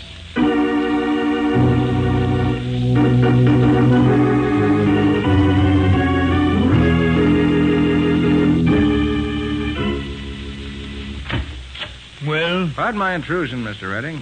Just curious to know why you changed your deck chair from wherever it was to the position it now occupies. They put my chair in the wrong place to begin with. What's it in your life? I'm acting on behalf of the captain. His chart doesn't show your chair in its present position. I can't help that. That's the spot I was promised. Mr. Redding, do you happen to know a man named Sir Armand Coleman? Coleman? Coleman? Yes. Never heard of him.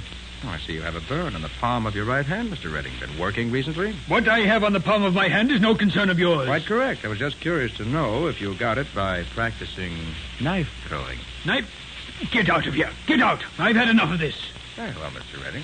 Oh, by the way, did you hear about the murder on board a while ago? Murder? Mm-hmm. I'd like to know what you're getting at with all these questions. You suspect me of the murder, perhaps? I was going to say, when you interrupted me, that I'm about to make a very interesting call. I'm going to call on a woman who saw the killer and says she can identify him. So long, Mr. Redding. See you later.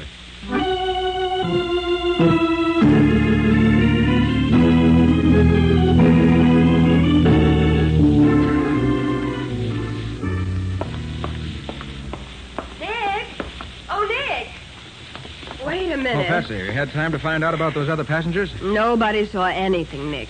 They were all downstairs. Below decks, I guess I should say. Yes, I guess you should. That you, Mr. Carter? Oh, yes, Captain. Anything new? Maybe, and maybe not. I'll leave you to judge. Okay, what is it? Well, as soon as Madame Duquesne, the murder witness, got back to her cabin, she called for a plumber. Said the drain in her wash basin was stopped up. As it happened, the plumber was free, so he went there at once. He cleaned out the drain and left. But when he got back to his quarters, he discovered one of his wrenches were missing. He asked Madame Duquesne about it, but she said she hadn't seen it, and he's sure he left it there. Well, very interesting indeed. I'm on my way to her stateroom now, Captain. You want to come along? Maybe we can find the answer.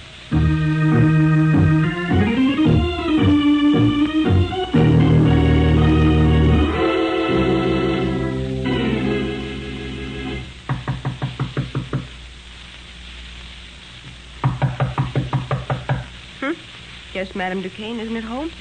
Well, I think we better get in and have a look at her room anyway. I have a key, Mr. Carter. I'll let you in. Thanks.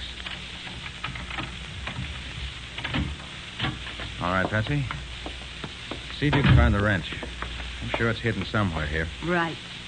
What makes you so sure Madame Duquesne has it, Mr. Carter? I believe she stole Coleman's diamonds. Then tried to find a safe place to hide them. She got the idea of putting them in the wash basin drain, so she sent for the plumber.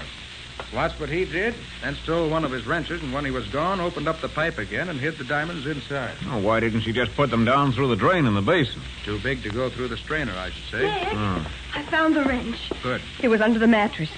Now, suppose we have a look at that drain. Right.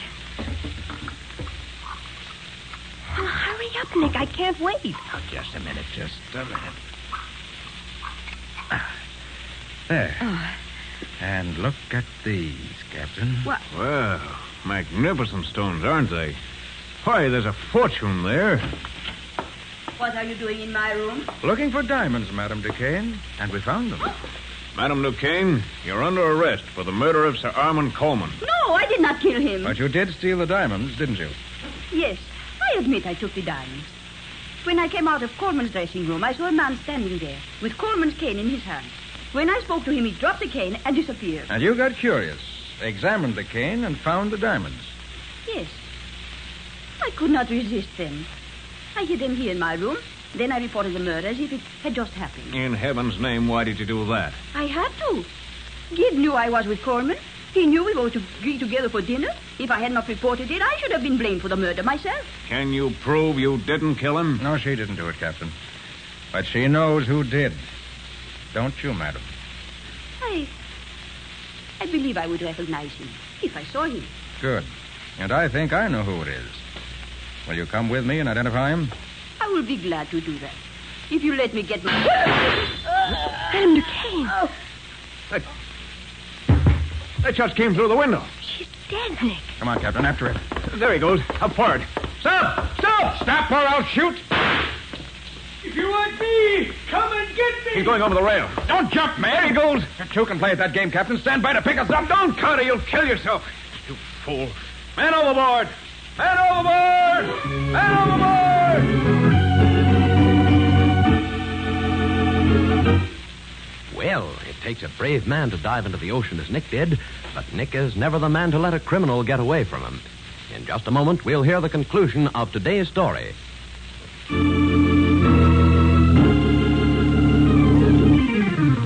And now for the conclusion of the case of the gold-headed cane. Today's adventure with Nick Carter, brought to you by Old Dutch Cleanser.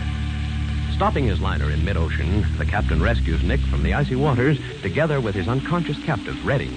The latter is put to bed in his cabin under the doctor's care while Nick thaws out in the captain's quarters. An hour later, Nick drops into Redding's cabin. You think he'll pull through, Doctor? Yes, I think so. He lost some blood from the wound in his leg where you shot him, but it's nothing serious. Can I talk to him? Oh, no, not just now. He's sleeping. I just gave him a sedative to quiet him. He's very restless. He's sort of wandering in his mind. He kept calling for someone to get him out of this.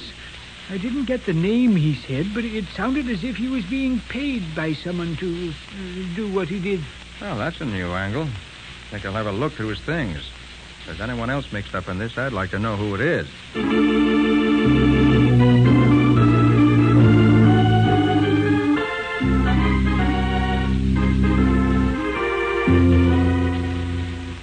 Mr. Carter, Miss Bowen to see you, Mr. Filbert.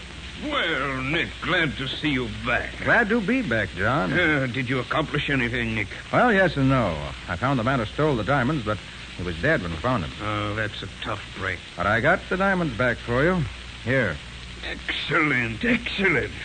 You never seem to fail to get what you go after. In this particular case, John, I got more than I went after. Yes? Is Mr. Hopkins around? Well, yes. I'll ask him to come in. Yes, Mr. Filbert? Ask Mr. Hopkins to step in here. Yes, sir. I want him to hear the rest of this story. Think it'll interest him even more than it will you. Well, You want to see me, Mr. Filbert? Oh, hello, Mr. Carter. Have a successful trip? I did. Found the thief and recovered the diamonds. And had a very pleasant plane ride in the bargain. Good. Mr. Hopkins, I'm puzzled about one thing. Yes, Mr. Carter. You said the diamonds on that display table near the exit gate were checked every night, didn't you? That's right. As I understand, these diamonds were stolen about noon. Correct, sir. And why wasn't the loss reported until late on the following day? Well, I thought that... It was to give the thief a chance to get safely aboard the boat that sailed for the States that evening, so he'd be out of the country before the loss was reported, wasn't it? See here, Carter. Are you accusing me of something? John? Yes, Nick. When I was here before, Hopkins gave me 2 new $500 bills as a retainer, remember? Yes, I recall that. And he apologized because he'd spilled red ink in the corner of them. Yes, I recall that, too. What would you gather when I show you these 5 new $1,000 bills that also have red ink spilled on them in precisely the same places? See here, Carter. Be quiet, Hopkins. Go on, Nick. Where did those 5 bills come from? I found them in the stateroom of the man named Redding. The man who killed the diamond thief, Coleman, and tried to steal the stones from him. I don't follow you, Nick. Well, here's what I think happened. Sit down, Hopkins, and be quiet. Why, John? I believe Hopkins allowed Coleman, who was really an international jewel thief, to steal the diamonds from the display table. Probably even suggested the idea to him in some way. They let him pass them through the X-ray machine by getting away with that phony cane trick. See here, Carter. And he hired Redding, another international crook, to kill Coleman and get the stones away from him. He paid him these bills, which I found in Redding's cabin. You can't prove a word of that, Carter. That is pretty complicated, Nick. What would Hopkins get out of it? He and Redding would undoubtedly split the proceeds. The $5,000 was advance expense money. Hopkins could have identified Coleman as the thief. But as Redding would have the jewels, they'd not be recovered. So Hopkins is in the clear. Redding is in the clear if he's not called for the killing. And Hopkins and Redding split the proceeds when they sell the gems. All that deduction based on a blot of red ink. It proves nothing. Your fingerprints on the bills will furnish all the additional proof necessary. Fingerprints? Yes. New bills take fingerprints excellently, Mr. Hopkins. All right, Carter. I admit it was all worked out, just as you figured it. Hopkins? You? But, Nick, You haven't accounted for that woman who actually took the diamonds away from Coleman. Where does she come in? She doesn't, Patsy. She just happened to run across the stones and, being an opportunist, took them. Oh. Well, Nick, I don't know how to thank you for what you've done. You've not only caught a thief and returned my jewels to me, you've also exposed another thief who might have gotten away with far more than this if he hadn't been found out. You know, Hopkins, this is just another illustration of the old adage. There's no such thing as a perfect crime. Crime doesn't pay. Ever.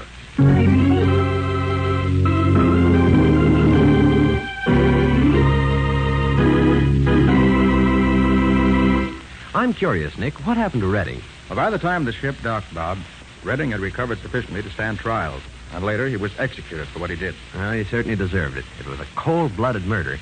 Nick, it's about time to look into the adventure that Old Dutch Cleanser's going to bring us next week. All right, Bob, here it is. It's the story of one of the most unusual rackets and crime I've ever encountered. Unusual is right. It terrorized the whole city. And Patsy speaks from first-hand experience. Uh-huh. But to go on, Bob. This case included a murder on a dark street, a deserted warehouse. The telltale marks of tires in an alley, a masked man whom they called the boss. And that's enough for now. What do you call this story, Nick? I call it a case of the persistent beggars. Nick Carter, Master Detective, is presented each week at this time and over these same stations by the Cudahy Packing Company, makers of Old Dutch Cleanser.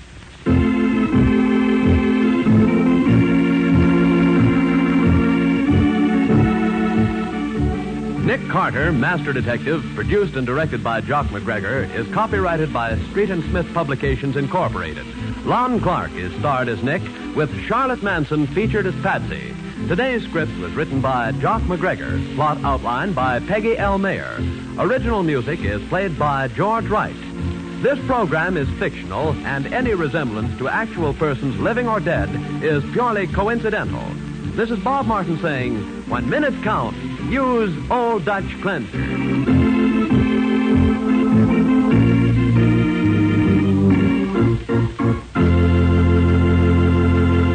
This is the Mutual Broadcasting System.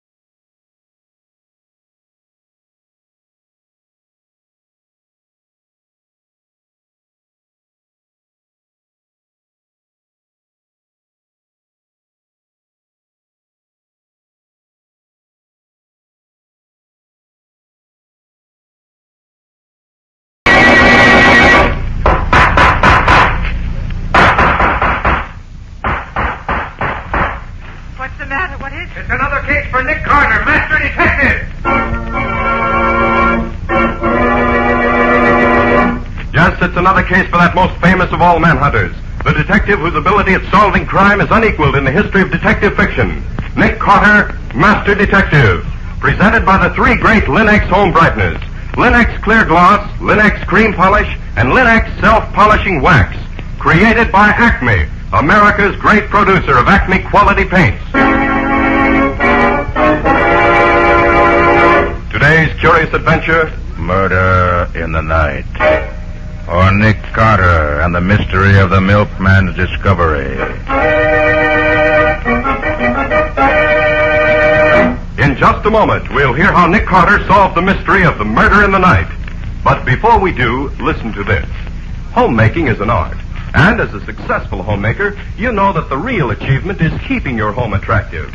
That's why you use Chemtone, the miracle wall finish, to give your walls renewed loveliness. Now, to keep floors, woodwork, and furniture at their shining best, it's the three great Linex home brighteners. Linex Clear Gloss, the durable super varnish that dries to an elastic, transparent surface which protects all wood and linoleum in your home.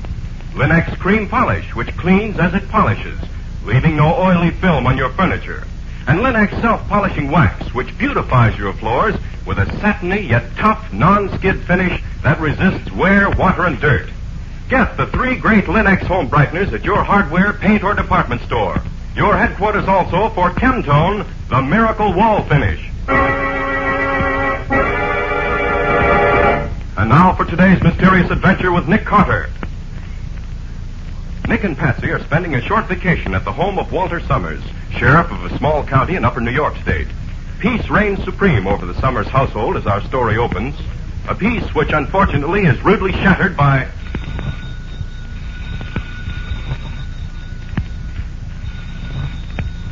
All right. Just a minute. Sheriff Summers speaking. Sheriff, this is Jed Peters. Yes, Jed. Well, what do you want at this hour of the morning? Sheriff, I'm at the Parsons place, you know, out on the edge of town. Yes, I know. What's the matter? Well, I stopped in here a while back to deliver the Parsons their milk like I always do. And when I got here, I found Laura, Mrs. Parsons, all tied up to a chair. When I asked her what had happened, she couldn't talk much, but she said something about a man killing her husband and tying her up. What? I looked, and sure enough, Mr. Parsons is dead. Shot through the head. You better get out here right away. Mr. Parsons murdered? Yes, Sheriff. And Laura, Mrs. Parsons is in pretty bad shape. You better hurry up. All right, Jed. I'll be right over as soon as I can. Now, don't touch a thing, and don't let nobody else touch nothing. I won't. Goodbye. Hey, what's all that about, Walt? Oh, I waked you up, didn't I? I'm sorry. No, I ain't neither, because I'd had to wake you anyhow. What, so early in the morning? Can't be more than 6 o'clock. Just 6:45. Oh. But murderers don't care what time it is. Murderer? Yeah. Oh, don't tell me somebody killed somebody way up here in the country. Yes, darn it. First time in 16 years of being sheriff I ever had a murder in this county. I'm sure glad you're here. Oh, now look here, Walt. I came up here for a rest, not to chase down a murderer. You're a good chap. You don't need me. Maybe not, but you're coming along just the same. Oh, no. Get up now before I pull the clothes off the bed and pour this pitcher of water over you. All right. I suppose there's no way out. But you're to be in charge. Well, if that's the way you want it, that's all right with me. Now hurry up and get some clothes on while I tell the medical examiner to meet me at the Parsons place in 15 minutes.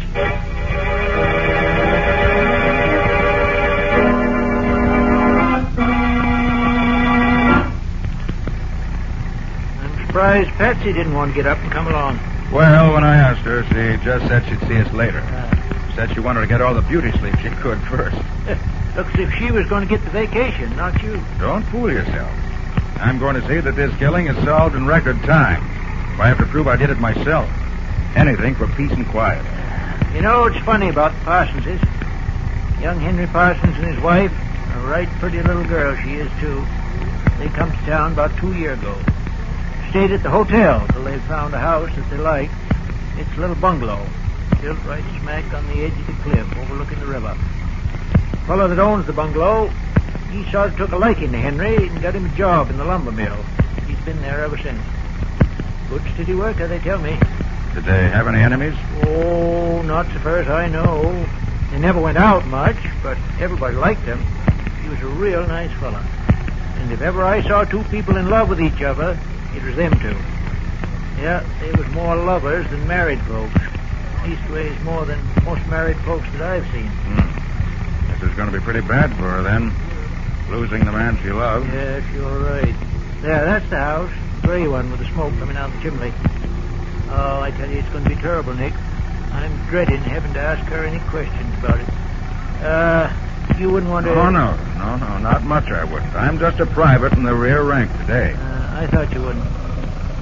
Well, this is it. Might as well get it over with as soon as I can. Come on, let's go in.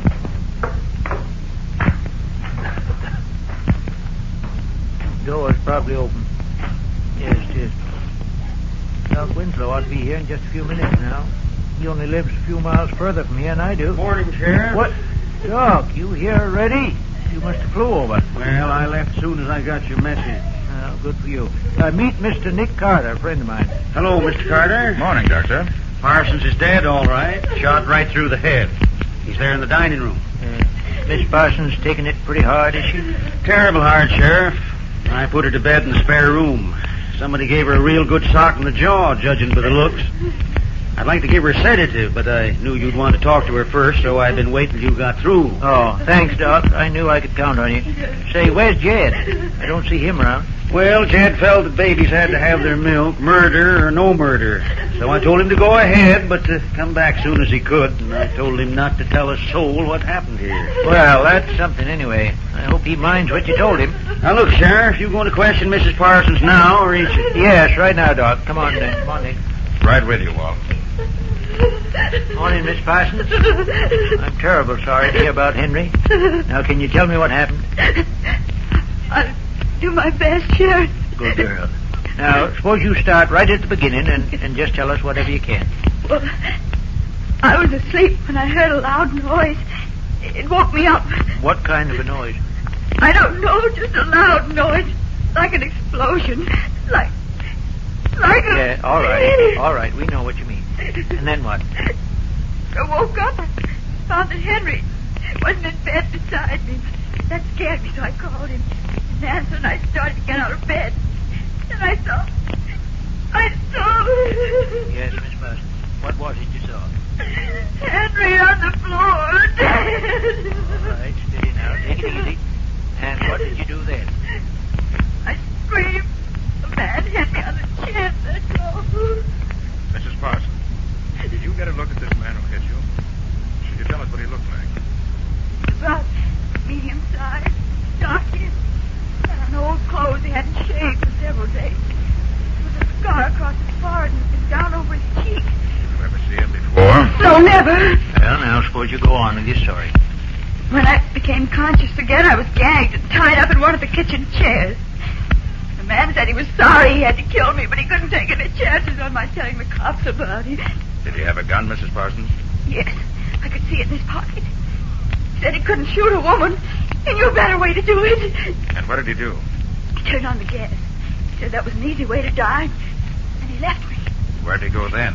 I heard him moving around in the dining room, and I heard him climb out the window and shut it. And he left the gas turned on? Yes, I almost died before Jed got in and turned it off. And then Jed cut you loose. Yes, it seemed hours later. Well, that's about all she can tell us, Walt. You better let it. Yeah. Well, thanks, Miss Parsons. That'll be all for now. We'll let you know if we want to know anything else. I'll send the doc in. Thank you. Doc, you can put her to sleep now. Wait till then. About time, too. Poor kid, she's pretty near all in. Nick, you heard her describe that man that done it. Why, yes. Why? I know him. You know him? Not personally, I don't mean, but I know who he is. Been hanging around town for over a week now. There's been 2 burglaries while he's been here, too. I've been going to arrest him on suspicion, but now, by gosh, I got a real reason to arrest him. Yes. Looks that way. Well, let's take a look at the body. Yeah, Doc said it was here in the dining room. Ah, yes, there it is. Must have just been coming out of the bedroom when he was shot. Yeah, never knew what hit him, seems like. Now, look there, Walt. The center window. What? Oh, the catch is smashed. So that's how he got in. Yes. Henry must have heard him in here, got up to see what was going on, and the burglar shot him. Footprints here on the windowsill, too. And I can see some prints down in the garden. that tramp, and I'm going to get a confession out Now, of wait, him. Walt, wait. You have to have more evidence than a footprint to convict a man of murder. But Mrs. Parsons can identify him easy because she saw him. Well, suppose you go after him. I'll stay here and see what else I can dig up in the way of evidence. You don't want to go with me? No, it's better if we each work on a separate angle. Get results quicker that way. Okay, Nick. I'll get hold of my deputy, and we'll find that murdering tramp in short order. Just a minute, Walt, just a minute. Thought I heard someone just outside this door. You mean somebody's listening? I think so. Let me open the door. Well, Jed, what are you doing here? Nothing. Well, Jed, you hear anything worth listening to? I wasn't listening. I just happened to be standing here. Well, if you wasn't listening, I don't know All what right, you would... Walt, let me handle it. Well, How does it happen you're back so soon, Jed? Got your milk all delivered? Well, just took the milk to houses where they got babies. Then I came back just like Doc told me to. Of course. You tell anybody about the murder? No, Doc said not to. Jed, what time was it when you first heard Mrs. Parsons moaning? When I set her milk on the back porch, about 5 o'clock. 5 o'clock? Yeah. But you didn't phone the sheriff until after 5:30. What delayed you? Well, I was untying Laura, Mrs. Parsons, and trying to get her to tell me what had happened. I see. Did you break in the front door or the back when you came in? Neither one. The back door was unlocked. Oh, the back door was unlocked. So you just came in that way. Why, sure I did. So what are you trying to do, get me balled up? I'm not trying to do anything to you, Jed. I just want to get all the facts straight. Okay, what else you want to know? Suppose you tell us just what happened when you came in the back door. Well, Laura, Mrs. Parsons, was tied up in one of the chairs near the gas stove. I smelled gas, and she said whoever it was had turned it on to suffocate her. So I turned it off. Gosh, she was almost out. Then I cut the ropes that were holding her, and I let her loose. What else did she say? She didn't say nothing much. She was just about unconscious when I found her. She talked about a man coming in and killing her husband and some other stuff I didn't get. I see. And what did you do then? Why, I took her into the spare room and I put her on a bed. Then I called the sheriff. That's all. Jed, I notice you're pretty friendly with Mrs. Parsons. What do you mean by that? Why, the way you call her Laura, that's all. Oh. Well, you see, she's been giving me grammar lessons for about an hour every day after my milk's delivered, so I got to know her kind of well. Mrs. Parsons is very pretty, isn't she? You're darn right she is. Swell to look around the whole route. You like her very much, don't you? Sure I do. She's been awful good to me, and I just like her. You in love with her, Jed? In love with her? Of course not. She's married. You weren't so much in love with her that you'd be jealous of her husband, want him out of the way, perhaps? Hey, look here, you. If you're trying to say I killed Mr. Parsons, you can turn... Shut up, Jed. Nick's doing the talking here. You're just answering questions. Well, he didn't think he can come around here making cracks like that. I don't know if I'd call that a crack. There's been considerable talk around town about how much time you've been spending with Miss Parsons. I never took no stock in it before, but now... I tell you, there's nothing to it, Sheriff. We was just good friends, that's all. All right, Jed. That's all for now. But don't go anywhere. But I ain't finished delivering my milk yet. Listen, if Nick says wait, you wait. I'll tell you when you can go. Murder's a serious thing. Of all the thick-headed dumb clucks I ever... Jed really had anything to do with it, Nick? We certainly had the motive and the opportunity. Can't afford to overlook any angle until we're sure. For the present, I suspect everyone. What in heaven's name is that? That's Mrs. Parsons. There may be more trouble. Come on, come on.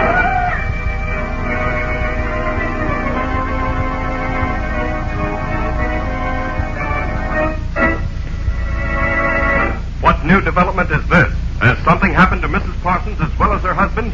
We'll see in just a moment. Nothing adds more to any room than a floor that's bright and shining and sparkling clean. And that's just the way all your floors look when you protect them with Linex Clear Gloss Varnish. For Linex Clear Gloss, the durable super varnish gives a beautiful transparent gloss that keeps its beauty a long, long time because it wears and wears. Linex Clear Gloss is easy to apply, drying without brush marks. And it protects your floors, protects every wood and linoleum surface in your home against damage by hot grease, boiling water, perfume, fruit acid, even alcohol. What's more, Linex Clear Gloss is easy to keep clean, for it keeps dirt on the surface where you can wipe it away in a jiffy. Yes, Linex Clear Gloss is the finest protective finish you can use to keep your home looking lovely. That's why thousands of American homemakers depend on it.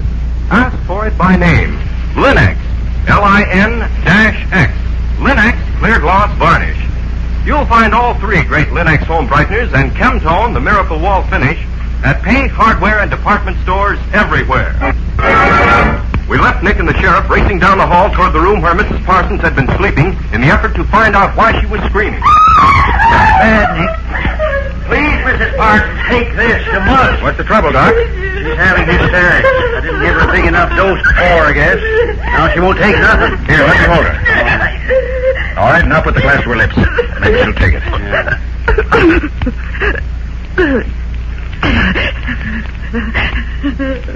That did it. That'll keep her quiet.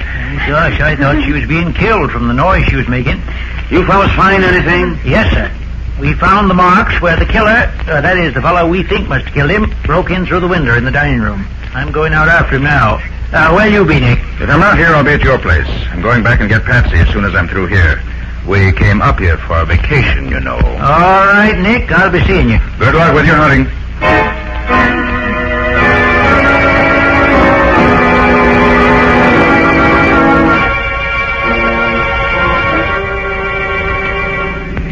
Well, Nick, how does it look so far? We know that a burglar entered the Parsons house last night and stole some silverware. Uh-huh.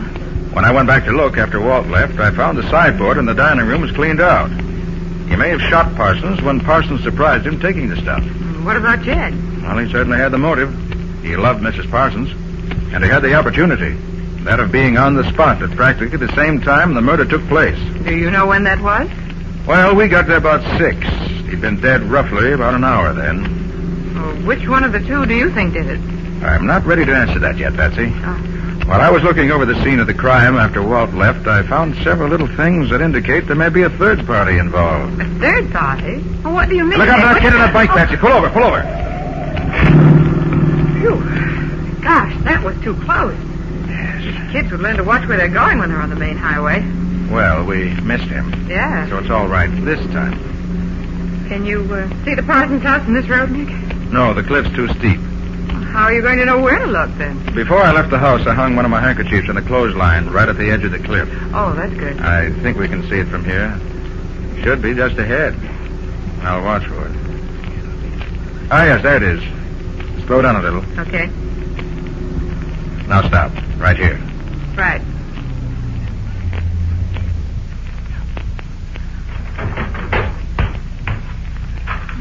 Good thing you hung that handkerchief up there. You'd never know there was a house there. Now you know what you're looking for, don't you? Yes. You don't think it could have gone across the road, do you? I doubt it, Patsy. Take a trained baseball player to throw it that far. No, it's somewhere between the road and the bottom of the cliff. Now you look from here up that way, and I'll look from here down. We've got to find it if it's here. We can't give up until we do.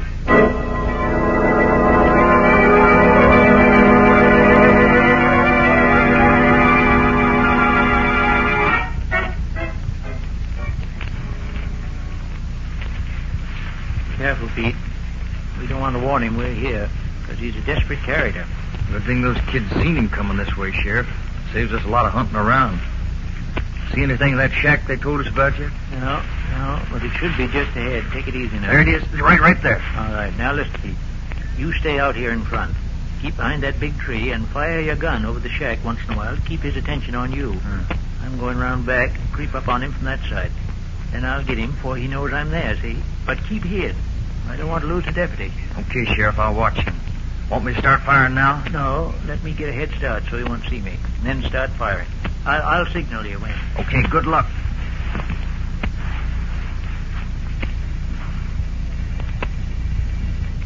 There's a signal. Here goes. Get your hands up. We got you surrounded. You can't get away, Sheriff. Got him? Dog, nabbit. There ain't nobody here. Has he been living there, Sheriff? Yeah, he's been here all right. But he must have cleared out right after the murder. Must have got scared and run for it. Well, look, Sheriff. Huh? Here's a fork under this old piece of carpet. Got a big initial P on it. Uh-huh. One of Parsons is likely. Oh, this is our man, all right. What now, Sheriff? We're going back to the office and send out an alarm for him. He won't get fur before he's nabbed. I'll see to that.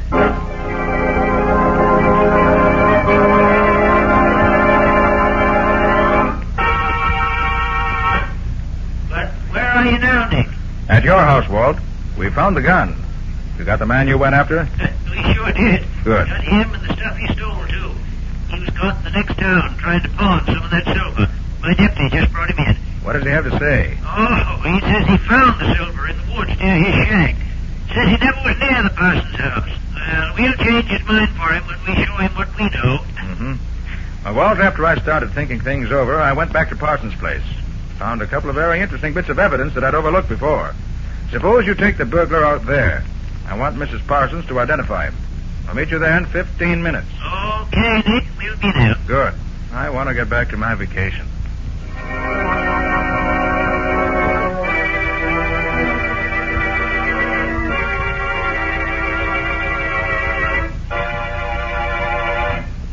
Well, now that we're all here, Doc, will you ask Mrs. Parsons to join us? I want her to identify this man. She's feeling a little quieter now. I'll get her. Have I got to stick around here forever, Sheriff? I got a job to do. If I don't get back, I'll be If you fired. don't stay where you are, there'll be trouble. Now you sit down. But I got to get Sit back. down. There's some things I want to ask you as soon as Mrs. Parsons gets here. Oh, Walt, take your prisoner over to the other side of the room. She won't see him when she first comes in. All right, Nick. Come on, you. Come on. All right, quit shoving. I'm coming. Mr. Carter, won't you make this as quick as you can? I don't feel I can stand much of this question. We'll spare you all we can, Mrs. Parsons. But there are certain things we have to know. Won't you sit down here next to Patsy? Yes, here, Mrs. Parsons. Let me help you. All right, but I... Ah! There! That's the man! He did it! He hit me and tied me up! Ah, you're nuts. I may have touched you, but I never touched your old man. Well, looks as if that settled it. If you're the one that hit her, you're the one that killed Henry. We found you with the silverware on you, and Miss Parsons here identifies you. Now, you're going to admit that you did it? No, because I didn't. I swiped the stuff maybe, but I didn't croak nobody. I just gave her a clout on the jaw to keep her quiet. Well, Nick, what you got to say now? You satisfied? No, Walt, I'm not. There's several things that don't match up here. No, I don't know what's the matter with you, Nick. But I know you'll do it the way you want to anyway, so go ahead. Now, you. What time did you break into this house? About 2 o'clock. Did you see either Mr. or Mrs. Parsons? I looked in, they were both asleep. I didn't wake them up. You did! You woke Henry and... Please, Mrs. Parsons, please be quiet. Nick knows what he's doing. You just took what silver you could find and went out again, huh? Yeah.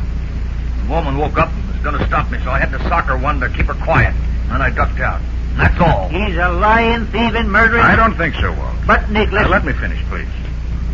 Jed, what was Mrs. Parsons wearing when you found her this morning? Why, she had a pink sort of house coat, lots of lace on it. Yes. Did she look pretty in it? She sure did. But that don't mean I had... Just answer my questions, please. Mrs. Parsons, did you ever see this gun before? But... No, I never saw it before. You sleep on 2 pillows, don't you? Yes. And you never saw this gun before? No. No, I didn't. That's peculiar. When I lifted the top pillow off your bed this morning, I found a little hollow on the top of the bottom one, and this gun just fits it. That's a lie. I Mrs. have... Parsons, you like Jed. He's a nice boy, but You liked your husband better. Of course. I loved Henry. Yes. You loved him so much you couldn't bear to have him leave you. Isn't that true? I don't... What are you getting at, Nick? I don't get this. Walt, Mrs. Parsons killed her husband. I didn't. It was that man. Are you crazy, Nick? What makes you think she did it? Think I know she did it. As I see it, she woke up and heard the burglar in the dining room. She'd already decided to kill Henry, but hadn't decided how to do it. And now the thought came to her that she could kill Henry and blame it on the burglar. She'd undoubtedly seen the man around town and knew exactly what he looked like. Remember that very excellent description she gave us, Walt? Well, sure, but Well, she never saw him that clearly by flashlight. You're lying. You can't prove any of About this. 5 o'clock, she got up, took a gun from under her pillow, went into the dining room, and called Henry very excitedly. When he rushed out of bed to see what was the matter, she waited for him at the dining room door and shot him as he came through. Then she took off her nightdress and put on the pink housecoat. I found the nightdress with some spots of blood on it under the mattress on her bed. You're lying. I wore that housecoat to bed last night. I was cold. Jed. Was that housecoat rumpled up when you saw it this morning? Why... Well, gosh, it looked like new to me. I thought so. Mrs. Parsons, you went to the kitchen. Waited until a few minutes before you knew Jed was due to arrive. Then you turned on the gas, tied yourself in the chair as best you could, and waited for Jed. You knew there was no danger of your suffocating before Jed arrived, and you knew that Jed was half in love with you already, and that when he found you in that very feminine and attractive garment, he'd never noticed that the knots which bound you were tied very clumsily and not very skillfully. Well, that's a lie. She was all tied up good and tight. That's what she wanted you to think. Well, why should she do it? Yes, Nick. What earthly reason would she have to do it? I didn't do it. I didn't do it. Walt, remember when we approached the house this morning, we saw smoke coming out of the chimney? Yes. Well, and I remembered that smoke a little while ago. I went down to have a look at the furnace. I was curious whether there'd be a fire going on a warm day like this. And I found this. A letter from Henry's real wife in the city, saying that she was happy he had at last decided to return to her and his son, from whom he'd run away when he came here with Laura. And there was the motive, plain enough. Laura couldn't bear the thought of his leaving her. It was a blow to her pride that he was tired of her. So she killed him. Her fingerprints are on this gun we found, if you want definite proof. All right, I killed him. And I'm glad. He couldn't treat me that way. But I never go to the chair. I'll kill myself first. Better take her away, Walter. And keep your eye on her. Murder demands that the murderer pay the penalty for his crime. Gosh, Nick, I still can't believe it. She was such a darn nice little girl. Well, Nick, if she hadn't tried to burn that letter, she might have gotten away with it. Yes, Patsy. That was what first led me to think she did it. Until I found that letter, I could find no motive for her killing him. And without the motive, nothing made sense. But the furnace was so choked with the ashes that the papers she tried to burn just smoldered. And where there's smoke, you know. Yes, I know. Where there's smoke, Nick Carter solves the case with it.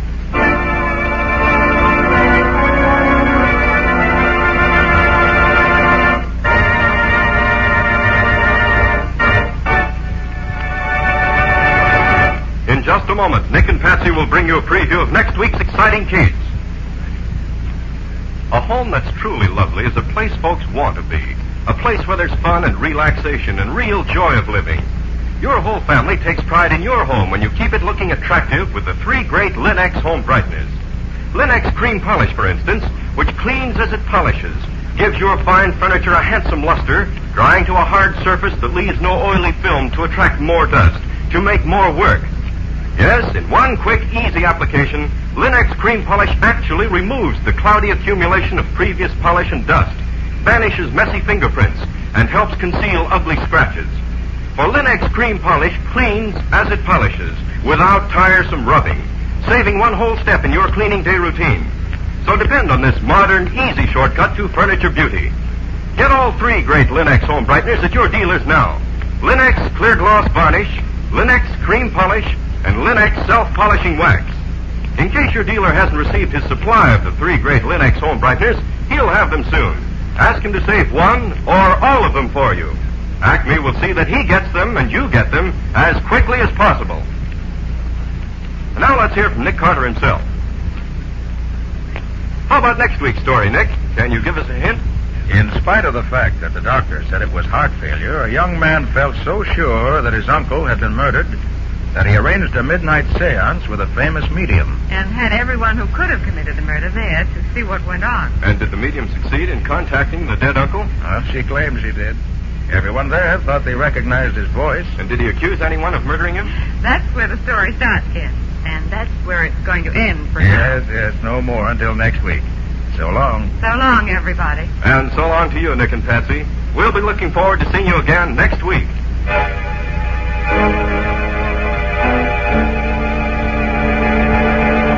Next week at this time, listen to another curious experience of Nick Carter, Master Detective, entitled Unexpected Death. Or Nick Carter and the Mystery of the Seance Murderer.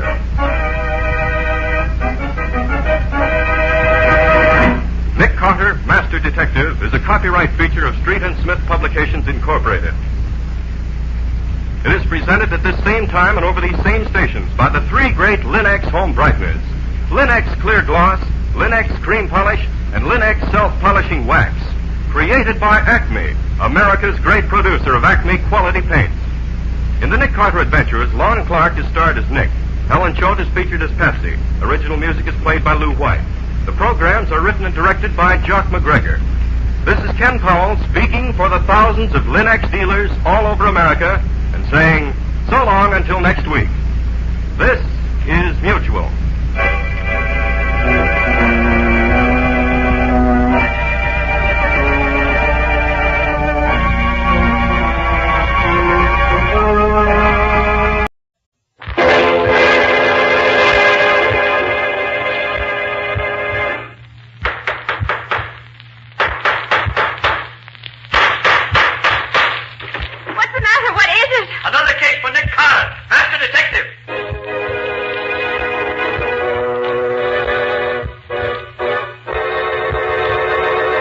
Another case for that most famous of all manhunters, the detective whose ability at solving crime is unequaled in the history of detective fiction. Nick Carter, Master Detective. Tonight's curious adventure, Records of Death. For Nick Carter and the mystery of the unclaimed box.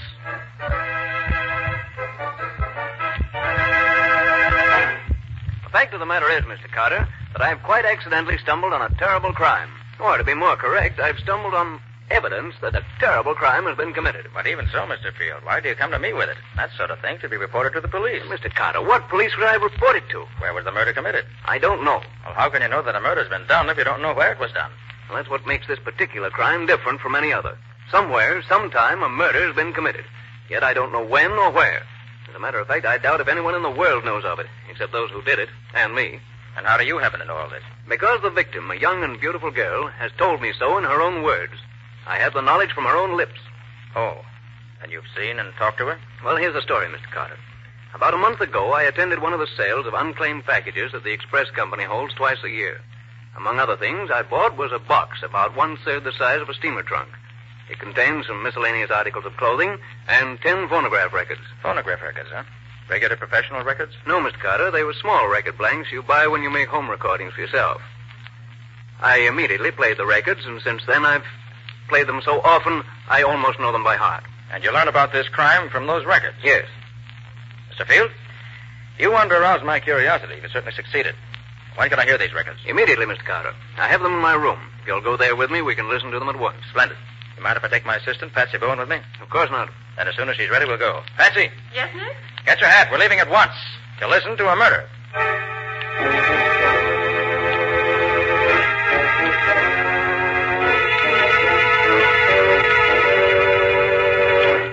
This is the box, Mr. Carter. Beautiful, isn't it? Now, Mr. Field, before we go further, there are a few things I should like to know. How long ago did you buy this box at the auction? A little over a month ago. Mm-hmm. On the express company, must have had it for about a year or so. Another thing. Were there any wrappings on the box when you bought it? Yes, it was well wrapped in heavy burlap. You have those wrappings now? I'm sorry to say I don't. By the time I realized that the wrappings might have furnished a clue to the mystery, they'd been burned in the incinerator. Too bad.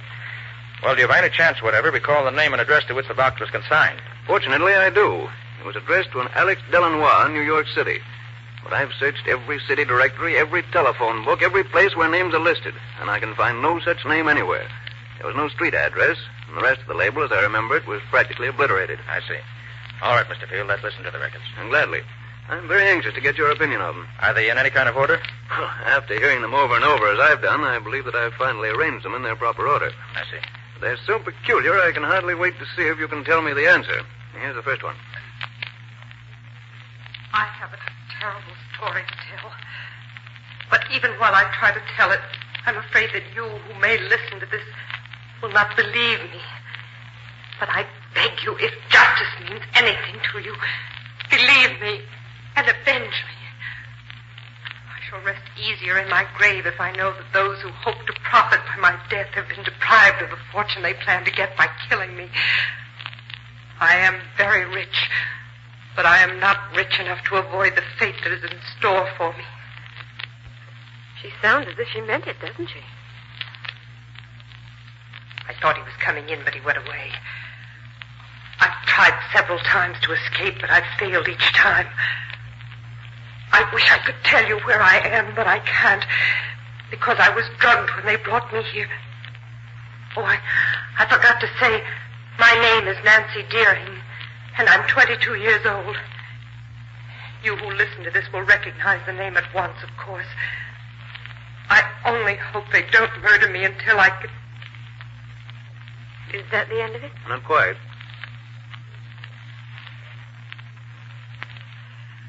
He almost caught me that time. But now he's left me alone again. Maybe I can... That's all. Apparently he came back before she expected him. She certainly had plenty of trouble getting a story out of the records, didn't she? Yes.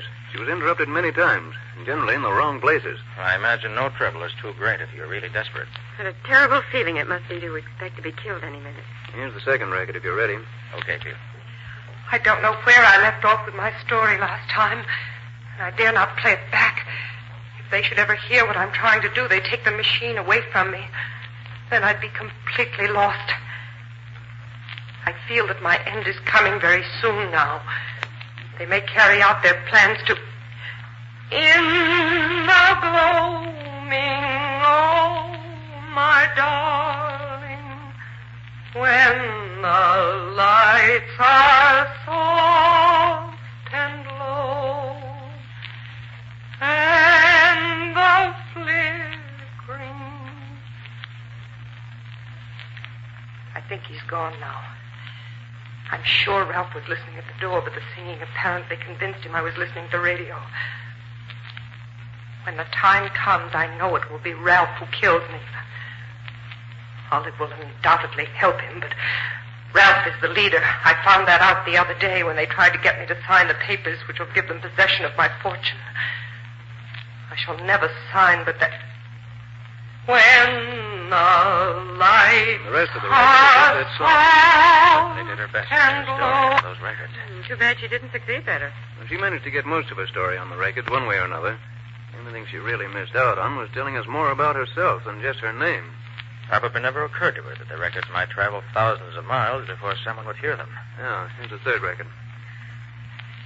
Last night somebody searched my rooms while I was in bed. Maybe they suspect that I'm making these records. Although I'm very careful.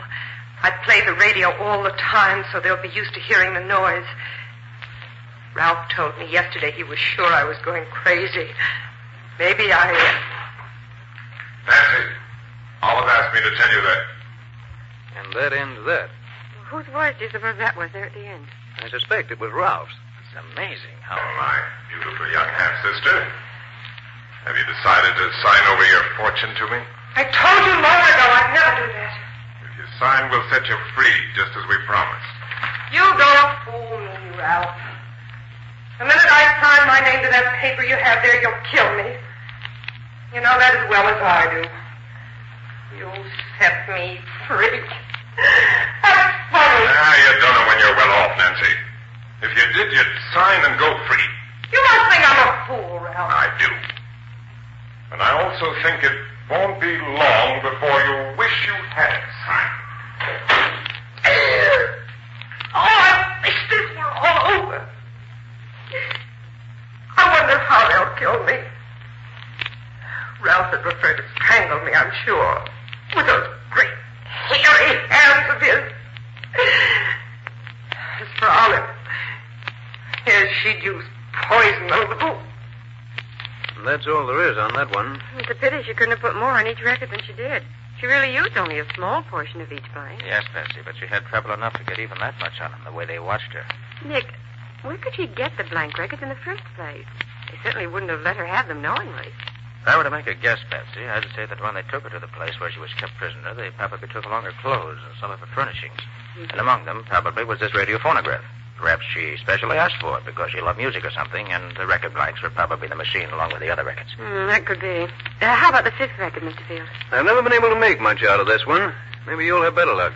You mean it's not like the others? Quite different. Here, I'll start it near the end. The whole first part is just scratch and nothing else.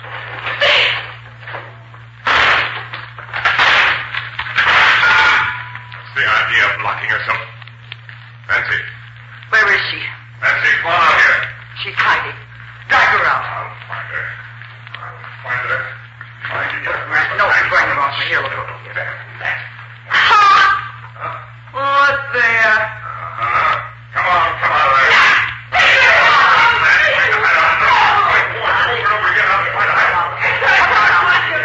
Come on, get her. Now, the sooner you get her, the better. No. Give me that. Nearly got me that time, didn't you? Too bad for you. You didn't succeed. You little devil, I'll fix you but good. Not very clear, is it? Perfectly clear to me. Nan locked her door and started the record. For some reason, she waited before saying anything. Then Ralph and Olive came, found the door locked, and, being suspicious, broke it down. Nancy hid, and they dragged her out. There was an argument about something, and I didn't get. Nancy grabbed Ralph's pistol and took a quick shot at him, but she missed. Before she could pull the trigger again, he took the gun away from her. Good grief, Mr. Carter. It's clear enough when you tell it. Well, here's the sixth one. I must hurry. The time is very short. I may be interrupted any minute. I'm seldom left alone anymore. They seem to be afraid of what I'll do if I'm left alone. I wondered that they hadn't killed me before this. I wonder if they... There's nothing but scratch for quite a bit here, but she starts again.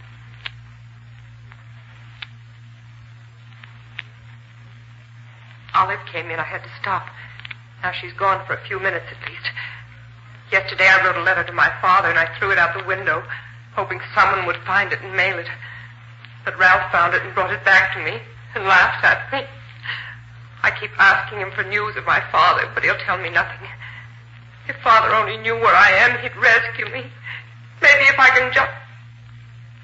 And that's the end of that. Well, we didn't get much out of it. I wonder where Father comes into this. You'll see before we're through. And this seventh record is more interesting because it records a complete conversation between Nancy and Ralph. Good. Let's hear it.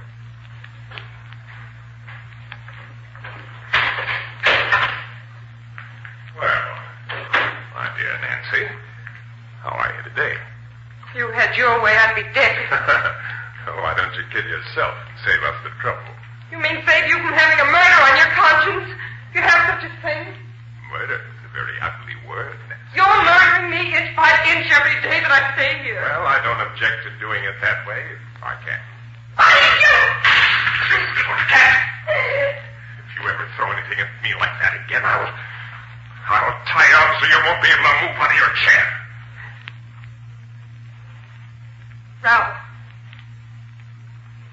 if you really want me to sign those papers for you, just let me go to my father. If you do, I'll sign anything you ask. That's out of the question, Anne. But if you sign, we'll see that your father finds you soon enough. And it's only because I'm your half-brother that I offer you this. You sneaking liar! I'll show you. No! Please! Next time I'll kill you. If you weren't my half-sister, I'd do it right now. And I'd enjoy doing it. So don't tempt me too far. I might forget that your mother and mine were the same. Please. Ralph. Will you get me a glass of water? Oh. Please, Aunt. Please. Well, all right. But no tricks or I'll lose. Oh, gosh, I wish we could have had more of that. Yes. We might have learned something really important. You will. Nancy knew the record was near the end, and that glass of water was merely an excuse to get Ralph out of the room while she put on a new one. Good for her. She's a clever girl. Oh, what a terrible ordeal she went through. Never knowing from one day to the next whether it was her last. Quiet, Betsy, please. Thank you. You were gone quite a long time. I met Olive in the hall. She reminded me to tell you we've decided that unless you do as we want you to, you have just one more day to live. Just one. Do you think that frightens me? I'll almost welcome death, because I know it's the only way I'll ever get away from you two. And I'm firmly convinced you'll never succeed in getting possession of my fortune. Of course we'll get it. No doubt about that. I don't think you will. No? No. That is, you won't get it unless you're planning on murdering my father, too. After you forged a new will for him to leave behind him. Smart, aren't you? Guessed it the first time. No. No, you wouldn't. You couldn't. No, why not? He's not my father, and we want his fortune for ourselves. I can't believe such inhuman creatures as you two really exist. Our mother bore a strange lot of children, didn't she? On one hand, we have you, my saintly Nancy.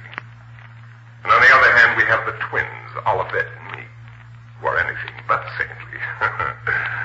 Yes, life is very strange sometimes. Get out! Get out! Leave me alone! I gotta die to be with you! That's an excellent idea, Nancy. I'll be gone for about 15 minutes. If you're wise, you won't be alive when I return. Goodbye. I hope forever.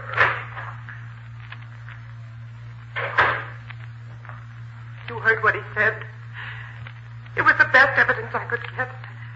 Ralph really made a full confession without knowing that every word he said was being preserved for you to hear. But my father, why must he die? Oh, I beg you, whoever you are, hears these words. If you can do anything to avenge our death, in heaven's name, do it. I go to my death believing that through you I shall have my revenge at last. Oh, please don't fail me. I see the record's coming to an end.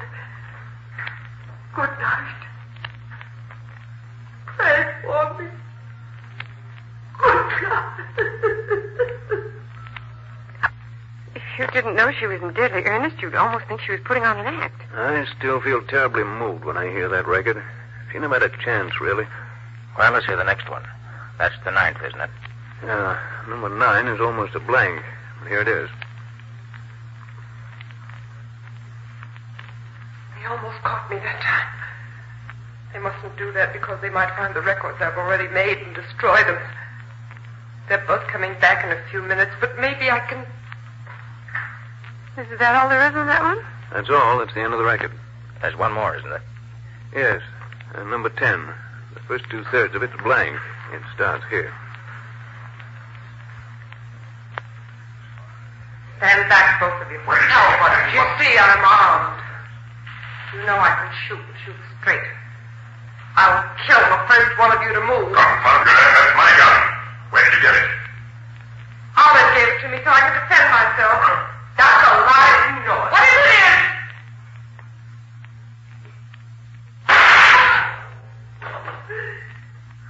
You little son. You haven't waited much too long. This time you have.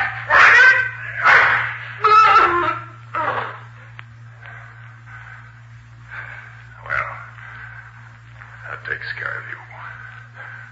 Olive. Olive. Yes. Yeah. What happened? The bullet just grazed your temple. Must have stunned you momentarily. Oh. Is Nancy dead? Yes. She's dead. What'll we do with the body? The old man will be here in a couple of hours. We don't want to be caught. And that's the end of the last record. Poor Nancy. She certainly got a tough break. I truly believe that's the most remarkably told tragedy in history. Oh, Mr. Carter, have you got any ideas? I have, but I'm not ready to talk about them yet. Well, what's the next step now, Nick? Well, first of all, Patsy, I want to examine the other contents of the box thoroughly. I can look them over more intelligently now that I've heard the records. Then I want to play those records over and over till I know them by heart. And then? Then I expect to be able to give you the answer to the problem.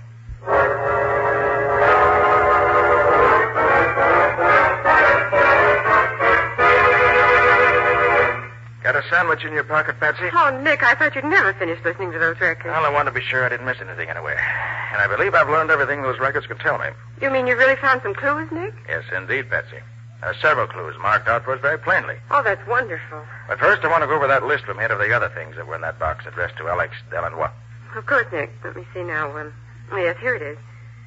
Opera cloak with label Felix and Company, Toronto. And a beautiful and expensive thing it was, too. Silk slip with the name Olivette Dupre pinned on it. Wish I could wear silk like that. Patsy. A silk slip with the name Nancy Deering pinned to it. A New Testament with the name Evangeline Dupre on the flyleaf. Several rings, all very valuable. A real pearl necklace. And some beautiful and very expensive lace. Also, of course, the blood-stained nightdress, which must have been the one that Nancy was murdered in. And the 3 snapshots, of course. Oh, yes. One with the name Olivette on the back, one with the name Ralph, and one with the name Evangeline Dupre Deering. Whoever packed that box knew exactly what he was doing, Patsy. All ties together beautifully.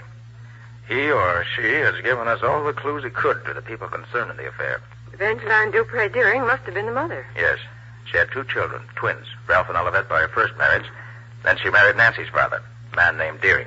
But that doesn't get us much nearer a solution, Nick. Oh, but it does, Patsy. Did you notice that all the voices we heard in the records were American? Well, yes, I guess they were. And yet the names are mostly French, aren't they? Mm-hmm. Now, where do we find a combination like that around here? Why, in Canada, I suppose. Exactly. And the label on the opera cloak says Toronto, which confirms the Canada idea perfectly. You mean that the Deerings lived in Toronto? It's certainly quite logical to assume that the scene of the murder's Canada, and very possibly in the vicinity of Toronto. Well, we start there anyway. Maybe the Toronto police can help us. But, Nick, even if you're right, it doesn't mean that the police would know anything about the murder. It was all done so secretly. You're overlooking one thing, Patsy. I am? Well, what is it? The family from which these people came was a rich family, very rich indeed, if we may guess from the beautiful laces and from the jewelry and other things packed in the box. Mm-hmm. And remember also that Nancy's father was probably killed, too. Now, I can't believe that the head of a rich and probably well-known family could disappear without anyone knowing it. You mean you think the police will know that something happened to him about a year ago, even if they don't think that there's anything wrong about it? Exactly. So pack your bag, Patsy, and order a taxi to take us to the airport. We're flying to Toronto immediately.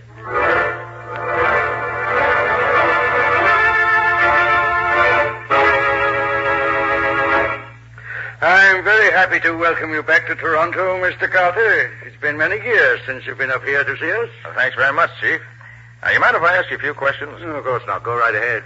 Did you get a letter about a year ago telling that a murder had been done, and that if you wanted proof, you should claim an express box sent to New York City in the name of Alex Delanois? Wait a minute. By George Carter, we did get just such a letter. But we thought it was the work of a crank and destroyed it. You mean it was true? I have every reason to believe it was. Now, another question. Would you know anything about a girl named Nancy Deering, or about her father? For heaven's sake, Carter, what do you know about the Deering family? You answer my question first, I'll answer yours. What about the Deering? The father, Charles Deering, was the younger son of an English nobleman. Mm-hmm. He was immensely rich, had a house here in town, a country place called Deering Hall. He married a woman with 2 children, twins, I believe, and she died when his daughter Nancy was born. He was always prominent in local affairs up to about a year ago, when he's said to have disappeared. Hasn't been seen since. I understand he started for Deering Hall, but never arrived there, according to his 2 stepchildren. What about his daughter, Nancy? Nancy was brought up by relatives in Montreal. Few people here know her at all. But as I remember it, she was supposed to have disappeared just before her father did. Although I now understand that she was at Deering Hall with her half-brother and sister all the time. You say Nancy didn't disappear after all? I know. As a matter of fact, she was here in Toronto this past week. She believes her father is dead, so she's applied for letters of administration for the estate. I thought so.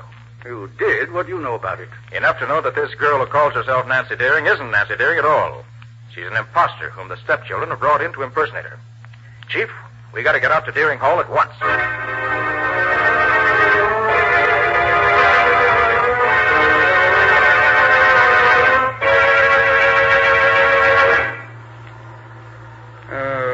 Leading into the Deering estate turns off somewhere right in here, Carter. I'm not quite sure. Well, look, Chief. There's a man standing in the road up ahead. Oh, so there is. And he's motioning to us to stop. He looks almost like a dwarf, doesn't he? He's certainly a queer-looking individual. Perhaps you are going to the hall. Yes, we are. Why? Could you take me back there? I have walked so far, I am tired out. Oh, of course. Climb in. What? You are a policeman, no? Yes, I am. Oh, then you can help me. And I need help so very much. What seems to be the trouble? My name is Alex Delanois. I am the... Alex Delanois? But yes, you know me. You once had a box packed with records and other things to New York City addressed to yourself? Oh, but yes, you have seen it. Yes, that's why we're here. Tell me, how did you ever happen to... Yes, I will tell you everything.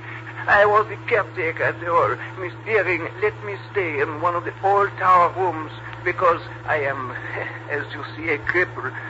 Sometimes I do not get out of bed for days at a time. About a year ago, the 2 stepchildren of those so very wicked devils came to the hall. They brought a girl who was kept a prisoner in one of the bedrooms. Alex, isn't that the road to the hall just ahead there? No, but yes. The hall is about a half a mile in off this road. Go on with your story, Alex. Yeah. The girl was so carefully guarded by those 2. I could not get to her room. I could not help her. I am a cripple. No, you did what you could, Alex. You being there helped her, I know. How did you manage to get the things packed in the box? After they killed Nancy, they did not guard their room so carefully. I got in, I took the records and the other things and packed them in the box. A fisherman I know up by the lake sent the box by express for me. I wrote to the police in Toronto and in New York and told them what had happened and asked them to claim this box. But I am afraid they did not do it. No, we didn't. We thought the letter was just a hoax. What about Nancy's father? The day after Nancy was killed, he came here and they tried to kill him too. Tried to? You mean they didn't succeed? No, not quite. They hit him on the head with a pistol and threw him into the lake from the high cliff. But I saw them do it and I rescued him. I took him to my room and nursed him myself until he could get a doctor. How is he now? Well, he's about well now, I think. There's the house right ahead, Nick. Drive right up to the door, Chief. I'll go ahead. You keep in the background in case they know you. Okay, Carter. But I'll be right behind you. Alex, you and Patsy stay here in the car. Oh, but of course. Sure, Nick.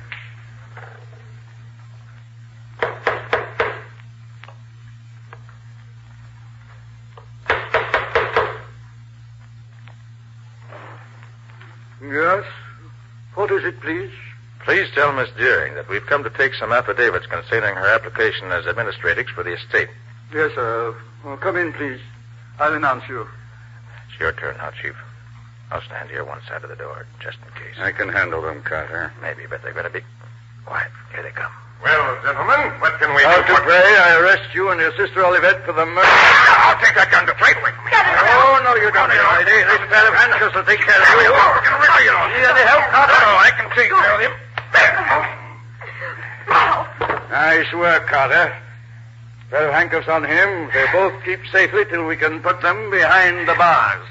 And we can now restore Deering Hall to its rightful owner once more. Even though it's almost a year later, the box that Alex Ellenwell packed has fulfilled its destiny.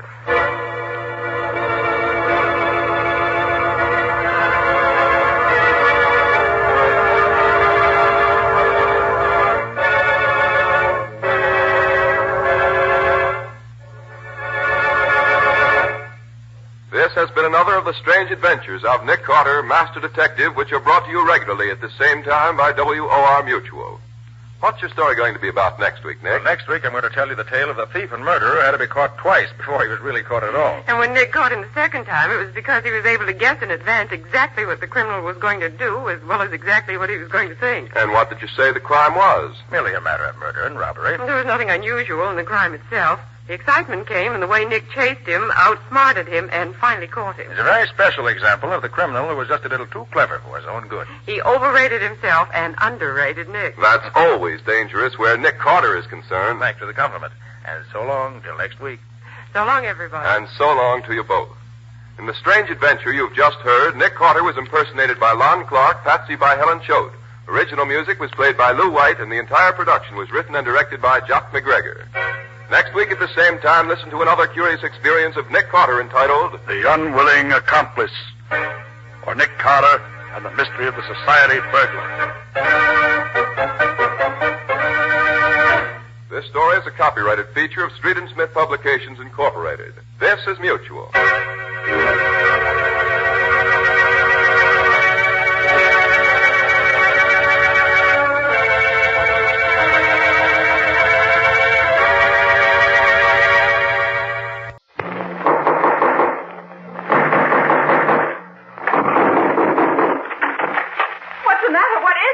Another case for Nick Carter, the Master Detective.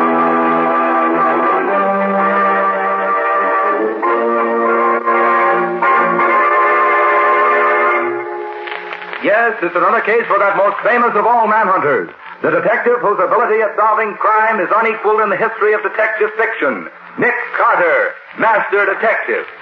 Tonight's curious adventure, The Flying Duck Murders, or Nick Carter and the Gold Thieves.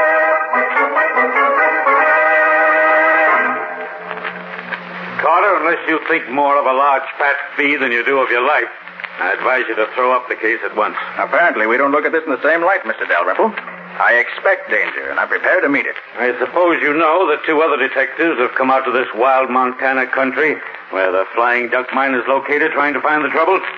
But do you know that neither of them lived to tell what they found? How were they killed, Mr. Dalrymple? They went crazy, Miss Bowen. Kessler, the San Francisco man, fell over a cliff.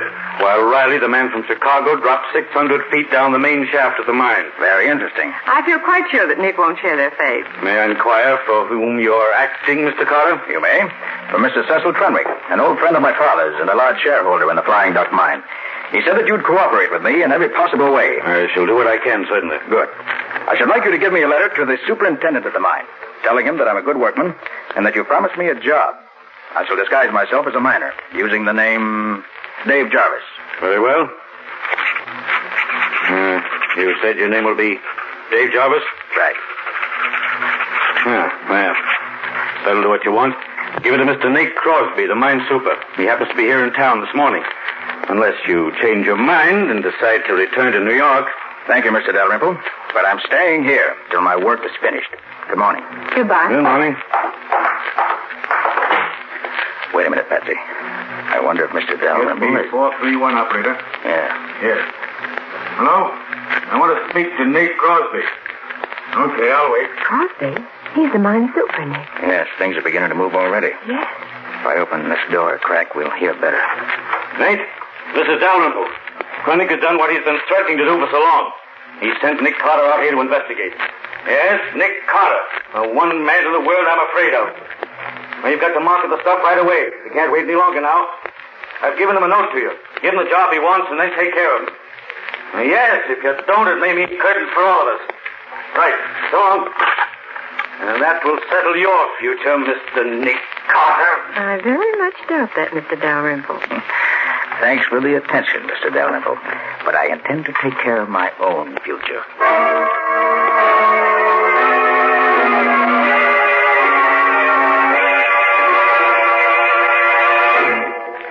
So, Mr. Dalrymple is in on the deal. He certainly is, Scubby, up to his neck. Well, at least we start off with one good hot prospect. What do we do now? Get into your miner's outfit. Then take this note down to this address and give it to Nate Crosby, the mine super. Now remember, your name's Dave Jarvis, and Crosby's to give you a job in the mill. Okay, Nick. Then what? Well, first and foremost, keep your eyes open.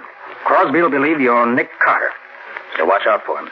He'll try to put you out of the way. And don't forget, Scubby, the detectives from Chicago and Frisco both came to Greece. Well, it's going to be different with the guy from New York. Now, Patsy, you wait here at the hotel where we can get in touch with you if we need you. Sure, Nick.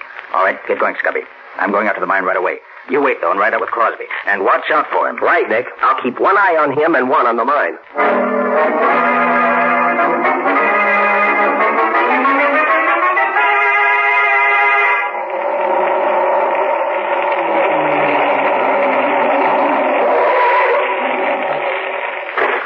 Thanks for the lift, Bud. That's okay, pal. That's the super's office right there. Thanks. I'll be seeing you. You looking for someone? You the super of the Flying Duck Mine? No, I'm the assistant super. Clem Hendricks is his name. Well, my name's King. I'm writing up an article about the mines of Montana for the Miners' Times of Kansas City. Any objection to me sticking around a while, looking things over? None at all, Mr. King. Just so long as you say something good about us in your article. You want me to show you around? No, thanks. I'll just drift around and see what I can pick up. If anyone stops here, tell them I said it was okay. Thanks, I will. Be seeing you. Now, to find the boss of the day shift and get some information on how this place operates.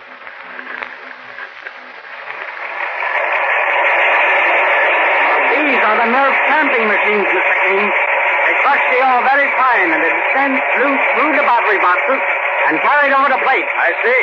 The plates are coated with quicksilver or mercury, and the quicksilver picks up most of the gold from the crushed ore. And this combination of quicksilver and gold we call amalgam. And you scrape this amalgam off the plates and take it to the refinery? Yes, Mr. King.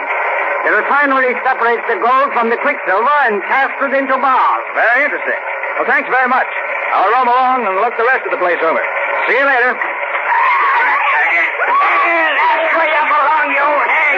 Down there where you flat your face in the dirt. You try to You old Indian witch, and I'm going to finish the job right down that knife.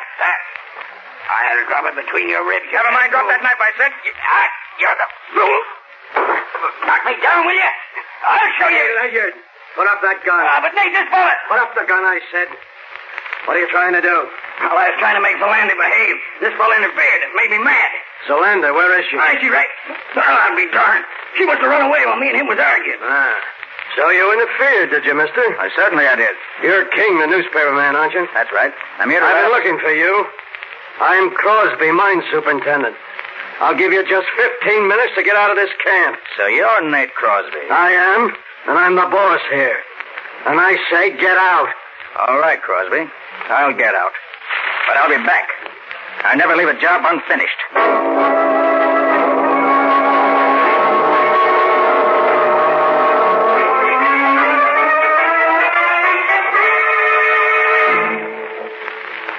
All right, pick them up. You can carry them. I know they're heavy, but they have to have a solid lead lining so we can ship bodies in them. Put them in the old powder house and shut the door when you're through. Okay, boss. Come on, fellas. Okay. All right, get it up there.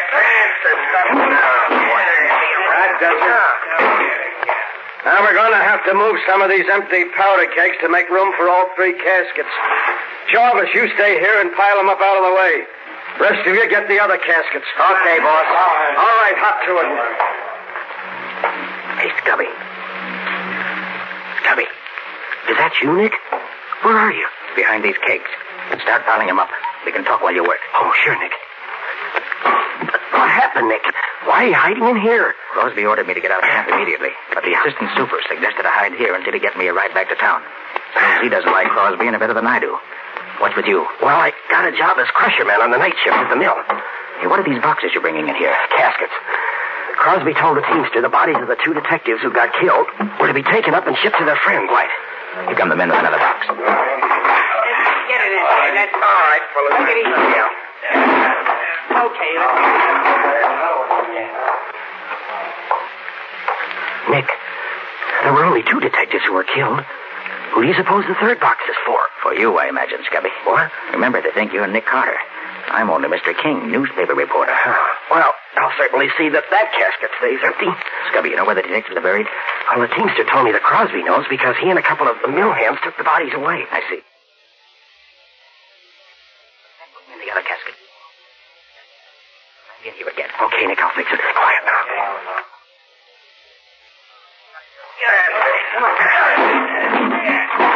All right, that'll do it, I think. Okay. Oh, hey, boss. I must have dropped my knife inside the power house. Do you mind if I get it? Do what you want, so long as you're not late for your shift at the mill. Okay, boss. I'll be there. Oh, clear, Nick. They've gone. Now, what's your idea? First, shut the door, Scubby. Oh, sure, Nick. Now, Scubby, I want to see what's in these caskets. Here, I've got a screwdriver and my knife. Oh, so have I. Look, I'll help you. Good. Well, I'm glad they only use 4 screws to fasten these covers down. Makes it simpler. But why do you want to see what's inside, Nick? Got a hunch, that's all. Yeah. There, it's got it. You all ready? Yeah. All right, let's get her up. Give me a hand. Yeah. Right. There. Uh-huh.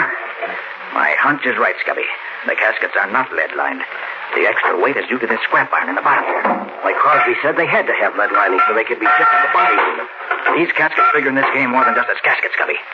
Well, Crosby told the teamster to have a fresh team hitched to the large wagon for him at midnight tonight. I thought so. Scubby, he's going to take these caskets somewhere tonight, and I want to know where. Yeah, but how are you going to find out? I'm going with him. Hidden in this casket. I'll get in it and you put the lid back on. Oh, but Nick, you'll smother in there with the lid down. Scubby, you can put 4 small pieces of wood under the coffin lid before you screw it down. Oh, but Nick, I won't shoot you now. Hurry up. All right. Pretty good fit. All right. Now hurry up. Okay, Nick. Keep your head down while I put the lid on. Okay. There we are. Have you learned anything yet, Scubby? Well, the only place in the mill where the gold could be stolen is the room where the battery boxes and the plates are. I see. Well, have you found out how they did it? No, not yet. I hope to learn tonight when I'm on duty in the mill. Good, Scubby. You take care of that end, and I'll watch this end. Yeah. Well, here's good luck to us both. I suspect we both may need it.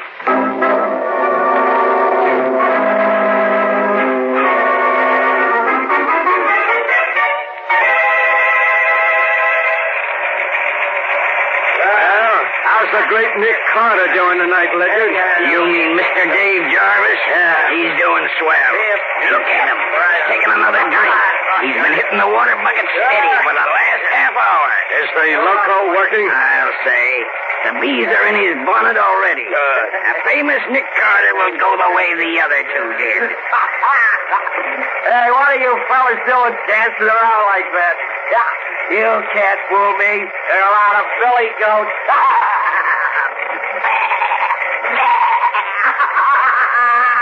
Oh, I'm thirsty. You gotta get me a drink. Keep your eye on him. If he starts fighting, lay him out with a crowbar. Don't take any chances. Okay. Say what right in my God.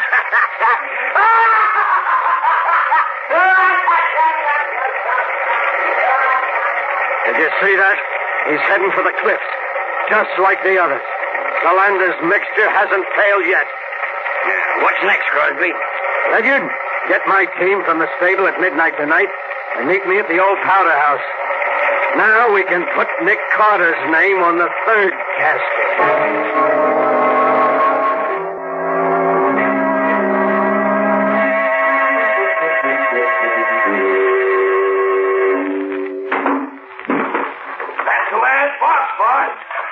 Ledyard, you sit on the top box. I know that voice. That's Crosby.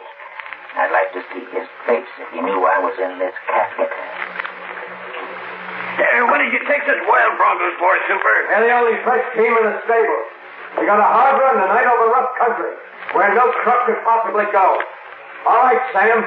Let them go and then climb up here with me. Here they go. Watch them. Okay.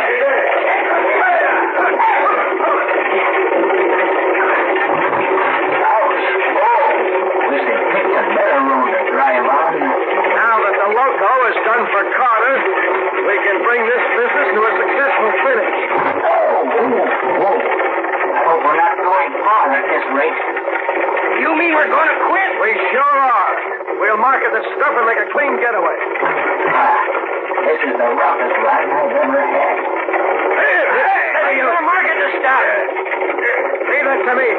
I'll see that each of you gets... Stop them, boys! Stop them! Hold them in! They're running away.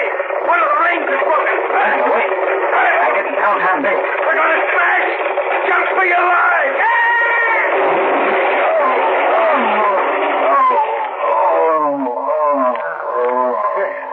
We got off just in time, boss. Yeah. Hey, look at that casket, Crosby. The one with the lid torn off. Huh? Oh, that's the infernal reporter I ordered to get out of camp this afternoon. What was he doing in that casket? Never mind that now. Get him while he's only half conscious. Come on, Sam. Now you... Oh, good work, boys. That fixes Mr. Reporter. Tie his hands and feet with that rope. Okay, boss. He won't fight no more for a while now. Hey, look, Super. Here's a pair of handcuffs in his pocket and a couple of guns. Hey, what kind of reporter are you? Going around with handcuffs and guns in your pocket. You have to draw your own conclusions, Crosby. I've drawn them already. You're here to help Nick Carter.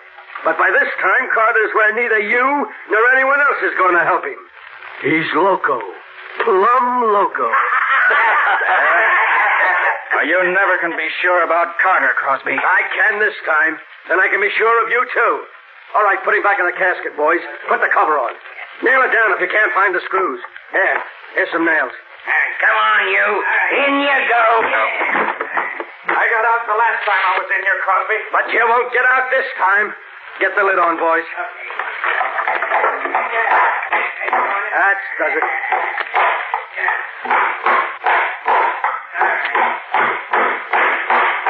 That's swell. That's enough. He can't do anything with his hands tied. Ledyard, you and Sam get the shovels that were in the wagon and dig a nice, deep hole. We'll bury our reporter friend with our blessing.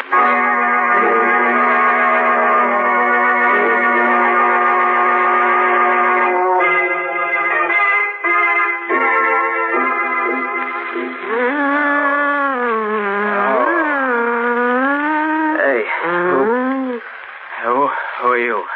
You get 'em senses now. You see, you hear, you know what me say. Yeah, I know. Good. You eat better now. Hey, who are you? Me, Zolander. You save Zolander life. Zolander, your friend. You drink this. You feel eat better. Quick. Thanks. Now, okay, tell me, how'd I get here? Just before sun come up, me chase crazy man through woods. Then me hear gun shoot. See you run. You come, fall down by Zolander, hurt in head. So me bring you here. Zalanda hut. Well, certainly glad you were around, but I passed out. Crosby, you enemy? Certainly is now. You say you were chasing a crazy man? Him drink loco, like 2 other men come before. I wonder if that could have been Scubby. Crosby said he was loco. Zolanda, what did you want to find him for? Me want save him life. Give medicine, make him well. But what did you want to save him? Crosby give him loco, this man. Zolanda hate Crosby. Want save man. Crosby want kill. Zolanda, listen. I think this crazy...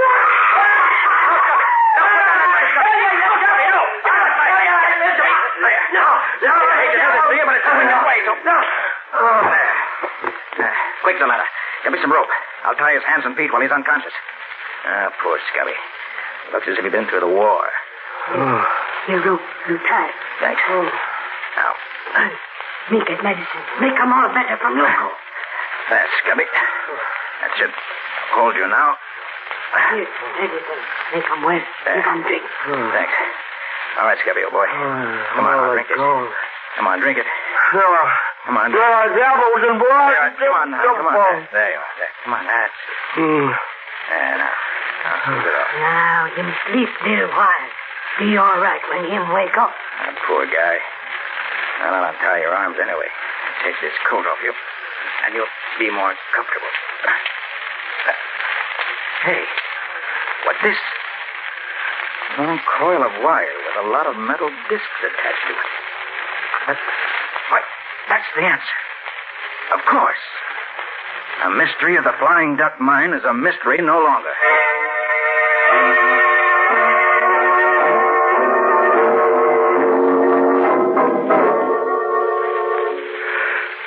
Well, Scubby, feeling better now that you've had some sleep?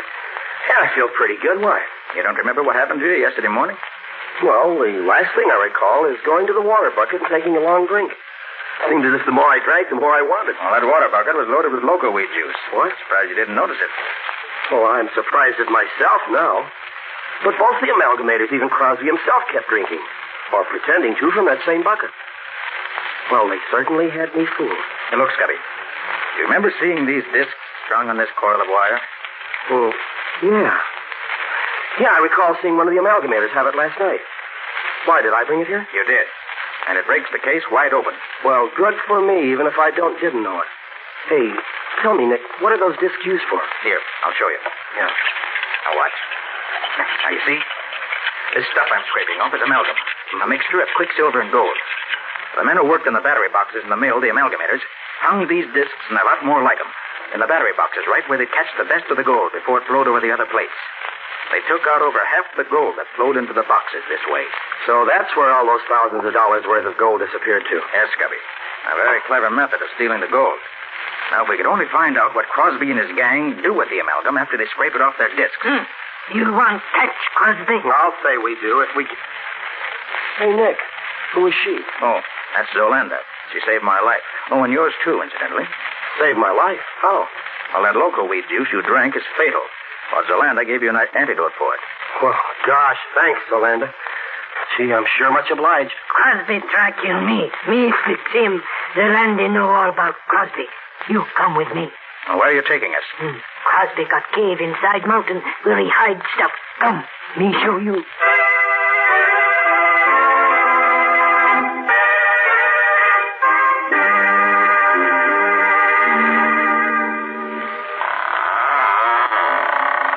So this is where Crosby hides out, huh? Yeah. Too bad there's no one here now. But they've been here today. Look there, Scubby. Well, that looks like the scrap iron we took out of the casket in the old powder house before you hid in it. Right, Scubby. And this scrap iron was in the other 2 caskets. So they brought them up here. I wonder why. There's the answer. Over there in that corner. And the stairs furnished. And it's still warm, Scubby. Then we must have scared them off when we came up. Wait. Let me take the cover off this retort.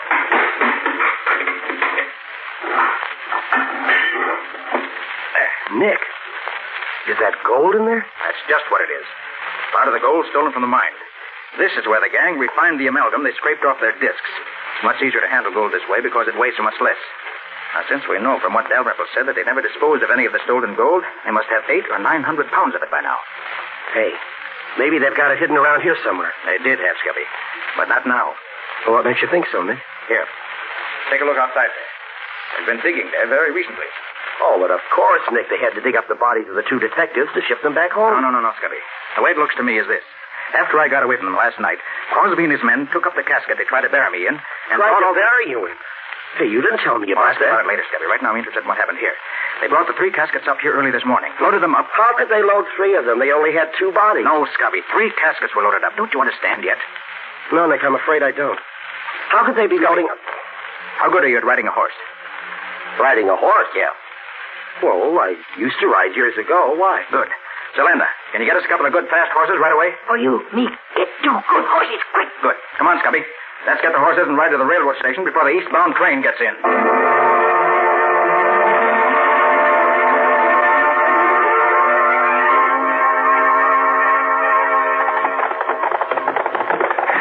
But, Nick, what's all the hurry? Well, unless I'm wrong, Scubby. These 3 caskets are going east in the next train. We've got to get there in time to stop them. Oh, even Crosby himself would recognize us these Indian costumes Zalanda let us. Well, we may need to be disguised before we get through. Hey, you didn't finish telling me how you got away from Crosby and his gang when they started to bury you alive. What did happen, Nick? Well, they dug the hole, and they put the casket down in it. I tried to pry the lid loose, but my hands were tied behind me. I worked on them, and just as they started throwing the dirt back on top of the casket, I finally got my hands free and untied my feet. Just then I heard shooting and some female screaming. A female? Out there in the wild? Yeah, it was Zalanda, I found out later. Well, I managed to loosen the cover and push it up enough to see that Crosby and the men were watching something across the clearing. So I seized my chance and climbed carefully out of the hole on the opposite side. I started to run, but they saw me and started shooting. Fortunately, though, they were bad shots, and I was almost free when a bullet grazed my head. Must have stunned me, because I remember nothing more till I woke up in Zolanda's hut this morning. Well, do you know what it was that distracted the men's attention? Well, Zalanda told me that you were chasing her, trying to shoot her. She was screaming. You chased her around the other side of the clearing, and then went off after something else. It was just about then that you saw me running toward her. When Crosby saw me drop, he gave up the chase. Zalanda waited until they went back and then dragged me to her hut. Gosh, Nick, we owe a lot to Zalanda. Right, Scubby. And the best way we can pay that debt is to see that Crosby and his murdering pals end up where they belong, behind bars or in the electric chair.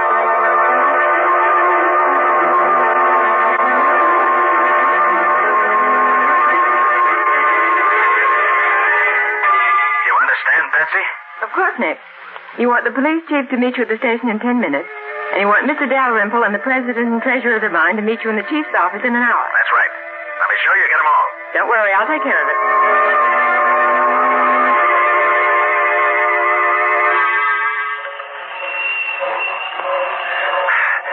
These are the ones, Nick. These 3 here on the baggage truck. Did you notice the names on them, Scubby? Yeah. Joe Briley, Phil Kessler. Oh, and look, Nick Carter. I'd rather be out here dressed as an Indian than in there dressed as a corpse. One side now, rain in the face. We got to get these caskets into the baggage car. Just a minute. You see this badge? Special agent. So what? What do you want me to do? Just leave these caskets in the baggage truck for now. But they're supposed to go on this... Staying here, quiet. Hey, look here, baggage master. Get these boxes on the train and be quick about it. No be in hurry, mister. Why, you Indian meddler, what the deuce do you... You look behind you. What do you mean? Take your hat off, Scubby. Sure, Nick. There you are, Mr. Crosby. Dave Jarvis. Why, you... Don't try to start anything, Crosby. I've got my gun on you. Hey, where's getting these boxes off? Hurry your men, officer. These 3 right here. Get your hands up, all of you, fast. Hey, you What is it? Quiet, all of you. You 3 men are under arrest. Charged with robbing the Flying Duck mine and with the murder of Detectives Riley and Kessler.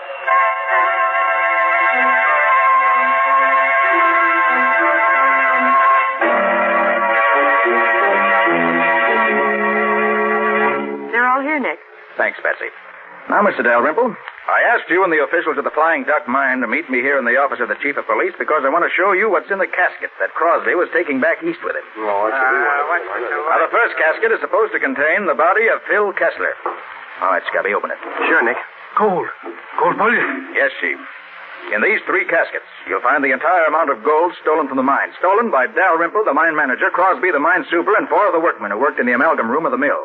They stole the amalgam, refined it in their own furnace, and buried it in 2 holes in the ground, which were supposed to be the graves of the 2 dead detectives. Mr. Carter, that much gold would make the caskets pretty heavy.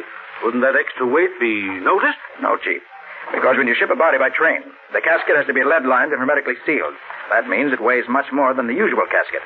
Crosby, Ledyard, and Perkins were each going to take one of the caskets east with them as a personal baggage, which would prevent anybody from examining them too closely. One of the cleverest schemes I've seen in a long time. But it wasn't clever enough, not with Nick on the job. You have to get up early in the morning to beat Nick.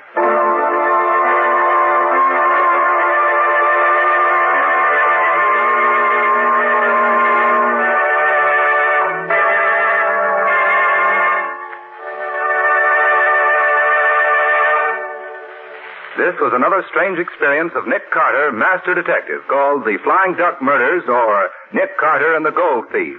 Another of the curious adventures of Nick Carter, which are brought to you regularly at the same time by W.O.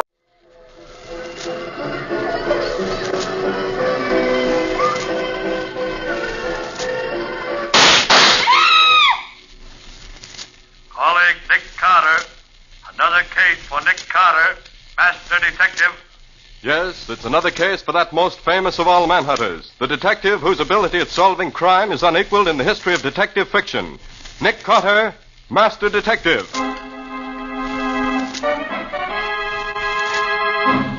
Tonight's curious adventure is The Echo of Death. Or Nick Carter and the Phantom Clue.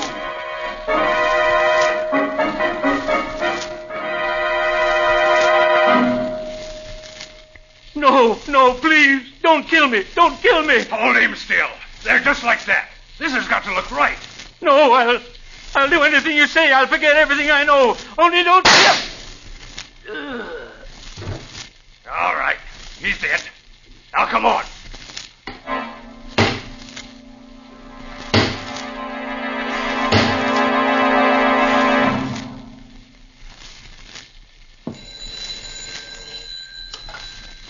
Hello? Yes, this is Nick Carter speaking. A case? What kind of case? A disappearance. Well, that's hardly in my line. Oh, I see. Yes. Yes, I understand. All right, expect us late this afternoon. Did you get that on the extension, Patsy? I should say so. Echo Valley Lodge, private amphibian plane waiting for you at the airport. Come at once, never mind the fee. Who is this Howard Manstead who tosses money around like confetti? A well-known millionaire sportsman, Patsy. But wouldn't it be more to the point to ask about the man who's disappeared? Oh, you mean James Thurlow, the columnist. Why, he... Say, who is he, anyway? That's what you get for not reading the financial pages of the paper, Patsy. Well, come along. We've got to find a taxi and get to the airport. Well, aren't we going to take anything with us? Oh, yes, of course. I was forgetting. I thought you were. I'll need my new dress. You want Scubby. Call him and tell him to meet us at the airport. He knows Thurlow. They write for the same paper. But why aren't we going to... Oh, and one other thing, Patsy. Bring along Volume 3 of the Encyclopedia, E to H. Scubby Wilson and Volume 3 of an encyclopedia. That's just what a girl needs for a visit to a millionaire's hunting lodge.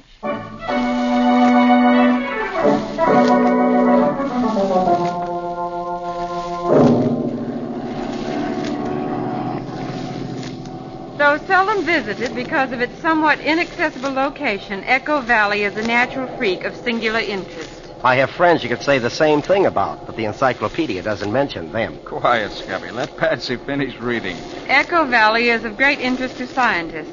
Sounds occurring in certain areas of Echo Valley may be repeated as many as 13 times, echoing from cliff to cliff in gradually diminishing volume. Why do encyclopedias always use so many words to say so little?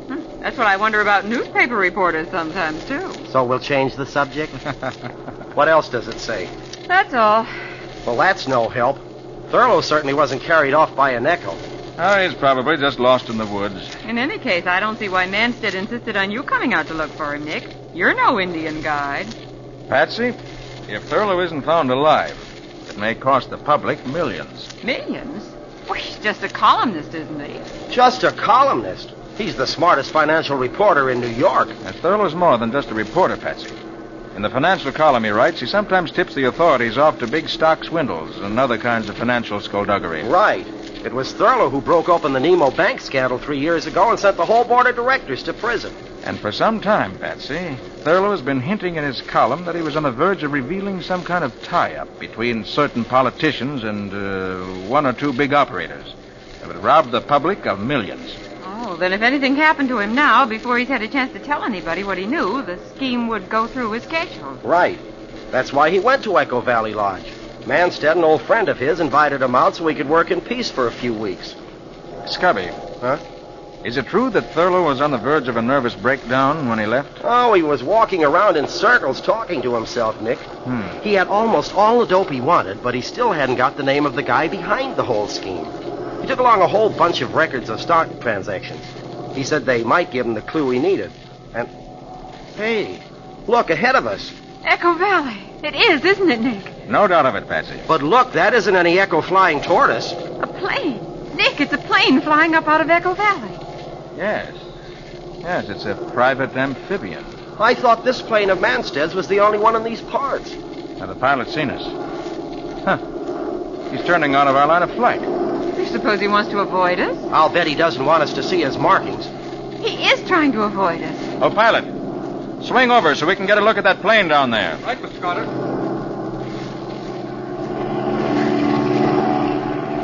He knows we're trying to get closer to him. Look at him bank to avoid us. He's turned back. He's heading away from us now. Oh, pilot. Overtake that plane if you can. Yes, Mr. Carter. Say, isn't that the Manstead hunting lodge down there, right on the edge of the lake? Yes, Cubby, it is. But we're not going to land until we get some idea what that plane's up to. Look, he's diving straight down now. He's going to try to get away underneath us. Oh, he'll never make it. Those private planes aren't built. His wing, it's breaking off. Couldn't take the strain. He's heading straight for the ground if he hasn't got a parachute. Oh, but he has. Look, he's jumping. There, the chute's opening. And there goes his plane into the trees. Well, that was a narrow escape. He didn't have more than 500 feet of altitude. Oh, he's come down on the top of that tall pine. He's caught there. See, his parachute won't come loose. Yes. Well, we'll have to land and rescue him. Besides, I want to know why he was so anxious to avoid having his plane identified. Oh, pilot. Yes, Mr. Carter? Land in the lake and taxi up as close as possible to the place that fellow came down. Yes.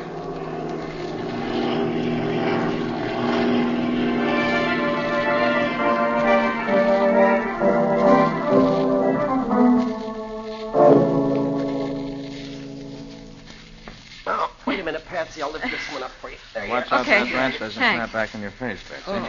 Well, aren't we almost there? Yes, there's the clearing. Just ahead. Only a few more steps.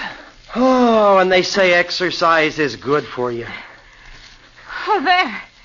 There's his parachute. I think I can see him hanging among the branches. He's hurt or he'd call to us. Come on. His shroud lines are caught among the branches. I can see that much. Well, he's just dangling there. Yeah. Hey, you up there. Can you hear us? You all right? He doesn't answer. Look, I'll climb up and see if I can... No. Wait. What is it, Nick? Look at those shroud lines. They're wrapped around his neck. Yeah. Look at the way his head is twisted to one side. Yes. His neck's broken. He's dead. What? Oh. When he landed in the tree, he got tangled in the lines and... I wonder. Nick, what do you mean? Look down at your feet, Scubby. Huh? Cigarette butt. What? Somebody must have been here before us. Maybe. But its position makes me think the cigarette was smoked by him up there. Oh, but that's impossible, Nick. It's been just about an hour, Scubby, since he crashed. He knew we'd come after him. So if he was hurt and couldn't get out of his chute harness, what would be more natural than for him to smoke a cigarette and wait to be rescued? But he's dead. Because somebody reached him before we did. And murdered him.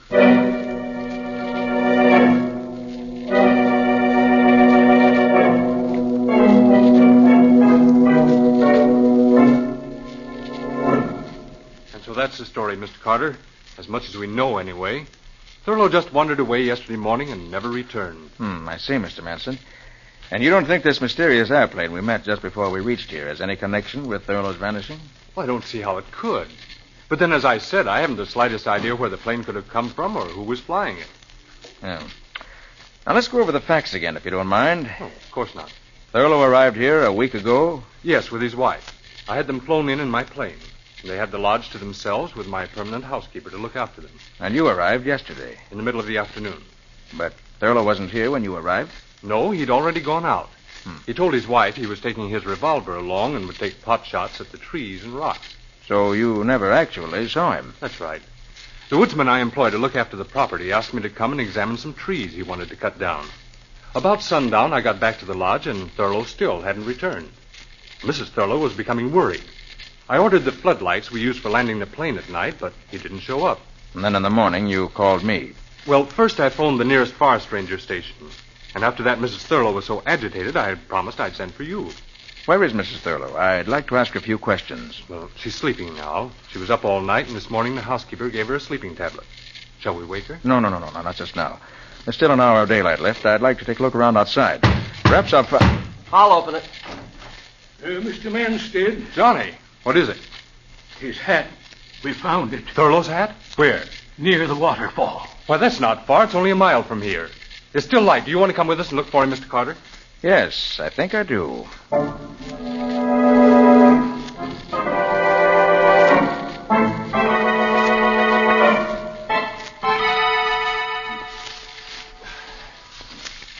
Oh, gosh, my ankle.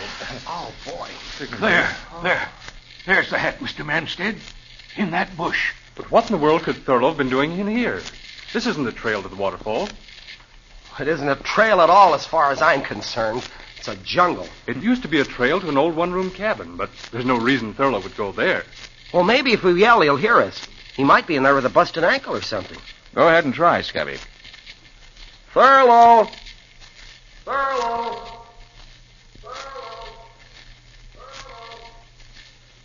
Good gosh, will you listen to that? Well, that's one reason this is called Echo Valley. The cliffs around the waterfall down the trail make a perfect sounding board. Well, if he didn't hear that, he must be dead. If there's a cabin in there, we better take a look at it. Right. I don't see what in the world Thurlow could have come this way for, but maybe he did. Let's find out.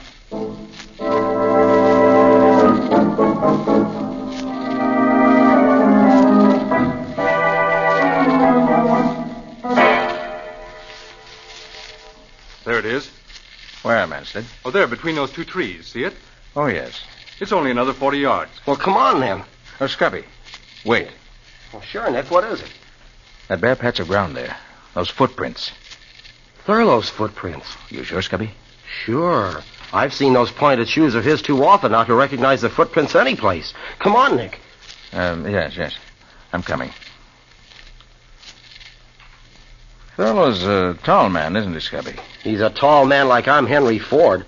He's about 5'5". Why? I thought that... Well, never mind. There's the cabin.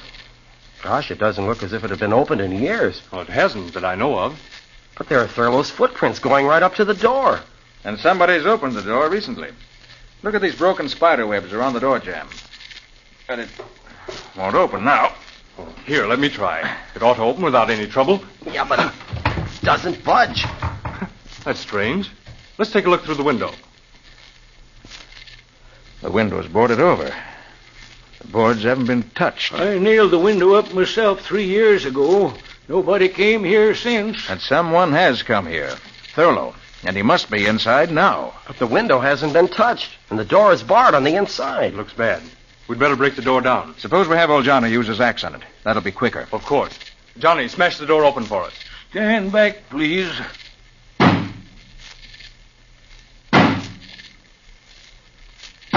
That door was locked to stay locked. Starting to go. There. That does it. It's open. If you don't mind, I'd like to go in first. Of course. It's dark inside. Here, take my flashlight. Thanks. There he is. Thurlow. He's dead. He came here, bolted himself in, and shot himself with his own revolver. Yes, he's dead, all right. And it does look like suicide, doesn't it?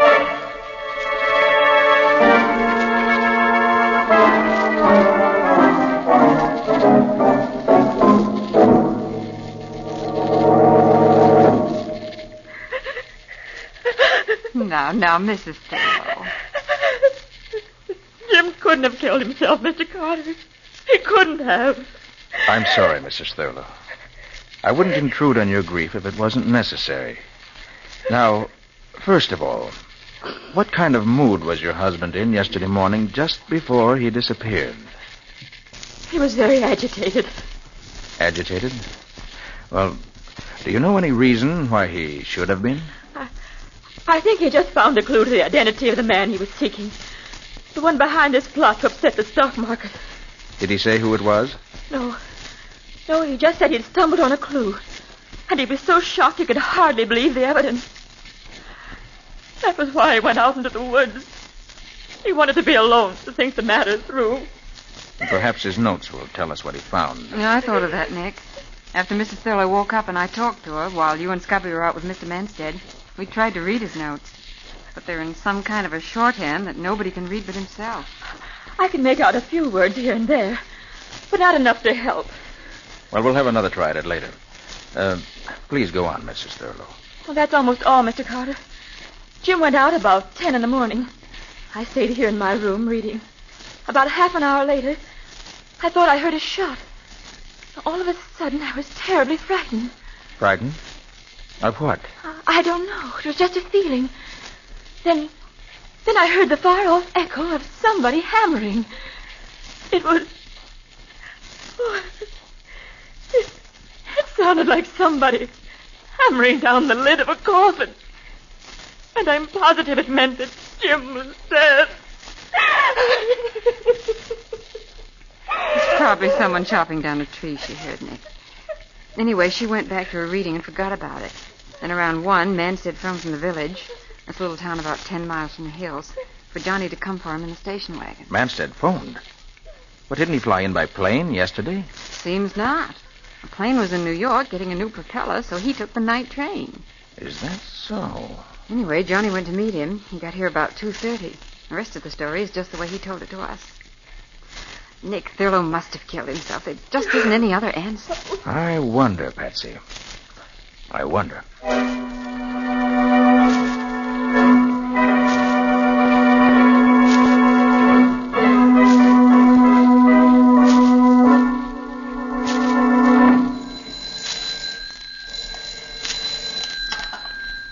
Hello? Yes, speaking. Did you get the dope I wanted? He was? And the plane? Then check every airfield within 50 miles of the city. Yes, I know it's a big order, but somebody's playing this game for big stakes. No, that's all. Call me back when you've learned something. Hello, Carter. I didn't know anybody was here in the library. I took the liberty of phoning New York. I was trying to check on that mysterious plane that we saw crash yesterday afternoon. I see. Did you learn anything? Nothing yet. You know, I have a theory about that plane, Carter. I'd be interested to hear it, Mr. Manstead. Well, we're only 100 miles from the border, and in the past, planes engaged in smuggling aliens into this country have landed in this region.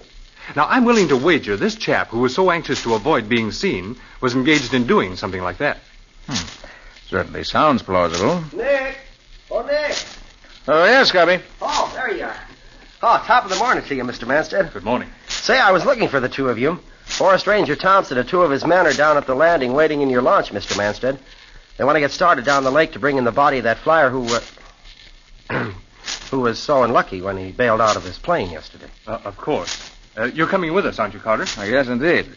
I'm just as interested as you are to see if your theory turns out to be right. Oh, what about Patsy? Shall I go find her? Oh, no, Scubby. She's staying here in the lodge with Mrs. Thurlow. They're going to spend the morning going over Thurlow's notes, trying to decipher them. Well, let's get going. I want to get back in time to phone a story to my paper.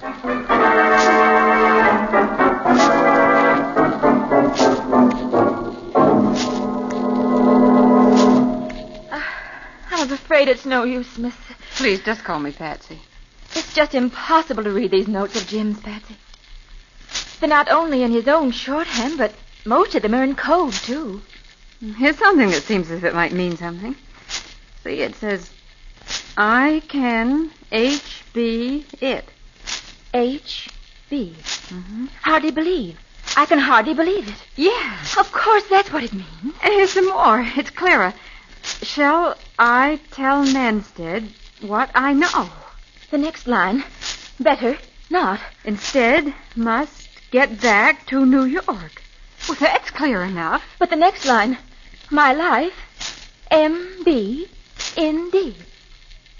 That doesn't mean anything to me. My life, M-B-N-D.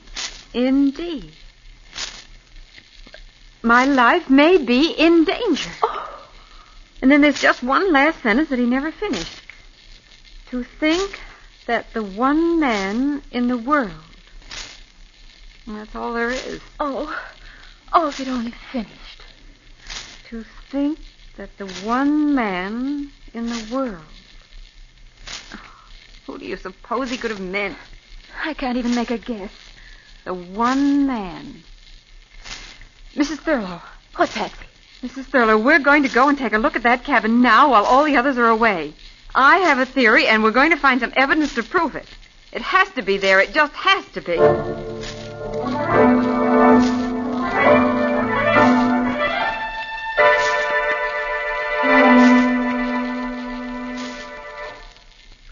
Hello, Nick, my friend.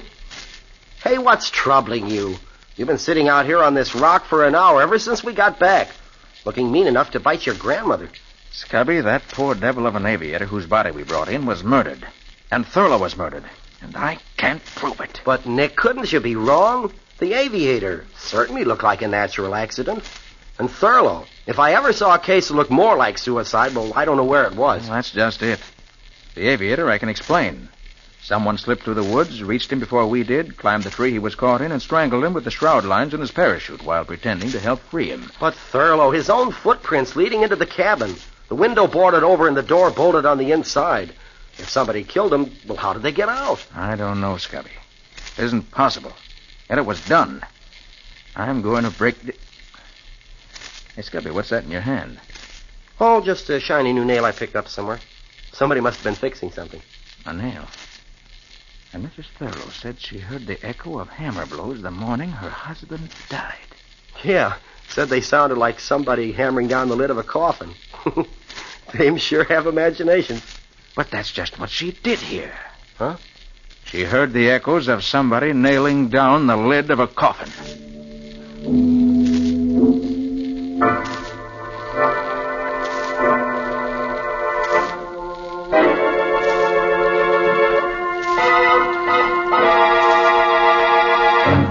But there must be a clue. There must be. But we've been all over the cabin inside and out a dozen times now, Patsy. If there was anything here, we'd have found it. Mrs. Thurlow, somehow your husband was murdered here, and his body left inside this cabin so it would look like suicide. I'm going to find out how the murderer got out, leaving the door and window bolted, or die. I'm afraid you're much more likely to die, Patsy. Oh, Mr. Manstead. Yes, Mr. Manstead. After we returned to the lodge and I learned the two of you had disappeared in this direction, I thought I'd better find out what you were up to. You killed my husband. Of course he did. Who else could your husband have meant by the one man in the world he'd never have believed guilty? But he was Jim's friend. That's what he wanted you to think. He pretended to be a friend so he could always keep checking what your husband learned. And he invited you both here so he could commit murder if he decided it was necessary. A very interesting theory. But I'm afraid I can't give you a chance to tell it to anyone else. Johnny. Right here, Mr. Manstead. Come inside and close the door. What are you going to do to us? He thinks he's going to kill us. He hasn't got that gun in his hand for fun. Johnny, the old mine shaft is close by. Now, if these two ladies out walking had the misfortune to stumble into it, it would be very tragic, wouldn't it? Lots of people fall down old mine shafts. So they do. And I'm afraid another such accident is about to happen. You can't get away with it, Mr. Manstead. Nick Carter won't let you. Oh, well, perhaps even clever Mr. Carter may have to have an accident. Help me silence him, Johnny. Quickly. No, Nick! Quiet! No! Quiet, I say! All right, now, Johnny, knock them both on the head to keep them quiet. All right, Manstead. Let go of her. You, Carter. Nick, look out, his gun. Drop it, Manstead. Johnny, kill him. Kill him. Johnny, put down that axe or I'll shoot. Yes, sir. He's dead. I'm afraid so. Patsy, either of you hurt? No, Nick. You came just in time. But how? How did I know Manstead was a murderer? I knew that from the time we found this cabin. But it took an echo to prove it. The echo, Mrs. Thurlow, that you said sounded like someone hammering. But I don't understand. Scubby's bringing Ranger Thompson. As soon as they get here, I think I'll be able to clear up a lot of mysteries.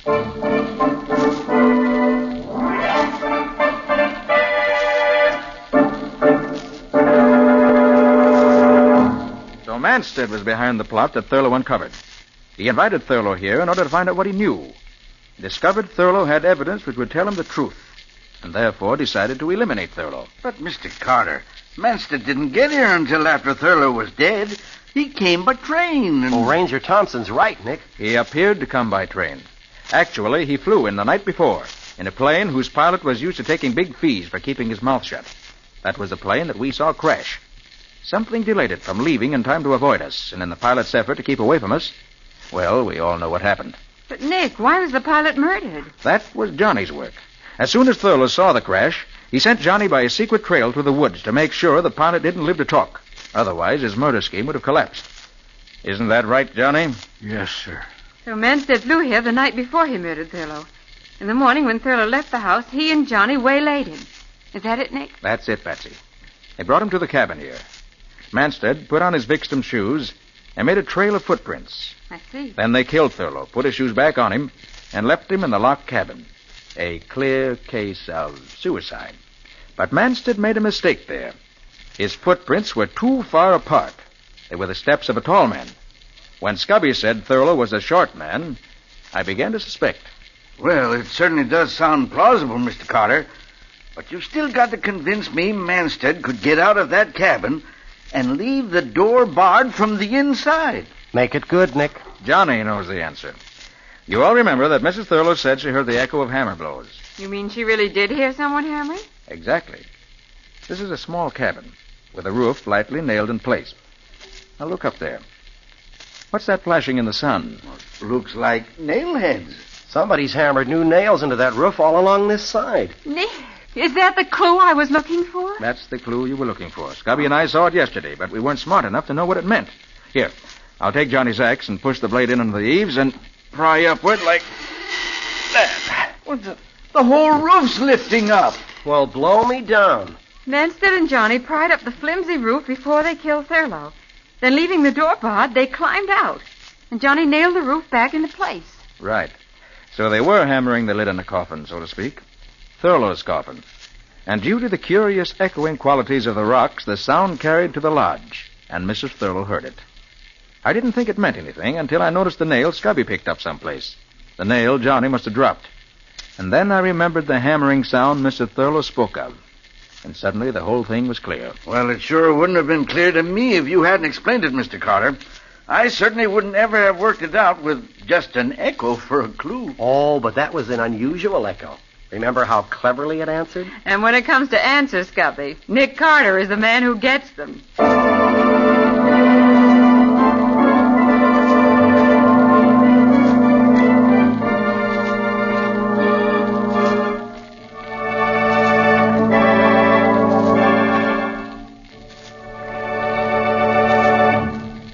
This was another strange experience of Nick Carter called The Echo of Death, or Nick Carter and the Phantom Clue.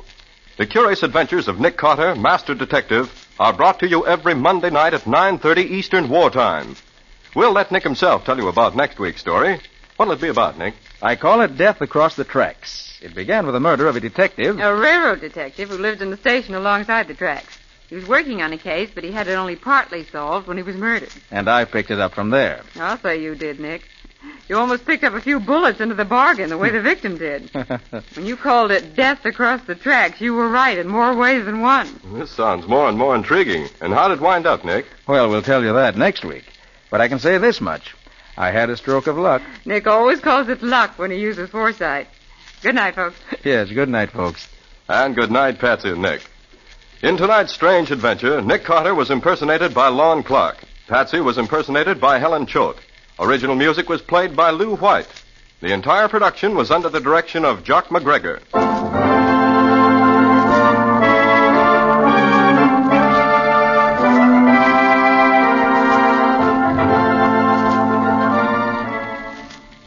Next week at 9:30 Eastern Wartime, listen to another curious adventure of Nick Carter entitled Death Across the Tracks. For Nick Carter and the mystery of the midnight train.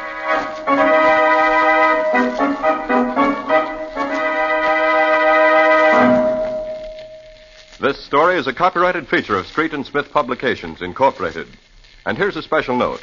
Beginning next week, Nick Carter will be heard over most of these same stations on Mondays at 9:30 p.m. Eastern Wartime. The Cisco Kid will be presented on Tuesdays at 9:30 p.m. Eastern Wartime. This is Mutual.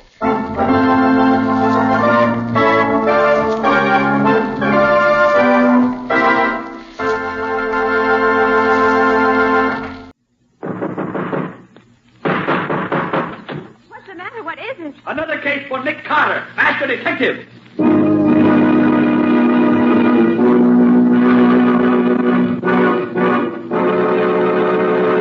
Yes, it's another case for that most famous of all manhunters, the detective whose ability at solving crime is unequaled in the history of detective fiction. Nick Carter, Master Detective. Tonight's curious adventure, Dead Witnesses.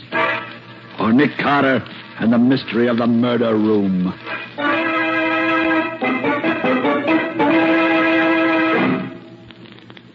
How about having me lunch with me in an hour or so, Pete? I haven't seen you in a dog's age. Oh, swell, Nick. Where can I meet you? Well, suppose we get there. Nick, that guy across the street, they got him. Yes, come on. Maybe he's still alive. Well, maybe, but he doesn't look so to me. The way he's all crumpled up there. I'm afraid you're right, Pete. Oh, here. Help me turn him over on his back. Okay. Yeah. Well, he's dead, all right. Hey, Nick, will you look at who he is? Oh, our old friend Louis Morelli, the gangster. Well, he'll never muscle in on anybody's rackets again. He certainly took care of that. Yeah. Now they can take his name off the blotter at headquarters. But, Nick, did you see who was in the front seat of that death car as it went by us? Yes, Pete, I did. Slug Barron. Yeah, Nick, Slug Barron in person. Do you realize what this means? We now have something we've been trying to get for the past 3 years. Evidence against Slug that will let us put him away. Well, every detective on the force, including me, has been trying to get something on that thug ever since he pulled his first job here. Right, Pete. This should be good news to the whole city. Pardon me, but is he dead? Yeah, very dead. You know him? No, I never saw him before. But I did see him shot by someone in that car that went by. And I think it's outrageous that such things can happen in this city. You say you saw him shot? Yes. I happened to look up as the car went by. And then I heard the gun shooting, and I saw him fall. You wouldn't be able to identify the man in the front seat of that car, would you? I'm sure I would. He was a mean-looking individual, and that big scar across his cheek was very plain. Why? Nick, this is too good to be true. Another witness. Hey, look, fella, would you be willing to testify against that guy when we catch him? I certainly would. Such men should be put away where they can't get out. Here's my card. Let me know when you want me. Okay, thanks. William P. Fletcher, 46 Main Avenue. Oh, boy. We'll call you all right, buddy. We've waited for this for 3 years.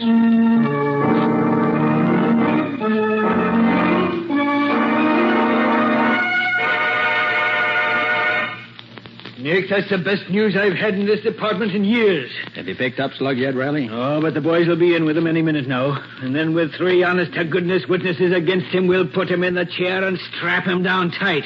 And that'll be a happy day in my life. I know just how you feel, Riley. That's been... Yeah? Just got a report that a man was knocked down and killed by a truck over on the east side. About 2:30 this afternoon. Huh? Apparently an accident, although the body was pretty badly smashed up. I thought you'd like to know. And why did you think I'd like to know? Because the guy has been identified as William P. Fletcher of 46 Main Avenue. William P. Fletcher. Nick, that's the fellow who was going to be a witness for us against Slug Barron. So Slugger's up to his old tricks again. You think so, too, do you? I don't think there's much question about it. Slug finds there's a witness. If witness can't be intimidated, witness disappears. Simple as 2 and 2. Hey, you'd better look out for a guy named Nick Carter, then. I've been doing that for years, Riley.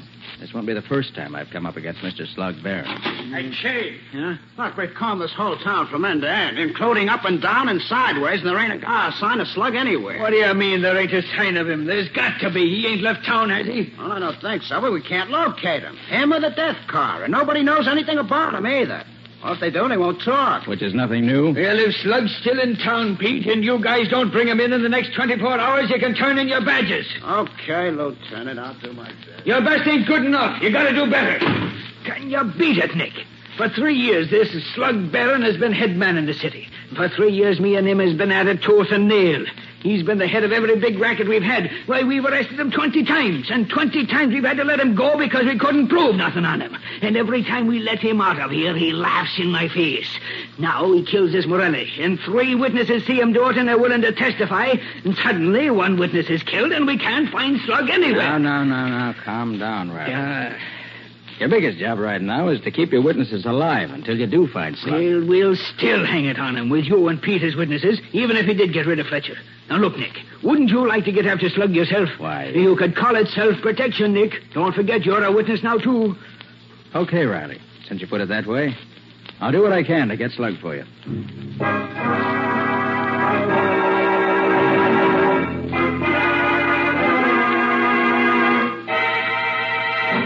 But, Nick, Slug Barron is a dangerous killer, and you know it. Certainly I know it, Patsy. That's why I'd like to see him put where he'd be in the receiving end of a legal killing. You mean the chair? I do. And the sooner he gets there, the better off. Nicholas Carter's office. Put Nick on, quick. It's Riley, Nick, and is he excited? Oh, thanks. What's up, Riley? Pete has just been found dead in his own garage, killed by the exhaust from his car, the coroner says. How did it happen, Riley? His wife says he got back to the house about 7:30 this evening. He drove in the garage and shut the doors, and about a half hour later, she suddenly realized that he hadn't come in the house yet. So she went to look and found the body. Do you believe it was an accident, Riley? I do not. It was Slug did it. There's no question about it. He's getting rid of the witnesses, and you're next, Nick. Okay, Riley. I'll get to work right away. I owe it to Pete as well as to myself now. Good, Nick. But watch your step, lad. Right, Riley. Oh, and Riley, I'd like to donate $100 to the fund for Pete's widow. He was my friend. So long. Did he say that another witness had died? Yes, Patsy. Pete's just been found dead in his car in his own garage with the motor running. But that could be an accident, Nick. It could, Patsy, but it wasn't. No more than that truck's killing Fletcher was an accident. That's Slug's specialty, being clever. He's dangerous, Nick. Do be careful. Well, Patsy, there's one thing in my favor. I know that Slug will never shoot me down out in the open. He only does that with his fellow crooks. Fletcher's death looked like an accident. Pete's death looked like an accident. And if he can get me, that'll look like an accident, too, which makes it easier for me to watch out for him. You mean he'll set a murder trap for you? Probably. Nicholas Carter's office. I'd like to speak to Mr. Carter, please. Just a minute. Here, Nick. See you. Oh, thanks. Hello? Nick Carter speaking. Mr. Carter, would you care to drop in on me and have a little talk? Who is this? That's not important now. The important thing is, would you care to come? Well, why should I be interested in you? It might be to your advantage. In what way? I know something that you'd like to know. I have some information that would help you in your search. Oh. Where are you? I'm in the Cascade nightclub. Will you join me? Yes. How can I find you? I shall be at the far right-hand table as you enter the main dining room. I shall look forward to seeing you in, shall we say, about half an hour. Okay. I'll be there. Oh, Nick, you mustn't go. This is probably the very trap you were telling me Slug would set for you. It may be, Patsy. Although I doubt that he'd use the Cascade nightclub. That's a little too well known for him. But, Nick, people who have legitimate business Patsy, with you... I can't afford to overlook any source of information. But there are other ways of getting information besides sticking your neck out for it. This man's voice interests me, Patsy. I think I might just see what he looks like. Besides, it isn't often that I get a chance to go to a nightclub like the Cascade. Maybe I can stick him with a check. Good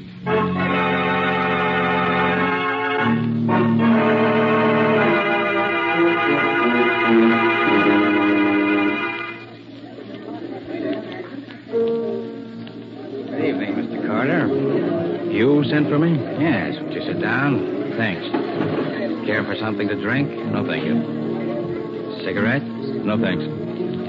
Just interested in business, huh? Well, maybe I can help you with some information I happen to have. Yes? Mr. Carter, would you like to put your hands on Slug Barron? I'm afraid I don't understand you.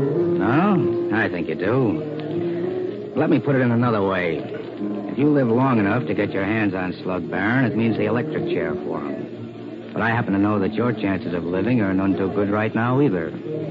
He's left you alone until he got rid of the other 2 witnesses. But now that they're gone, your turn is next. How do you know all this? That's not important just now. What is important is that you may die tonight, tomorrow, or next week. But whenever it is, you are going to die. You won't have a chance to do anything about it. You'll probably be dead before you even know what the bullet that kills you feels like. Well, all this is very interesting. I fail to see where it's leading you, Mr. The name is Morelli. Morelli? Yes. Louis Morelli, the man Slug Barron killed, was my brother. I came to town to kill Slug myself, but I find I can't do it alone. I can't get to him. But I can help the police to get him. You mean you know where he's hiding out? No, I don't. But I do know something just as good. I happen to know that he changes his hiding place every other day to make sure the cops don't trace him. The address of his new hiding place is left with one of his henchmen in an old-fashioned safe. I know the house where the safe is located. And I know that for 2 hours this evening, that house will be deserted. And what do you want me to do? Well, I've had some experience in breaking into houses and opening locked doors as well as locked safes. I'll take you to the house. The safe will be opened. You can learn Slug Barron's hiding place, and then the rest to do. If all that you say is true, why don't you get the address and bring it to me? The result would be the same. Look, Carter, I'm a safe cracker and a burglar, but I'm not a stool pigeon. I may help the cops, but I don't hand them evidence they can perfectly well get for themselves. That's a rather fine distinction, isn't it, Morelli? You have your ways of doing things, Carter, and I have mine. You want to work with me or not? Very well. Where'll I meet you and when? Let me see. 5 after 10 now. I'll meet you at 5 minutes past midnight in a doorway at the corner of Perry and Clinton Streets. I'll be there. Just one thing. Come alone. I can't afford to have anybody know I work with the cops. If you bring anybody with you, the whole thing is off. Remember, don't bring anybody with you. Very well, Morelli. I'll be there at 5 after 12. And alone.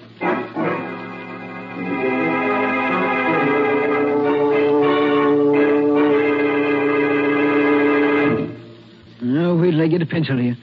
All right. Go ahead, Nick. What's he look like? Medium height, black hair, blue eyes, little mustache. Weighs about 135 pounds. Parts his hair way over on the left side. Scar on back of her right hand. Nose has been broken and fixed up. Yeah. You know him? Well, not offhand, Nick. But if he's in the gallery, I'll get him for you. Is there anything else? Not now, Riley. Meet me in a half hour at Daly's lunchroom. And where is Daly's lunchroom? Out on Palmer Avenue, near the city line. But, Nick, that's 3 miles from here. Right. Daly's is far enough out so that nobody's going to bother us. I'll meet you there in half an hour. Okay, Nick, okay. I'll be there. I don't know. Sometimes I can't figure that guy Carter out at all.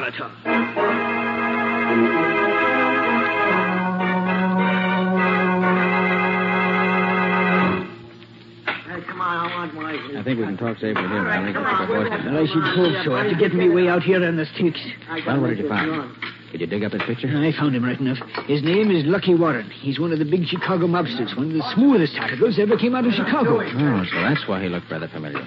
He belongs to the E Street gang, if I remember right. Right, Nick. Hey, what kind of a line did he hand you? Oh, told me he was the brother of Louis Morelli, the guy Slug Barron killed. He's no more Morelli's brother than I am. And he gave me a song and dance about wanting to get Slug, but not being able to get near him. And what was his proposition? He had one, of course. Of course. He offered to open up a safe in a secret apartment and lead me to it if I went alone. And what did he say was in the safe? The address at which we could find Barron for the next 2 days. That's a hot one. What a phony setup that is. Why, that's nothing but a murder trap, Nick. Why, when you walked into that room, you'd be riddled with bullets like a sieve. You may be right, Riley. Maybe you're right. Maybe I'd never get any further than the door of the room. But on the other hand, we've been chasing Barron for 3 years now. If we should have him cornered... Cornered me, aye. He's setting the trap to corner you. You can't be sure, Riley. It might work out. Work out? Nick, I've fought with you many a time in the past, and if the Lord spares me, we'll fight together many a time in years to come, but I think too much of you to see you walk into a house where you can't live 5 minutes. 5 minutes. I could only be sure that I could live for 5 minutes after I walked in. Nick, is there anything the matter with you? Are you nuts or something? No, Riley, I think not. I think I have an idea. It might work. And it might not. And you might live and you might not. Don't you see, Riley? That's true even if I don't walk into this trap of his. If it doesn't get me one way, he'll get me another. My only chance to stay alive is to get him first. And this plan of mine may be the answer. But Nick, you know you can't... Hold your tongue, Riley, and listen while I tell you my idea, because I'm going to need your cooperation as I never needed it before. Now, here it is.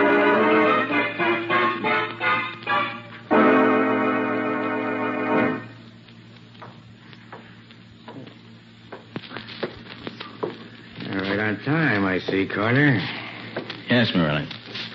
Let's get going. Certainly. The house is not far from here, just around the corner, as a matter of fact. I just come from there. The door to the basement is open, and the safe is in one of the upstairs rooms. And you think there'll be nobody there for at least 2 hours? For between 2 and 3 hours, the house will be deserted. And you're going to show me the room where the safe is? I've done all I'm going to do. The door is open and the safe is open. The rest is up to you. I hope your information's correct. I shouldn't like to be caught in a strange house rifling the safe. That's the least of your worries. That is, catching Slug Barron is much more important, isn't it? Oh, yes, of course. Here. This is the house. It's all red brick. Number 42. Doesn't look very inviting, does it?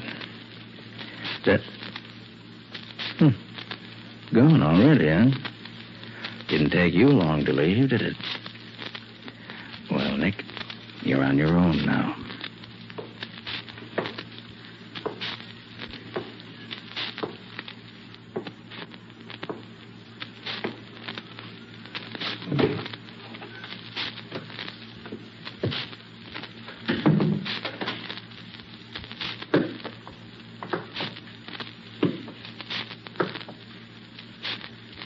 Nothing here in the basement to interest me. Yeah, glad I thought to put new batteries in this flashlight tonight.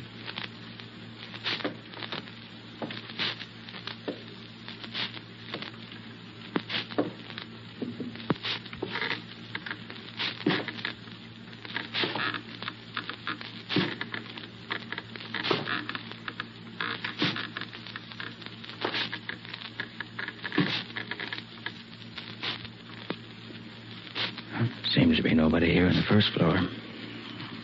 Must be all up on the second floor where he said the safe is. It probably won't bother me until I get up there, which is just as it should be.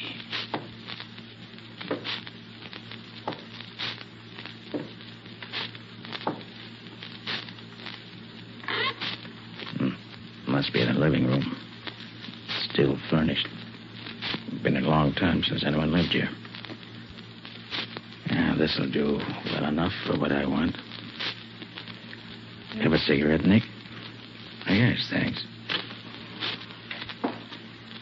Have another cigarette, Nick? Why, yes, thanks.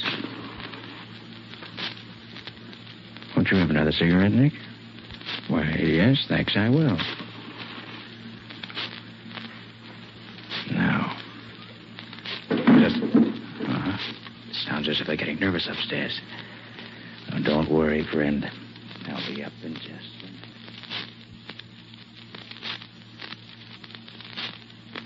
Say, Lucky, I thought you said you told him the safe was up here. I did. Yeah? And what the deuce is he doing down there? Oh, I know. I still think you should have brought some of the boys to help you. What's the matter? You afraid of him? He's no pushover, I know that. You guys are quiet. Here he comes now. Get set.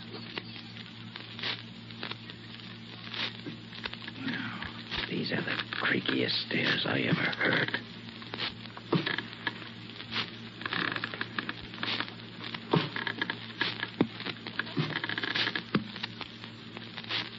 Yeah, there's the room. I can see the safe.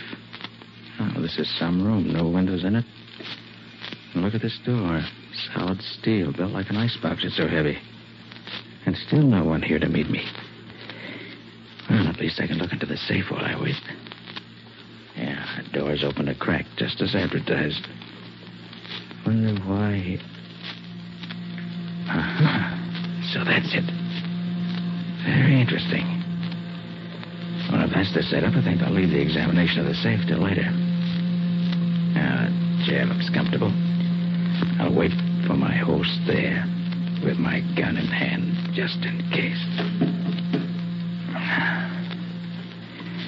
Now, let's see.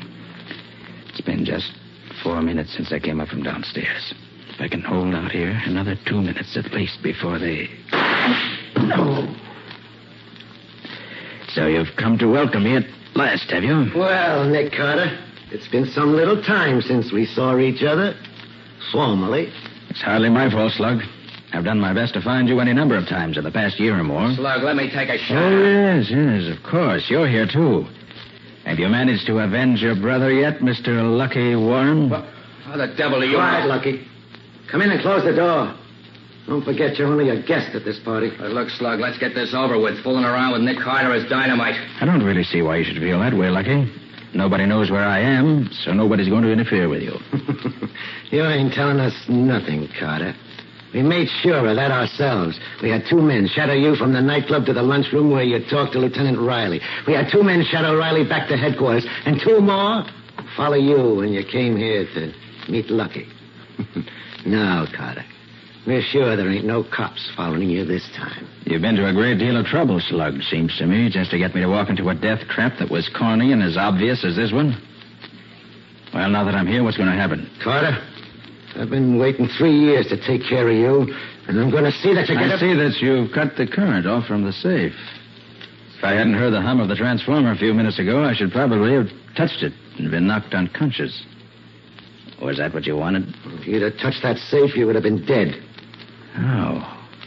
That's what happened to that headquarters cop they found on the 3rd rail of the elevator last winter. I thought it didn't look right at the time. You got him to touch this safe, and that electrocuted him. Then you dumped him in the 3rd rail where they found him. Very clever, Slug. You're learning that a little late, ain't you, Carter? Too bad it didn't work with me.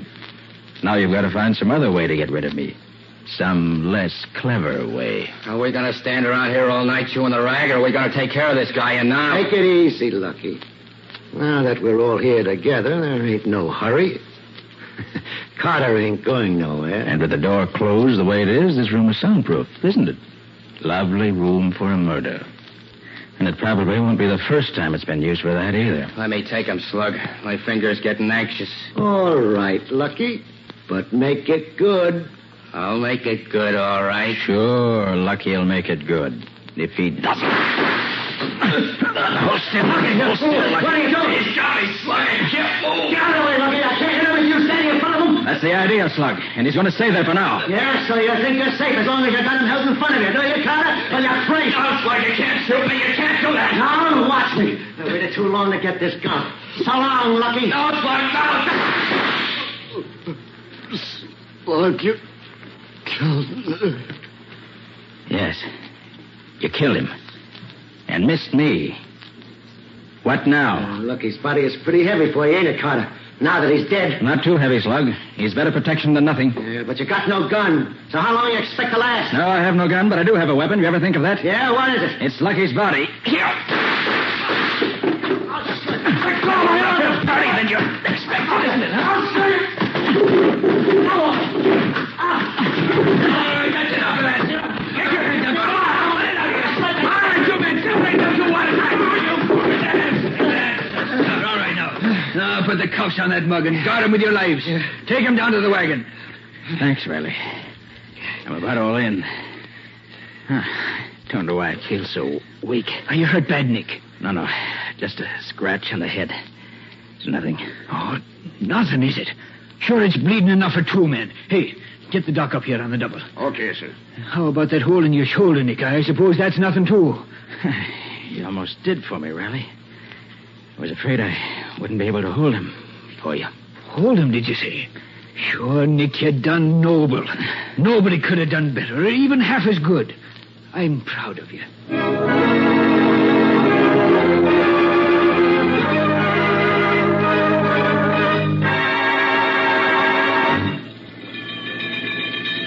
I brought this old hurry-up wagon because I thought we might need to use it as an ambulance or as a hearse. Are you feeling better, Nick? Oh, yes, Riley, thanks. Very much better. Sure, Nick, you scared me out of 10 years' growth this night. Well, you got your killer, didn't you? Oh, sure, I got him after he almost got you. Oh, what a fool you were to walk into a trap like that, Nick. Perhaps you're right, Riley. Somebody had to get slugged. I hoped I'd be able to take care of myself once I got in the trap, but as it turned out, I was getting pretty weak from loss of blood. I'm darn glad that you didn't arrive any later than you did. You're a lucky guy, Carter. I'd have killed you if those guys hadn't butted in. Well, you didn't. So that's that. That's that, he says. Just like that. What a man. Look, Carter, these guys didn't follow you up to this house. I know that. How did they know where you was? Curious, huh? All right, I'll tell you. When I was talking to Riley last evening, some fire engines went by. They gave me an idea. We knew that this house of yours had to be in this district somewhere. And we knew that around here, everybody's so afraid of fire, they'd report even a suspicion of one. So I had Riley wait with the fire chief at the nearest fire station for the alarm. When they got the alarm, they knew where I was. And they came a-running. When they got what alarm? The alarm one of your neighbors sent in when he saw the fire. What fire? I don't know nothing about no fire. It was a good fire, Slug, while it lasted. But the boys from the firehouse put it out as soon as they got there. Where was this fire? Well, Slug, it was like this. When I stopped in the living room on the first floor of your house tonight, I lighted 3 cigarettes. I put a pack of matches under the curtains in each of the 2 windows and laid a cigarette across each pack of matches so that it would burn for a couple of minutes before it set off the matches. Then I did the same with a 3rd cigarette and a 3rd pack of matches, putting them under some dry stuff I piled up under the desk. And when the matches went off, they set fire to the curtains and the other stuff and started a nice little conflagration. And within 2 minutes, somebody phoned in an alarm just as we figured they would. It was a grand scheme, and Nick here thought it up all by himself. Look, Mr. Brains, why didn't you just set fire to the house and not bother with all that trick stuff with the cigarettes and matches? Oh, if I'd done that, Slug, you and your pals would have smelled the smoke and beat it before we could stop you. But I figured that by having the fire start after you and I got together, you'd be too busy to notice it until it was too late. Of course, I wasn't there till it was all over, but judging by the results, that's exactly what happened. Yeah? It's too bad the house didn't burn down with you in it, Carter. That was one of the chances I had to take. But it was worth anything to get you out of circulation. Which will be just as soon as we can get the electric chair dusted off for you, Slug, me boy. Exactly. The murder trap you set for me turned out to be a death trap for you, which is certainly poetic justice.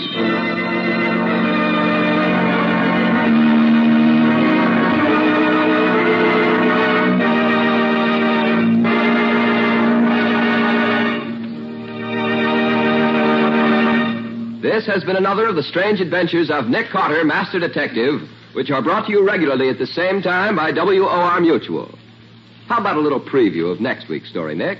Well, next week I want to tell you about an adventure that we had in which Scubby was much more concerned than I was. Well, that isn't quite true, Mr. Scott. What Nick really means is that while he was doing the detective work that finally solved the case, Scubby was having the real adventure. You mean that in this case, the solution and the excitement were 2 different things? Well, yes. We were up against a hijacking gang that stopped at nothing. Scubby set out to help me by getting some information from the inside. But all he succeeded in doing was to get himself in a real man-sized jam. With Nick getting him out of it, of course. Oh, of course. Well, if it's exciting, I'll be around listening. You'll find it plenty exciting, I promise you. So until next week, so long. So long. So long to you both. In the strange adventure you have just heard, Nick Carter was impersonated by Lon Clark, Patsy by Helen Choate, Lieutenant Riley by Humphrey Davis. Original music was played by Lou White. The entire production was written and directed by Jock McGregor.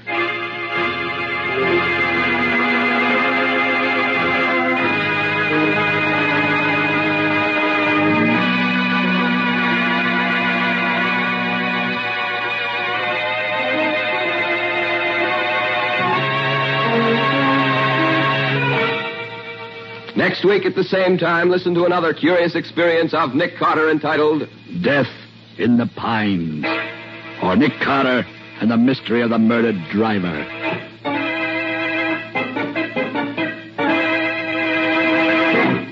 This story is a copyrighted feature of Street and Smith Publications, Incorporated.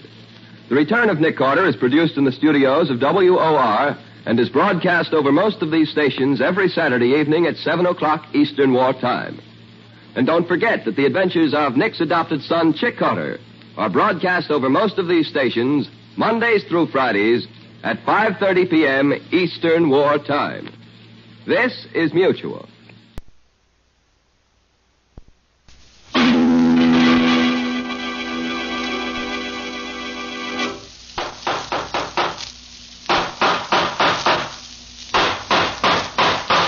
What's the matter? What is it? It's another case for Nick Carter, Master Detective.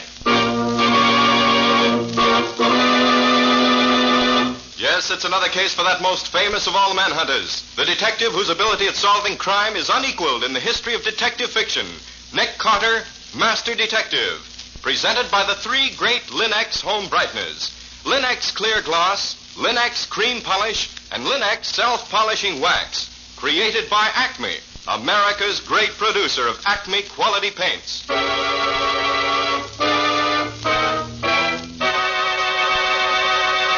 Today's curious adventure, Monkey Sees Murder, or Nick Carter and the Mystery of the Peruvian Red Mark. In just a moment, we'll hear how Nick Carter solved the mystery of the Peruvian red mark with the aid of Professor Ben Toole's stuffed monkey. But first, a word about good housekeeping. Millions of women have wisely come to depend upon Chemtone, the miracle wall finish. And other millions are now coming to depend upon the 3 great Linex home brighteners to give their floors, their woodwork, and their furniture the same radiant beauty that Chemtone gives to walls. Linex Clear Gloss Varnish, the durable super varnish that dries to an elastic, transparent surface which protects all wood and linoleum in your home. Linex Cream Polish, which cleans as it polishes, leaving no oily film on your furniture. And Linex Self-Polishing Wax, which beautifies your floors with a satiny yet tough non-skid finish that resists wear, water, and dirt. You'll find the 3 great Linex home brighteners at your hardware, paint, or department store. Your headquarters also for Chemtone, the miracle wall finish. And now for today's mysterious adventure with Nick Carter. As we pick up our story for today, we find Nick packing his bag in preparation for a trip to Boston. Patsy is supervising the job. But do you think you ought to go to Boston with that cold, Nick? Well, I'd much rather stay home, Patsy, but I feel that Professor Coleman really needs my help. How do you happen to know this Professor Coleman? Well, some years ago, before you came to work with me, a friend of my father's took me on an expedition into the wilds of Peru. Mm-hmm. Professor Coleman was one of the men in charge. We've been close friends ever since. Where's that letter you got from him? Right here. Thanks. Dear Carter, is there a chance of your getting up this way? I should like to discuss with you a most delicate problem which has suddenly come up, one which is driving me out of my mind. I've tried to write it, but without success. With exams coming up, I can't get away. Please come. I need you desperately. Charlie Coleman. Well, it certainly sounds pretty serious. Yes. Can't imagine what he's talking about, but I think enough of him to want to help him if I possibly can. So I'm going to Boston, cold or no cold. Wonder if old John is still with the professor. Who's old John? Oh, he was sort of a handyman around the university for a long time. Then his memory began to fail him, and after a rather serious accident that cost the chemical lab quite a bit of money, they had let him go. Professor Coleman took pity on him and gave him a job as his housekeeper. Old John idolizes the professor. When do you get there, Nick? So I should be there about dinner time this afternoon, I expect. Certainly be glad to see the old boy again.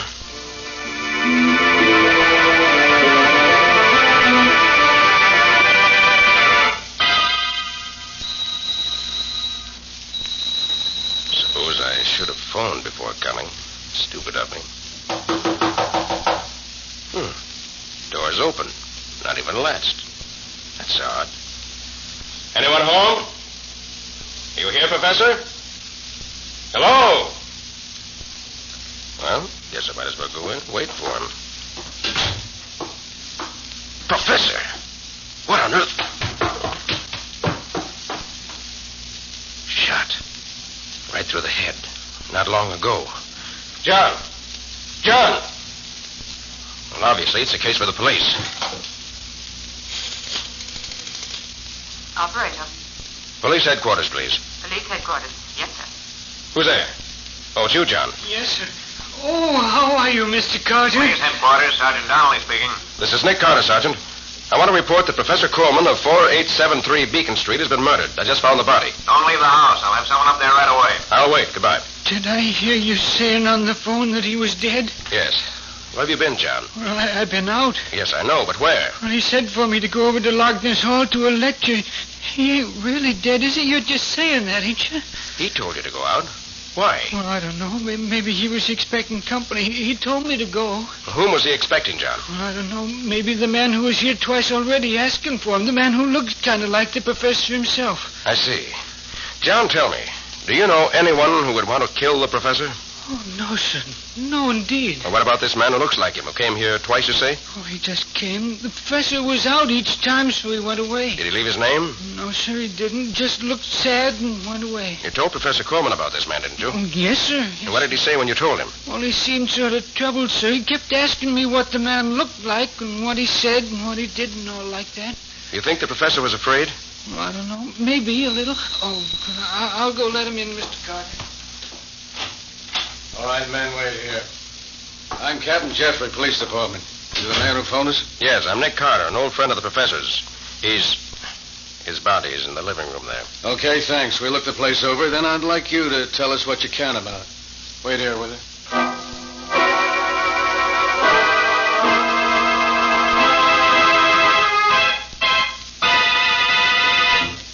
And you say you've known Coleman for years? Yes, ever since we went on that Peruvian expedition together. I only stayed there a few months, but Benjamin Toole, the head of the expedition, and most of the others stayed on until their work was finished. Well, Mr. Carter, if there's nothing else you can tell us, we'll be getting back to headquarters. You're going to be in the city for a while? Yes, at least until this is cleared up. Where'll you be? I imagine Ben Toole will want me to stay with him when he knows I'm in town. He generally does. I see. You can get me there if you want me.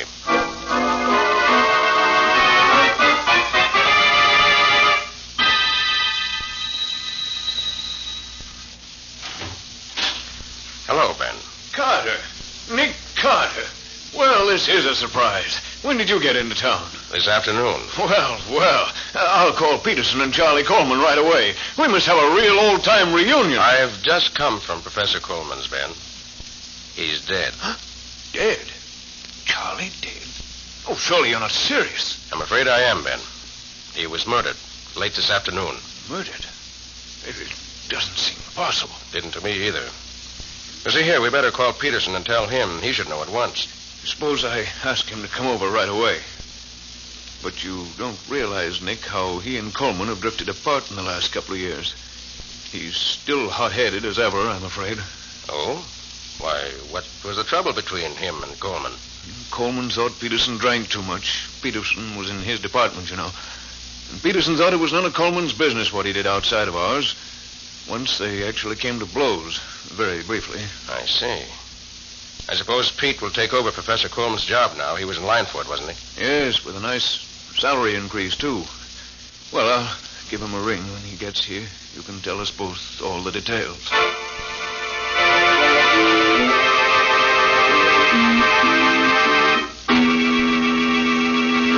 And that's all I can tell you. I don't suppose, Peterson, that you have any more idea than Ben does what the problem was that Coleman wanted to discuss with me. Not the slightest, Carter. You and I were scarcely on as intimate terms as that. Of course, I'm sorry that he's dead, but I don't expect to go into mourning for him. We're all sorry he's dead. He was a good man and a good scientist. Yeah, I've got to be running along. I have work to do. Nice to have seen you, Carter. Now, wait a minute, Peterson. Let's drink a toast to Coleman's memory before you go. No, thanks. I've stopped drinking. Since when? This stuff was beginning to get me. I was beginning to do things without knowing it. You've changed, Peterson. Things like that didn't used to worry you. Yes, I know. Guess I'm getting older. Well, good night. I'll see you again if you stay around a few days, Nick. I'll let you out if you must never go. mind, Ben. I know my way around here. Good night. You'll stay here with me, of course, Nick. We're glad to, Ben. Rather hoped you'd ask me. Before we turn in, I'd like to show you the work I've been doing. My book on the expedition, you know. Oh, yes. How's it coming along? Nearly finished at last. It's been a terrific job to correlate all that material that we gathered in that year in Peru. It's not the money I'm after, you know. It's recognition. Recognition for all those months and years of hard work and perseverance. I'm getting old, you know, and I may not have... What is it, Ben? Look here. All over my manuscript. These red marks. Oh, what do they mean? You know what this is, don't you? The mark that's scrolled all over these papers? Why, it looks like a big red letter F. Is it? After you left the expedition and went back to New York, we found one of our head guides murdered in his tent one morning. And on his face and all over the walls of the tent, written in his blood, was the same symbol. The natives told us it was a message, a warning, a promise of death. But who in the world could have... I don't know. I don't understand it at all. First Charlie Coleman murdered, and now this. Oh, what can it mean? I don't know, Ben. But the best thing to do right now is call the police. It's undoubtedly linked to Charlie Coleman's death some way.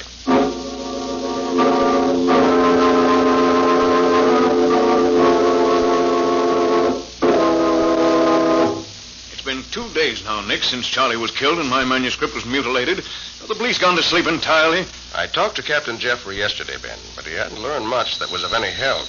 Pardon me, Nick. I'll see who's there. Good afternoon, Professor Toole. Hello, Captain Jeffrey. Have you got some news? Well, yes and no.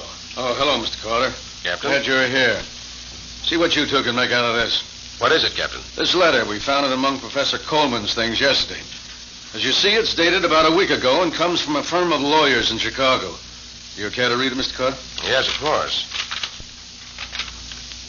Well, That's odd. What is it, Nick? Briefly, it says that Professor Coleman's father died a few weeks ago, and the lawyers just found out. His will left his entire estate to his 2 sons, Charles and Bennett. Well, that fits in with what old John was telling me the other day about the stranger who resembled Coleman. I hadn't heard that. When Professor Coleman's servant told us about him, we checked up on him. It's pretty certain that a man who looks a lot like the professor has been seen around quite a bit recently. Several persons have seen him. Was he alone always? Yeah. No one has ever seen him with the professor. Did you read the rest of the letter? Yes. Goes on to say, Ben, that if one brother only survives, he shall have all the money. The letter says the lawyers have had no word about Bennett's whereabouts for over 5 years. They want to know if the professor could help them. The surviving brother gets the whole estate? That's it. Then maybe this stranger was Bennett. And maybe he killed Charlie so that he'd be the surviving brother. Or perhaps they had an argument over the money and the professor was killed in a quarrel. Did you know about his brother, Ben? Yes. Charlie told me a long time ago. But he swore me to secrecy. But after what's happened, I think I better tell you. Charlie's brother, Bennett Coleman, has another name. Vern Call. Vern Call? Why, he's a crook. Is he Charlie's brother? Yes, and he's bad. All bad.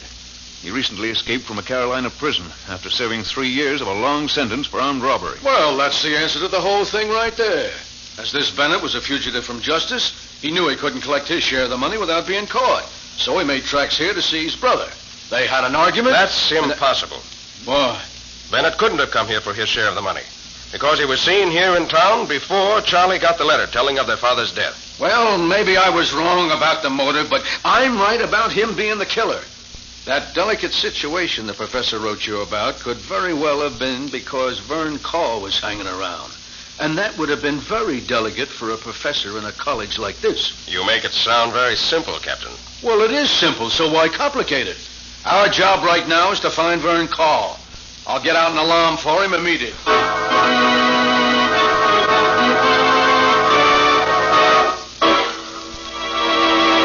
So Professor Coleman has a brother who's an escaped convict. He's been seen near the scene of the crime. That seems to be the obvious answer. But is Nick himself satisfied with the solution, or do his suspicions point in another direction? We'll see in just a moment. These are days when your folks are likely to come tracking into the house with wet boots and galoshes. And those tracks can mean a great deal of work for you homemakers. Not only do you have to wipe up the floors, but it's quite likely that moisture may impair the floor finish. So here's the wise thing to do. Protect the floor surfaces in your home with Linex Clear Gloss Varnish. It's easy to brush on, and it leaves your floors and linoleum with a lustrous finish that keeps its beauty a long, long time. For Linex Clear Gloss provides an elastic, transparent finish that really wears. It actually resists damage by hot grease, boiling water, fruit acids, perfume, even alcohol. And it lessens your housework amazingly, for it keeps dirt on the surface where you can wipe it away easily with a damp cloth. Depend on Linex Clear Gloss, the super varnish. Thousands of wise homemakers have found it the finest household protective finish in their experience. So ask for it at your dealers. Linex, L-I-N-X. Linex Clear Gloss Varnish. You'll find all 3 great Linex home brighteners and Chemtone, the Miracle Wall Finish, at hardware, paint, and department stores everywhere.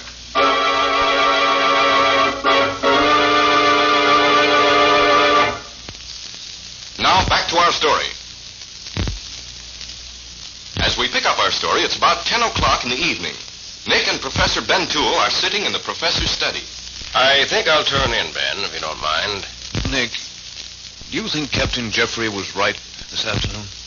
No, I doubt it. Vern Cole doesn't explain the marks on your manuscript. Sounded like the window in your study, Bean. What I thought. The stuffed monkey on my desk. What the deuce? Somebody moved the monkey from the top of the bookcase down onto my desk. They put the dunce cap on him and put that card in his hand. That red ink sign on the card. The same as the one that was on your manuscript, isn't it? Yes, Nick. Same sign. It's come again. Is your window locked? No. No, it isn't. That's how we got in. But who, Nick, and why? Ben, this card is fastened to the monkey's paw by a hunk of chewing gum. Chewing gum? Yes. Ben, I'm going out. I don't yet know why this stuffed monkey was placed on your desk, but I think I know who did it.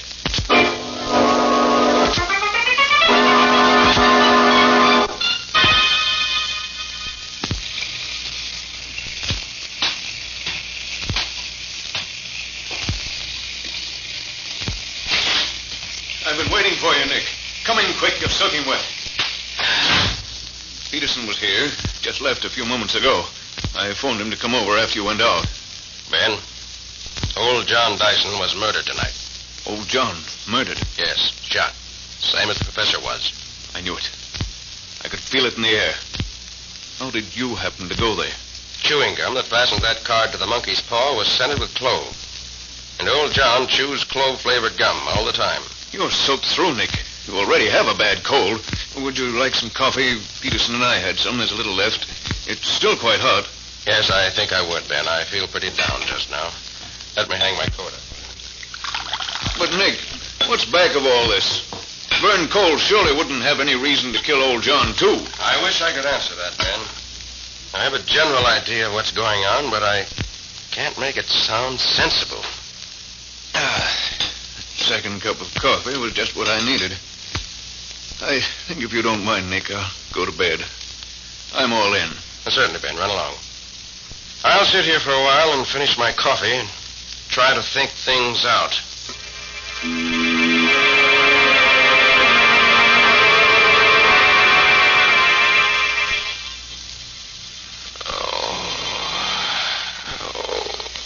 My stomach. Something I ate. Or drank. Coffee. And poisoned coffee. I'm going to find something and get rid of it. Get my stomach emptied out. I've got to get rid of it.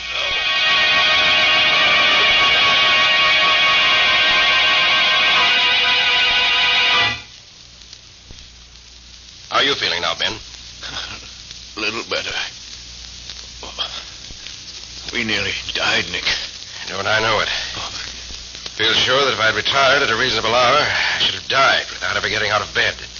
But fortunately, when the poison took effect, I was still sitting in the study. I managed to get to the kitchen and find some mustard and eggs and warm water and got cleaned out. Oh, if you hadn't hauled me out of bed and treated me, I don't think I could have made it. I couldn't move when you found me. What caused it, do you suppose? It must have been that coffee you made, Ben. I didn't make it. Peterson did. Peterson made it? Yes. I poured us each a cup from what was left. Ben, I'm going over to the chemistry lab and analyze that coffee we drank. See if there's anything in it except coffee.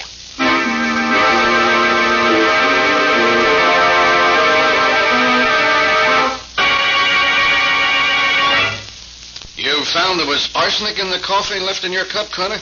Unquestionably, Captain. Enough to have killed us both many times over. And Toole says Peterson made the coffee. Yes. Say, Peterson was with you on that Peruvian expedition, wasn't he? Well, yes, he was, but there's no motive, Captain. Yeah. Oh, by the way, the alarm I sent out for Vern Call, or Bennett Coleman, if you prefer, has brought results. He's been in a hospital in Alabama for the past month with a broken back. Victim of a hit-and-run driver. I was right then. I thought it was funny he and Charlie were never seen together. Huh? Then who was the stranger who looked so much like Professor Coleman? Hey, maybe Peterson tell us something about that. He's got a lot to explain before he's in the clear.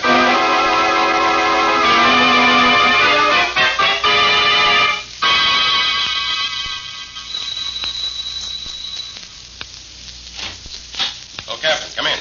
I just got here myself. What's this all about, Carter? Why did you want me to meet you here at Professor Coleman's residence? A hunch, Captain Jeffrey. Yeah? See, it's like this. After I left you this morning, I got to thinking. And suddenly things began to fall into place. That was when I called you and asked you to meet me here. I need one more piece of evidence, and I hope we'll find it here. What are you going to do, Carter? I want to go through old John Dyson's things. It may take time, but I feel sure it'll be worth it.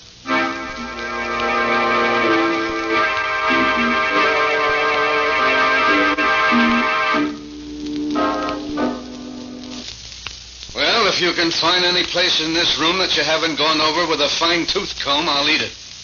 The only place you've missed is that old tobacco jar over there. That's right. And old John didn't smoke. Here, I'll dump it out here on the table. Candy, chewing gum, few buttons, and a sheet of paper. Well, is that what you want, Connor? I'll say it is. Come on. Let's show this letter to Ben Toole and see what he thinks of it. Then you can make your arrest.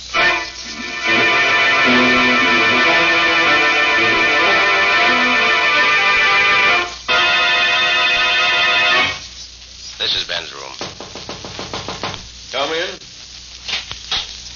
Oh, hello, Nick. Captain Jeffrey, have you found something? Yes, Ben. We found this. Here. I see. Where did you find it? In old John's room. In the tobacco jar. Tobacco jar? I didn't look there. I thought I looked everywhere. Even at the murder, I was a failure.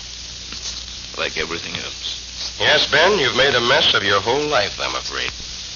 You know what I did? Yes, I know everything. Well, I guess it's time for me to take over here. I'm sorry, Professor Toole, but you're under arrest for the murder of Professor Coleman and old John Dyson. The attempted murder of Nick Carter. I'm sorry, Nick. I've always liked you. But I couldn't stand the thought of being known as a failure in my chosen profession. I hope you understand. Yes, Ben, I do. And I'm sorry for you. But murder is never the answer. It can't be. Although most murderers find it out too late.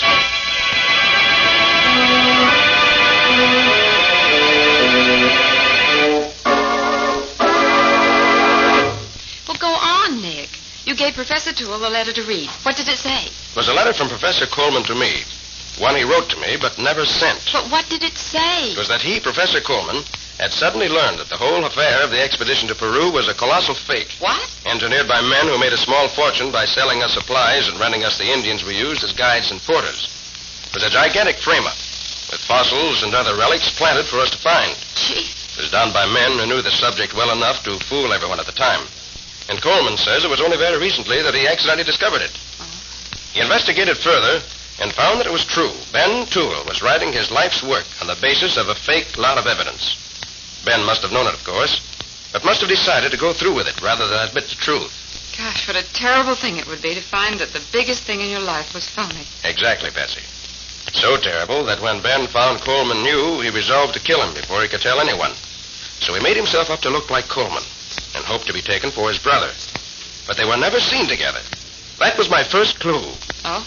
Then, having set the stage that way, and knowing that the brother, being an escaped convict, could not appear to defend himself, he killed Coleman. But, Nick, what about that red Indian sign on Professor Toole's manuscript? They weren't Indian marks at all, Patsy. They were plain, everyday F's. F? Ben never flunked a student except for cheating. And then always put a big red F on the paper. Oh? Well, old John found the letter Coleman wrote to me and didn't send, realized what it was, and kept it to torment Ben with.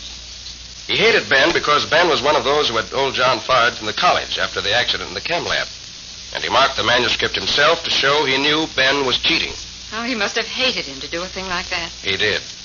And putting the dunce cap on the stuffed monkey and putting the card in his paw with the big red F on it was his way of rubbing it in. But he gave himself away with the clove-scented gum he used. And when I left Ben's house to go see old John, Ben knew where I was going and beat me to it. And, of course, poisoning the coffee was the really fatal mistake. You mean because you didn't die? No. Because he put a lot of poison in my cup, and only enough in his own to make him slightly ill. He drank the whole cup and was only barely sick, while I drank only a little of mine and nearly died. Oh, I see. So the poison couldn't have been in the coffee. It was put in the cups themselves when I went to put my coat away. And what was that delicate problem that Professor Coleman wanted to put up to you? Oh, Patsy, don't you see that yet? Well, I'm afraid not. Should I know? Well, I think so. Coleman simply wanted to consult with me as to whether he should tell the truth about Ben and his expedition, or let Ben get away with it. If he hadn't learned the truth about the expedition, he'd still be alive, and so would old John. And Professor Toole wouldn't be waiting for his execution. Very true, Patsy. Sometimes the things we learn by accident are the most important things in our lives.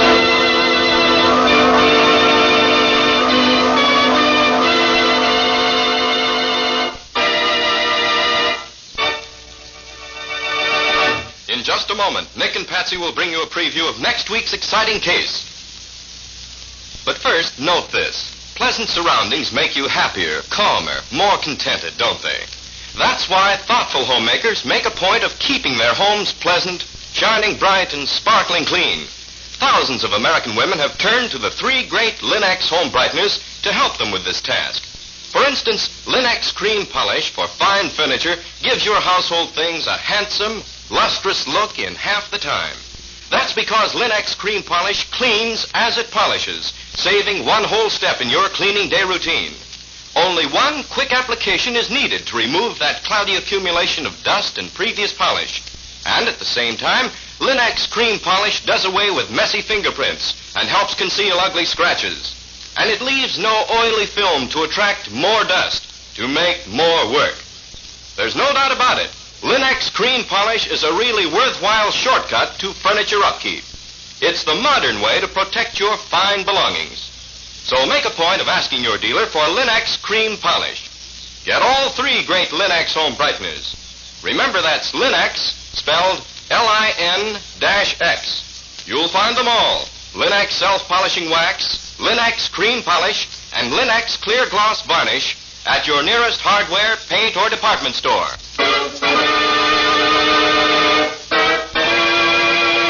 And now let's hear from Nick Carter himself. What's the subject of your story for next week, Nick? It's about a fire, Ken. A fire that started mysteriously in a button factory in the dead of night. But what interested Nick was that a girl was found, bound and gagged and burned to death on the top floor of the factory.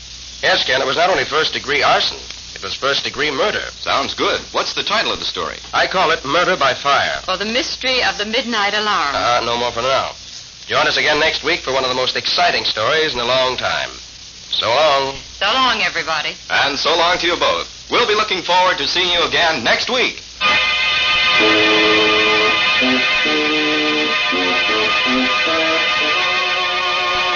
Next week at this same time, listen to another curious experience of Nick Carter, Master Detective, entitled Murder by Fire. Or Nick Carter and the Mystery of the Midnight Alarm. Nick Carter, Master Detective, is featured in Street and Smith magazines. Lon Clark is starred as Nick with Helen Choate as Patsy. Original music is played by Lou White, and the programs are written and directed by Jock McGregor. Nick Carter, Master Detective, is presented each week at this same time and over these same stations by the 3 great Linex home brighteners. Linex clear gloss varnish, Linex cream polish, and Linex self-polishing wax. Created by Acme, America's great producer of Acme fine quality paints. This is Ken Powell speaking for the thousands of Linex dealers all over America and saying so long until next week. This is Mutual.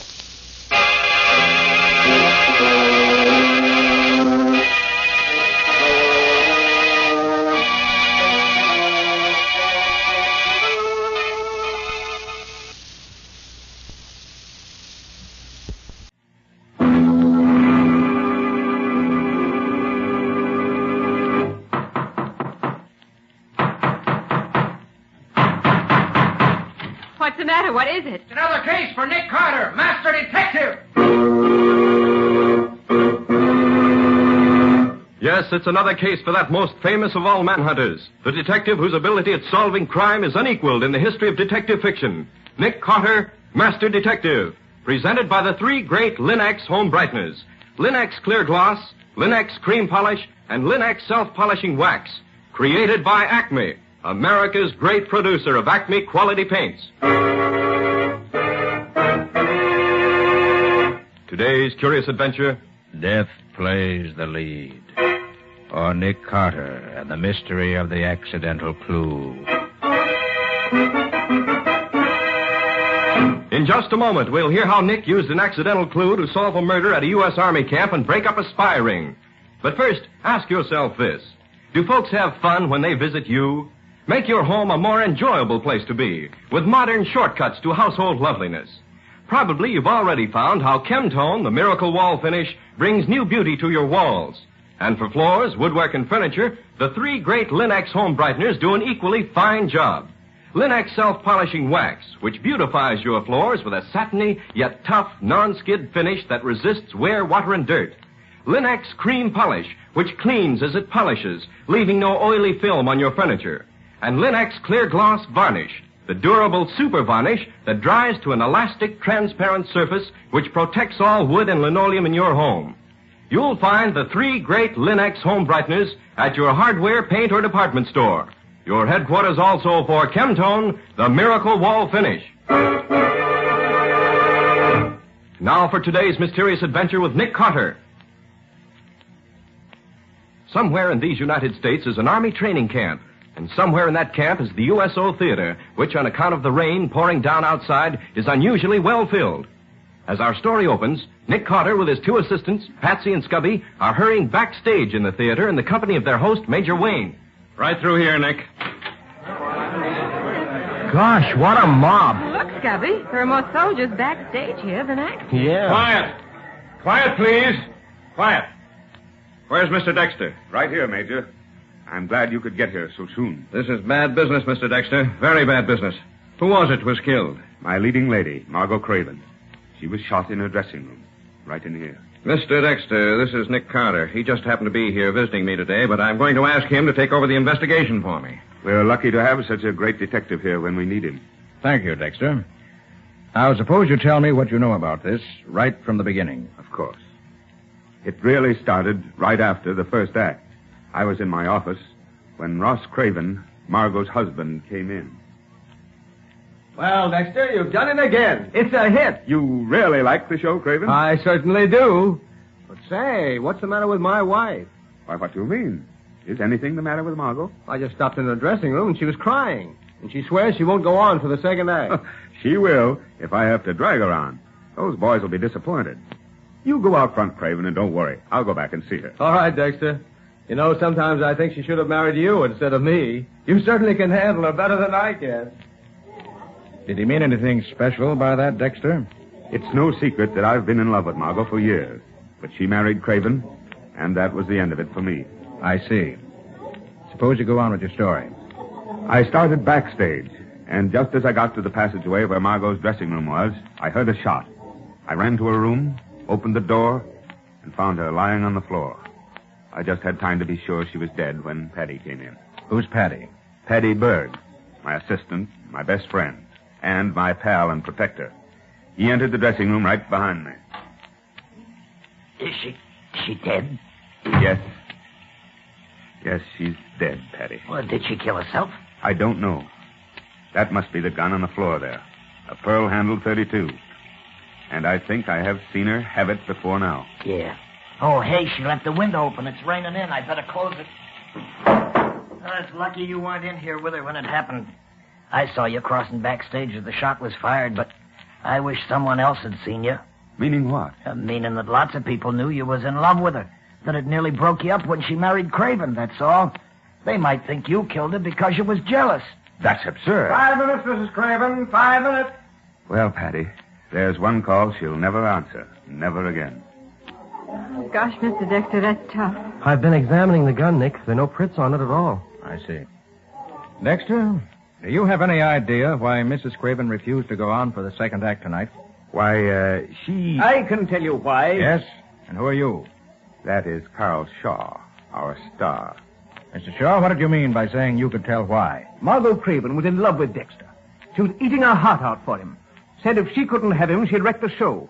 That's why she wouldn't go on for the second act. And I'll bet he went in to argue with her, maybe threatened her. And she grabbed the gun for protection. They struggled for it, and it went off, killing her. Do you know that happened? No, but I know Margot, and I know Dexter. Look here, Shaw. If Dex won't defend himself, I'll do it for him. Why don't you tell Mr. Carter the truth? That you were in love with Margot yourself, that you've been threatening to kill her ever since she married Craven. Sometimes she teased you till you got so mad you almost went crazy. Are you insinuating that I killed her? Yes, I am, and right to your face. What's the matter here? What's happened? Margot. Margot. That's her husband, Mr. Carter. Your wife's dead, Mr. Craven. Dead? You didn't kill her, did you, Dexter? We don't know who killed her yet. We aren't even certain she didn't kill herself. I was afraid Dexter might have done it. He has such a rotten temper. And it would have been my fault because I asked him to come back here and argue with her. Mr. Craven, do you know anyone who might have had reason to kill her? Yes. Carl Shaw. What? He had a filthy temper, and Margot was always teasing him. You lie. Maybe you killed Margot yourself. Why do you say that, Mr. Shaw? Craven didn't love his wife. He wanted to be rid of her. You told me that's a lie, and you know it. Mr. Craven, where have you been since you talked to Dexter before? You certainly didn't get as soaked as you are now, sitting in a theater. Well, no, I went out and walked around to cool off. Then I saw the soldiers leaving the theater, so I came back to find out what happened. Nick, don't move too suddenly. But as soon as you can, look at the window. The window, what do you... Oh, a face. What was that, Nick? No, it's gone now. There was a face at the window, staring in at us, Major. There's nothing but rain there now. Scubby. Yeah, Nick? Take a look outside. See if you can find any footprints. The mud's so thick out there, you want to be able to find some good ones. Sure thing, Nick. I'll be right back. Well, Major, I'm afraid we'll have to ask the whole company to stay here in town tonight. Accommodations may not be too good, but they'll have to do until the case is cleared up. Looks to me as if any one of several people might all equally well be guilty. We'll see that they're all taken care of, Nick. There are tracks, all right, Nick, but there's nobody there now. I'll put a guard out there for tonight, Nick. We can take a better look at the prints in the morning. That's all, folks, but don't go anywhere until I say so.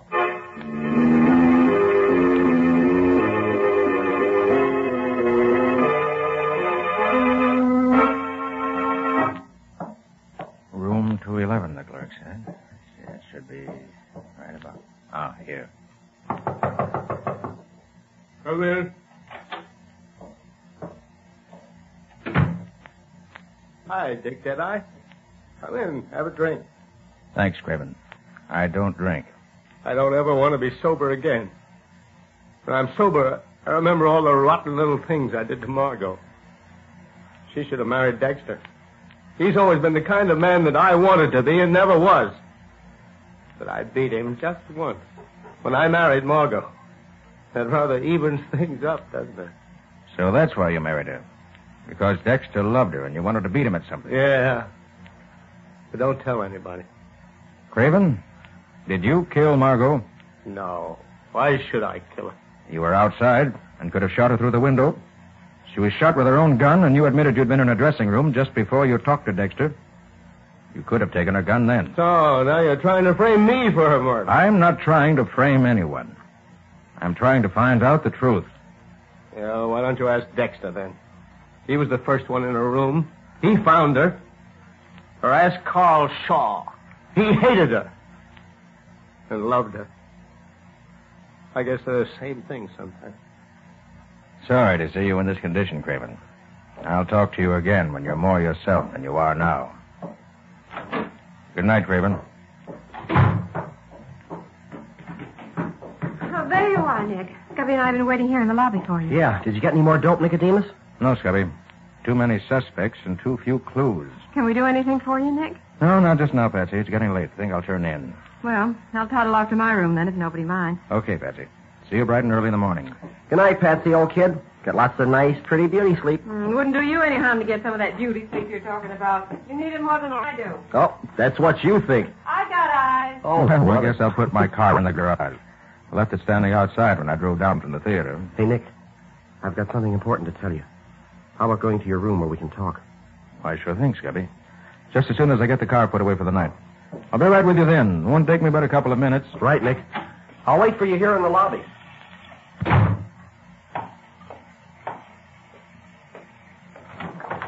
Good evening, Mr. Carter. What the... Keep your mouth closed, Mr. Carter, and climb in behind the wheel. Just a moment. Only one gun tonight, huh?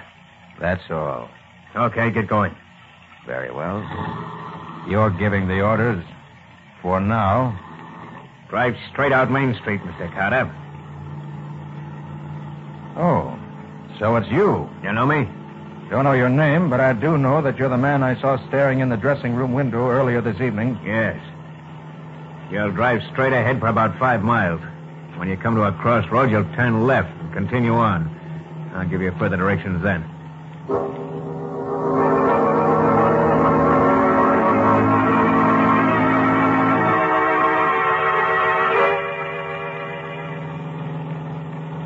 Pull up behind that car just ahead on the left.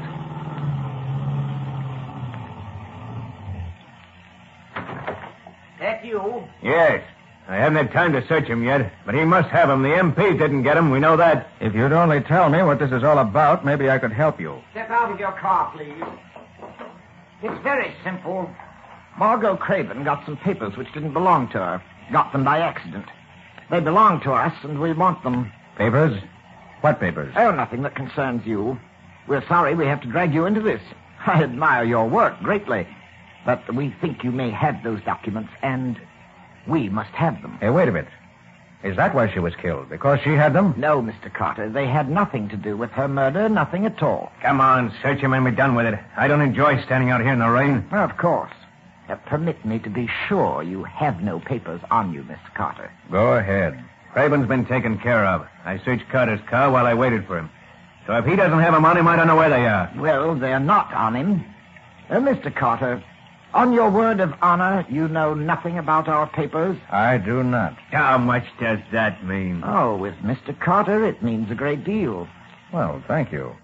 That's a bit unexpected, but very welcome. If we find later that you've lied, we shall, of course, kill you.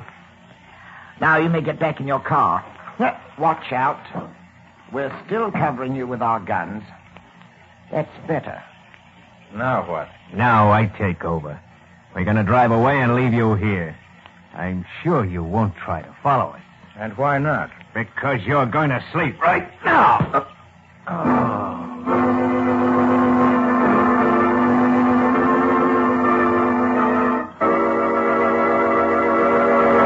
Miles from the little army camp town, alone and unconscious in his car. What's going to happen to Nick now?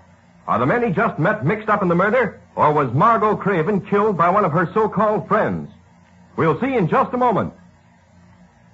Whatever floor surfaces you have in your home, wood, linoleum, rubber, or asphalt tile, you chose them because you found them attractive. Keep them that way with Linex self-polishing wax, which beautifies without tiresome rubbing and polishing. Simply wipe Linex self-polishing wax on any floor surface, and it dries to a satiny yet tough finish which wears amazingly. That's because Linex self-polishing wax contains the greatest possible amount of genuine carnauba wax. And once you've applied Linex self-polishing wax, there's no need for you to re-wax the whole floor when parts of it begin to show wear. A floor finished with Linex self-polishing wax is easy to keep clean, too. For Linex self-polishing wax is unusually resistant to dirt and water, keeping the dirt on the surface, where it's wiped away in a jiffy with a damp cloth or mild suds. And the underwriters' laboratories, whose seal is on every bottle of Linex self-polishing wax, have proved that it's the non-skid floor wax, resisting slip even when water is spilled on it. Get Linex, Lin-X, Linex self-polishing wax now. You'll find all three great Linex home brighteners and Chemtone, the Miracle Wall finish, at hardware, paint, and department stores everywhere.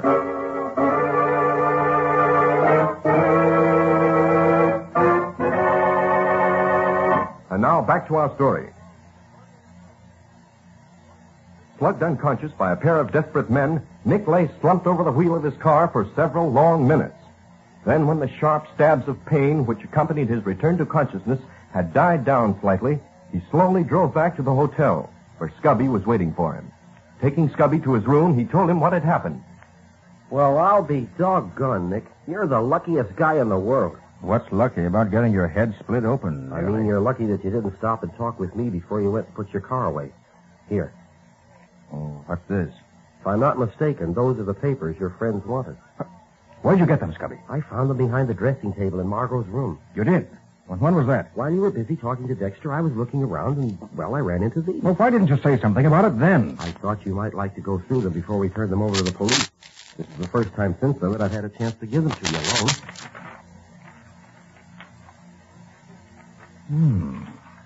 Yeah. What are they, Nick? Scubby, these are in code. I rather think they should be turned over to Major Wayne at the camp. Well, why give them to him? Use your head, Scubby. They're in code, I said, and Margot got them at an army camp. These were given to her by mistake. And that can mean only one thing as I see it. Spies. Gosh, Nick. Do you really think so? I do. Come on. I'll get my car out of the garage and take them out to camp right now and turn them over to Major Wayne. Maybe these papers will help us catch the killer of Margot Craven.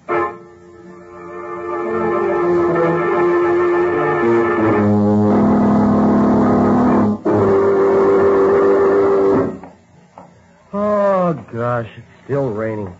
What a night. Yes, what a night in more ways than one. So, we meet again, Mr. Carter. What the deuce are you... You again. If I were you, I would be very quiet. I won't hesitate to shoot you both if I have to. Keep your hands in plain sight and walk over to the little door at the far end of the barroom. Move carefully and slowly. Shall we walk, Nick? Slowly and carefully, as the gentleman says? I guess we'd better, Scubby.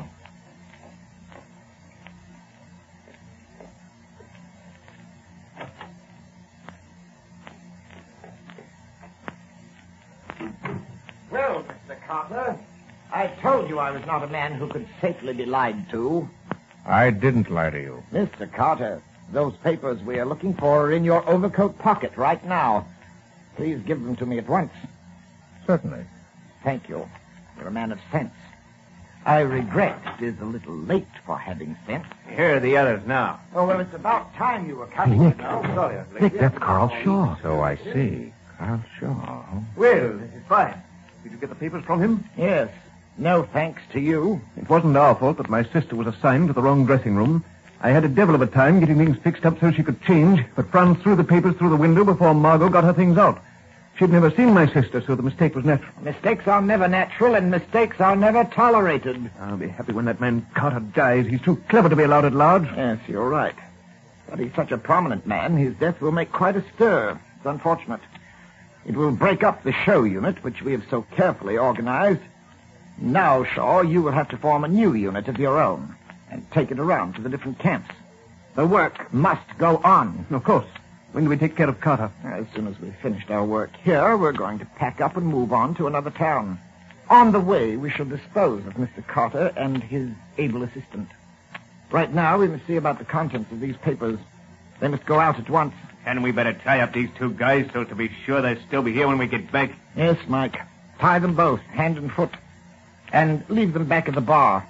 We'll take care of them later.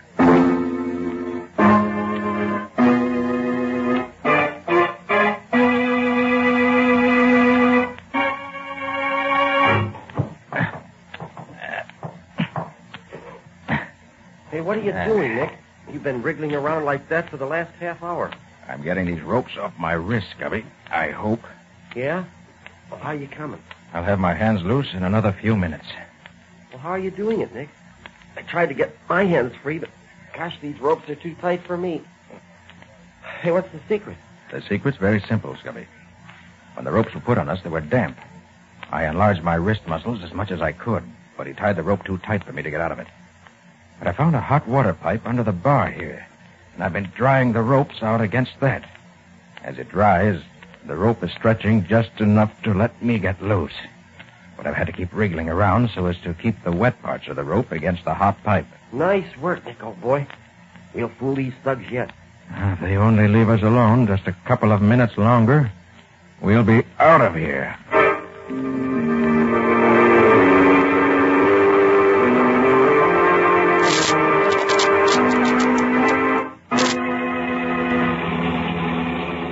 You'd better not drive too close to their hangout, Major Wayne. No, I won't, Nick. I'll stop a couple of blocks away and we'll sneak up on them from there. Sorry, I couldn't arrest them myself and save you the trouble. But I have no official standing in cases of espionage, naturally. Quite so, Nick. But I'm glad you're going to give me a hand to capture them. Don't forget, Patty and I are here, too, Major. Of course, Dexter. I'm only too glad that you and Patty happened to be with me when Nick brought me the news.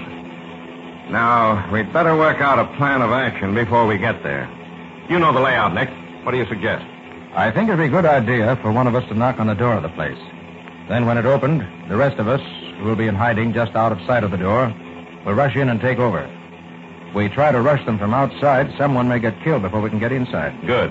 I'll go ahead and knock at the door. No, Major, let me do that. I'd like that job. Patty, I can't let you risk yourself like that. That's my job. Please, Major, I want to do it. I got a special reason. But I think it's too dangerous. I can't let... I think it's a good idea, Major. Patty would be just the man for the job. Well, of course, Nick, if you say so, but I don't like... Thanks, Mr. Carter. You're a good egg. Well, you better stop somewhere in here, Major. This is close enough. Right. Now, give me your attention, please. We'll hide near the front door of the building, except Patty. You'll go to the door and knock on it. When someone answers the door, we'll rush in.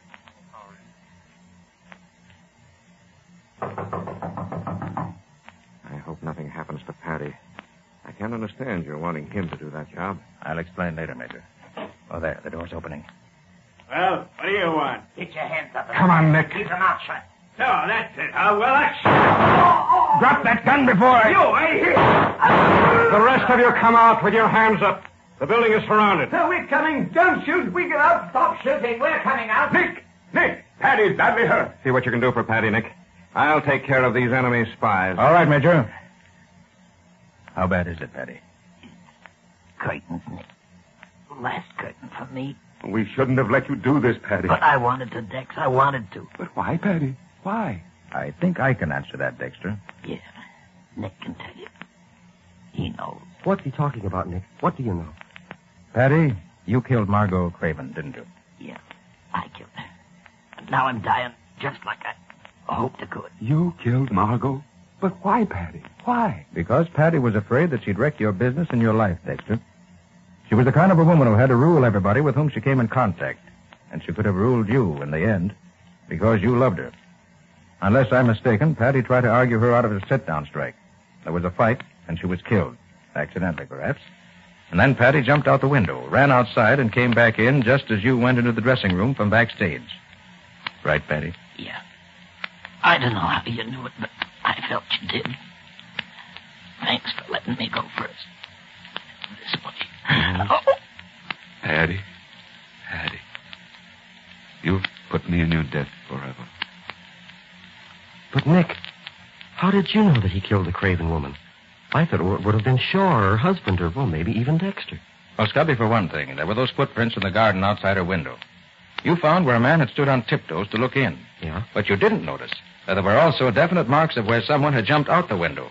And Patty was the only one in the dressing room when we got there who had on his shoes the black dirt that was used in making those flower gardens. Oh, I see. Also, I could see he'd just come in out of the rain. And then, too, Scubby, you remember that Dexter said that the first thing Patty did when he followed Dexter into the dressing room was to rush over and close the window? Yeah. Well, Dexter hadn't even noticed it was open. But Patty was more interested in getting it closed than examining the body of the woman, because he already knew she was dead.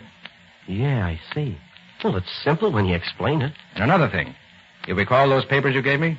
The ones in code? Yeah, sure. Well, as soon as you gave them to me, I knew that I had seen them in Patty's pocket when we first entered the dressing room. Yeah? Yes. I recognized the big blot of ink in the upper corner. But it didn't mean much to me until I heard Shaw say that the papers had been delivered to Margot by mistake. That they should have gone to his sister, who was one of the spy ring operating through the camp show. I knew then that Patty had picked them up in Margot's room when he was there before she was shot. He probably picked them up without knowing what they were. And as soon as he found they were in code, wanted to get rid of them again. So he left them where you, Scubby, found them. But couldn't he have been a spy himself? No, Scubby, because if he was, he'd never have left those valuable papers where they could fall into the wrong hands. And finally, when I heard him say that he'd do anything in the world to help Dexter, it all added up. He wasn't interested in hurting Margot. He just wanted to keep her from hurting his friend and his God, Dexter. And if that meant her death, that's what it had to be. He loved Dexter more than he loved his own life. Well, you sound almost as if you condoned this murder, Nick. I never condone murder, Scubby. You know that. But I understand it. And sometimes I feel sorry for the murderer. And in this case, I'm happy that the murderer won't have to stand trial before an earthly judge. The courts above may treat him more leniently than our earthly courts would.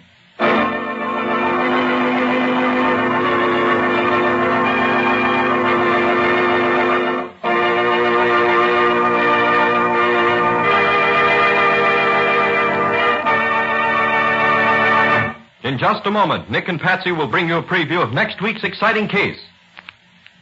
But before they do, consider this. When it comes to keeping up your furniture's appearance, fingerprints and scratches are two of your greatest problems. But Linex Cream Polish, the quick, easy way to furniture beauty, banishes fingerprints, helps hide ugly scratches in one application. Linex Cream Polish actually cleans as it polishes, too, saving one whole step in your cleaning routine and removing cloudy dust and polish accumulation immediately. And, best of all, Linex Cream Polish dries to a hard surface that leaves no oily film to attract additional dust. Make additional work for you. Save hours of extra work each week for the added leisure time you need to do the things you like to do. Ask for Linex Cream Polish at your dealers now. Get all three great Linex home brighteners, Linex self-polishing wax, Linex Cream Polish, and Linex Clear Gloss Varnish. The 3 great Linex home brighteners will keep your floors, your woodwork, your furniture looking the way you want them to look. So ask for these products at your hardware, paint, or department store by name. The 3 great Linex, L-I-N-X, Linex home brighteners. Another outstanding investment, the world's safest investment, in fact, is United States war bonds. And every bond you buy brings victory nearer, makes America safer. Let's go for the knockout blow. Now let's hear from Nick Carter himself. Well, Nick, would you care to give us a hint as to your next week's story? Yes, Ken. I'll give you just a hint or two, and that's all. A gangster dead on the beach of an exclusive Long Island estate. A dope peddler shot to keep him from talking. Hindu servant who knew too much and not enough. A movie star in the making. And plenty of trouble for Nick on the way. On the way where? To the solution, naturally. Nick never goes anywhere else once he gets started on a case. Okay, I'll be waiting for that solution he digs up in this one. What do you call it, Nick? Murder by suicide. Or the mystery of the death on the beach. And no more until next... So long, everybody. And so long to both of you. We'll be looking forward to seeing you again next week.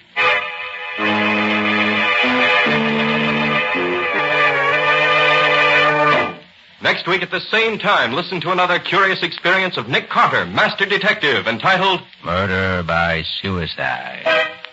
Or Nick Carter and the Mystery of the Death on the Beach.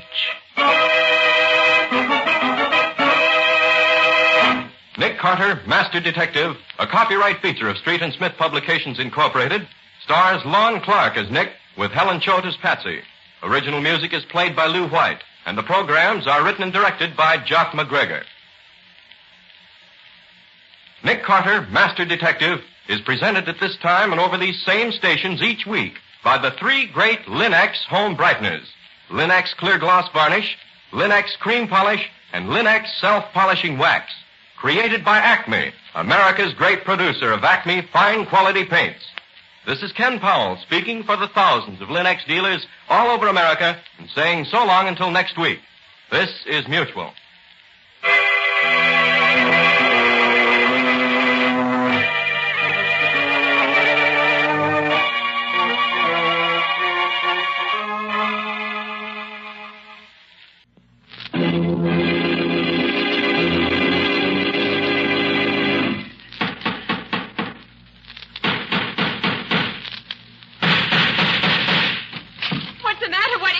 Another case for Nick Carter, Master Detective.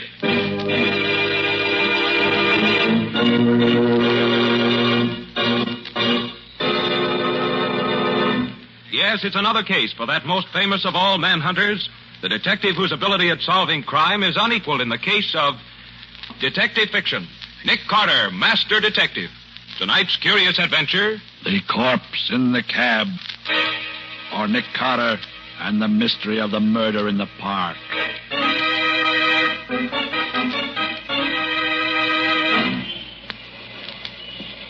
Taxi? Taxi?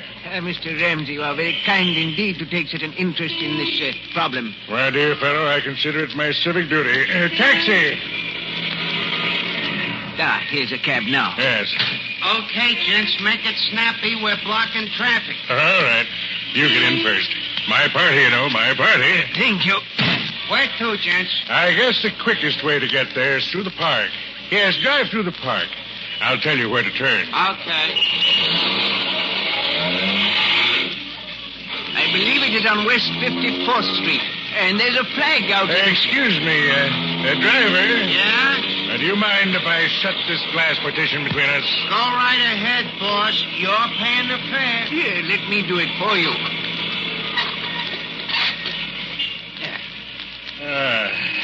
Well, that's better. Nice winter evening. Stars twinkling. Ought to pick us up for the grim business ahead. Lucky thing I ran into you. Lucky thing. Yes, indeed, Mr. Ramsey.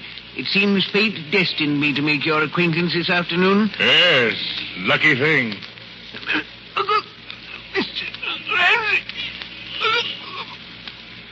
Just my little way of keeping air out of the windpipe. There you are, my dear fellow. Mighty lucky thing I ran into you tonight.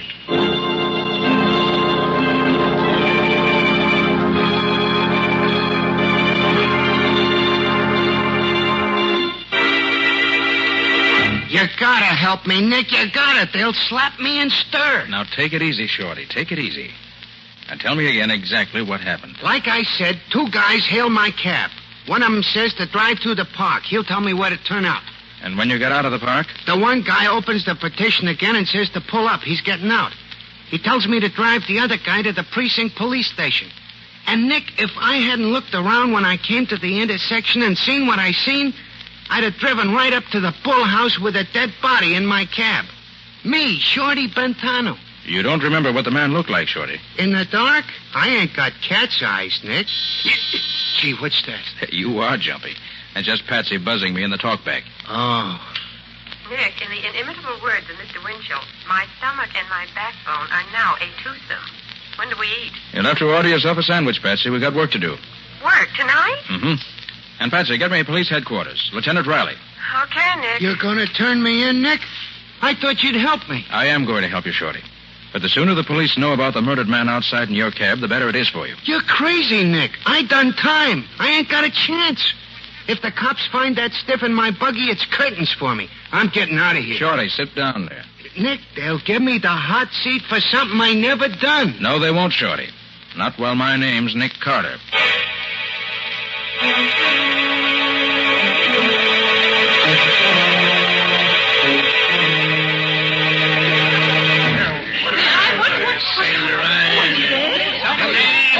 Stand back. Just a little accident, that's all. Get back on the sidewalk, buddy. Nobody gets through here. Beats all, Nick. Not one bit of identification on this body. No bullet trace, no knife, no nothing. What did you want the murderer to do, Riley? Leave his calling card? I'm always getting stuck with one of these dud cases. It takes months to solve them. We don't even know who the stiff is. Now, Riley, flash your light inside here again. Oh, sure. Yeah. You see something? I'm just looking. You see, his pockets are turned inside out. The motive was robbery, all right. No, Riley, I don't think so. Huh? Doesn't look prosperous enough to rob. Nick, you're always looking for what's not there. That might mean something, too. Now, Riley, evidently the murderer didn't care to have his victim's identity uncovered too soon. Say, what are you looking at his hands for, Nick? Riley, have your laboratory analyze this white powder under the nail of his right index finger. Well, say, there is something under his fingernail. Yes. I have an idea you'll find it's chalk. Chalk? Well, sure, you're a smart one, Nick. Yeah, with these lily white hands, hey, this guy was a pool player, a professional maybe, huh? Maybe, but don't bank on it. Now, Riley, about Shorty. I'm holding him, Nick. Never fear about that. Now, look, Riley, he's a favor to me. Don't pull him in yet. Oh, great jumping banshees, Nick. I've got to. Listen, Riley, it had nothing to do with his murder. If he were a party to it, he'd have dumped the body out somewhere, wouldn't he? Well... Certainly he would. Shorty's been on the right side of the fence ever since he got out of the big house. And he's given me a hand on cases from time to time. Yeah, I know. You owe him a favor, and I owe you a barrel of them. Well, that's about it. Well, okay. I'll shut my eyes for 24 hours. No longer, though, mind you. Thanks, Riley. Nick, where are you going? To find the murderer.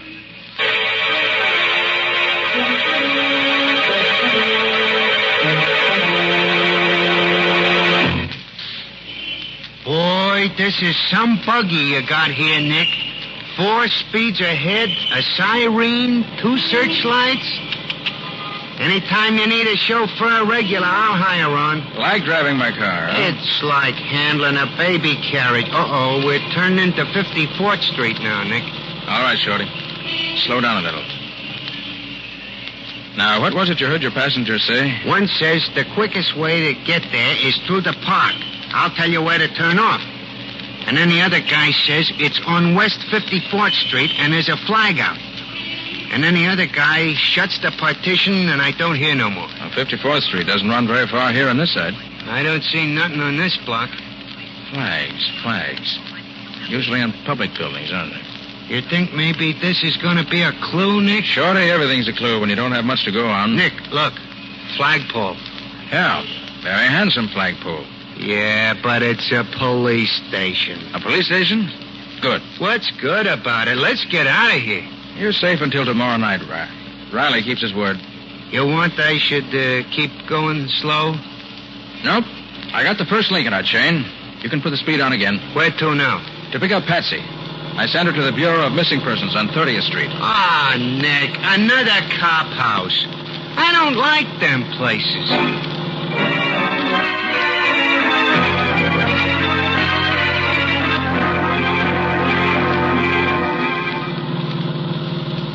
George Day, 2345 Elmhurst Drive, occupation truck driver. When last seen, was wearing gray coveralls. No, he's not the one. Gee, Nick, the guy ain't been missing long enough for anybody to get excited about it.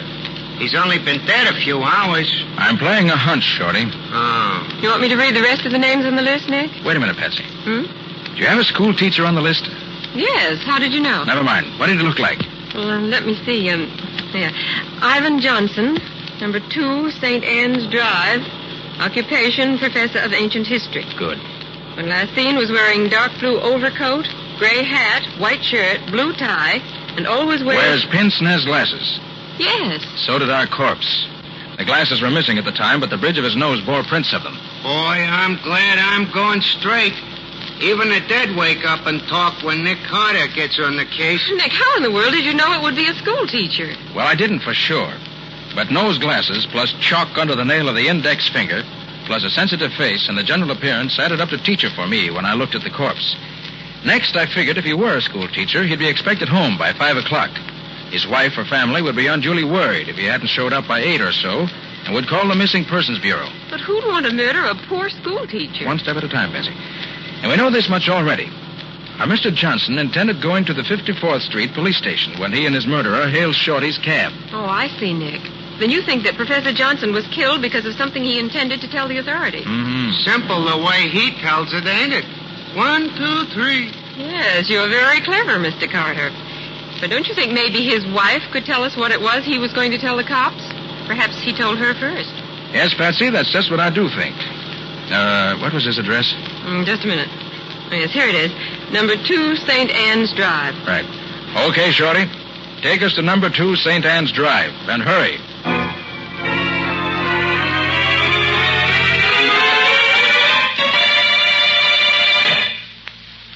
Mrs. Johnson, I'm Nick Carter. And this is my assistant, Patsy Bowen. How do you do? How do you do, Mrs. Johnson? Did the police send you, Mr. Carter? Did they find him? Did they find my husband? I'm only here to ask you a few questions concerning your husband. Oh, then they haven't found him. I really can't say. Now, tell me, did your husband mention whom he was going to see after school hours today? Ivan always comes right home after his classes. I thought that he might have had some special appointment today. Oh, no. Mrs. Johnson, how was your husband feeling when he left for school this morning? Oh, he was in such a mood this morning. Talked about right and justice until my head fairly whirled. You know, he doesn't like to see people cheated, Mr. Carter. Ivan's a very honest person. What do you mean, cheated, Mrs. Johnson? He said he wasn't going to stand by and see the students in his school tricked out of their dimes and quarters. He was going to see right and justice done. The kids are being cheated. What school is this? Central High School. Ivan is the ancient history professor. He's taught there for 12 years. And where's his office there? Why, he's had the same office all that time. Number 12 on the first floor. I've always been happy about that. It's such a sunny little room. Well, Mrs. Johnson, you've been very helpful. Do you think they'll find him tonight? Do you think something terrible has happened? Why, the police will keep you informed. Good night. Good night, Mrs. Johnson. Try to get some sleep. Oh, thank you, but I couldn't. Not till Ivan's home. Safe.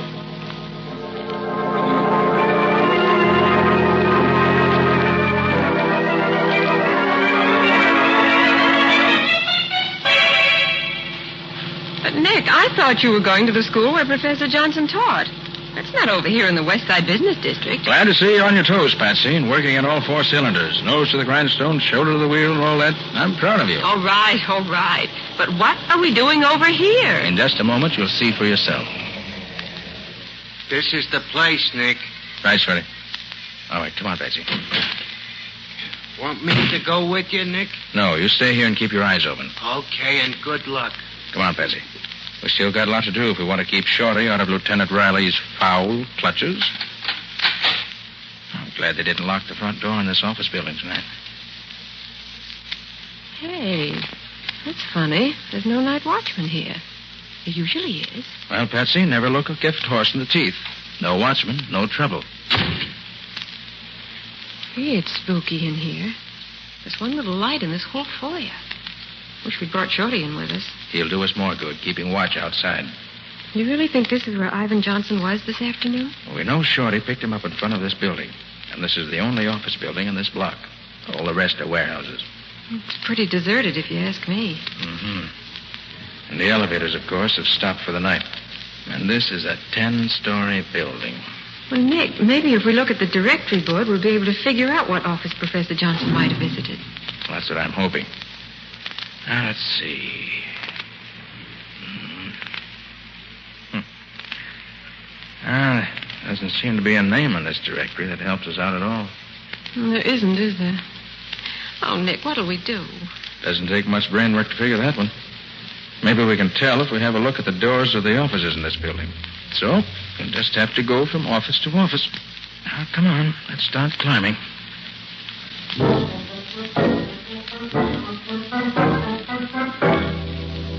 There's nobody on this floor. All doctors and dentist offices. Don't think Johnson's business was with any of them today. Come on. Up we go.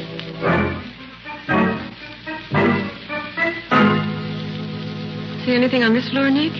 No. Nobody or nothing to interest a school teacher.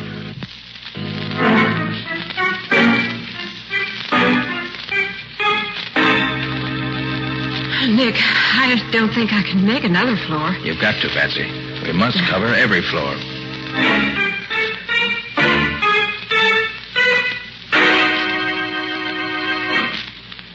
Well, this is the top. Yeah. And we don't know any more than we did before. Nick, this place is as empty as a number 2 ration book. We might as well... What is it? Thought I heard something. Nick, there's someone in that office. Yeah. And yet the lights are out. The name on the door says Gerald Ramsey, promotion counselor. Let's pay him a visit. Stay behind me now, to the left of my flash. All right. And who is flashing that pretty light in my office at this time of night? Mr. Ramsey? That's my name. And yours? Nick Carter. Surely you don't mean that you're Nick Carter, the great detective. That's who he is, Mr. Ramsey. Sorry to bother you, Mr. Ramsey, but my assistant and I were just having a look around this building. Oh, well, too bad the fuse is blown out of my office here. Or you could have a good look. Who are you after? You don't happen to know of any business in this building that might have dealings with a school teacher, do you? A school teacher? Mm-hmm. Let me see. A school teacher. Why, no, there is. I never heard of it. But then there's such a lot I never heard of. Uh-oh. Oh, you knocked over that whole stack of packages. Oh, I'm so sorry, Mr. Ramsey. I dropped my handkerchief and I was leaning over to pick it up. Anything breakable in them? Oh, no. It's quite all right. Oh, thank goodness for that. Yes, just some things a friend of mine left here until he came back. Just leave them there. I'll take care of them. No, at least let me pick them up. No. Never mind. Just leave them there. They won't mind staying where they are for a while, I'm sure. Well, all right, if you say so. Yes, I do. So you can just run along and continue your search for whatever it was you were looking for. Good evening. Good evening. Now, Patsy, if you're okay, we better be on our way. Sorry we disturbed your reverie, Mr. Ramsey. Reverie? That's good. Really? He was an odd specimen. You think he knows anything, Nick? Well, if he does, he isn't talking. Come on. Oh, gosh, Nick, all that climbing up and downstairs just for nothing. I'm worn out. Maybe it wasn't all for nothing, Patsy. You mean you found a clue somewhere here? I don't mean anything, yet. Oh, but Nick... I hope you could still walk well enough to get down the 10 flights of stairs ahead of us, Patsy. I don't feel quite like carrying you just now. I guess I can make it under my own power. Where to now? Central High School. Time's a-wasting. And we still haven't uncovered a clue to the murder of the man in Shorty's cab.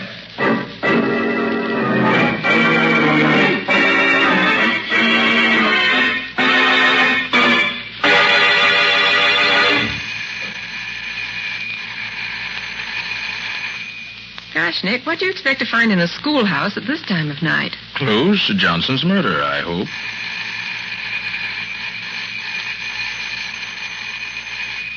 It's no use, Nick. The janitor's not here. I'll have one more try.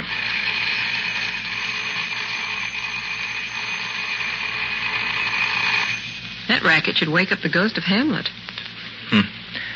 No answer. So Nick Carter's trusty pick lock will do the trick. Mm-hmm.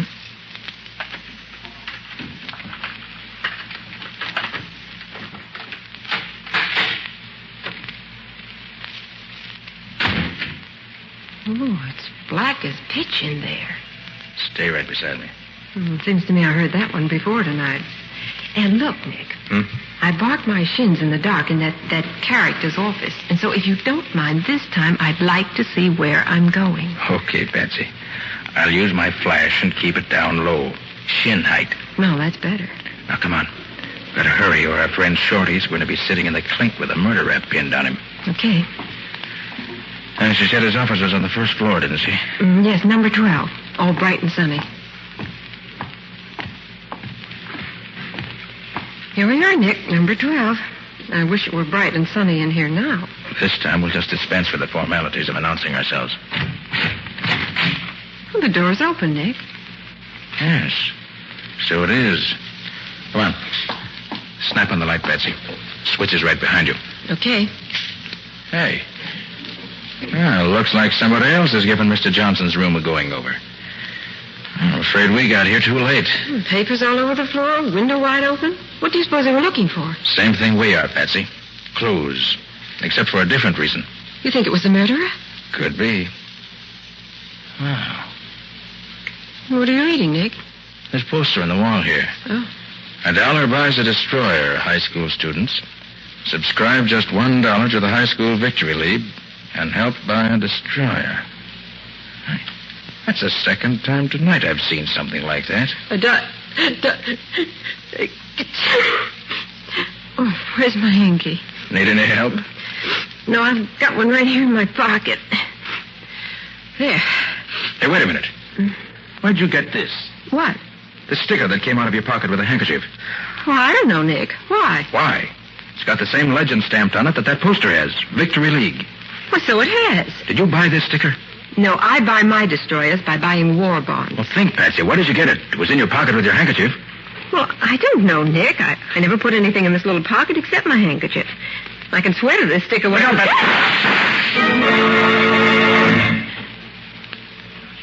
See anybody? No. No, nobody here now. Are you okay, Patsy? Well, I guess so.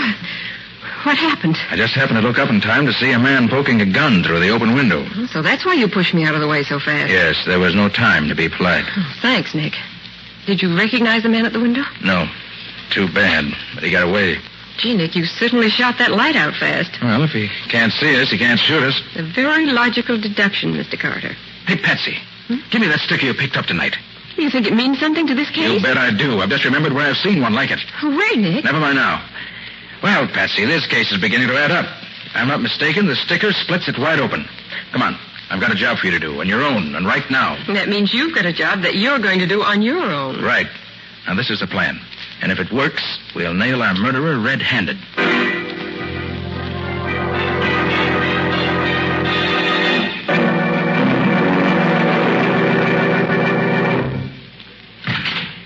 Boss, you in here? My dear fellow, you know I'm in here. Did you get the fuse fixed? Yeah, and while I was fixing it, I got something else, too. Come on in, you. Here, snap on the light and see what I picked up snooping around down the basement of this building. See? Nick Carter. Well. Mr. Carter, back again. Still looking for the same thing? No, I found what I was looking for. Oh, good. Good. It's very fine. I already lifted his rod, boss. What'll I do with him now? Huh? You've had your chance, my dear fellow. Now it's mine. You know, I have the general impression you men don't like me very well. Oh, sure, Mr. Carter. We love you. But we'll love you a lot better when you don't talk no more. Put very bluntly, Mr. Carter, but that is the idea. Now, Mr. Ramsey, just what do you think I could say that would harm you? Now, don't let him fool you, boss.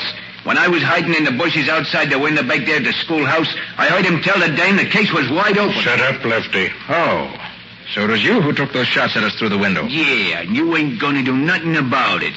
You was pretty smart, though, figuring out it was Mr. Ramsey what rubbed out the school teacher. You are a complete idiot. Stop that fool tongue of yours. Ah, what's the diff, boss? He ain't gonna live to tell it. True. That's true. Yes, since you know so much already, we have only one recourse, Mr. Carter.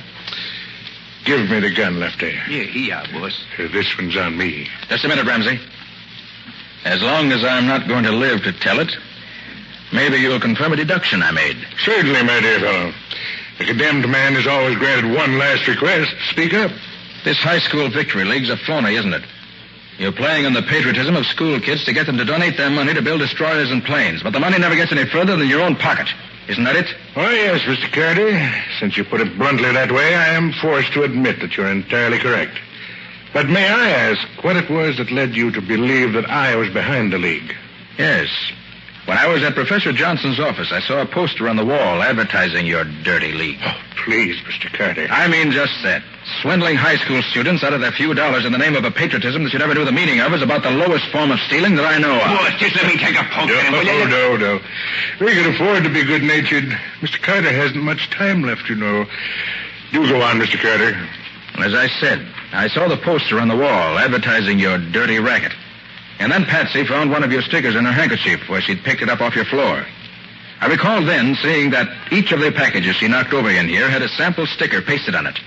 It was easy enough then to put two and two together and get the required 4. It's too bad that your undoubted excellence in mathematics can't save you. And all because one little school teacher suspected his kids were being cheated. Poor Professor Johnson. It is too bad for him that I found him wandering around this building, looking for the offices of the High School Victory League. He told me he suspected it was a phony outfit, and he was going to see right and justice done. I offered to take him right to the police station, and I did. Although I wasn't with him when he got there. Very funny. Yes. Hurry up, boss. We got work to do. Yes. Well, Mr. Carter, this is it.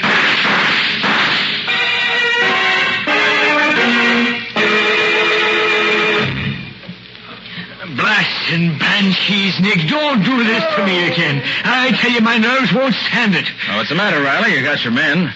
They're lying on the ground here, howling like stuck pigs. Yeah, sure, but what if I hadn't hit him when he aimed at you, Nick? What if I'd missed? Oh, Nick, your plan worked beautifully. The whole thing. Getting yourself found by Ramsey's henchmen and my getting Riley up here to hear the confession and everything. Yeah, Patsy, but don't run such a split-second chance of life and death again, Nick. My heart won't stand it. Well, that was worth it. Just to see Ramsey walk into the trap like a bear looking for honey. Hey, Nick. Oh, Shorty, come on in. Take a look at her handiwork. Gee, so that's the bum who tried to frame me to the hot seat. He'll be getting it himself before long, thanks to Nick Carter. Riley, I want to tell you something. Of all the criminals I've tracked down, catching Ramsey gave me the most pleasure. A fella like that, trading on the patriotism of school kids, is about the lowest rat in the world. Why, bad as the Nazis are, a guy like this is worse. You're right, Nick. You said it, Nick. Well, Riley, you've got all the evidence you need. Mm-hmm. The package of posters in the next room, the package of stickers here, and the confession. Right, Nick. We can take over from here. Thanks. Okay, Riley. So long. So long, Nick. So long, Patsy. So long, Lieutenant. Well, Patsy, come on. Chin up. Carry on and all that sort of thing. It's not my chin that's worrying me, Nick. It's having to walk down those 10 flights of stairs again. That'll be the 4th trip tonight. Why, Patsy. And at your age, too. Look, Nick, can't we just sit here on the top step for the next 6 hours? You think you'd be rested enough then to walk down the 10 flights? I think that by then the elevators will be running again. And what a wonderful invention the elevator is.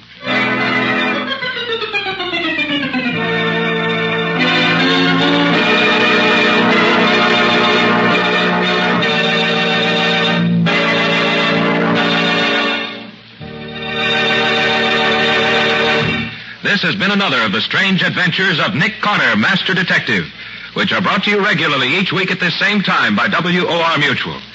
Now, tell us a little about next week's story, Nick. Well, next week's story includes rather more adventure than actual detecting. But if Nick hadn't been able to make the first few deductions that really started him off on the right track, there would have been no adventure. And there was adventure, and plenty of it.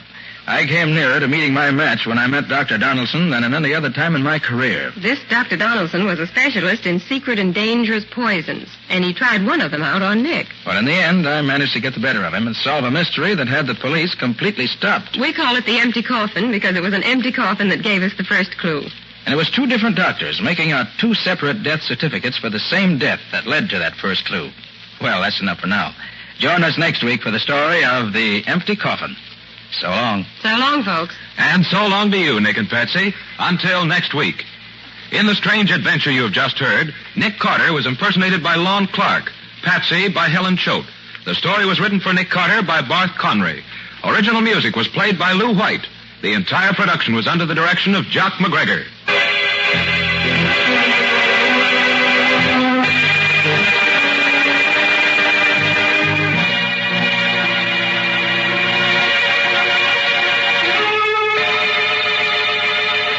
Next week at this same time, listen to another curious experience of Nick Carter entitled The Empty Coffin, or Nick Carter and the Mystery of the Doctor's Poison.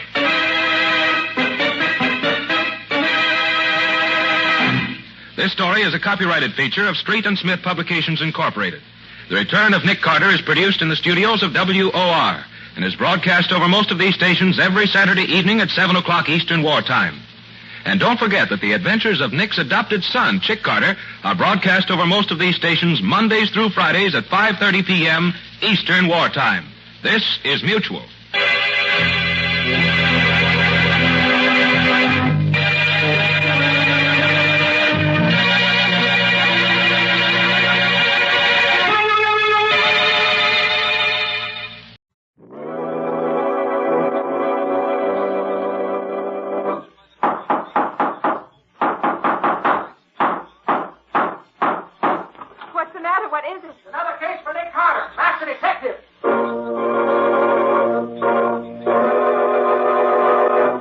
It's another case for that most famous of all manhunters, the detective whose ability at solving crime is unequaled in the history of detective fiction, Nick Carter, Master Detective. Presented by the three great Linex home brighteners, Linex Clear Gloss Varnish, Linex Cream Polish, and Linex Self-Polishing Wax. Created by Acme, America's great producer of fine Acme quality paints.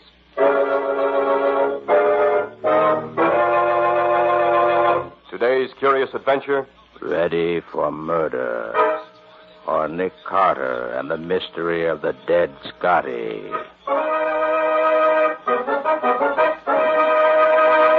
In just a moment, we'll hear how the dead Scotty dog helped Nick Carter solve the mystery of the Ames farm, and of how he saved from death the young heir to the estate who was ready for murder. You know, it doesn't take folks long to learn what's worthwhile. That's why millions of wise American homemakers have discovered Chemtone, the miracle wall finish.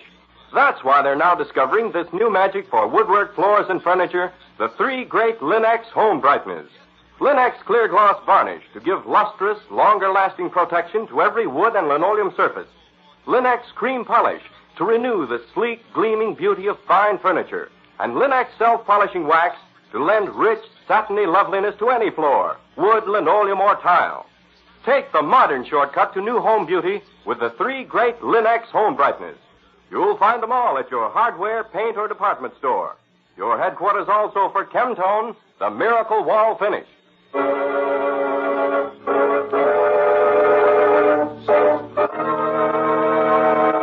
And now for today's mysterious adventure with Nick Carter. As our story opens, we find Nick and Patsy just entering the hotel room of John Ames, a young friend of Nick's. Oh, hello, Nick. Patsy. Hello. John. Glad to see you. Come on in. Thanks.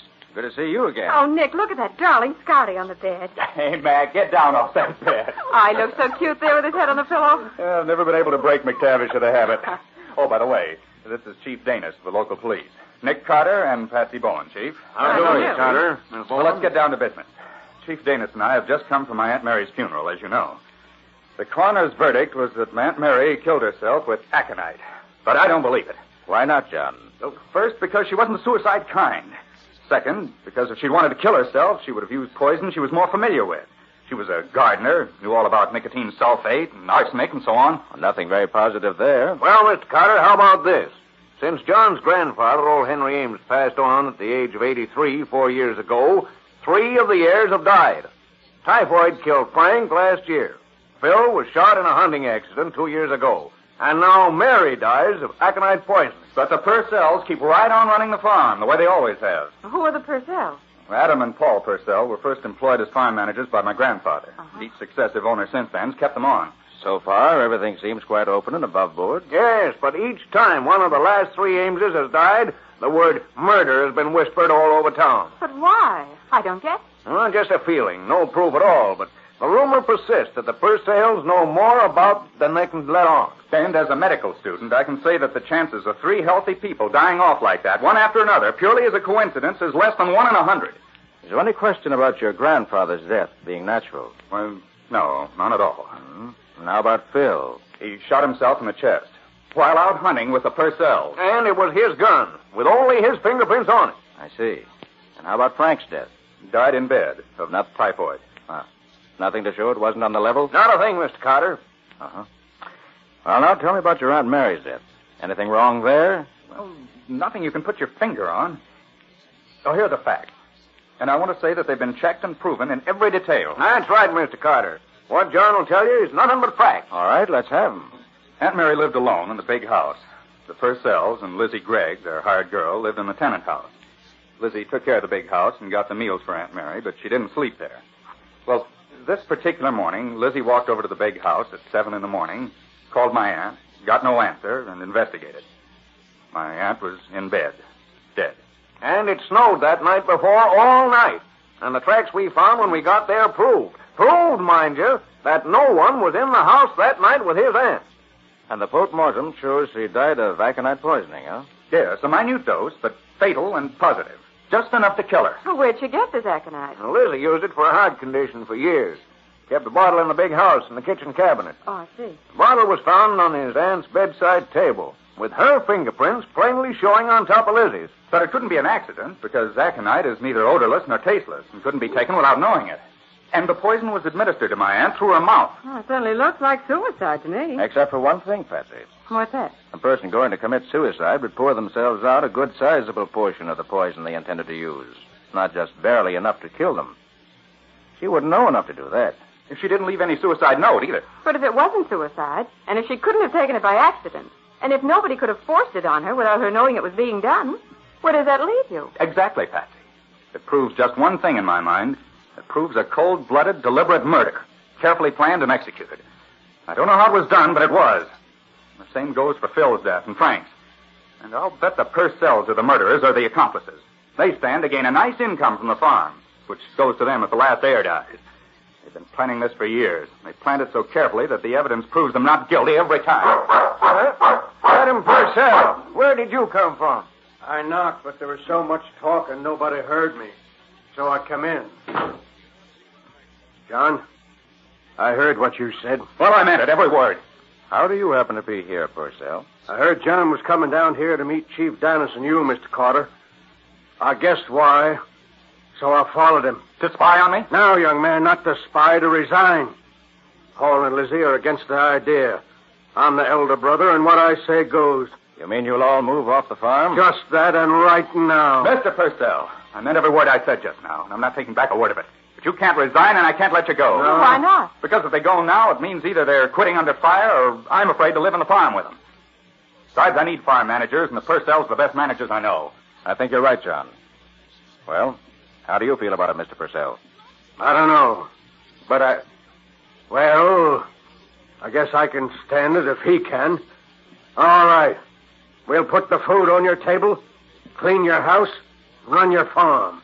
But that's all. We won't have nothing to do with you, nor you with us. I understand, and I agree. I'll be getting along. Hey, quiet, Mac, and get down off my bed. Come on, get down. You going back to the farm tonight, Mr. Ames? Yes, especially in view of what just happened. You still think Purcell's guilty? Yes, I do. Adam wanted to resign either because he was afraid or because he wanted to establish an alibi. Because if I should be killed while the Purcells weren't living on the farm, they'd be cleared of all the deaths. No. I'm going back there and prove that the Purcells actually did what I think they did.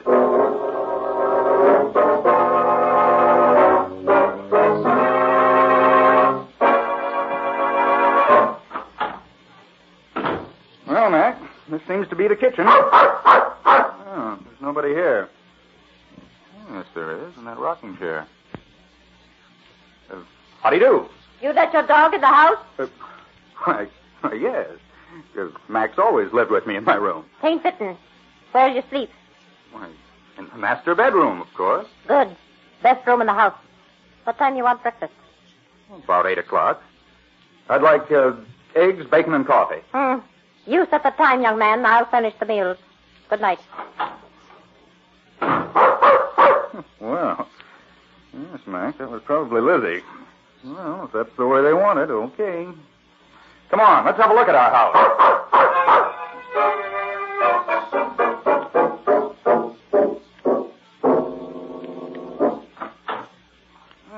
So this is the master bedroom. Gosh, Mac, so furniture's beautiful. Hey, get down off that bed, Mac. You've got to turn over a new leaf in this house. Lizzie won't have you sleeping on beds, I know. Oh, all right. Stay there for now. Gosh, I wonder why the whole house smells so strongly of alcohol. Smells like a bottle.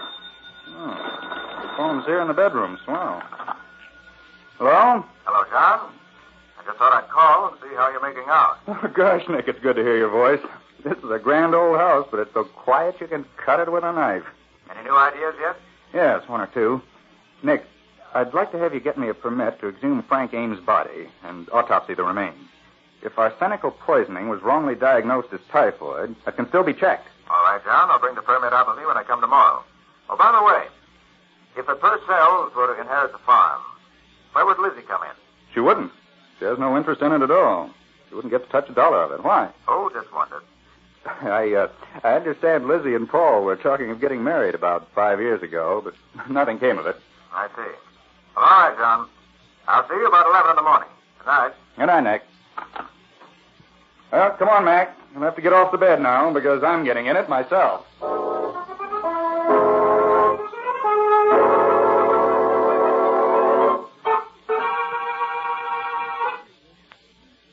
Lizzie, that was the best breakfast I ever ate. And I mean it. Yes, maybe you do. I know when I'm being made fun of.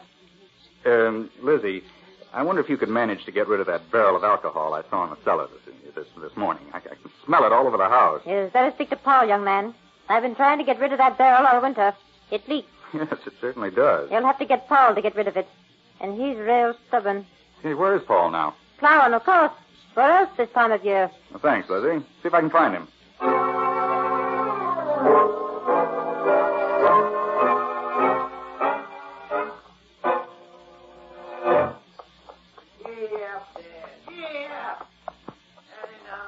Paul, could you come over here a minute, please? Whoa there, whoa! What you want? I'm powerful busy, young man. I want to see where Phil was killed. Oh, right over there it was. We was after grouse. I climbed through the wire here, and he went over the fence there. Shoved his gun through ahead of him. Stock hit that rock, and bang, got him in the chest. I see. Thanks. You might have get back to my plowing. We're behind now. No, not at all. You and Adam certainly keep this place in beautiful shape. We aimed to. All run down when Adam and me was hired, but now everything's up to snuff. And no Ames ever put his hand to it yet. I think I'll roam around and see what there is to see. Haven't been here since I was a kid. Come on, Mac.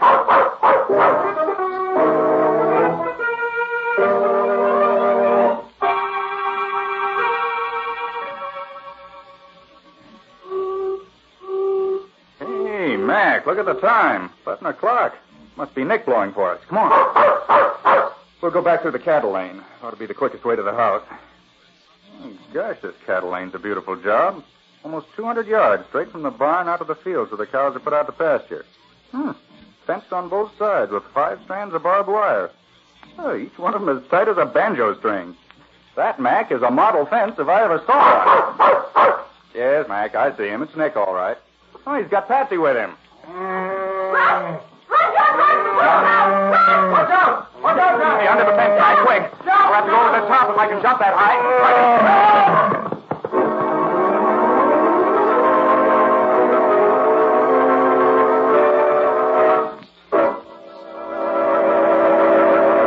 So, the series of accidents is continuing. John's first day on the farm, and already death runs to meet him. Can this murderous setup be solved in time to save John from being killed? We'll see in just a moment. When your youngsters track in mud, slush, or snow just after you've cleaned the floor, you know it's exasperating. But when your floors are protected by Linex clear gloss varnish, presto, those wintertime puddles are whisked away in a hurry. That's because Linex clear gloss keeps dirt and water right on the surface. Linex clear gloss gives a beautiful finish, too. Its gleaming, transparent luster gives that lovely, sparkling, clean look every homemaker delights in. And how Linex clear gloss wears. It even resists damage by hot grease, boiling water, fruit acids, perfume, and alcohol, which makes it especially fine for tabletops as well as for linoleum and wood floors. Best of all, Linex clear gloss is brushed on so easily, so smoothly, that it's practically no work at all. And once it's applied, your home has that handsome, well-kept appearance for a long, long time.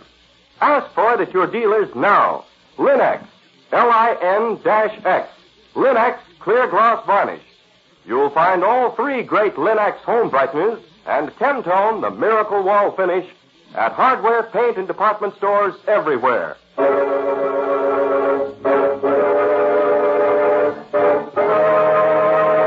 And now back to our story. As we left John, he was in a narrow lane, hemmed in on both sides with high barbed wire, trying to escape the mad rush of a bull charging down on him from the farm. It is now a few minutes later. The bull get you, John? No, I'm all right. I never saw such a pretty bit of balding as you did over the top of that fence. I can't understand it. The bull couldn't break out of his pen. Somebody must have left the gate to the pen unlatched. Well, it doesn't matter now. No damage was done. I told you that bull to get away someday. Told you to padlock the pen. But no, you men knew it all. What are you doing here, Lizzie? Get back to the house where you belong. Come down here to tell the young man he's got company. Let's see he's found out for himself. Yes, I found him. Well, John, shall we go somewhere and talk? We won't be disturbed there.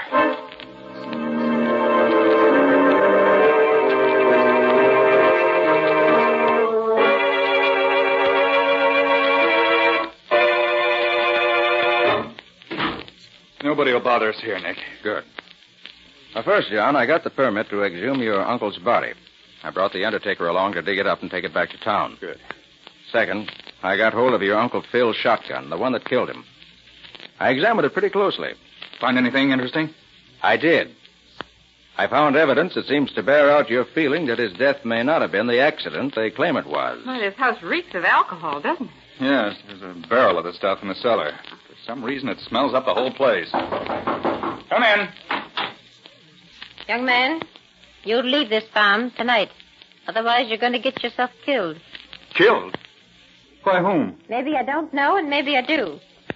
I seen the hand and the arm that pushed the bolt on the bullpen gate open. That bull was loose deliberate. Well, if you know who did it, you ought to speak up to prevent further tragedy. I only recognized the sleeve of the shirt. It was Toromite. But they could have got their shirts mixed up, so I ain't saying. Now you heed what I tell you, young man. Get out. And get quick. Huh. Wish she could have been more positive in her identification. I wonder how positive she really is. Maybe she doesn't know herself. Maybe. But I'm beginning to get an idea. You mean you can see an end to this riddle? No, but I think I begin to see where we're headed. And it's not pretty. Well, I've got work to do right now. I'll see you tonight, John. And in the meantime, be careful.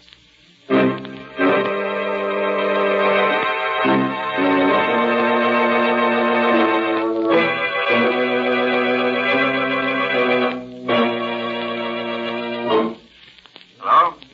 Nick Carter speaking. Hello, Nick. I know I'm going to see you tonight, but since you've been gone, something's happened I think you ought to know. What's that, John?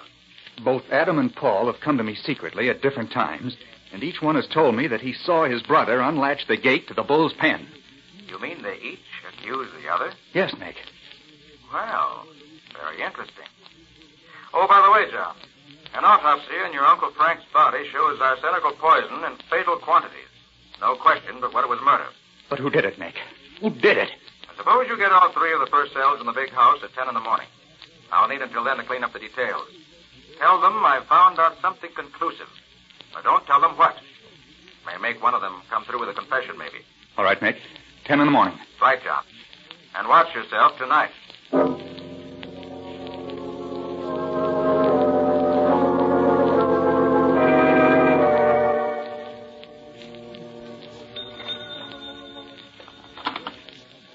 Operator.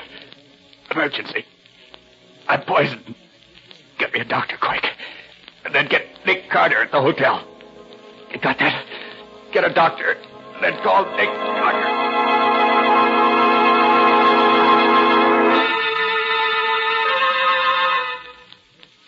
Seems as if you and Nick got here awful fast, Patsy. Well, Nick's in a hurry. He doesn't waste any time getting places. You know what you were poisoned with, John? Yes, it was aconite, all right. I know that. I can't figure out how I got it. Your pulse is very low. We've got to make it pick up. Do you know how? Of course she does. Patsy's practically a full-fledged nurse. Oh, it's lucky. There's nobody here on the farm I can trust. Here, drink this, John. It'll stimulate your heart. And you better walk up and down. I just heard on the extension phone that John was poisoned. Is that true? It's true, all right. You only know what you heard on the phone? Why, sure. What else? How is he? We don't know yet. Oh, I'd rather taken the poison in my own stomach than he should get it. I never dreamed of any killing or knowed any was being done. Nick, will you get me? Adam, come quick. It's Paul. What? He's food poisoned, too. He's hardly breathing. Adam. Paul, too? Paul poisoned? Adam, Paul's dying. If you could let me have some of that stuff you're using for John, ma'am, I'll go tend to Paul. Why, of course. Here you are. Adam. Come in, Lizzie. Come in. Paul must have poisoned you and himself, John. That's the only answer. And that means Paul did all those other things, too. But I took nothing since dinner. That was much too long ago to have waited all this time to take effect. It isn't possible. I've eaten nothing and drunk nothing since 7 o'clock. It's 2:40 in the morning now. Then what in the world could... If that's the doctor, Patsy, rush him to Paul. Okay. Paul must talk before he dies. He's got to clear this thing up. John, did you say you'd had nothing to eat or drink for the last 7 or 8 hours? That's right, Nick. The same as Aunt Mary's case, exactly. She was poisoned without knowing how it was done. So was I. The answer to one is the answer to both. And Paul's killing himself looks as if he were that answer. Although I can't figure out how he could have done it. John, I'd like to have a look at your room. Feeling strong enough? Yeah, sure, Nick. Let's do it now.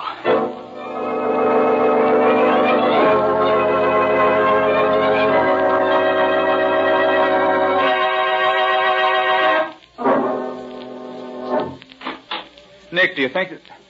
Hey, Mac, get off that bed. Hey, Mac, come on. Mac! That's funny. Usually... Nick! He's dead. Don't touch him. Why not?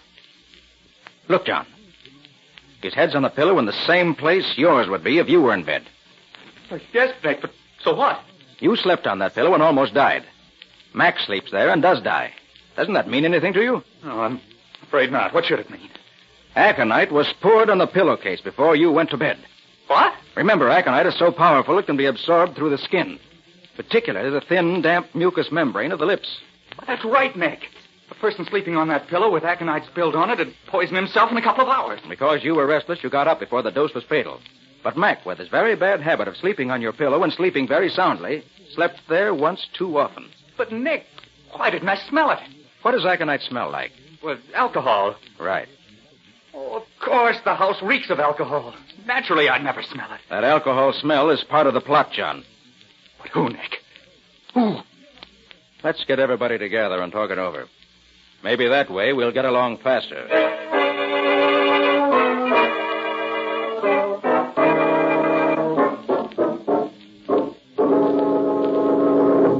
So up to now, we've got this much settled. I found that the safety catch on the shotgun that killed Phil 2 years ago had been tampered with, so it is no good. Lizzie swears she saw Paul fooling around the gun just before the accident. An autopsy proved that Frank was killed by a mixture of arsenic and boron, which Lizzie and Adam both say Paul was trying out as a new spray for bean beetles. The bull was let out of his pen on purpose, unquestionably to kill John Ames. Lizzie says she recognized the torn sleeve of Paul's shirt on the arm she saw slip the latch. Adam agrees with her. Unfortunately, Paul died without saying anything, so we don't know his side of the story. But we do know he told John that Adam did it. I don't need to hear no more, Mr. Carter. I'm packing up and getting out of here now, tonight. I'll help you pack, Adam. I know where your things are. I ain't leaving you. You ain't a Purcell, Lizzie. It ain't fair to ask you to share my troubles. But I want to, Adam. I've always looked after you. You think I'm going to stop now? Lizzie, you're real kind, but I can't allow it. I can take care of myself. Adam, if I were you, I wouldn't refuse Lizzie like that. Huh? She's in love with you. She ain't neither. Lizzie's an old maid. That's where you're wrong. And that's where everybody went wrong. Lizzie is in love with you. That's how all this came to happen. Oh, Nick, you aren't making any sense now. Yes, I am, Patsy. Lizzie hated Paul for not marrying her that time they were engaged. Now she's grown to love Adam, and she wanted him to have the farm because she thought that was what he wanted more than anything else in the world. So she tried to kill off the heirs, one after another, and throw the blame on Paul. But the safety catch on Phil's gun. The poison that killed Frank. Oh, John, any farm woman knows enough to do those things, and she killed your Aunt Mary the same way she tried to kill you. No trace of aconite was found on your aunt's pillow because Lizzie changed the pillowcase before calling for help. She'd have changed yours, too, if things had gone right, but she didn't have time. And every once in a while, she spilled a little alcohol out of the barrel in the cellar to keep the house smelling of it. But that's not proof, Nick. No, it isn't. But I'm willing to bet that if you look, you'll find she just changed Paul's pillowcase. And I don't doubt you'll find that pillowcase still smelling of aconite somewhere in the house where the Purcells live. And that will be proof. You don't need to look. Of course I done it. All of it. Just like you say. It was easy. You're all so dumb. Just like old men. Never thought a woman could do anything for you but cook and sew. Letting the bull out of his pen. You couldn't have done that. Oh, couldn't I? Look at my hands. They look just like a man. I put one of Paul's shirts under my skirt when I went out to the barn and slipped it over my arm when I opened the bolt. Nobody knowed it was me. Even them who saw me do it didn't know. How did you know, Nick? It had to be that way. There was no other answer that would fit all the facts as I gathered them in. The exact method used and the motive behind it were the things I had to find out before I could act. Lizzie almost beat me to it this last time. I didn't think she was ready to act so quickly. Gosh, Nick. I hate to think of having to turn her over to the police. Since I've been here, I've grown fond of Lizzie. You won't have to feel sorry for me, young man. I do things instead of talking about them. When you was John, I took the rest of the aconite in the bottle. Now just leave me be. I'll die without no help from any of you.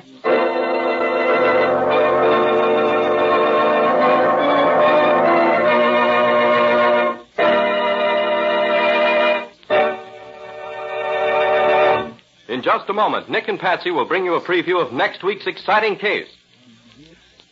But first, a word to the ladies. Homemaking is an art that brings genuine happiness to everyone who lives in a well-kept home, everyone who visits it. It's a real achievement to keep your home attractive.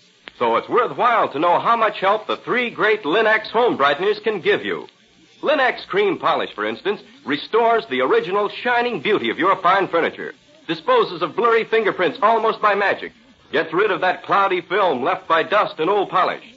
Linex Cream Polish helps hide ugly scratches, too. Yet it takes only one quick application, because Linex Cream Polish actually cleans your furniture as it polishes, leaving it spick and span, bringing out the true beauty of the wood. What's more, Linex Cream Polish dries to a hard surface without oiliness to attract more dust. Ask your dealer for the modern furniture polish which cleans as it polishes, saving one whole step in your cleaning routine. Ask him for Linex Cream Polish for fine furniture.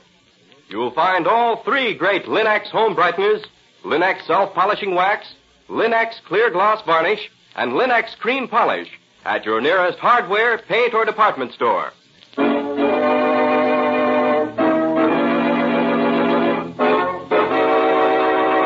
And now let's hear from Nick Carter himself. Well, Nick, what new and exciting adventure do you plan to tell us about next week? A scientist and inventor whose home was on the coast was found in his laboratory one morning with a bullet hole through his forehead. Much to my regret, because we were supposed to be vacationing up there, not capturing murderers. Well, I suppose murderers have to be captured no matter what happens. Yes, Ken. And this time I was intrigued by the killing, because the only clue that had any value was a piece of rope.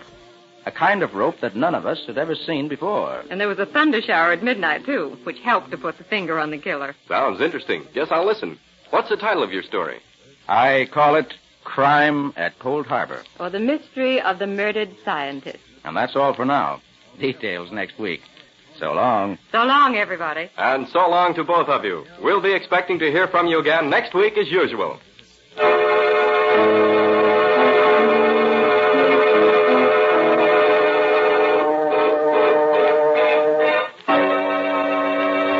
Next week at this same time, listen to another curious experience of Nick Carter, Master Detective, entitled Crime at Cold Harbor, or Nick Carter and the Mystery of the Murdered Scientist.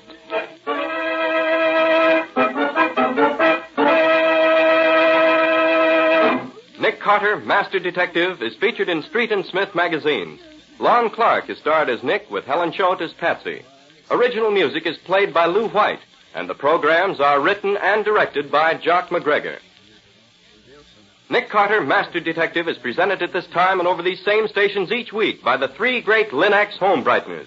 Linx Clear Gloss Varnish, Linx Cream Polish, and Linx Self-Polishing Wax, created by Acme, America's great producer of Acme fine quality paints. This is Ken Powell speaking for the thousands of Linx dealers all over America and saying so long until next week. This is Mutual.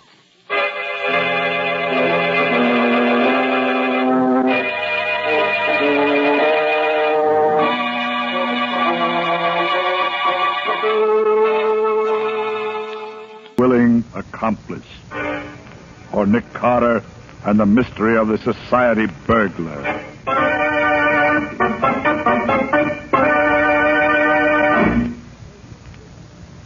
Hello, Lieutenant. What's new and interesting? Well, if it ain't my old friend Nicholas Carter, him that used to be a detective. Yeah, what do you mean, used to be? Sure, my boy, tell me, how does it feel to be old and retired? Oh, come now, Riley, I get it. You're a little peeved because I've turned down those few cases you've offered me lately. It's not a few separate cases, Nick. It's all been the same gang, I'm sure of it. They're the slickest bunch this department's ever been up against. We need your help, Nick. Look at this. Came over the wire only this morning. Another society robbery. Quite a haul. Yes, my boy, quite a haul. $75,000 in gems right out of the vault. What do you say now, Nick? Riley, I think you're right. Looks like the same hand in every job. Well? Well, I suggest that for your criminal, you look for someone who's accepted in the homes of society. And is just about the greatest safecracker in the country as well. Oh, thank you, Nick. That's a very great help, I'm sure. Oh, I'm sorry, Riley, but really, I'm not interested. You know I don't take a case unless... Well, what in the name Wow, that was close. That stone missed you by inches. So, somebody's trying to bean me now, is it? Well, I'll fix that. Now, wait a minute, Riley. That isn't it.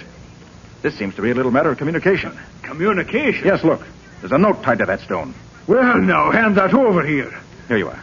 Let's see what is... Well, listen to this, Nick. My dear Lieutenant Riley, since the jobs I have pulled off lately have so completely mystified your department, may I suggest that you call upon the services of your very good and able friend, Nicholas Carter. What's that? It won't help much, of course, but at least I'll then have an adversary more worthy of my talents. You see, I'm varying the pattern and going on to much bigger things. Today it has been the National Loan and Trust Company. It is not only theft, but murder as well.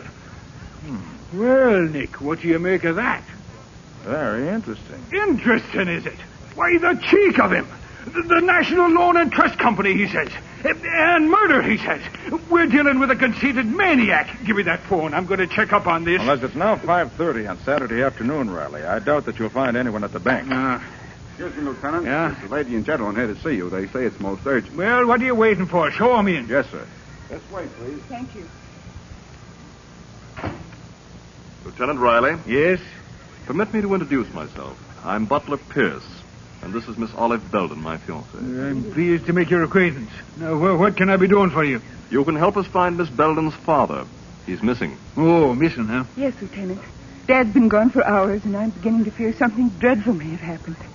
Oh, excuse me. This is Nick Carter, Miss Belden, and Mr. Pierce. Nick Carter, the detective? The same, Miss Belden. Oh, I'm so glad, Mr. Carter. Would you, Isn't your alarm somewhat unwarranted? If your father hasn't been missing very long, I take it. That's true, Mr. Carter. Only 3 hours to be exact, but under the circumstances... What Miss Belden means, Mr. Carter, is that it seems as if her father had disappeared into thin air. How do you mean, Mr. Pierce? Well, the last time she saw him, it was through the living room window. From there, she could look out over the court into his private office at the bank. And when she... Bank? Did you say bank, Mr. Pierce? Why, yes. Olive's father is Wayne Belden, president of the National Loan and Trust Company. Did you hear that, Nick? The National Loan and Trust Company. Yes, Riley. There's not a minute to be lost. Come on.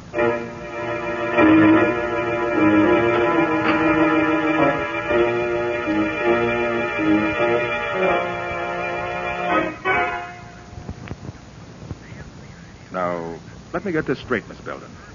You say your father came into his private office here through that special passageway that leads from the house to the bank. That's right, Mr. Carter. Father often spent Saturday afternoons here writing letters. I see. And there was no one else in the bank at that time? No. This is Saturday, you know, and it was after banking hours, of course. When was the last time you saw your father? About 1 o'clock, Mr. Carter. He was sitting at his desk here writing a letter. But when I looked through the window again a few hours later, he wasn't there. You're sure he hadn't returned to the house? Positive. I'd have seen him. The passageway opens right into the living room where I was reading.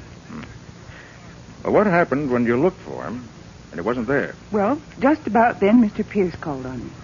I told him about Father's absence, and we both went to look for him. I see. About what time was that? Oh, about 4 o'clock. Mm-hmm. And so you both went into the bank as soon as you missed your father? Yes. We found Mr. Belden's office just as you see it now. Then we looked all through the bank. There wasn't a sign of him anywhere. Now, wait a minute, all of you. What was to prevent Mr. Belden from walking right out the front door of the bank? As easy as that. Well, that's not very likely, Lieutenant. He was wearing his house slippers at the time, and he had no coat or hat. Oh. And not only that, Riley. Do you see this letter here on Belden's desk? Huh? He was writing it when something interrupted him. You notice anything peculiar about it? Well, no, except that he broke off in the middle of a sentence. More important than that, Riley. He stopped in the middle of a word. Belden was interrupted very abruptly. Oh, that must be the cashier now.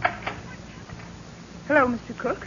Come in. Hello, Miss Belden. I got here just as soon as I could. This is Mr. Carter and Lieutenant Riley. Good afternoon, gentlemen. Now, what's all this I hear about Mr. Belden disappearing? That's right, Mr. Cook. But I've an idea he'll soon be found. What do you mean by that, Mr. Carter?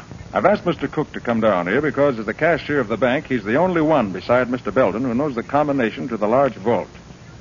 And I want that vault opened. Immediately. But that's impossible, Mr. Carter. The large vault operates on a time lock. It can't be opened until 9 o'clock Monday morning. We can't wait that long. It must be open now. I'm sorry, Mr. Carter. That's impossible. Then I'll do it myself. But it's impossible, I tell you. Give me 1 hour and we'll see how impossible it is.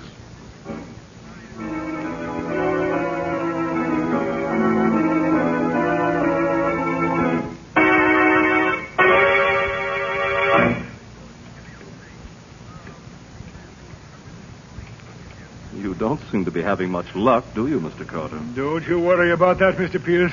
I never saw the lock yet that could keep its secrets from Nick Carter very long. But not that kind of lock, Lieutenant. Why, there isn't anybody in the world that could... By heavens, he did it. There we are, gentlemen. I told you so, Pierce. Riley. Huh? Look there. Yeah, what is it, Nick? There in the corner. His father! Yes, Miss Belden. Your father's been murdered.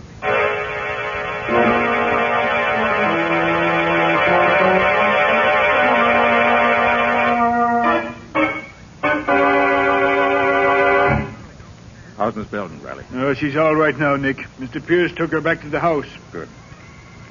Well, Mr. Cook, have you finished examining the contents of the vault? Yes, Mr. Carter, and you were right. There has been a robbery. $50,000 is missing. Well, I'll be just as the note said, Nick. Remember? Theft and murder. Yes, Riley. But the theft, I'm sure, was just an afterthought. Mr. Cook, did Mr. Belden have any enemies? Why, not that I know of. What can you tell me about Mr. Pierce?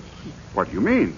Well, was he friendly with Mr. Belden? Oh, yes, quite. They were very good friends. They'd known each other for years. And was Mr. Pierce in the habit of visiting Mr. Belden in his office at the bank? Oh, yes, very often. He had an account here, rather large one, I might add. Mr. Pierce, you know, is a very wealthy man. Indeed. Yes, sir. Hey, what's that you've got in your hand there, Nick? Oh, this. It's part of a cufflink, Riley, with a very interesting stain on it. A fresh blood stain. Where'd you find it, Nick? In the dead man's hand. But there was no blood on the body. He was done in by a crack on the skull. There was no bleeding. Exactly, Riley. It's undoubtedly the murderer's own blood.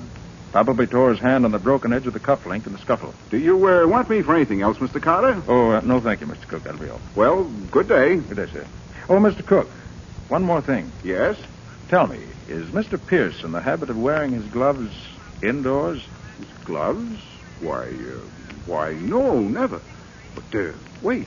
Come to think of it, he was wearing them just now, wasn't he? Yes, he was. Well, thank you, Mr. Cook. Thank you very much.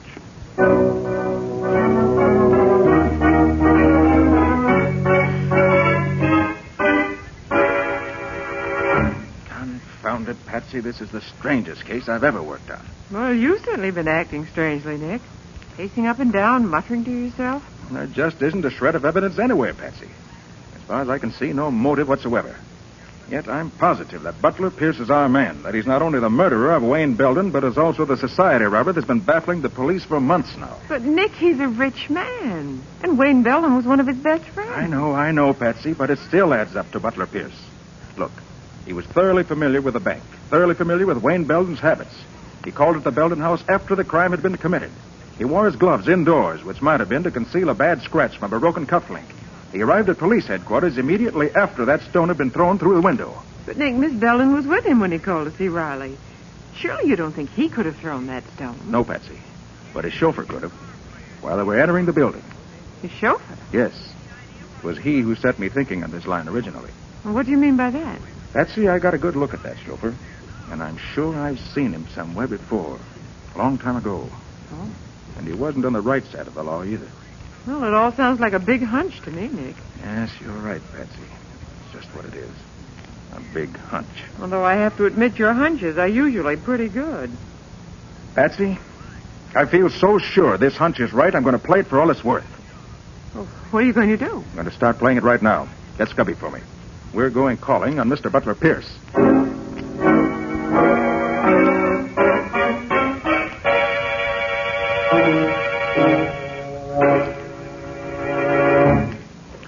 You're taking a long time opening that safe, Nick. Well, it's a tough baby, Scubby. But I've almost got it now. Well, I sure hope so, Nick. I don't think Mr. Pierce would like to come home and find us here in his library. Well, at this stage, I grant you, that would be a trifle embarrassing. But when I get through... I did it. Now, let's see what we have here.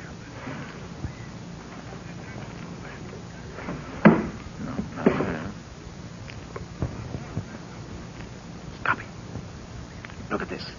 Why, it's full of jewelry. And it's the real stuff. Yes. Unless I miss my bet, every piece of it will answer the description of some stolen gem. Well, let's see what else now. Uh-oh. What's that, Nick? What does it look like? It looks like a package of bills. And all big ones, too. Exactly what it is, Scubby. Let's see how much. 5, 10. Boy, look at those $1,000 bills. 50,000, Scubby, the exact amount stolen from the bank. Well, of course, it could be a coincidence. Nick. Yes, it could be, but I doubt it. This does it. Scubby, we don't have to speculate any further. No? This letter I found in the drawer here clears up everything. Listen to this. Yeah. Dear Butler, this is a warning to you to permit you to escape if you care to do so. I have definite proof that you're a thief, and on Monday morning I shall place that proof before the proper authorities. You have until that time to escape. Signed, Wayne Belden. Gosh, Nick. Yes, Scubby, gosh. And there we have the motive for Wayne Belden's murder. So your hunch was right after all, Nick. The rich Mr. Pierce is nothing but a thief. And a murderer, Scubby. Oh, well, look, Nick, you better get out of here. Scubby, it just came to me. What? Butler Pierce's chauffeur is really Jim Martin. I knew I'd seen him before. Jim Martin? I never heard of him, Nick. No, that was before your time. Oh. I tangled with him many years ago on the West Coast. One of the cleverest cracksmen in the business. He could open almost any safe I could. Oh, so that's it. He and Pierce have been working together. Yes. Pierce with the front and real brains, while Martin supplied the technical skills, so to speak. Oh, I see. Well, what now, Nick? Scubby? Yeah. I want you to clear out of here quick. Take Wayne Belden's letter with you. Mm-hmm. Get it to Lieutenant Riley immediately and tell him to pick up Jim Martin. Oh, well, what about Butler Pierce? Don't you worry about him, Scubby. I'm staying right here. I want to tackle Butler Pierce myself.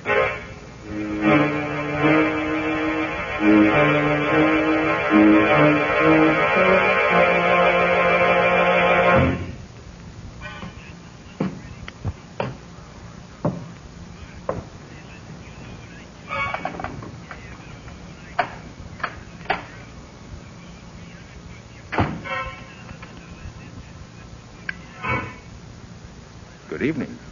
Nick Carter, what are you doing in my house? Waiting for you, Mr. Pierce. What do you want? I want you to be reasonable and not make any fuss. This isn't a water pistol I've got in my hand. Have you gone mad? What in the world are you talking about? It's no go, Pierce. You can drop the act. I took the liberty of going through your safe. Oh, so that's it. You're pretty clever at getting into safes, aren't you? Yes. As good at it as your pal, Jim Martin. Oh, I see. Well, I guess I underrated you, Carter. No, Pierce. You overrated yourself. Perhaps. What's your next move? My next move is to turn over to the law a thief and a murderer. Turn around. Get your hands behind you. Uh-huh. So there is a scratch on your wrist, just as I expected. There. Guess those handcuffs ought to hold you for a while. Sit down on that chair. And stay there.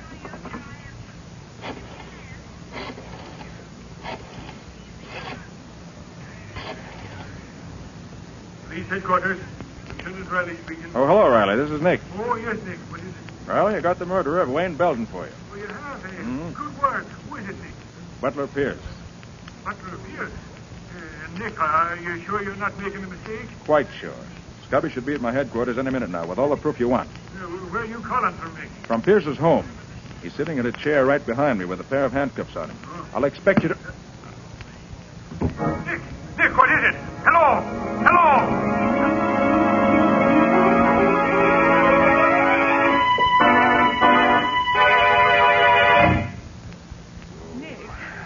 Oh, Nick, are you all right? He's coming to now, Patsy. How do you feel, Nick? Oh, I'm all right, I guess. Oh, brother, my head. Yeah, that was a nasty bump you got, my boy. Come on, I'll take it easy, Nick.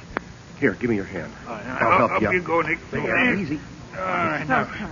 Okay, can you stand up all right, boy? Yeah, I guess I'm okay now. What happened? Your guess is as good as mine, Patsy. All I know is that I had Butler Pierce in my hands, and now he's gone. No, that's too bad, Nick. Hey, look at the safe. It's empty. Well, naturally it would be. You couldn't leave all that evidence lying around. Yeah, it's a good thing we got that letter at least. Yes, but the important thing is to find Pierce. He must be pretty clever, Nick, getting away from you like that. Yes, Patsy. He's all of that and more. He got away this time, but I'll bring him to justice if it's the last thing I ever do.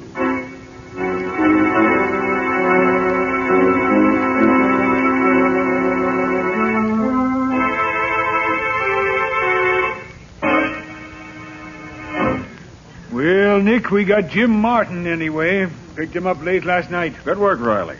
Well, that's half the gang anyway. Yeah, now if we only had Butler Pierce. Yes, but I think it's going to be a lot easier now with Jim Martin in our hands. What do you mean? Got an idea, Riley.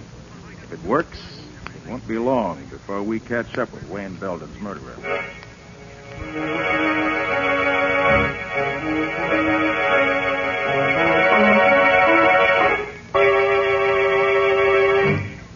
Well, Martin, we meet again.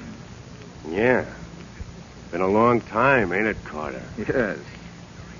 But I never forget a face, Martin, no matter how much has been changed. I must say, though, that the doctor did a pretty good job on you, but it just isn't quite good enough. Yeah, you're a smart egg, all right. I guess the boss knows that by now. He's a pretty keen one himself, Martin. I had him, but he got away. Did, huh? Mm-hmm. Boy, he sure is a slick one. Well, I thought when I had the cuffs on him... Say, you didn't make the mistake of trying to hold him with a pair of handcuffs, did you? Yes. Why? There ain't a pair made that could hold Butler Pierce. He's a regular whiz. Maybe so. Martin, you're in a pretty tough spot. Murder's serious business. Murder? Oh, no. You're barking up the wrong tree, Carter. I didn't have nothing to do with that. But you did open the vault at the bank. Sure. Like I done all the jobs for Pierce after he paved the way. But murder, that ain't my racket. Maybe not. But it'll go a lot easier with you, Martin, if you play ball. Meaning? You know where Pierce's hideout is. Sure. What about it? We want you to help us put the finger on him. Now, you ought to know me better than that, Carter. That's what I thought you'd say. I have a proposition for you, Martin. You help us track him down, we'll set you free. The answer is still the same. I'm no stool pigeon. Well, Martin, we're going to let you walk out of here anyway. What do you say to that? I say it won't work, Carter. What do you mean? Listen, I'm onto your game. You're going to set me loose so you can tail me. Ain't that it? Exactly. With a think coming. Because that's the last thing I'd ever do. And I'm telling you that right now. And yet, Martin, that's exactly what you're going to do. Lead us right to Butler Pierce. You must be off your nut. I wouldn't even try to go near him. In fact, I'd do everything I could to throw you off. I know that, Martin. And yet, in spite of yourself, you're going to help us catch Butler Pierce.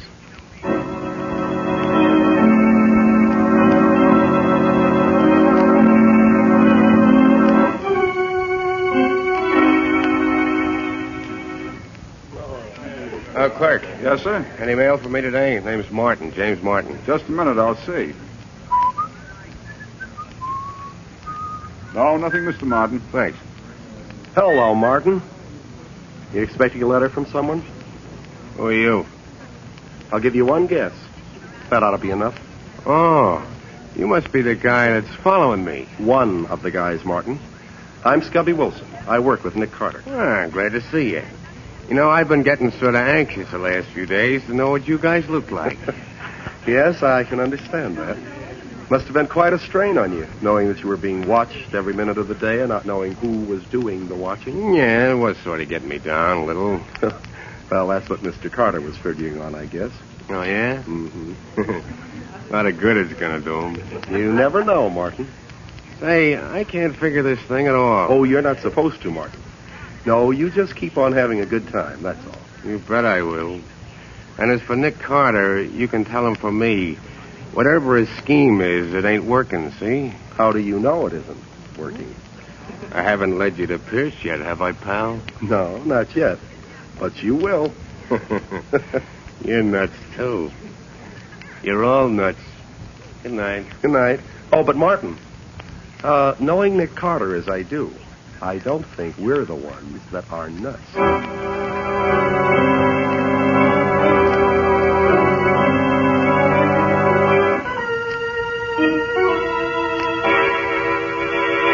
Doing is the one sure way of getting on Pierce's trail. It sure don't seem very positive to me. You've got plainclothes men and detectives out looking for him, haven't you? Well, sure. We set out a general alarm just as soon as Pierce got... No. See what I mean? My way's slow, Riley, but it's sure. Well, Nick, all I can say is I wish I was as sure of that as you are.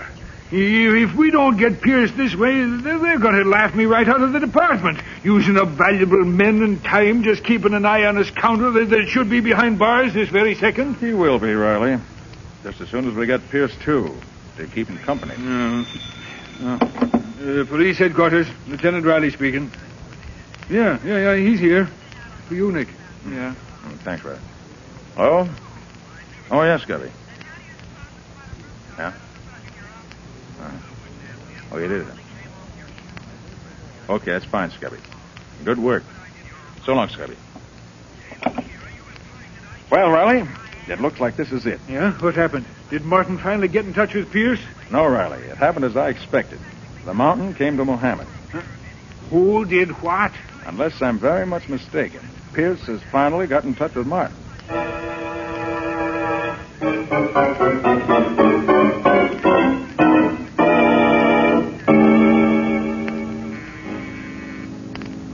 Who is it? It's me, Jim. Oh? Don't you recognize my voice? Hello, Jimmy. Whoa. Who are you? May I come in?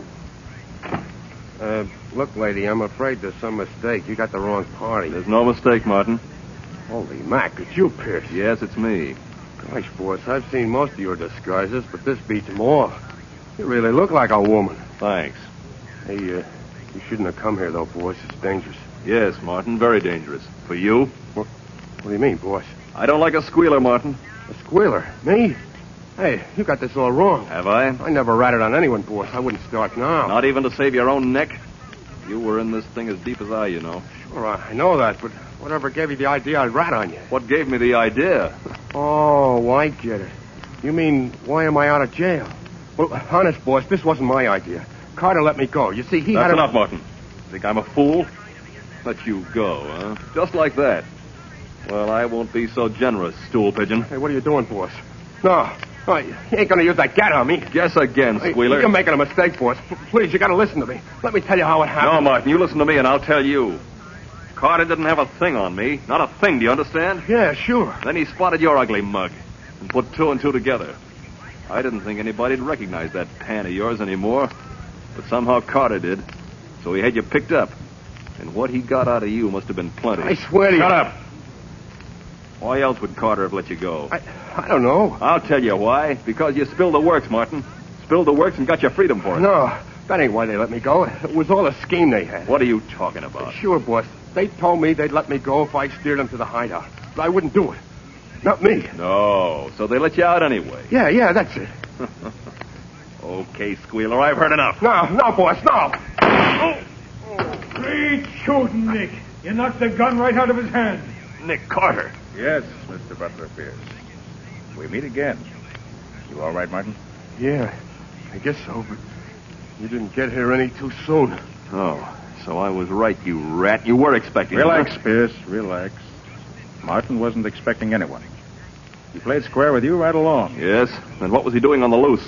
Just a temporary arrangement, Pierce. It was a trap we set for you. And you obliged us by walking right into it. Very clever of you, Carter. Not at all. You see, Mr. Pierce, I based my plan on the belief that at bottom you were not so clever. Really? And how do you mean that? Because instead of doing the really clever thing, getting as far away from you as you possibly could, I felt sure that your personal vanity would lead you to expose yourself to almost any risk in order to get the man you thought had betrayed you. All gangsters react that way. You can hardly consider me a gangster, Mr. Carter. At heart, that's exactly what you are. And that's what I counted on. So you had it all figured out? Yes. I also counted on your pal Martin doing exactly as he did. After we let him go, he laid low for a while. He was afraid of what we were going to do. But after a few days of that, he got bored doing nothing, just as I figured he would. Bottoms you two did together, and now he wanted to spend some of it. So he stepped out, visited the high spots, stayed at a fine hotel. So I heard. Yes, I knew you would. Matter of fact, I counted on him. You figured we'd let him loose and had paid him well for squealing on you. Well, Pierce, you put two and two together all right, but you got the wrong answer. And the wrong answer you got is going to send you to the electric chair. It's the end of the road for you, Mr. Pierce. Mr. Carter, I gotta take my hat off to you. Really, Martin? And to what am I indebted for this great honor? Well, you said I'd lead you to Pierce, and I said I wouldn't. And you made me do it. And you even knew what I was thinking all the time I did it. Yes, Carter. You're cleverer than I thought you were. Thank you, gentlemen. I'm very happy I can't say the same for you two.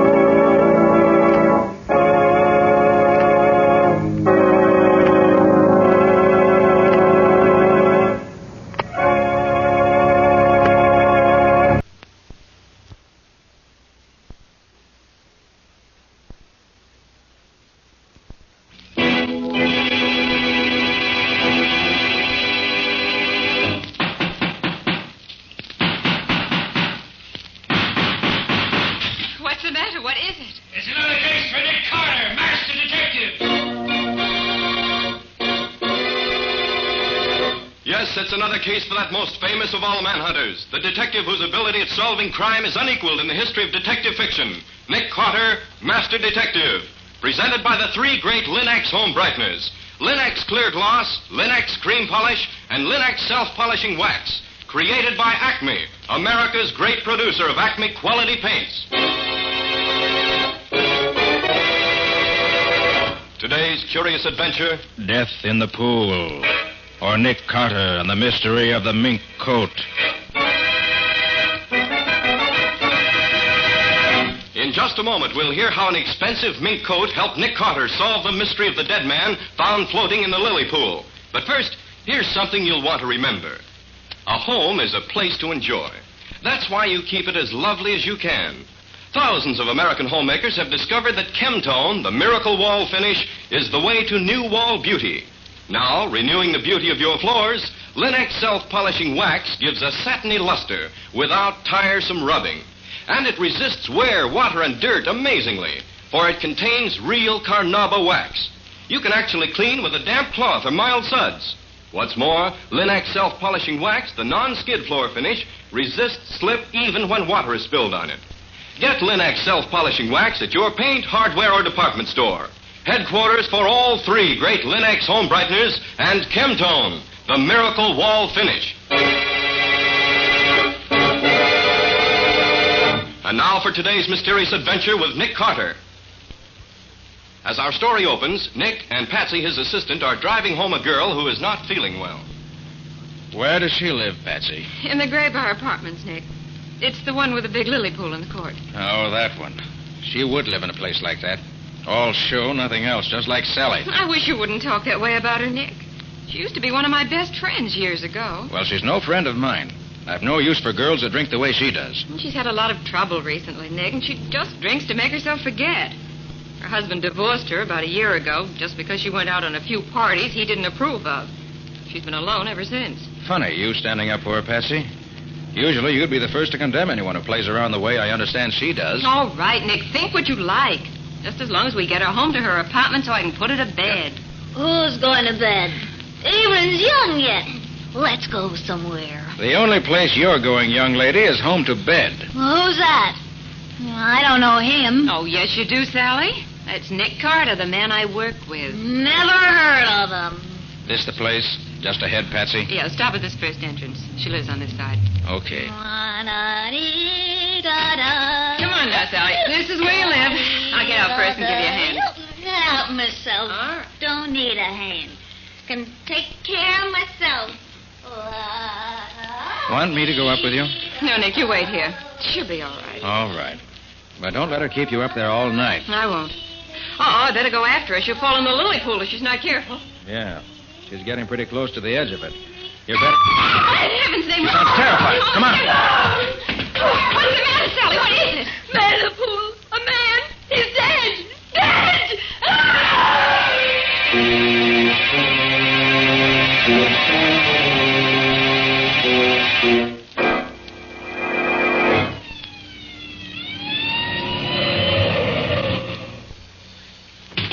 That's you, Nick? Yes, Riley, over here, by the edge of the pool. Patsy phoned me that she found a man's body in the pool. Drowned, was he? Flash your light this way, Riley. Okay.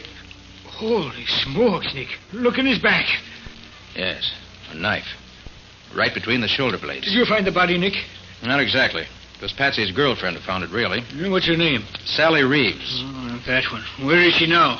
Oh, Patsy's putting her to bed. She lives in this house. She's, well, slightly under the weather. How'd she happen to find him? Oh, Patsy and I were at a small friendly gathering having a quiet evening, and then she walked in.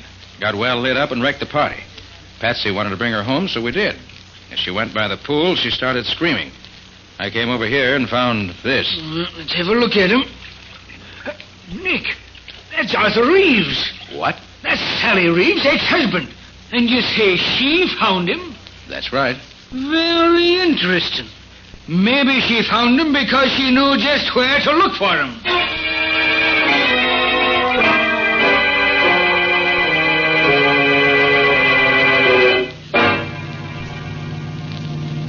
Lieutenant Riley seems to think Sally did it herself. He's a dope. Well, you said she's hated her husband ever since he divorced her, Patsy. Maybe she did kill him. Oh, Nick. Well, she certainly acted guilty enough when they questioned her. That doesn't mean anything, and you know it. Well, maybe and maybe not. Well, Riley will find out. Oh, Nick, you can't leave it to Riley. Well, that's certainly what I'm going to do. This is none of my affair. Nick Carter, you've got to make it your affair. No, Patsy. But I'm not going to see Sally put in jail for something she didn't do. You've got to help her, Nick. And why? Because I asked you to, that's why. Oh, Patsy. Oh, Nick, will you do it? Well, I suppose I'll have to if you put it that way. Oh, Nick, I knew you would. But it's against my better judgment. I don't care why you do it, just as long as you do it. Now, where do we start? Well, I guess the best thing is to go down and see Riley in the morning. We'll find out just how the case against her stacks up so far. Then we'll see where we go from there.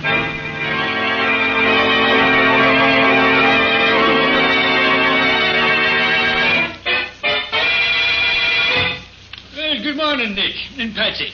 Hi, Riley. Well, Lieutenant, have you let Sally out of jail yet? Let her out. I should say not, Patsy. She's in for good the way it looks now. She did it all right. Riley, do you mind telling us just what the case is against her so far? No, I don't mind at all. Which side are you on in this, Nick? I'm on the side of the law, just as I always am. Should know me well enough for that by now. Oh, sure, Nick. Well, here it is. Reeves was Sally's ex-husband. He divorced her for seeing too much of other guys, and she hated him for it. In spite of the $500 a month alimony he was paying her, or supposed to be paying her. She said he hadn't paid her anything for the last 3 months. Exactly. You're proving my case for me, Patsy. Now, Reeves' partner tells me that Reeves was having a tough time making both ends meet, let alone paying his alimony. He spent too much on his second wife. And here's another thing. Reeves just took out a $50,000 insurance policy in this Sally's favor. Is that so? He had to. That was part of the divorce settlement. He should have done it before this. Yeah, I know. But that insurance policy is another swell motive for Sally to want Reeves dead. She wouldn't kill anybody. Well, here's another point then. She says she got to your party about 9:30 or 10 o'clock. Well, the medical examiner says the guy was killed at least by 9 o'clock, so she could have killed him and gone to your party for an alibi. Where does she say she was from, say, 8 o'clock? Up to the time she got to our party. She says Reeves called her and asked if he could see her about 8:30. So she said yes and sat in her apartment waiting for him, but he never showed up. So she says. It's a fine alibi, I don't think. It's no alibi at all. Who was the last one to see Reeves alive? Oh, his partner, Workman. He said Reeves was at the shop, but left to go to see Sally about something. Amazing how everything points to Sally, isn't it? Oh, it ain't amazing, Nick. It's natural. She did it. She didn't do it, and Nick's going to prove it. Oh, is he now, Patsy? Well, how's he going to get around the facts? Nick's going to dig up some new facts, Lieutenant. Then you'll see how wrong you are. Well, maybe, but I doubt it. Look, Lieutenant, can I see Sally? Oh, sure. I guess it'll be all right. Would you like to see her now? If I can. Okay, I'll fix it. You go ahead with your investigation, Nick. I'll go back to the office and wait for you when I'm through here. All right. I'll see you then in a little while. Think I'll go down and have a talk with Reeves' partner first.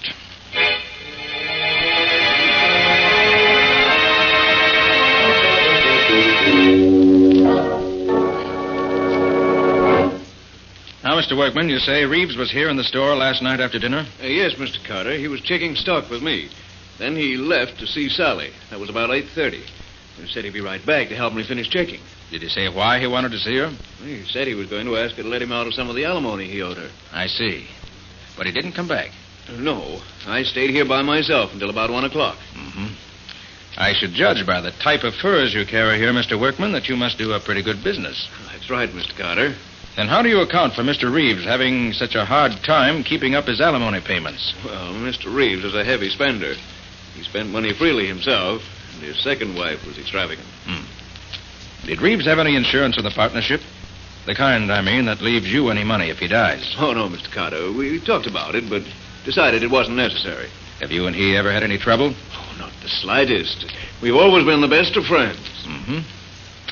Well, thanks for your trouble, Mr. Workman. I guess that's all for now.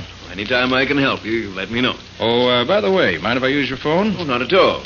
It's on the desk over there. Thanks. Just want to call my office. I'll be in the back room if you want me. Thank you. Nicholas Carter's office.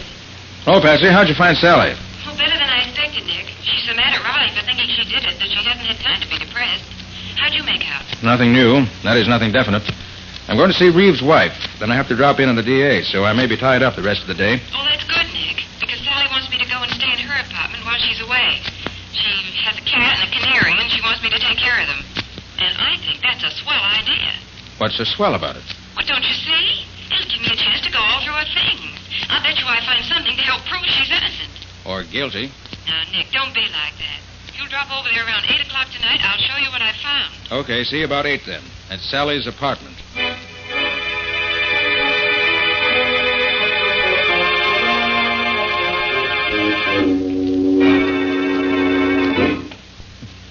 No wonder Sally couldn't afford to let any of the alimony installments be missed. Cost her plenty to live in this place. Patsy!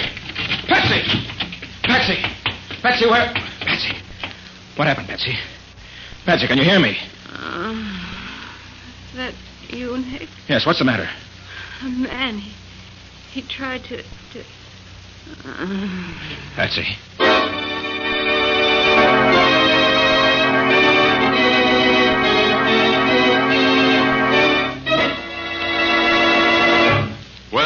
What started out to be, for Nick at least, a routine investigation has suddenly taken a strange turn. What's happened to Patsy? And what does this have to do with Nick's attempts to find out who really killed Arthur Reeves? We'll see in just a moment. If you have furniture you treasure, you want to keep it handsome. And Linex Cream Polish will protect its beauty effectively. For Linex Cream Polish is designed to restore your furniture's original beauty in one quick, easy application. Yes, Linex Cream Polish actually cleans as it polishes, removing the cloudy accumulation of dust and polish, banishing messy fingerprints, helping conceal ugly scratches. And it dries to a hard, lustrous finish that leaves no oily film to attract more dust. This makes less work for you. Linex Cream Polish, the creamy white preparation that saves you one whole step in your furniture upkeep, is truly the modern way to protect the things in your home. Depend on it to give you added leisure, to give your furniture added loveliness. Ask for it by name. Linex. L-I-N-X. Linex Cream Polish. One of the 3 great Linex home brighteners. Get it now at your nearest paint, department, or hardware store, where you'll find it together with Linex self-polishing wax, Linex clear gloss, and Chemtone, the miracle wall finish that covers in one quick coat and dries in 1 hour.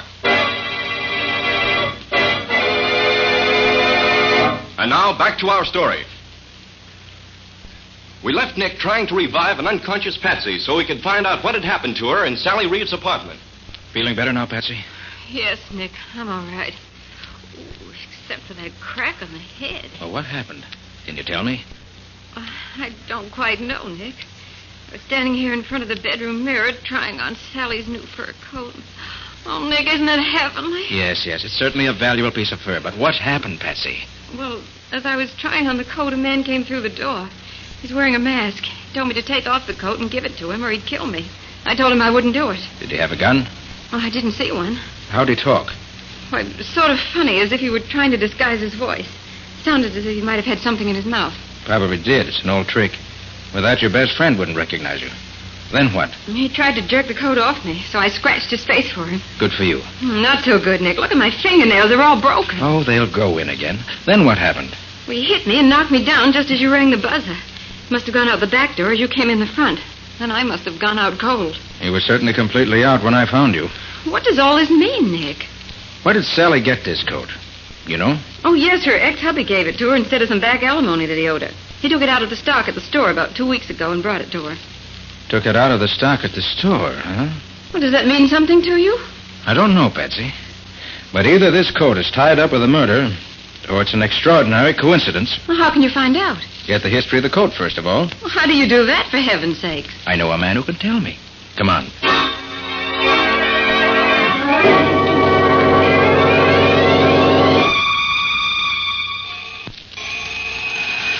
Well, I'm glad you phoned him in advance. I'd hate to have made all this trip for nothing.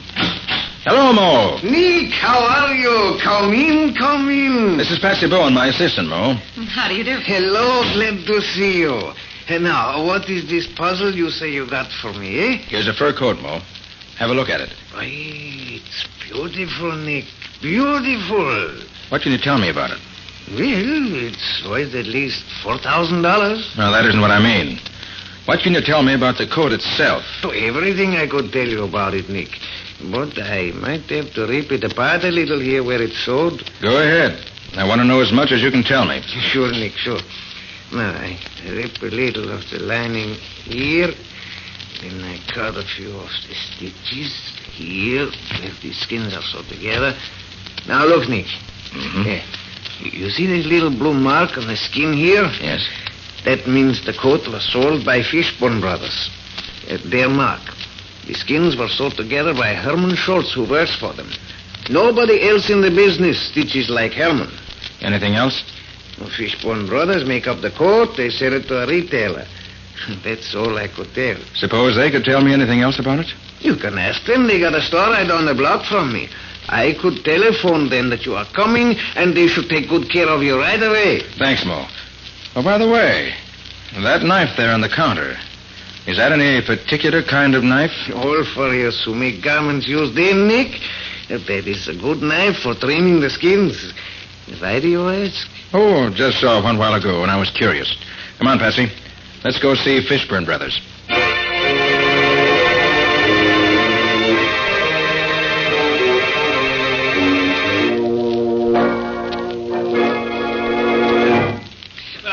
keep you waiting, Mr. Carter, but I wanted to be sure of the facts.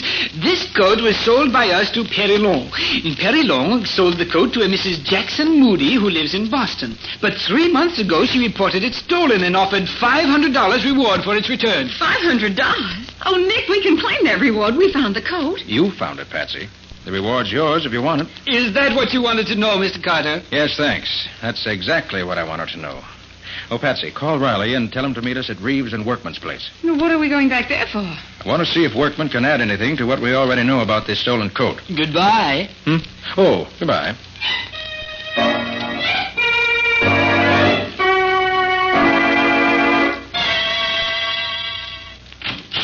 Why, Mr. Carter, I didn't expect to see you again tonight. I just want to ask you a few more questions, if you don't mind. No, not at all. Come in, all of you. Working pretty late, aren't you? Yes, I am. You see, without Mr. Reeves, there's so much more for me to do. Pretty dark in here for you to be working, isn't it? Oh, no, I can see plenty well in this light. Well, Lieutenant Riley has to make some notes, so... Make notes? On what, Nick? Why, on Mr. Workman's answers to my questions, naturally. Sure you won't mind if I turn on another light, will you, Mr. Workman? Oh, now, really, Mr. Carter, I don't think... Look. His face is scratched right across the cheek. Yes, there was a cat sleeping on a pile of furs a little while ago. I didn't see him, and when I tried to move the furs, he jumped at me and scratched me. What an alibi. Now, what was it you wanted to ask me? Well, first, Mr. Workman, I'd like your permission to look around your shop a bit. Oh, now, see here, Mr. Carter, I don't see what right you have to come in here and... See that Mr. Workman stays where he is while I take a look around the place. Now, look here, you can't come in here and do where this. you are, Workman. Nick knows what he's doing. But I don't understand Just sit tight. Nick'll tell you when he's ready. Well, this is an interesting package, Workman. Addressed to some firm out in San Francisco. Seems to be full of pieces of fur coats, some odd neck pieces, and other odd pieces of fur. All expensive fur, too, if I'm not mistaken. That's just some pieces I had left over. I don't think so, Workman. What do you think they are, Nick? I think Workman is a receiver of stolen furs. Ridiculous. He cuts them up and ships them to the West Coast. His accomplice out there ships his stuff east. Then they put them together and mix the furs up so they can't be identified. You're crazy. I wouldn't get mixed up in anything like that. Riley? Ever see a knife like this one before? By golly, Nick, that's the same kind of knife that killed Reeves. You're quite sure? Of course I am. That same dark-colored handle, the same two metal bands around it, I'd know that anywhere. That's the same kind of knife we saw at Moe's a little while ago, Nick. Except that the handle is different. Exactly, Patsy. The knife's a regular furrier's knife. But I imagine at some time in the past year, Mr. Workman had new handles put on all his old knives. Right, Mr. Workman? Say, now look here. If you're trying to connect me with Reeves' murder, you're all wrong. I didn't kill him. Ever see this fur coat before? No. And I suppose you weren't the man who tried to take it away from Patsy tonight at Sally's apartment. No, of course not. What's that about, Nick? You didn't tell me about anybody trying to rob Patsy. Reeves gave Sally a very expensive fur coat out of the stock here at the store instead of paying her some back alimony. But Reeves didn't know it was stolen. Then when you arrested Sally, Workman knew he had to get that coat back before you found it, recognize it from the description that's been sent out, and trace it back to him.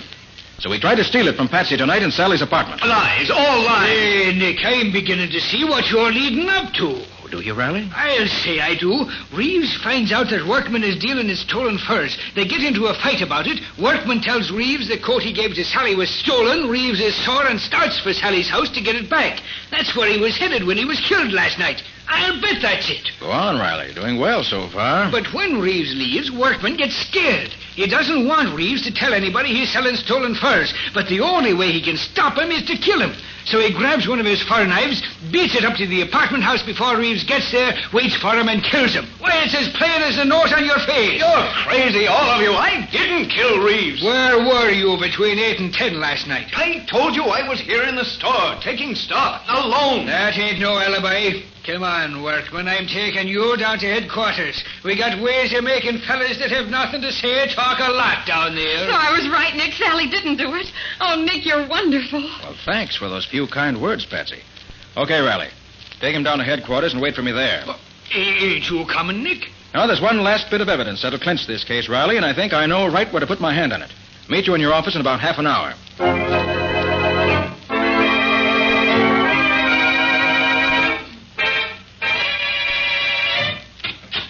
Oh, there you are, Nick. Well, glad to see the four of you gathered here to welcome me. Riley, Patsy, Sally, and Mr. Workman. Now let's sit down and be real cozy. What's all this about, Mr. Carter? They won't tell me anything except that you've got some use for me. Okay, Nick. Okay, Riley, go right ahead. Well, Sally, it's like this. Mr. Workman here is the man who killed your ex-husband, Arthur Reeves. That's a lie, Riley. Oh, no, it ain't. Selling stolen furs, your knife, Sally having a fur coat that was stolen, and you trying to get it back, it all adds up. Just wait till the jury gets it. Then, you know I didn't do it. Of course we know it. And I'm apologizing right here and now to both you and Patsy for being such a dumb idiot as I was. I should have known you wouldn't kill him. Isn't it wonderful, Sally? You're free. And Nick did it. I knew he would. Now I can collect the $500 reward for recovering the stolen fur coat. Oh, it's just super, Patsy. You collect that money, and I'll collect the $100,000 on the insurance that Arthur took out for me. I don't think you will, Sally. Mr. Carter, why not? Yes, Nick, why can't you get that money? Sally, Yeah? you told me Reeves never got to your apartment last night. That you didn't see him at all, didn't you? Yeah, that's right. I waited and waited, but he didn't come. Riley, got the things you found in Reeves' pocket? Well, sure, Nick. Right here. There you are. Sally, in Reeves' pocket was a bill for women's clothes, addressed to you, postmarked the morning of the murder. It must have been delivered to you that afternoon. Now, if you didn't see Reeves, how did that bill get in his pocket? Why... You did see him, didn't you? Yes, he tried to take my fur coat away from me, but I wouldn't let him. And you got into an argument about money, didn't you? He was broke and couldn't give you any, so you gave him this bill and said he could at least pay that, right? Well, And by the time he left you, you were so mad you could have killed him, weren't you? But I didn't kill him. Workman did. Workman didn't kill him, Sally. You did. After he left, you grabbed up that furrier's knife, ran down the stairs, rushed over to where he was still standing beside the pool, and plunged the knife in his back before he knew you were there. No, I never owned a knife like that. I couldn't have done it. Ever see this picture, Sally? Huh? I found it in your apartment a few minutes ago. A flashlight shot of a tea party you had in your apartment. Dated 3 months ago. And on the table is one of Workman's fur knives being used as a cheese knife. So you did own a knife like that. All right, I did kill Arthur. I had to have money quick. I got a lot of bills that have to be paid. He wouldn't give me any money.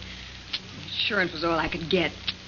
So I killed him. Well, Nick, so she did do it. I was right all the time. I told you I didn't do it. I knew you didn't do it all along, Workman. But I had to do it this way to break down the case against Sally. Sorry. You say you knew all along, Nick? Certainly. I knew Workman couldn't have done it because he'd never have chosen such a public place as the court inside a large apartment house at 9 o'clock on an early fall evening. There's altogether too much chance of his being seen. He'd have picked a much safer spot. Furthermore, he never would have killed him before he got that stolen coat back from Sally. No, Riley, only someone who was so mad they didn't stop to think would kill a man in such a public place. Well, then I gotta let Workman go? He was dealing in stolen furs, wasn't he? Oh, by golly, you're right, Nick. I'll see that he gets his for that, I will. Come along, you. And you too, Sally Reeves. I'm going to put you both right where you belong. I knew it was you right from the very first. And Nick Carter's going to show me up. Well, Nick, I was certainly wrong that time. You certainly were, Patsy. Completely wrong. She wasn't like that when I knew her years ago. Well, times change. So do people. You couldn't know what she's like now. I'm sorry, Nick. Gee, I suppose I'll never hear the end of this. You probably won't, Patsy. But don't feel too bad. If it hadn't been for you, we'd never have caught Workman and broken up his racket and stolen furs. And the right person is going to pay for Reeves' murder. Those are the things that really matter. Always.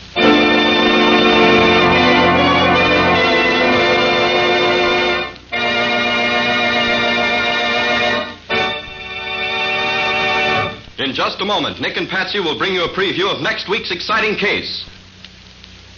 But before they do, a word to the wise. When you use Linex Clear Gloss on your floors, linoleum, furniture, and woodwork, they look as though you'd spent hours polishing them. And yet Linex Clear Gloss is so easy to apply, so easy to keep clean. Linex Clear Gloss is a durable, protective coating which is brushed on easily, drying without brush marks to a tough, transparent surface that sturdily resists alcohol, perfume, fruit acids, boiling water, and hot grease. The brilliant beauty of Linex Clear Gloss is a constant source of satisfaction to every homemaker, for it wears and wears, keeping its good looks for a long, long time. Linex Clear Gloss keeps dirt on the surface, too, where it's easily wiped away.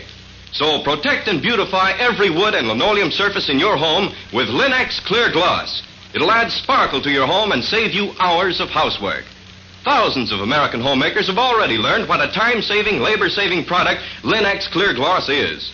Learn for yourself what a household help it can be. Ask for it by name. Famous Linex Clear Gloss. Available at your paint, hardware, or department store. If your dealer hasn't received his supply of the 3 great Linex home brighteners, he'll have them soon. Ask him to save one or all of them for you. Acme will see that he gets them, and you get them, as quickly as possible.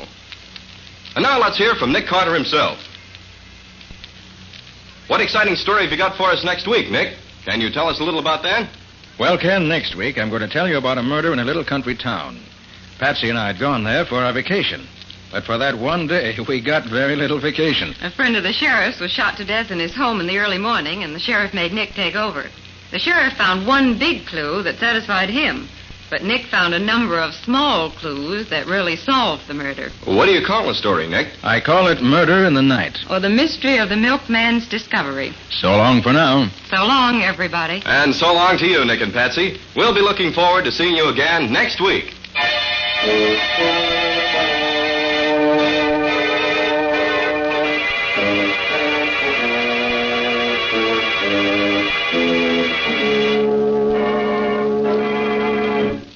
Next week at the same time, listen to another curious experience of Nick Carter, Master Detective, entitled Murder in the Night. Or Nick Carter and the Mystery of the Milkman's Discovery. Nick Carter, Master Detective, is a copyright feature of Street and Smith Publications, Incorporated. It is presented at this same time and over these same stations by the 3 great Linex home brighteners. Linex Clear Gloss, Linex Cream Polish, and Linex Self-Polishing Wax. Created by Acme, America's great producer of Acme quality paints. In the Nick Carter Adventures, Lon Clark is starred as Nick. Helen Choate is featured as Patsy. Original music is played by Lou White. The programs are written and directed by Jock McGregor. This is Ken Powell speaking for the thousands of Linex dealers all over America and saying so long until next week. This is Mutual.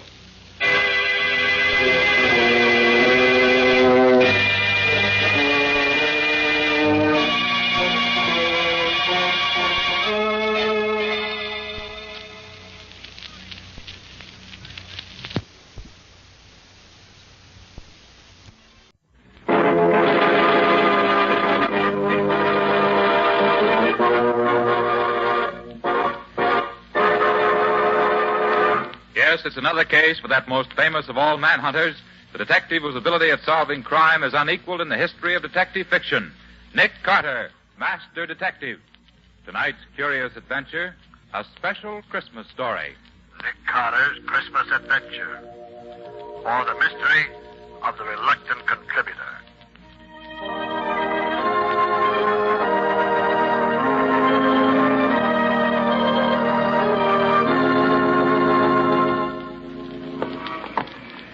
Well, Nick, we've been pretty lucky so far, haven't we? Yes, Guppy, we have. Which is another way of saying that folks are usually willing to contribute to your settlement house Christmas party every year, Nick. You know, Guppy, I was just thinking about this last name on our list. Yeah? Rasper. I don't know him personally. Do you? No, I don't, but somebody must have thought he was rich enough or interested enough in the work to make a substantial contribution. Oh, here's the... Hey, is this... Hey, Nick, what's that address again? 576 Milton Avenue. Yeah. Yes, that's right. And there's his name on the door plate. Well, let's take a look, Scubby. Well, gosh, this doesn't make sense, Nick. A guy with dough doesn't hide away in a place like this. Well, knock on the door anyhow.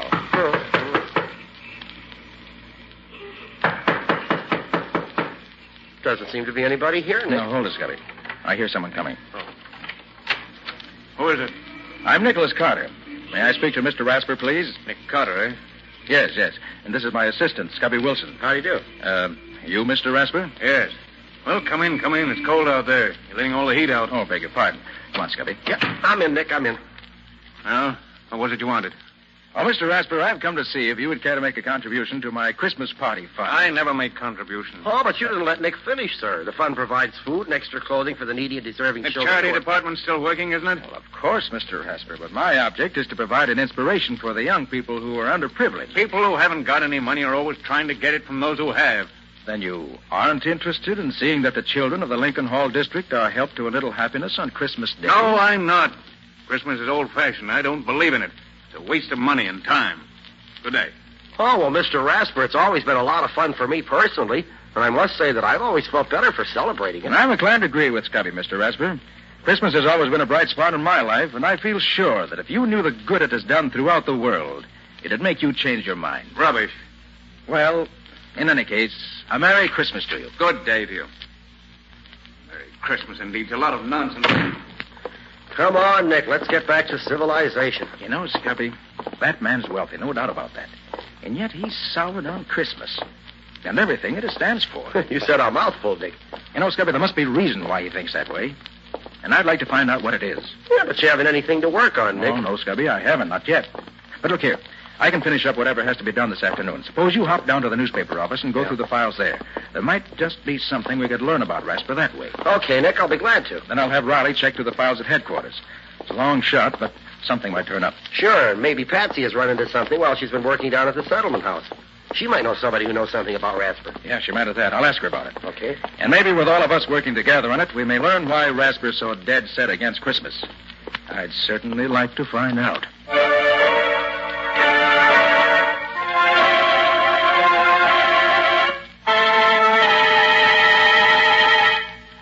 Hello, is that you, Nick? Riley talking. And I've been through my files here, and I can't find anything charged against a man named Ben Rasper. Oh, he was licensed to do business with a man named Howard Lowe, but Lowe died some years ago. Otherwise, Rasper's just a successful businessman. Yeah, that's right. I'll tell you what, though, Nick. There's an old fella named Fred Anderson who used to be on the force who knows Rasper. Sure. You can find him at Lincoln Hall, where you're giving the party. Oh, he's the watchman there now. Okay, Nick, that's all right. See you tomorrow.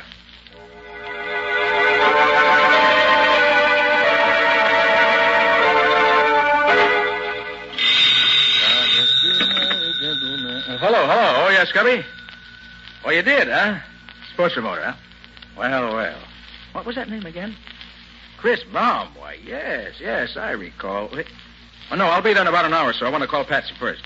Right. And thanks, Scubby. Bye. Jingle bells, jingle all the way. Oh, what fun it is to ride in one horse open sleigh. Jingle bells, jingle all the way. Oh, what... Hey, Patsy. How's everything, huh? Oh, fine. I'm coming down to the hall. Is there anything you want me to bring along? Uh-huh. Why, sure, I can do that. But will that be enough, though? Okay. Yeah, Scubby just called. Oh, he found out something about Rasper. What? You did, too? How old is he? Named Jimmy, huh? And he's coming to our party? Oh, fine, Patsy. Okay, I'll see you in a little while. Bye.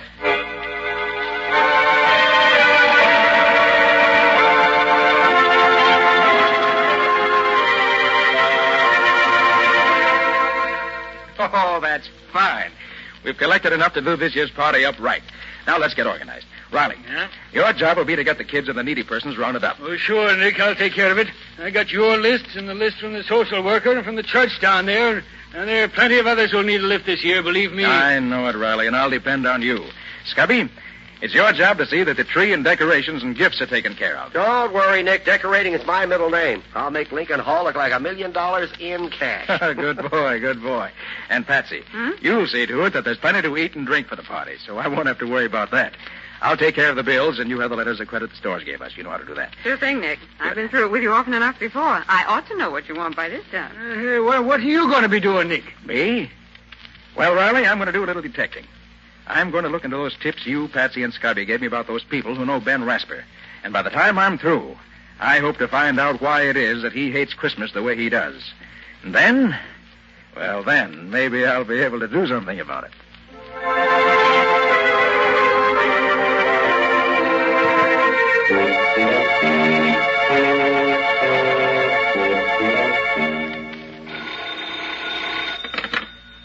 Hello? Yes, this is Rasper talking. Yes? I sent you the bill, didn't I? Well, what if it is due on the 27th? No, just because it's a holiday is no reason for bills to be unpaid.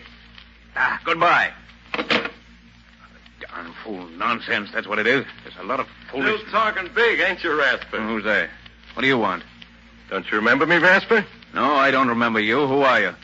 They used to call me the Kid. Chris the Kid. Chris. Sometimes known as the human flash. Chris, you? Well? It's been a long time, Rasper, hasn't it? How'd you find me? Who sent you here? A fellow named Nick Carter told me I'd find you here in your office, even if it is Christmas Eve. Nick Carter? Oh, yes. Wanted me to give him some money for some fool party. Oh, for the party at Lincoln Hall, I guess. Hey, he's never asked me for anything. Just gave me what I needed, when I needed it. Ah, so he hired you to come here and take up my time to get... No, he didn't send me here. Just said I'd find you here, that's all. I came here of my own accord, just to wish you a Merry Christmas. Thought you'd say that. Well, I don't mind, because it's on account of Nick Carter that I can stand on my own feet again. Not on account of you. What's that? You mind if I sit down? It was on Christmas Eve that we won our first fight, wasn't it? Fight? Oh, yeah, a long time ago. Yeah, it was a long time ago. I can remember the noise of the crowd, the glare of the lights, and the smoke curling around, and the brightness over the ring, and you leaning over me with that wet towel. You got him going, Chris. Another one like that last round, and you'll have him in the ropes for the count. How do you feel now, kid? I'm okay, Rasper. Just let me at him. I don't have to wait anymore. It's my meat right now. You take your orders from me, kid. I'm the brains here. When you get the signal from me, you give it to him. Okay, Rasper. You're the boss. Go ahead, kid. Keep that left up. Keep your shoulder high. Keep it up. That's right, kid. That's the ticket. Now you can take him. Get set. Take him, Chris. Now! There were a lot of those little affairs after that, Rasper. And I always did what I was told, huh? Yes. You're a good fighter, Chris. Good fighter. I made a lot of money for us in those fights, Rasper. Well, a lot of money. The old days, Chris. Lots of water's gone under lots of bridges since then. I know. And the percentage you paid me didn't last long either. It went just like that water. But I didn't care much about things like that. Till the day a friend of mine came and gave me a warning tip. That started me thinking. Oh, kid, how do you feel? Oh, hello, Rasper. Where you been? I wanted to talk to you. I've been around. What's up? I got a tip today. You're signing up Timmy O'Day. You're going to manage him. Who told you that? Never mind. Is it true? That depends. Depends on what? Look, kid, you're getting slow. O'Day's fresh. He'll be the next champ. If he wins this fight with you tonight, I'm taking him over. If I win tonight? I'm taking O'Day over anyhow. We've been together a long time, kid, and it don't pay to get in too much of a rut. So that's all it means to you, is it? Money. The payoff, huh? What about all the years we've known each other? What about the things we've been through? Why, you... No, don't get yourself all in a sweat, kid. It isn't good for you. You'll get your cut anyway. Don't worry. You'll get your cut. I'll see you later. Rasper, what'll I do? Tell me what to do. I can't see him. My eyes all puffed up. He's cutting me to ribbons. Tell me what to do, Rasper. Don't bother me, kid. Use your own judgment. You're on your own, as of now. But, Rasper, you always... You're on your own, kid.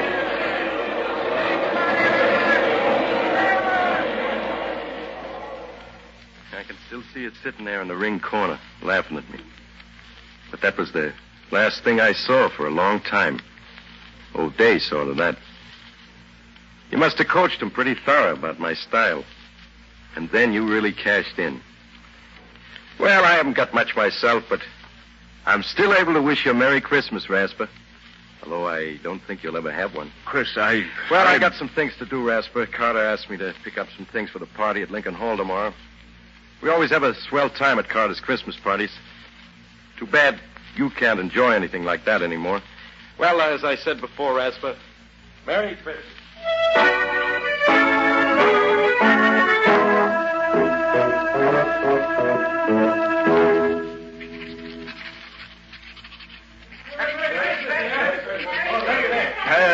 How can a man work with his mind whirling like a merry-go-round?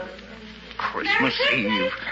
God, it's a fine excuse for people to go around yelling at each other in the streets. Disturbing a man when he wants to get some work done. Oh, I might as well close the office and get some rest. Would have been home by now if the kid, if Chris hadn't taken up so much time. What Chris does for a living now. Wonder if... it's none of my concern. Get home and get some sleep. That's what I need. Who's that? I'm closing up. Come back tomorrow morning. Oh, I'm glad here before you left, Ben. Who is it? It's Nina, Ben. Oh, Nina. I only stopped by to speak to you for a moment. It's getting quite late, and Well, sit down for a moment, Nina. Oh, thank you. Here, let me get your chair. I suppose it's rather bold of me to come after all this time, but Why, no, Nina, no. I'm glad you did. Is there something you want? Oh, no. No, there's nothing you can do for me, Ben. Jimmy and I are doing very nicely. I just wanted to wish you a Merry Christmas. I was in the neighborhood doing some shopping for the party that Mr. Carter's giving at Lincoln Hall tomorrow, and How is he, Nina? Jimmy, I mean. Oh, he's fine, Ben. He's full of life and interested in everything. He has a good head on his shoulders, and he's very handsome, too. Oh, that's fine. Just fine. You're looking a little tired, Ben. Are you feeling well? Oh, yes, of course. I've been working hard, that's all. I don't spend much time at home. Not much reason to. That's the way you wanted it, Ben. Don't you remember? Nina, where are you? Oh, Jimmy, there's Daddy. You wait here for Mommy like a good boy, won't you? I'm coming, Ben. I've been keeping your dinner warm for you. I hope you'll... What's the matter, Ben? You look as if That's nothing, Nina, nothing. I'm in a hurry, that's all. Well, you're always in a hurry, aren't you? Never have time for... Where's my dinner? Sit down, Ben. I'll have it for you right away. This plate is hot now. Be careful that you don't burn yourself. I won't. Salt, please. Here you are, dear. Ben, when you've finished, won't you take time enough out of your business to help me get the tree decorated? I know Jimmy's too young to know much about it, but I'd love to have his Christmas all ready for him in the morning. Look, I'll put him to sleep right away, and then we can start. See, I have some holly and mistletoe for the fireplace, and some ribbon I won't to have drape around time for that, Nina. But, Ben, it's Christmas Eve. Surely you I have have to get back to the office. I'm putting on a championship match for O'Day in January, and the things have gone haywire. Something that can't wait till tomorrow. I have to get it organized right away, that's all. Ben, this is Christmas Eve. Tomorrow will be Jimmy's first Christmas. Doesn't that mean anything to you? You and Jimmy celebrate Christmas any way you want to, Nina. I've something more important to do. Business is more important than sentiment. You certainly can see that. Yes, Ben. I can see that. I've been seeing it more and more during the last few years. I thought that when Jimmy came, maybe you would... No, I was wrong, wasn't I, Ben? You'd even let your love for business break up our home. Break up our... Oh, don't be melodramatic, Nina. I'm not being melodramatic, Ben. I'm trying to be very calm and quiet about it. I've had a lot of time to think when I've sat alone here night after night. And those days on end when you've been away attending to your business. And what has come out of all this thinking you've done? Just this, Ben. I'm not going on any longer.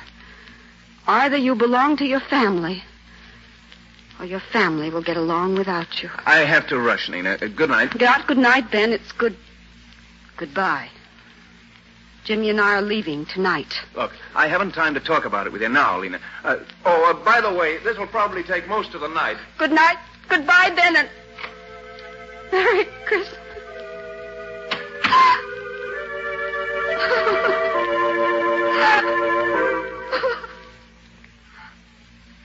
I never had much of a chance to make it up to you, Nina. You've had all the chance you wanted, Ben. But, Nina, I just dropped by to say hello and to give you a wish for happiness during the holidays. It's hard not to share with you the joy I have with Jimmy. I wish you could see his eyes dance at Mr. Carter's Christmas parties. Unfortunately, on what little I make, we can't very well afford to have our Christmas at home, but somehow we don't miss it. Everybody has such a grand time at Mr. Carter's party, and Jimmy does enjoy every minute that he's there. Goodness, I'll have to be on my way. Jimmy's waiting for me, and I have to make one more stop for Mr. Carter. Good night, Ben, and Merry Christmas.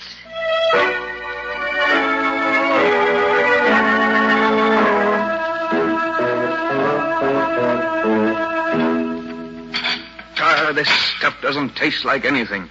Nothing at all. I can't understand what's got into me. It's good food, fixed the same as it always is. It just doesn't taste right, that's all. What's that? Someone at the door this time of the night?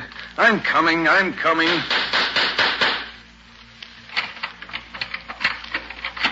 Hello, Ben. It's Fred Anderson. Glad I found you at home. I'm always at home this time of night. Yes, I suppose you are, Ben. Can I come in? Of course. I brought you a package, Ben. Nick Carter sent me around with it. Said you'd probably be here alone tomorrow, and he'd like you to have it. Carter? What's Carter sending me? You might open it and see, Ben. I'm no mind reader. There's any reason why Carter would want to... Bottle of port wine. Let's see the card. Merry Christmas from Nick Carter. What say I, dear? You know anything about this, Fred? No, but Nick Carter's a funny duck. Does lots of things people don't expect him to. Why, I don't even know the man. Only saw him once, and that... You want a glass of this wine, Fred? Don't mind if I do, Ben. Seeing as it's Christmas Eve, I don't mind at all. There's some glasses here somewhere. Say, how do you open this thing? Here, I'll do it for you, Ben. Yeah, that does it. Now, go ahead, you open it. It? Oh, yes, all right. Well, there, ain't you drinking with me, Ben? Huh? Oh, yes, I will. That's the ticket. Well, here's Merry Christmas for you, Ben. Yes, Merry Christmas. Well, how have you been keeping yourself, Fred? Oh, I've been sort of working around Lincoln Hall since I was retired from the force. I see. You know, while I was coming here tonight, I was thinking about those old days when I walked a beat. Funny, most folks call them the good old days, but I don't. You did all right in those times, didn't you? Oh, sure, I got along. I was just thinking about the different attitudes folks have nowadays toward being given a hand. They appreciate it more, it seems to me. Charity's still charity, Fred. That hasn't changed. Guess it's all in the point of view, Ben. I guess you haven't changed with the times. That night I met you near the bridge. I was sure you were going to see that you were headed in the wrong direction and wake up in time. Huh? Remember that night, Ben? It was Christmas Eve. You'd just come from the arena. They'd handed you your walking papers because you'd let them down cold. Oh, Merry Christmas, officer. Oh, Merry Christmas to you, sir. Well, what you doing out on a night like this, Ben? I thought you'd be up at the arena getting the New Year's fights lined up. What? Oh, it's you, Anderson. No, I'm not at the arena anymore. That's so. What happened? They decided tonight they'd rather have Davis take over my job. Fine Christmas present that is. Well, that's tough news, Ben. What you going to do now? I don't know. I can't seem to think straight. Oh, that's a crazy way for a man like you to talk. On a Christmas Eve, too? Christmas Eve. That's never been anything but a jinx to me. First I get stuck with that no-good fighter all day. Then Nina leaves me and takes my son with her. And now the arena throws me out. Well, maybe you better stop and find out what it is you're doing wrong, Ben. Maybe you're the one that's to blame, not Christmas Eve. They all take advantage of me. I made all the money I could for them, but I'm not going to do it anymore. Now, take it easy, Ben. Take it easy. You better go home and think it over. I have thought it over, Fred, and I know what the answer is. I'm going to make money for myself and nobody else. I'll show these people. I'll make so much money they'll come crawling to me on their knees. I won't have to ask for anybody's sympathy. You don't pay to think like that, Ben. You'll regret it. Now, look.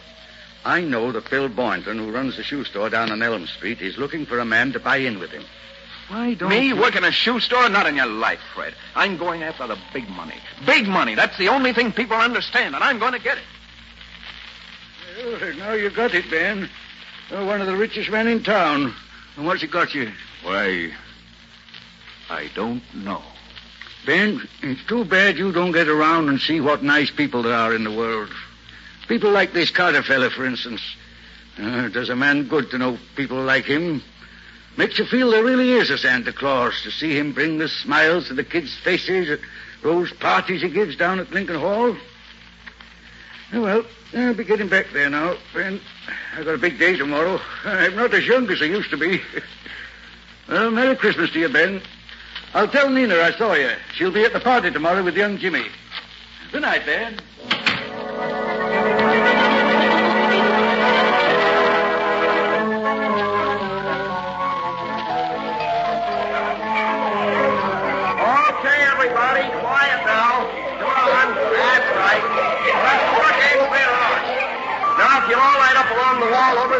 march around here by the tree. Lieutenant Riley will hand you your gifts. Then you go around to the tables there and get your refreshments. Come on now, line up. That's it. That's the ticket. Now, march around here. Come on. Take your time now.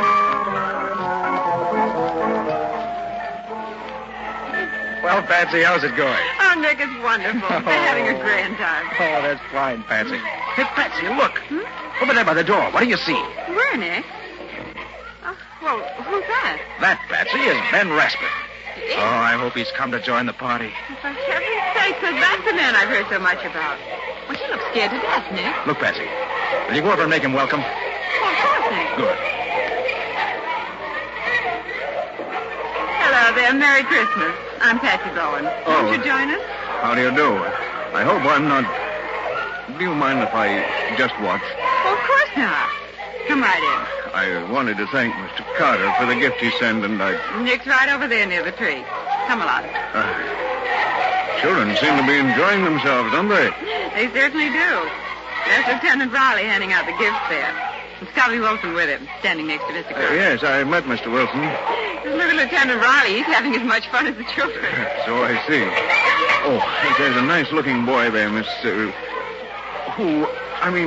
what's his name? Where? That one over there. Oh, that's Jimmy. He's a nice boy. His mother was a big help to me in getting the refreshments ready. There she is over there on the far side of the hall with the tables, see? Oh, yes. Her son. Yes. Yes, Nick? I see. Oh, Nick, we have a new guest. Oh, hello there, Mr. Rasper. Merry Christmas. I'm glad you could join us. Thank you, Mr. Carter. I came to express my appreciation for the gift you sent me. I hardly know how to... Think nothing of it, Mr. Rasper. Your being here is thanks enough for me. Mr. Carter, that little boy coming along the line there, Jimmy, I think his name is. Do you think I might give him... could I hand him his gift, do you think? Why, certainly. Riley.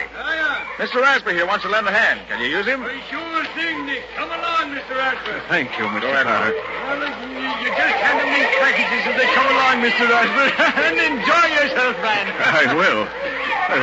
There, little girl. Merry Christmas. Oh, thank you. Say, she liked it, didn't she? Well, they all appreciate a little kindness, Mr. Rasper. Now, here's a gift for that little boy there. Oh. Hello. Jimmy, here you are. And a Merry Christmas, son.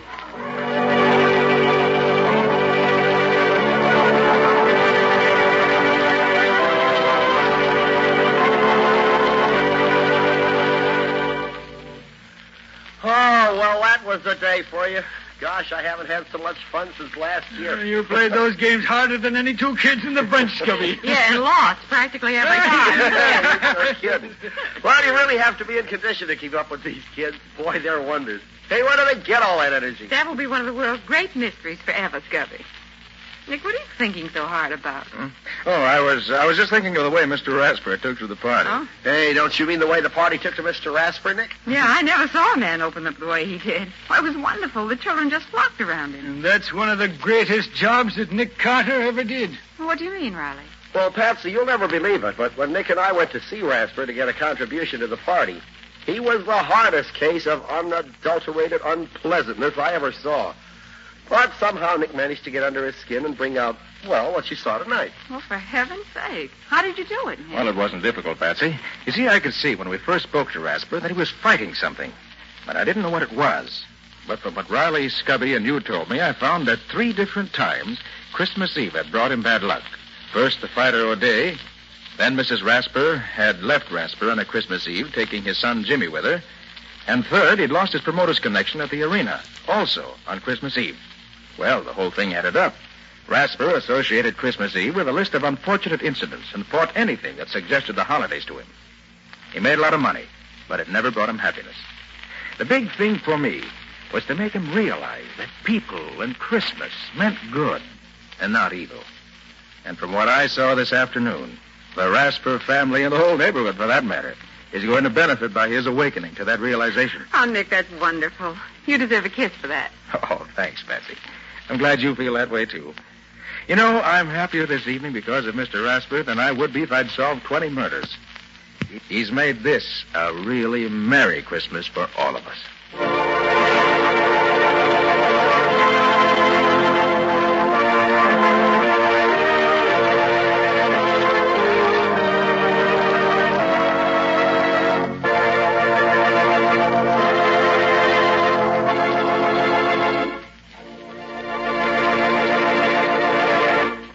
This has been another of the strange adventures of Nick Carter, Master Detective, which are brought to you regularly at this time by WOR Mutual. What's your story going to be about next time, Nick? It's a little different from the usual story because it started out with Nick himself being the victim of a holdup. Yes, and the men who held me up turned out to be innocent after all. Sounds a trifle complicated to me. It was. Complicated, but interesting. And it gave me plenty of trouble before I found the solution. Including a sore throat that almost finished Nick Carter. A sore throat? Why should that be dangerous? Because it was the kind that you get from a rope around your neck. Hey, wait a minute. You mean... All the rest of the story you get 2 weeks from tonight, not now. So long, everybody. So long. So long, both of you. In the strange adventure you have just heard, Nick Carter was impersonated by Lon Clark, Patsy by Helen Choate, and Scubby by John Kane. The story was written for Nick Carter by Humphrey Davis. Original music was played by Lou White. The entire production was under the direction of Jock McGregor.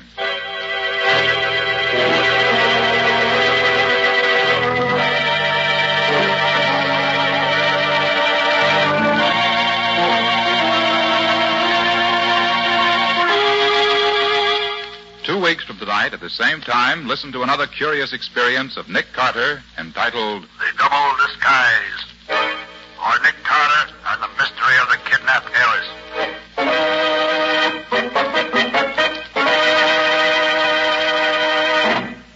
This story is a copyrighted feature of Street and Smith Publications, Incorporated.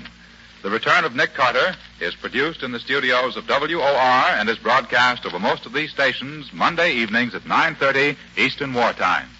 This is Mutual.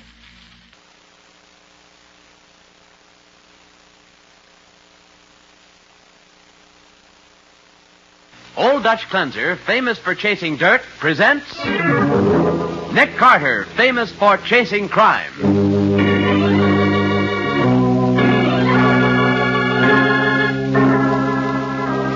Every week at this time, 2 great names are joined as Old Dutch Cleanser brings to one of the most resourceful and daring characters in all detective fiction, Nick Carter, Master Detective.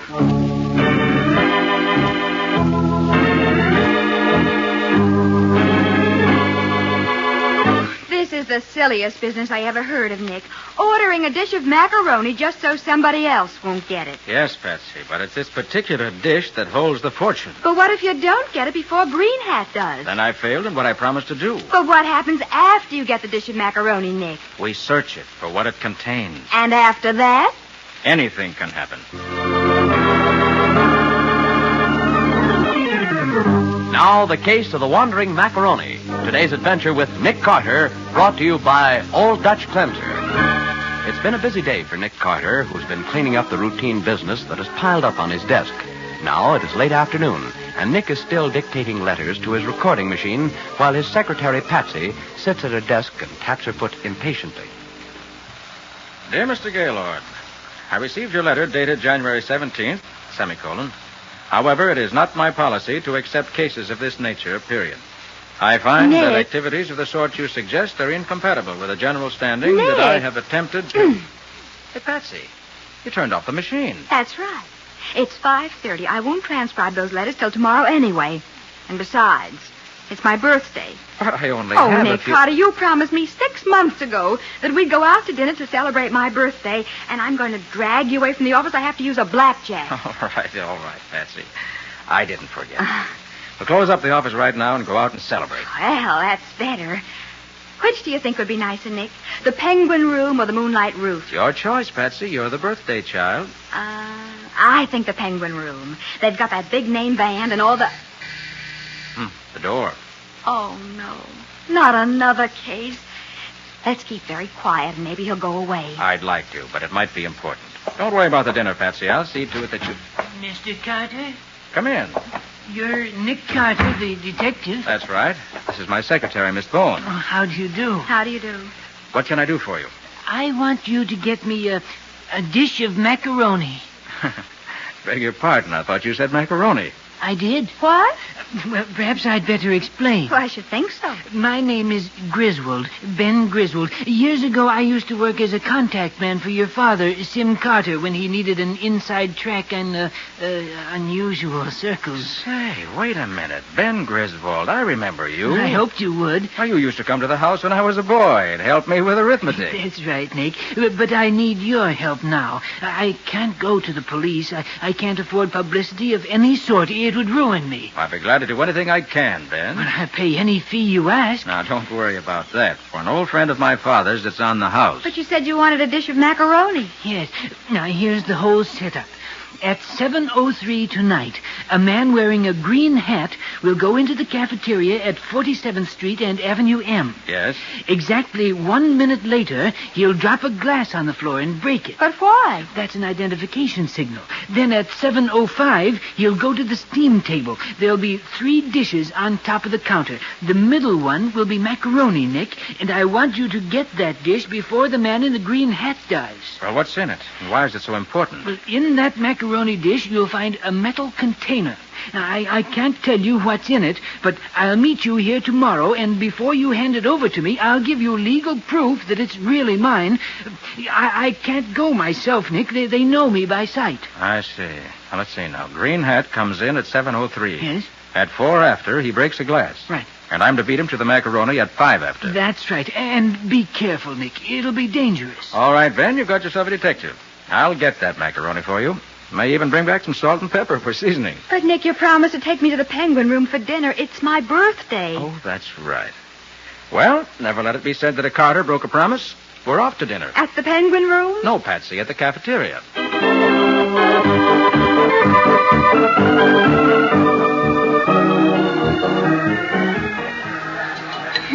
Baked beans for a birthday dinner. We'll make it up later, Patsy. We'll take in the Penguin Room and the Moonlight Room. Oh, there he is. Green hat, where? Behind you. There by the water cooler. I see. He's looking at his wristwatch. He's awfully big, Nick. Yeah, looks as though he could walk upstairs with a piano under each arm. I don't like that bulge in his coat either. That's a shoulder holster. There goes the broken glass, right on schedule. Have you got enough change? A whole pocketful. Come on. Right. You keep away from Green Hat, Patsy. When you see me start for the door, get going fast and meet me outside. Right, Nick. Now, wait a minute. Can I help you, Bud? Coffee, black, and plenty hot. Draw one. What do you want coffee for now, Nick? Might come in handy. There you are. 5 cents. Thanks. Now down to the steam table. Here comes Green Hat fast. We'll beat him. Here's the macaroni in the counter. I'll drop a quarter and grab it. Hey, you give me that macaroni. Why should I? I paid for it. Hand it over. Hey, look out with that coffee. Look out. Oh, hey. Come on, Patsy, beat it. With you. Walk as fast as you can. The hot coffee I spilled on Green Hat will keep him busy for a while. Did you get the metal container out of the dish? I had to fish the macaroni for it, but I found it. What's in it? We'll see when Griswold comes for tomorrow. Round this corner, quick. Yeah. Uh-oh. Okay, wine sky, up with the hands. Green Hat. Yeah, this must be my lucky day. I come out this. Coffee for now, Nick. Might come in handy. There you are. 5 cents. Thanks. Now down to the... Here comes Green Hat fast. We'll the steam table. Beat him. Here's the macaroni in the counter. I'll drop a quarter and grab it. Hey, you give me that macaroni. Why should I? I paid for it. Hand it over. Hey, look out with that coffee. Look out. Oh, hey. Come on, Patsy, beat it. With you. Walk as fast as you can. The hot coffee I spilled on Green Hat will keep him busy for a while. Did you get the metal container out of the dish? I had to fish the macaroni for it, but I found it. What's in it? We'll see when Griswold comes for tomorrow. Round this corner, quick. Yeah. Uh-oh. Okay, wine sky, up with the hands. Green Hat. Yeah, this must be my lucky day. I come out this. Coffee for now, Nick. Might come in handy. There you are. 5 cents. Here comes Green Hat fast. We'll... Thanks. Now down to the steam table. Beat him. Here's the macaroni in the counter. I'll drop a quarter and grab it.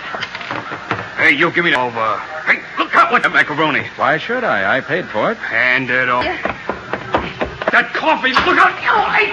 Come on, Patsy, beat it. With... Walk as fast as you can. The hot coffee I spilled on Green Hat will keep him busy for a while. Did you get the... Fish the macaroni for it, but I found it. What's in it? We'll see. Metal container out of the dish? I had to when Griswold comes for tomorrow. Round this corner, quick. Yeah. Uh-oh. Okay, wine sky, up with the hands. Green Hat. Yeah, this... I come out this. Coffee for now, Nick. It must be my lucky day. Come in handy. There you are. 5 cents. Here comes Green Hat fast. We'll... Thanks. Now down to the steam table. Beat him. Here's the macaroni in the corner. I'll drop a quarter and grab it. Hey, you give me the over. Hey, look out with the macaroni. Why should I? I paid for it. Hand it over. That coffee, look out. Oh, hey. Come on, Patsy, beat it. Walk as fast as you can. The hot coffee I spilled on Green Hat will keep him busy for a while. Did you get the fish and the macaroni for it? But I found it. What's in it? See? Metal container out of the dish? Had you when Griswold comes for tomorrow. Round this corner, quick. Yeah. Uh-oh. Okay, wise guy, up with the hands. Green Hat. There it is. I come out this. Coffee for now, Nick. It must be my lucky day. Come in handy. There you are. 5 cents. Here comes Green Hat fast. We'll... Thanks. Now down to the steam table. I'll drop a quarter and grab it. Beat him. Here's the macaroni in the corner. Hey, you give me the over. Hey, look out with the macaroni. Why should I? I paid for it. Hand it over. That coffee, look out. Oh, hey. Come on, Patsy, beat it. Walk as fast as you can. Fish and the macaroni for it. But the hot coffee I spilled on Green Hat will keep him busy for a while. Did you get the... Found it. What's in it? See when Griswold comes for tomorrow. Metal container out of the dish? Had it round this corner, quick. Yeah. Uh-oh. Okay, wise guy, up with the hands. Green Hat. There it is. I come out this. Coffee for now, Nick. It must be my lucky day. Come in handy. There you are. 5 cents. Here comes Green Hat fast. We'll... Thanks. Now down to the steam table. I'll drop a quarter and grab it. Beat him. Here's the macaroni in the corner. Hey, you give me the over. Hey, look out with the macaroni. Why should I? I paid for it. Hand it over. That coffee, look out. Oh, hey. Come on, Patsy, beat it. Walk as fast as you can. Fish and the macaroni for it. But the hot coffee I spilled on Green Hat will keep him busy for a while. Did you get the... Found it. What's in it? See when Griswold comes for tomorrow. Round this corner, quick. Yeah. Metal container out of the dish? Had it. Uh-oh. Okay, wise guy, up with the hands. Green Hat. There it is. I come out this. Coffee for now, Nick. It must be my lucky day. Come in handy. There you are. Here comes Green Hat fast. We'll... 5 cents. Thanks. Now down to the steam table. I'll drop a quarter and grab it. Beat him. Here's the macaroni in the corner. Hey, you give me the over. Hey, look out with the macaroni. Why should I? I paid for it. Hand it over. That coffee, look out. Oh, hey. Come on, Patsy, beat it. Walk as fast as you can. Fish and the macaroni for it. But the hot coffee I spilled on Green Hat will keep him busy for a while. Did you get the... Found it. What's in it? See when Griswold comes for tomorrow. Round this corner, quick. Yeah. Uh-oh. Okay, wise guy, up with the hands. Metal container out of the dish? Had it. Green Hat. There it is. I come out this. Coffee for now, Nick. It must be my lucky day. Come in handy. There you are. Boy, that's just the way to treat a new pair of nylons. There's the door, Patsy. It's open, too. I think it leads to an alley. Yes, it does. Fresh air. Careful. Green Hat may be around someplace. Uh-huh. Oh, dear. What's the matter? I've got ashes in my shoes down the back of my neck. So have I. The first thing I'm going to do is go home, take a shower, and get into some clean clothes. Oh, no, you're not. Why, I am, too. Right now I got a phone call to make. But... And I'm running a race, a very important race. A race? Nick, you feeling all right? Never felt better. But this race... Going to run a race, Patsy, with the Department of Sanitation.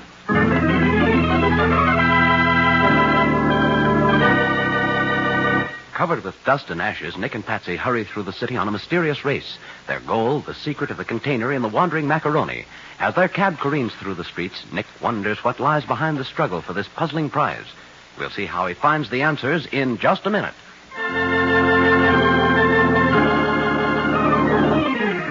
Now back to the case of the wandering macaroni. Today's adventure with Nick Carter, brought to you by Old Dutch Cleanser. Covered with ashes, Nick and Patsy hail a cab and hurry back uptown. It is after midnight when they are dropped on a corner, and now they hurry along the dimly lighted, deserted street. Patsy is still trying to brush the dust out of her hair. Nick, I don't see why I can't go home and clean up. Later, Patsy. We gotta hurry now. Ah, there's the cafeteria down the street. Oh, but just look at my stockings. There isn't enough left of them to make a pair of bobby socks. Here we are. Why, this is the same corner where Green Hat held us up. Nick, what are you diving into that trash can for? The container from the macaroni. it in here when I was picking up your purse. So that's why Green Hat couldn't find it when he searched you. I was afraid the sanitation department would get here first and empty it again. Oh, blast it. What's the matter? Who put banana peels in here? You find it? No, not yet. Wait. Yes, here it is. Good. Our little macaroni-covered friend. Dick, there's a car pulling up, a police car. I know. Sergeant Matheson. Huh? Said he'd meet us here when I phoned him. You know, one of these days, Nick Carter, I ain't gonna come running when you call. Hi, Sergeant. Hiya, Patsy. Hey, what have you been doing? Playing hide and seek in that garbage can? Get away? We've been chasing a dish of macaroni. At this time of night? Uh-huh. You're both going off your rockers. Now, just stay nice and quiet, and Uncle Matty'll call the wagon. Don't be funny, Matty.